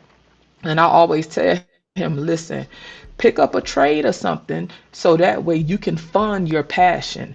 Everybody's passion isn't going to initially be their career. And sometimes people's passions are never their career, right? But my rationale based on my experience, so it's going to be a little bit of projection in there. It is pick you up a trade so that way you can fund your passion and you ain't got to worry about paying your bills while trying to pursue your passion. Do that make sense? Did I answer it fairly well? No. That makes sense. But the reason why I asked you that is this, right? Again, right? But I feel like both Trey and you and Freezy are both saying the same thing, maybe just in a different way. Right. The reason why I asked just different ways. Yeah, the reason why I said that was this, right? For starters, when I said when I was talking to Freezy, I said point A and point B, right? Point A, in the example that me and you are talking about your son, right? Point A would be you're giving him instead of him just working hard off rip, you're giving him the guidance and not necessarily pushing him in a direction, but he's going in a direction, right? Cool. He pivoted it, right? So now point B is he wants to go and do whatever it is now that he's changed his mind to do, right? But in the in between time and meantime, this is what I was trying to explain to Freezy. He still is working hard in whatever light it is until he gets to point all the way into point B. You get what I'm saying? So that's why I was saying Absolutely. I don't disagree with the work hard at all. It's just about nuance. I don't disagree at all. I'm just saying people need more than just work hard. And people are deducing it to that. And I ain't on that old slave nigga shit, you feel me? But I'm just saying it requires nuance. And so to your point, Smitty, I told my son even before, you don't have to have all the answers right now. Just be productive while you figuring it out. To me, that adds more nuance than just work hard. But I get the sentiment. And to me, this conversation ain't about who right or who wrong, because none of it is right or wrong. It's just a matter of experiences and how we articulate them experiences. No, and my thing was all I was trying to do was just, and not necessarily just for the people on the panel, because I feel like Trey understand what, you know what I'm saying, what and Freezy and everybody. You just connecting it all together. Just connecting the dots for the people that's listening. You know what I'm saying? And because my thing about it is, I feel like I understand where Trey is coming from. We are adults, and I to an extent we do have to use some common sense, which we are. It wasn't so much about us and people taking what they want to take from it. People like, I thought this was adults talking about adults. We talking about life, and that's the thing. People have to have this specificity and oh, we got to put it in this category and that category. No, it's black men. No, it's black women. We was just having a fucking conversation. People decide to start chopping it up when it ain't even all about that. And if you equate it to sound like work harder to me, then fucking charge it to the game. It's just a fucking conversation, and it's not about right or wrong. It's just a conversation to me. And I want can I say this? I want to say this. I will subscribe for a new terminology. Instead of saying work hard, I like apply yourself better. I'm gonna tell you why. Because like where I come from, work hard don't mean read a book. Work hard does not mean pick up a book and read. Like when you learn financial literacy, economics and all that shit, the goal is to not physically work hard. The goal is to work smarter. The goal is to gain as much knowledge and intellect and information as possible. And I think we also need to start passing that down to these kids. When you talk about the notion of working harder, a lot of kids in these hoods translate that shit as physical labor. Right? Listen to what I'm saying. I don't think one time me, Hot Sauce, or just Jay disagreed with the notion of working hard. No, I disagree with that bullshit. Well, here's the thing. I was just trying to get Trey to understand where we was coming from, where there's way more nuances to explain it to the youth. Because Trey said he's speaking past us, he's speaking to the youth, right? There's way more nuances than telling these youth to work hard, right? A lot of these kids, they'll work hard, but some of them don't even want to read. No, but it's not. Can I say something? It's not about that. Times are changing, and no offense, man, but you're talking as if this is the 1990s, and it's not. It's not about working harder. It's about efficiency. Can you? If we're talking about finances, can you do more than trade your? Can you do more than trade your time for finance? That was actually good. Right. Efficiency. Yeah, I like that. Right. It's about efficiency. The way you make money today is not the same way you make money. It's not the same way you make money yesteryear. And the way you build wealth today is not the same way you build wealth yesteryear. Right? For example, right now is not the time to buy a house. That's not how you build wealth today. That is not how you build wealth today. I'm sorry, that is not how you build the wealth. That's how you did it in early 2000s, 1990s. Right? The best way to build wealth, passive income is through the S&P, through Vanguard or Citigroup, is to invest it in the S&P. You'll get better returns on what you get from investing in a house. Now, if you want to do real estate properties, rental properties, that's a different thing. But if you're just investing in a house for you to live in, that is not how you build wealth today. It's just not. The way we build wealth now is through e-commerce, investments, cryptocurrency, etc., etc. And again, most of the people I know, you did not make it by working hard. You made it by working hard, but someone guiding you, someone who's at where you want to be guided you.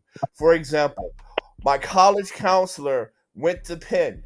Because she took me step by step on how to apply, I got into Penn.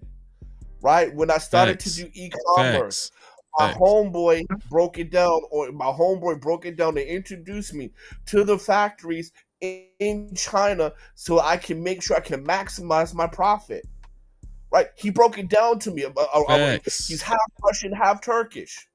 I didn't just pull that shit. The poverty, when I lost my job, the poverty that I grew up in helped me not to give up and just, okay, fuck it, I'm just going to be poor in China for a little bit. But the success happened because someone held my hand. Ooh, come on, hot dog! No Cap-tivity. Then you come back up here cooking like that, dog. Right? Someone Nah, black men don't want to hold nobody hand. Black men don't want to hold nobody hand. Too soft. And if we're gonna take it there, a lot of times it's a other. A lot of times it's a other that be willing to hold these niggas' hands, and that's how they was able to elevate. But that's a whole other story. Like that shit right there, boy. Trey don't like that shit. Trey ain't having it. He ain't having it. My first company, because I have two, the after school education company I had, this Chinese woman literally held my hand. She did all the sales and marketing for me. That's beautiful. She talked to all the parents for me. She told me what I need to do, what I need to say for verbatim. All I had to do was just repeat what the fuck she told me to say. Same thing with learning Chinese, right? I had Chinese teachers, but I also had a tutor to help me and hold my hand. And then when I was strong enough to be independent on my own, I did so. But people who talk about work harder from your fucking bootstraps, they never ever ventured out whatever they did in their neighborhood, because you need help. Everybody needs goddamn help. I will argue. Can I say something right quick? Yo, let me say this one second. Hot sauce, tell me if I'm wrong. I will argue that no former president of the United States just strictly worked hard to be president of the United States. No one. There's no one you know that you would deem successful that is famous just did that shit by themselves. They were born into that shit. Oh my God. Even Jay-Z, he didn't do that shit by himself. Dame Dash was with him. Right? Puffy didn't do that shit by himself. Biggie was with him, and he had his parents' help. Because Puffy had money. Fucking Bill Gates, when Bill Gates started Microsoft, he started Microsoft with $300,000 in the 90s in the bank as capital. Working hard. Fuck out of here, man. See, here's the thing, though. Working hard starts at a point and ends at a point. It starts somewhere. When you're starting off, you got to get the education that you're already in at the time. We went to public school. If you didn't pay attention in school, your parents was doing their thing, didn't give it, so you was behind. All of us was there. But at some point, you're going to have to work, because if you own a business now, you working harder than a motherfucker trying to get your business out there and get your money up. That's what you're doing, get your inventory. That's what we do. What I'm saying is, you don't have time in this America that we all love so much. It's understand to recognize the feelings, but if I stayed in my feelings as a light-skinned, ugly-ass dude, I wouldn't be able to do the things that can do now in my mid-50s. And also, Trey, I'm gonna why say this you about equate it to feelings? I noticed you talk no. about that a lot. What How I'm you saying is, equate if that to feelings, though? because if I stayed in my feelings, I would have talked myself out of opportunity. I would have told myself, and I'm speaking as far as a man. As far as the women, I don't understand. You But keep as far saying as a man. Just speak to if my a father, human being. You keep but if my father, specifying that this but if my black man. father would allow me to, if my father would allow me to stay in my feelings, I'd be over there living with my mama at 35, 40, listening to the women tell me I ain't shit. He told me, work. His definition of work was get a job, go to the military. When I got of age, the opportunities were there for me. I went to college. I went like Freezy for 2 years, dropped out because I didn't want to take out $1,000 loan. Found myself working at Target, realized I didn't want to do that shit. Joined the military. I got hurt. I had to get out. I took my ass back to college. I got my college degree. It allowed me opportunity to work in different sectors. And I was listening to people that were telling me, like, if you make these investments, you're gonna have to really work to keep up with it. So I just followed the path of those that were before me. I didn't try to make up my new way. When I got to a place when I started to understand it, then I could relax at it. But I'm saying is, for a man, you must put in the work, listen to people when they're trying to give you the information, step outside your feelings so you can receive the information. You're giving them the wrong They take, information. Hold on, You're wait, giving them the wrong hold on, hot sauce. Trey, when you went to college the first time, for them 2 years, did you work hard? Yes, I worked hard. So why you dropped out again? Because I didn't want to take out $1,000 loan. Why didn't you just go get a job and work hard at Because, your job? because I needed to focus on school. No, you talking about Nobody want to hear them excuses. Nah, them excuses. Nobody want to hear that shit. You got excuses, Hold dog. You got excuses, Trey. Okay. Well, You let got these some kids keep making excuses, Trey. So y'all keep making excuses, No, and we'll stay in this Trey. You hellhole. just gave a shitload of excuses just then, cause you said How? you ain't want to pay $1,000 loan. You Exactly. could have I took didn't your want to pay ass. Hold $1,000 Trey, you because I could have didn't ask took my your parents, ass to Breezy. Albertsons. I didn't You ask could my have took your parents. I ass to said Winn-Dixie and worked at wasn't no Winn-Dixie. Winn-Dixie. Wasn't no Winn-Dixie. I was in You a know white. the hell I'm saying, Trey. You could have I worked applied for hard. student. Go to Hold up. Piggly I Wiggly. applied Go to for work You could have went to study. Kroger. Go to Piggly Wiggly I and worked applied for hard work for them study. They didn't give me $1,000, work Trey. study. I applied for work study. They didn't give me work study. I didn't have a car, so I knew I couldn't do it. Trey, So, but I We did don't make. want to hear them you fucked up excuses. That bad sound like then, a bunch Trey. of You fucked excuses, up I didn't real David. make We don't want to bad. hear excuses it. and go back home. I didn't go back home crying. No, you I got in your found a feelings way. about them $1,000. That's what you did. You took your ass to the Exactly. military. That's what you I, did. I was No, 19 years Trey. old, No 20 years old. I couldn't captivity. afford that shit. Yeah, you making 19 and excuses. 20. I couldn't afford it. You should have just Exactly. worked hard, Trey. That's what I'm trying to tell I you. did. That was the answer to your 19 and problem. 20. Exactly. I'm talking 21-year-old No, adult male Trey, has no you fucked time up. to be complaining. You fucked up bad, did Trey? Yeah, man. I Trey, just, you these know I'm just niggas ain't gonna fucking get with no you. I'm just woman. fucking with you, Trey. And I'm gonna say this about the last thing, 'cause my phone ready to die. It will behoove any young person, if you can afford a house, get a house. A house increases in value $5,000 to $10,000 a year. That's how people built generational wealth.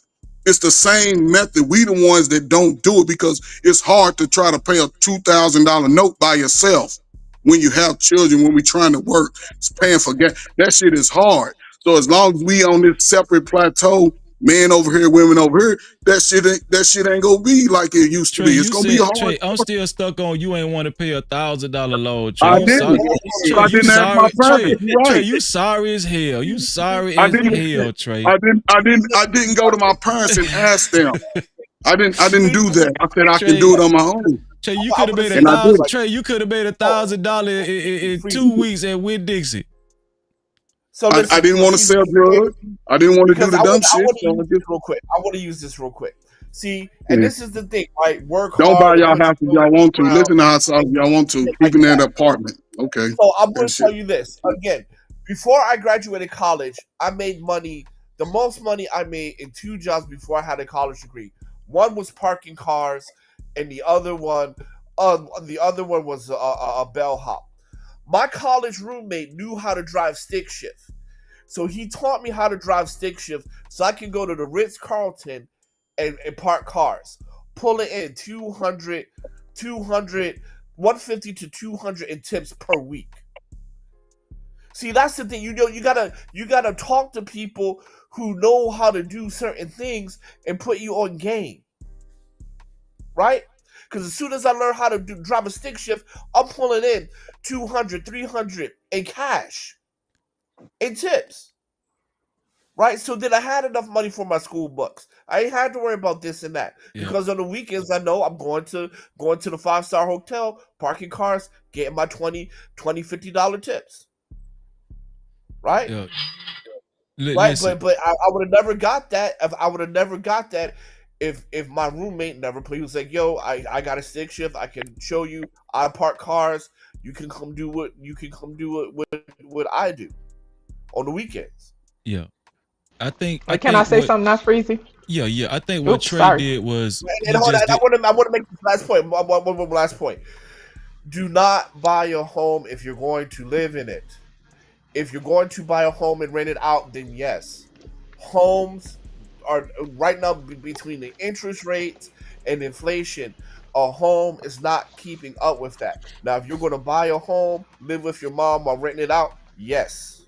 If you're buying a home to renting it and expecting it to be an asset, no, it is a liability. And let me say this. Give me like 10 I seconds. have a degree from Wharton, goddammit. I know what I'm talking about. Bitch, we know you smart. Let me say, give me 10 seconds. We never give me seen your 10 face. seconds, sis. Let me say how this. we know you're a real person. Let me say this. I'm God, nigga. I'm God then.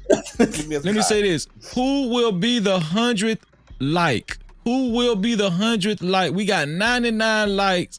Who will be the 100th? And I want to say this, Trey. One thing I will commend you for, Trey. You kept it moving, Trey. You didn't give up. And I commend you for that, Trey. Shout out to you, Trey. Now I don't know about the work hard part at school, that first school, but but one thing you didn't do was give up, Trey. No Cap-tivity. I think that's what you've been trying to say the whole time, Trey. You just don't give up. Yeah, I feel you. Go ahead. That's been understood. The most remedial person understand that. Nobody refuted all that. He keep nodding like amen, amen. Like that's been understood, right? But I just start tuning him out because he keep talking about as a black man. I was just speaking to the human experience because I think regardless of gender, people could relate to what we've been talking about, right? So what I did want to say is I don't like because you know how some people have even aside from the gender battles, right? They have these generational battles now, whether they on TikTok and stuff, and Generation Z, Generation X, all this old goofy shit, right? I personally think that there are qualities in every generation that are admirable, right? Just like with my daddy, the generation he came from, I enjoy, and I put in a chat, I enjoy my mom and my dad's work ethic, right? I also think that they're deficient in some areas, but when it comes to that, them motherfuckers work hard, right? And so there are things that are admirable about different generations. And to me, it's about taking all those different things and allowing them to complement one another. But what I noticed that people do, one generation will be dismissive to the other generation, just like with the younger folks, like what is it, millennials and is it Gen Z and the alphas and stuff. They have a level of ingenuity that is way different than some of the other generations, right? But people will demonize them and say, oh, y'all don't want to work, y'all don't want to do nothing. It's some truth to that, but right, instead of just focusing on that, why we can't focus on the ingenuity and the innovative nature that they have, right? And why instead of just getting on older people for being a certain way, why we just can't acknowledge, oh, okay, they have a strong work ethic. They know how to be resilient. They know how to be tenacious, right? Because I've seen on panels like, say for instance, OGJ Speed, right? I've noticed a lot of people will attack him, and I ain't gonna lie, it would trigger the fuck out of me because I was raised to have a certain level of respect for elders, right? And some people say, well, elder is a person with wisdom. For me, if I can't sit there and chop it up with you like you my home girl or my homeboy, then I consider you an elder, right? But people don't have respect for stuff like that. And so they would get on him, they would talk shit. But one thing they can't say, them motherfuckers from that generation was resilient and tenacious than a motherfucker. And to me, that's something that is admirable. But why we can't take all these different things that compliment folks and Right. and bring them together? You know what I'm saying? Instead, people make it a battle. And to me, it's not about a battle. Yeah, because So look, yeah. that nuance that Trey gave, that was a big nuance. Like Trey said plain out, and guess what, Trey? I ain't even mad. Trey said plain, he wasn't even trying to sugarcoat it. Man, I didn't feel like paying that $1,000, man. Fuck that shit. I ain't mad Well, that at you was though, Trey. honest. At least But you it was know. hilarious because he been windmilling all night about people Man, I making was 19 and excuses. 20 years So that old. shit was funny to me. So I did have to milk that a little bit because that sounded like a bunch of fucking excuses. Then That I you was shit didn't want was to go that 19 live and with shit your was 20 funny as years mama hell. and old. all that. I That was shit was 19 funny. But and seriously 20 though, years it's old. important to compliment. You got Oh it. my God. Listen, I was 19 and 20 years old. So what I could not do and what I knew I did not want to do is go back home with my tail tucked and making excuses on why I didn't complete what I started. So I understood that, okay, let me do something else until I can get an opportunity to get the money I needed, because I wasn't going to ask my parents at all. They didn't even know I needed the money. I was cutting hair on, because I learned how to cut hair. I didn't want to get a job. I didn't get my job until like that summer. But then I understood, okay, I still got to continue to work until my time comes again. And when my opportunity came, I just followed suit. I didn't question it. I didn't talk myself out of it. I didn't listen to other people who wasn't moving in my direction. I knew I had to continue to work. And along the way, if I'm given the working hard is the umbrella to have some integrity, have a vision for yourself, have your anger under control, be articulate, uh, respect people, places, and things, regardless of their age, color, how they look, and understand for me as a man, I needed to have skills. So I put in that work to obtain those skills. And at 54 years old, I was able to retire based off putting in that work. And certain things appeared when I was ready for it. I couldn't just say I want it. I had to put in the work and understand that it's a process. So when I got to an age when that light bulb kicked on, I can slow down. I can relax. Now the hard work paid off. I'm not still trying to look for the next job. I look, no, and I'll say this is my last thing. The message that I was giving to the guys from '08 to '12, 75% of those guys graduated college, got married, working in their careers, no have a lot of reckless children, homeowners, and doing fairly well for themselves. Now, rich, our understanding of rich has to be $42 million. No, but these guys are living comfortable. The young women are living comfortable. They rocking their natural hair. They respect themselves. They love themselves. They married. They doing the things that are required in that working hard process. So that's all. Yeah, and we reached the end of the live stream. Shout out to you, Trey, for listen. I think we agreed on a lot tonight, right? And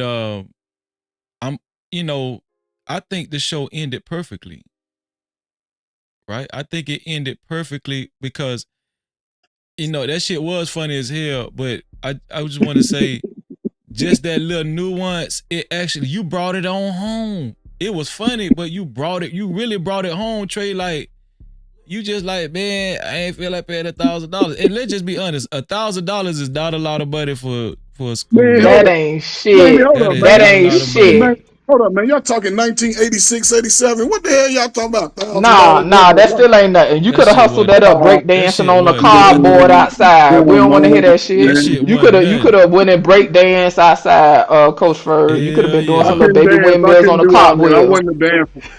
Hey, they took my football scholarship. I wasn't gonna pay $1,000, and I'm glad I didn't. because I ain't got no large debt. I ain't got no student loan But debt. to your point though, Trey, it still seems like you had some direction, Yeah. even when you decided, hey, I'm not doing this or that or whatever. You still seem to have some direction as far as the trajectory of your life or where you want it to go. Our conversation earlier was really about people who have no direction, and so to me you still had an advantage because you had an idea where you was headed. Some people truly don't know where they headed, old, young, in between, and so But that's the only thing I was really speaking to. but but just me, I didn't have a direction of where I was going. I just knew I had to do You something just until it said clicked in. No, you I went to college. I still didn't know what I was going to major in. I'm just saying, we don't know a lot of us don't know what we want to do in life. We say we want to be this, but then when we start really getting in life after high school, how many of us are willing to take that step? And we don't know what we're going to do, but I'm just saying, but that's to some of my points though. but we got to put in the work, Just Jay. You put in the work. You even give an I example of your own life. You was in a space and you decided that, hey, shit got to be different. right. So you put in the work to be in a better space. That's all I'm saying. And But as I far as the still, but nuances, I still don't have certain results, dear. When you decided you weren't doing this, you weren't doing that, you did. Like what I'm saying is, some people don't know where to start. And it's not to discount nobody. Some people don't have a starting point. I'm still trying to figure out a lot of stuff on top of being a mother, on top of making sure my kids on the right track, on top of me trying to get on the right track because my life was delayed for different reasons. And it's not about a sob story, but I think that that's a reality for a lot of people. A lot of people out here raising children and they still don't have all their shit together. So we have people that get on panels and say that's why you need to have your shit together before you have kids. All that shit sound good, but that's not the reality for a lot of people. Some people have kids and they still trying to fucking figure it out. That's Facts. but they are working hard to try to figure it out. That's what I'm saying. We want things to happen when we want them to happen. But sometimes it may take me 2 years, it may take me 2 days, it may take me six, you know what I'm saying, to get that piece of the puzzle that I need. But in between that time, I have to be putting in the work. And then when that light bulb click on, I have to be willing to stand on that and live in that life. Trey, Because Trey, once you let, get it, Trey, let me ask you this, Trey. Do you think somebody could work hard in the wrong direction? yes, drug dealers are the greatest example. No, They work not. hard. They shout work out hard to at next moving that level. He product. already said that he was in the streets moving in the wrong direction. But Yeah, listen, they not work just hard at not. Let's just say, okay. Do you think let me be more specific. Do you think somebody could work hard in the wrong direction doing something legitimate? yes, because a lot of times, and that's why I used to tell the young men and young women, we have a lot of black people have God-given talents already. Motherfucking draw, paint, break stuff down. I know a kid that could take a computer apart and put it back together with no directions, but he wanted to go be an actor. He already got the God given skills. We need to embrace those God given talents and move with those. At least give those opportunities a chance to flourish to see where they go. Then, if they don't work out, we still got to find another lane to say, you know what? I've always wanted to do this. So let me try this. That's all I'm saying. This is my last question, Trey. What do you So think? how do somebody figure out what their skills are? To, our skills are something we try different things. Just like I learned how to cut hair just by figuring it out myself. Didn't I never saw I went to the barber shop, but I asked my mama to get me a pair of clippers. 2 weeks later, I'm cutting everybody's hair. I'm doing that. I learned how to work on cars just by taking shit apart, little small stuff apart, putting it back together. And it depends on what people want to do. If people want to be business savvy, why not get a few So what if library they books? don't know what they want to do? But that's the thing. Do What if something. It's so many options out there. Well, Just guess Jay is what? what I I'm learned how saying. to cut hair because I got sons. So guess what? I learned how to cut hair. Guess what? On my Lumina, I changed my starter, my fuel pump, and my alternator. You know what I'm saying? So what? So should I go be a mechanic? Should I start cutting hair now? All I'm No, saying is we it's about specificity. It's about being efficient, and because like some people are just good at a lot of different things, and some people need help narrowing that stuff down. And I'm not speaking to me. I'm just speaking to some people that might relate to that are young. But anyway, I'm gonna let y'all fellas wrap up the show because I know you're getting ready to close out. Freezy, I'm gonna drop down and let you fellas close out the show. I appreciate you, Coach Ferg. Love you, Freezy. Peace to the chat. Peace to everybody. Y'all Love know you to hit too, that cash sis. yeah. app, hit that Discord, all that good stuff. All right, I'm dropping And down. Bye. I ain't gonna be fighting you every day either. Whatever. Shout out to Just J. Trey, this is my last thing I want to ask you. What do you think? I think all of us agreed tonight that you should work hard. And you should not faint. You shouldn't give up, right? But if you had to judge between the two, what do you deem more important? Working hard or having the right information?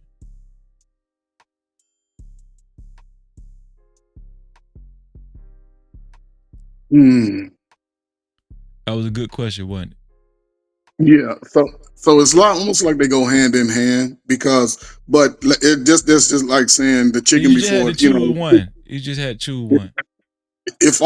In a perfect world, the right information. Shout But out to Trey. unfortunately, we come from parents who are flawed, who don't have all the answers. So a lot of times we have to get it by trial and error. Yeah. You know what I'm saying? But Freezy, just in this example for me, what worked for me, I had friends that was deep out there. So I understood I couldn't live that lifestyle.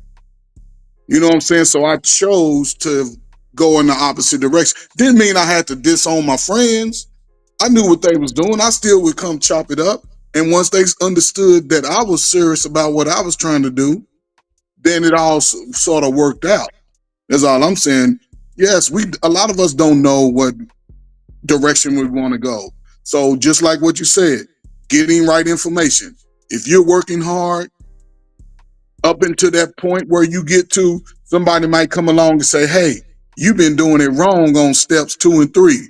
Let me give you steps 2 and 3. Because now you in that space with them. Okay, now you take steps 2 and 3. Now you jump start to step 10. You like, damn, I was missing all that, wasting all this time trying to fight against it, not trying to get the information, blah, blah, blah. Then here it is. Breezy come along and gave me 2 bits of information I needed. Now look how I done jumped 10 steps ahead. Now I can start relaxing. I can start passing this down. A lot of us just don't want to give the information.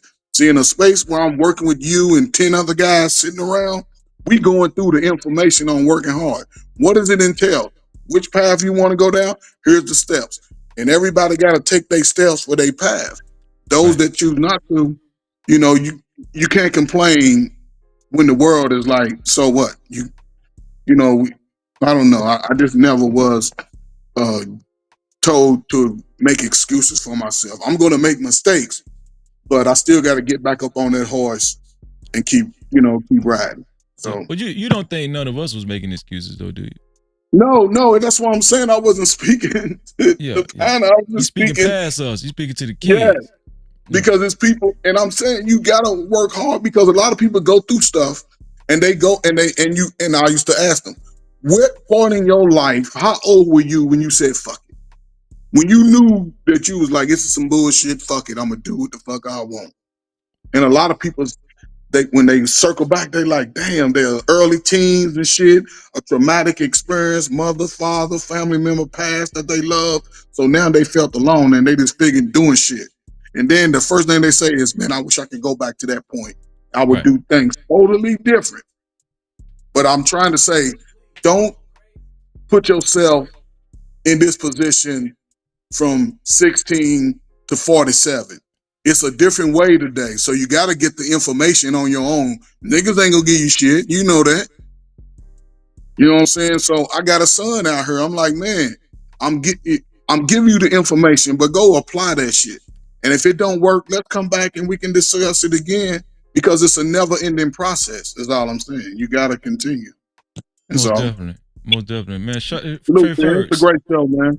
Man, Great Trey, show, man. Hey, Trey, man, you had me on my toes, man. I appreciate you, dog. You know I love you Nah, too, Trey, great show, man. Hey, man, great show, man. Just Jay, salute. Listen, I got sisters. I'm gonna love you, and we're gonna fight tomorrow anyway, and then we're gonna have a barbecue. So, salute, man, for real, man. Salute, Trey. Trey Ferg, y'all. No Cap-tivity. My brother Trey Ferg, man. Listen, y'all. I ain't gonna lie, man. Tonight might have been better than last night. I think tonight was better than last night. Real talk. I think tonight was better than last night. Listen, let's do the benediction, man. Let's do the benediction. Listen, and I'm gonna tell y'all something. Tonight was worthy to be shared. This live stream is worthy to be shared. But guess what? Share it with the timestamp. Share it with the timestamp. I'm talking about after that Jay-Z shit. Share it with the timestamp though. You know what I'm saying? When we really had the real conversation on the latter part of the live stream. Listen, man, this is the benediction, y'all. This is the benediction. It comes to us from Deuteronomy 6th chapter, 5th through the 7th show, where it says, "You shall love the Lord your God with all your heart, and with all your soul, and with all your might. And these words that I command you today shall be on your heart. You shall," listen to this, y'all, "you shall teach them diligently to your children, and shall talk of them when you sit in your house." So this is what we should do as leaders and parents and guides, right? Not only should we talk to the kids, but we should sit down with our kids and talk to them too. Talk to them in the house each and every day. Sit down with your kids and talk with them each and every day. And it says, "And when you walk by the way, and when you lie down, and when you rise." So guess what? This is not a one-time thing. This is not us just talking to people one time and saying, "Listen, you just need to do this." You need, and then walking it, and then leaving them alone. No. This fight that we're in, this leadership and this guidance that listen, this is an everyday thing. This is an everyday thing, right? Like the scriptures say, when you sit in your house, when you walk by the way, when you lie down, and when you rise. This is a constant learning. Constant learning. No Cap-tivity. Shout out to everybody that contributed to tonight's show. Let's see. Shout out to our brother Next Level for his $5 cash cap. Also, shout out to, let's see. Okay, there we go. Shout out to Slick for his $5 cash cap. I appreciate that, Slick. Shout out to Black Hawk for his $2 cash cap. Also, shout out to Black Hawk again for his $5 cash cap. Also, shout out to Black Hawk again for another $5 cash cap. Hey, y'all hold on one second. God damn, hold on one second, y'all. I'll be right back. Hold on. Damn, hold on. I got to use the bathroom. Hold on, let me put this up here.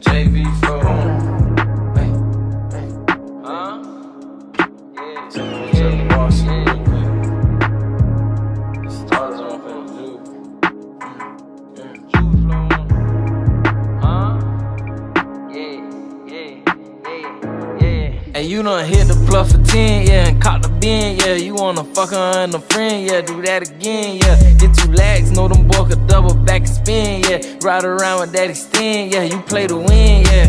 40 with a switch, yeah. With thumb in this bitch, yeah. Pull up and let it hit till it's none in this bitch, yeah. You a head hunter, drop 100, get 100 niggas dead. You don't want the bitch, but you gon' hunt your head. Yeah, little bitch good with them names, huh? You in the game, huh? You bout to go to Johnny Dane, huh? And do your thing, huh? Took that bitch to Miami, bout to switch a frame, huh? huh? Baby mama mad at you, wanna do the same, huh? A couple pics of watch, so I guess you bang, huh? I seen really young dappy up, I guess you slain, huh? Wanna take it to the booth, huh? And drop some heat, huh? You know BD got them beats, huh? That boy a beast, huh? Since a juvenile, you stuck to the G code, huh? They hating on you cause they think you got the cheat code, huh? You hope your name don't get brought up in that Rico, huh? Cause you one of them niggas reading up with that Chico, huh? Instead of praying to your Howard shot, you took a shower, huh? Got them bees, that's your power, huh? Can't leave without them, huh? You were living wrong, huh? But now you own, huh? Extra corner for you go home, huh? They know you strong, huh? You gon' bust that nigga head, huh? They owe you bread, huh? Send the text, say that she bread, huh? Left phone red, huh? Got your mind on the fed, huh? You kinda scared, huh? My bad, y'all. Woo! Woo! Boy, I had to get... Prize, I had to go pee and poo. Shout out to Hot Sauce, man. Nah, I just had to do the first thing, not the second thing. I wouldn't have been back this damn soon. I wouldn't have been back this damn soon. Shit. Okay, yeah. So that took care of all the cash caps. Also, let's see. Shout out to Peaches for her $5 super cap. Shout out to Peaches again for her $5 super cap. Shout out to Living Humbly for his $10 super cap, right? And shout out to Living Humbly for the 2 memberships that he gave too. Shout out to Living Humbly on that too. Shout out to Bridget Renee for her $5 super cap. Shout out to Tokay for his $5 super cap. Shout out to Billy Goat Gruff for his $2 super cap. And shout out to dang, did I read this one? Hold on, man. Super chat. My bad, TJ. Damn, TJ. My bad, TJ. Shout out to TJ for his $5 super cap. TJ said Trey Ferg in the building. Salute Freezy. Just J. Y'all keep cooking. No cap. Damn, my bad, TJ. I was so caught up in the damn conversation. Shout out to TJ for his $5 super cap, man. Let me show TJ one more time. Let me keep TJ up there. TJ. Shout out to the sponsor of tonight's show. Shout out to the sponsor of tonight's show, Corey Love, for a total of $50 on the sponsorship banner. Shout out to Corey Love, man. No Cap-tivity. Thank you for being the official sponsor of tonight's show, Corey. I appreciate you. And listen, man, I urge you guys to please share this live stream. Share this live stream.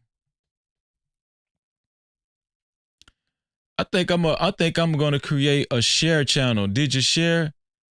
I think I'm gonna do that in the Discord.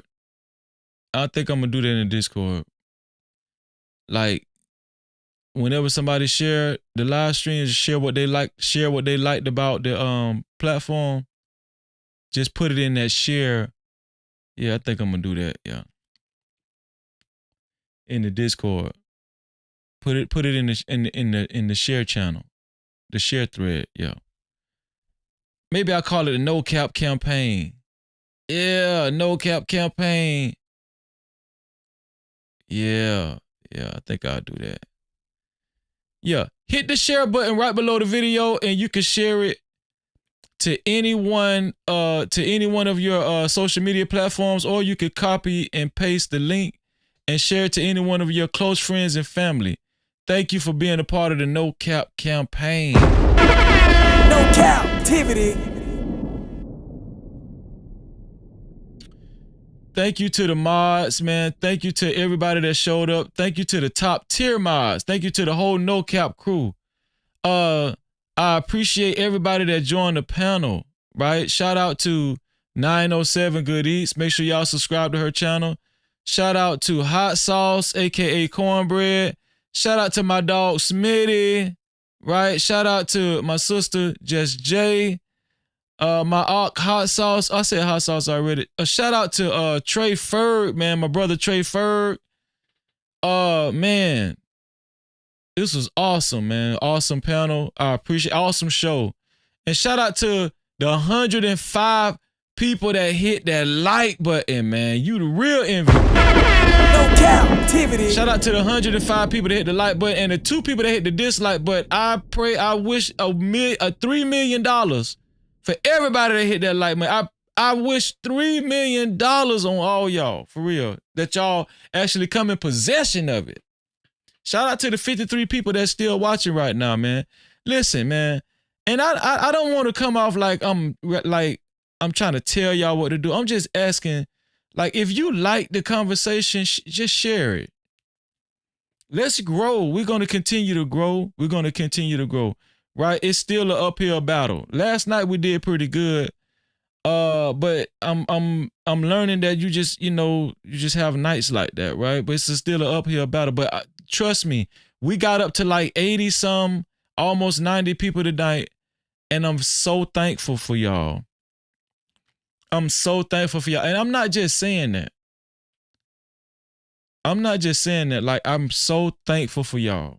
I really am, because you could have been anywhere else watching, but just for the fact that you guys, find interest and you key into these conversations and you find value in the conversation, in the live streams, that mean a lot to me.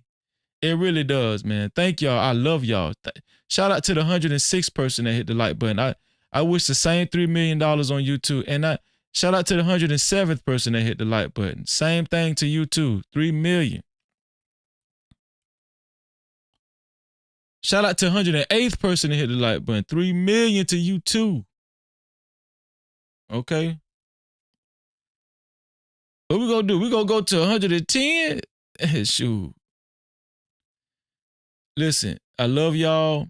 We about to get up out of here. Shout out to the 109th person. Damn, now I want to see 110 just to make it look good. Shout out to the 109th person. I wish $3 million on YouTube. Shout out to the 110th person that hit the like button. I wish $3 million on YouTube. Thank you. Get them $3 million. Y'all better get them $3 million. Shout out to 111th person. I wish $3 million on YouTube. Y'all better get them. Y'all want them $3 billion. You better get them $3 billion. You better not shortchange your blessing.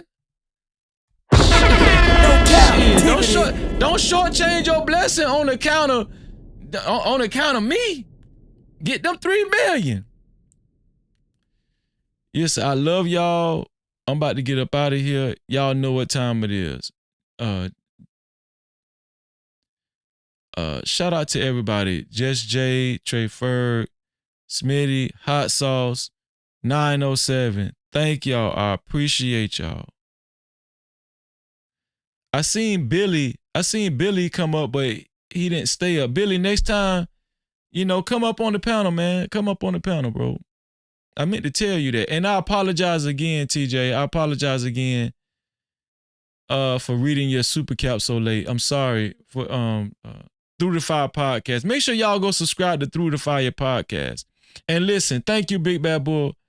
If you haven't, I shout out to everybody that's been posting the Discord link in the chat. Next Level Prime, Big Bad Bull. Thank y'all. Shout out to Mo Love for being a top tier mod. Every time she's a top tier mod. Shout out to Just J, top tier mod. All the top tier mods, man. Listen, Big Bad Bull just put the Discord link in the chat. Join the Discord. Join the Discord. See how we rocking it up. We're 112 people strong in the Discord. 112 people. And we're growing day by day. Join the Discord. Listen, thank you, Big Bad Boy. Join the No Cap crew. The No Cap Nation. The No Cap Nation. The No Cap crew. Okay? I ain't gonna tell you again now. Hit that Discord link and join now. I'm gonna give you one more time. And you're through. I done gave you too many chances, baby. It ain't no joke. Shout out to Big Bad Bull, man. Y'all, we finna get up out of here, man. We finna get up out of here. Y'all know what I always say. Pride say for that 3 million. Shout out to the 112th person that hit the like button. I wish 3 million on you. Yes. Yes. It's all about believing over here. It's all about believing over here. Real talk. Let me refresh the cash cap. Make sure we don't got no more cash caps. Oh no. I'm glad I just did that. Shout out to Next Level. I'm so damn late. Damn. Check the cash out, bitch. Shout out to Next Level for his $5 cash cap.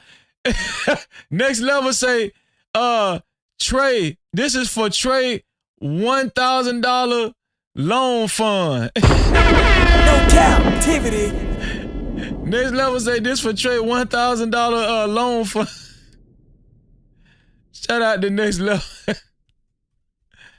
Shout out to Next Level. I'm glad I refreshed my damn cash out screen because my phone damn sure ain't go off. Shout out to Next Level, man. I appreciate you, Next Level. Y'all, we finna get up out of here. Y'all know what I always say. To free yourself, you must heal yourself. And until the next time, we out of here. Unlock the future of branding while outpacing your competition. Dive into the digital realm, transforming raw footage into video epics. Our editors redefine storytelling. At Prime Your Logos, where pixels become portals. Prime Your Logos. Unleash the unseen. Your brand amplified. Visit us at Prime Your Logos on Instagram. Or call 704-792-6345. That's 704-792-6345. Prime your brand. Prime your logos, where artistry transcends reality.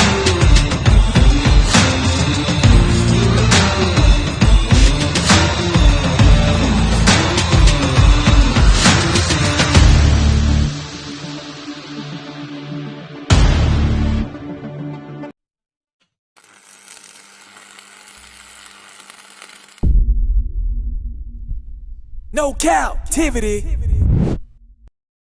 Freezy.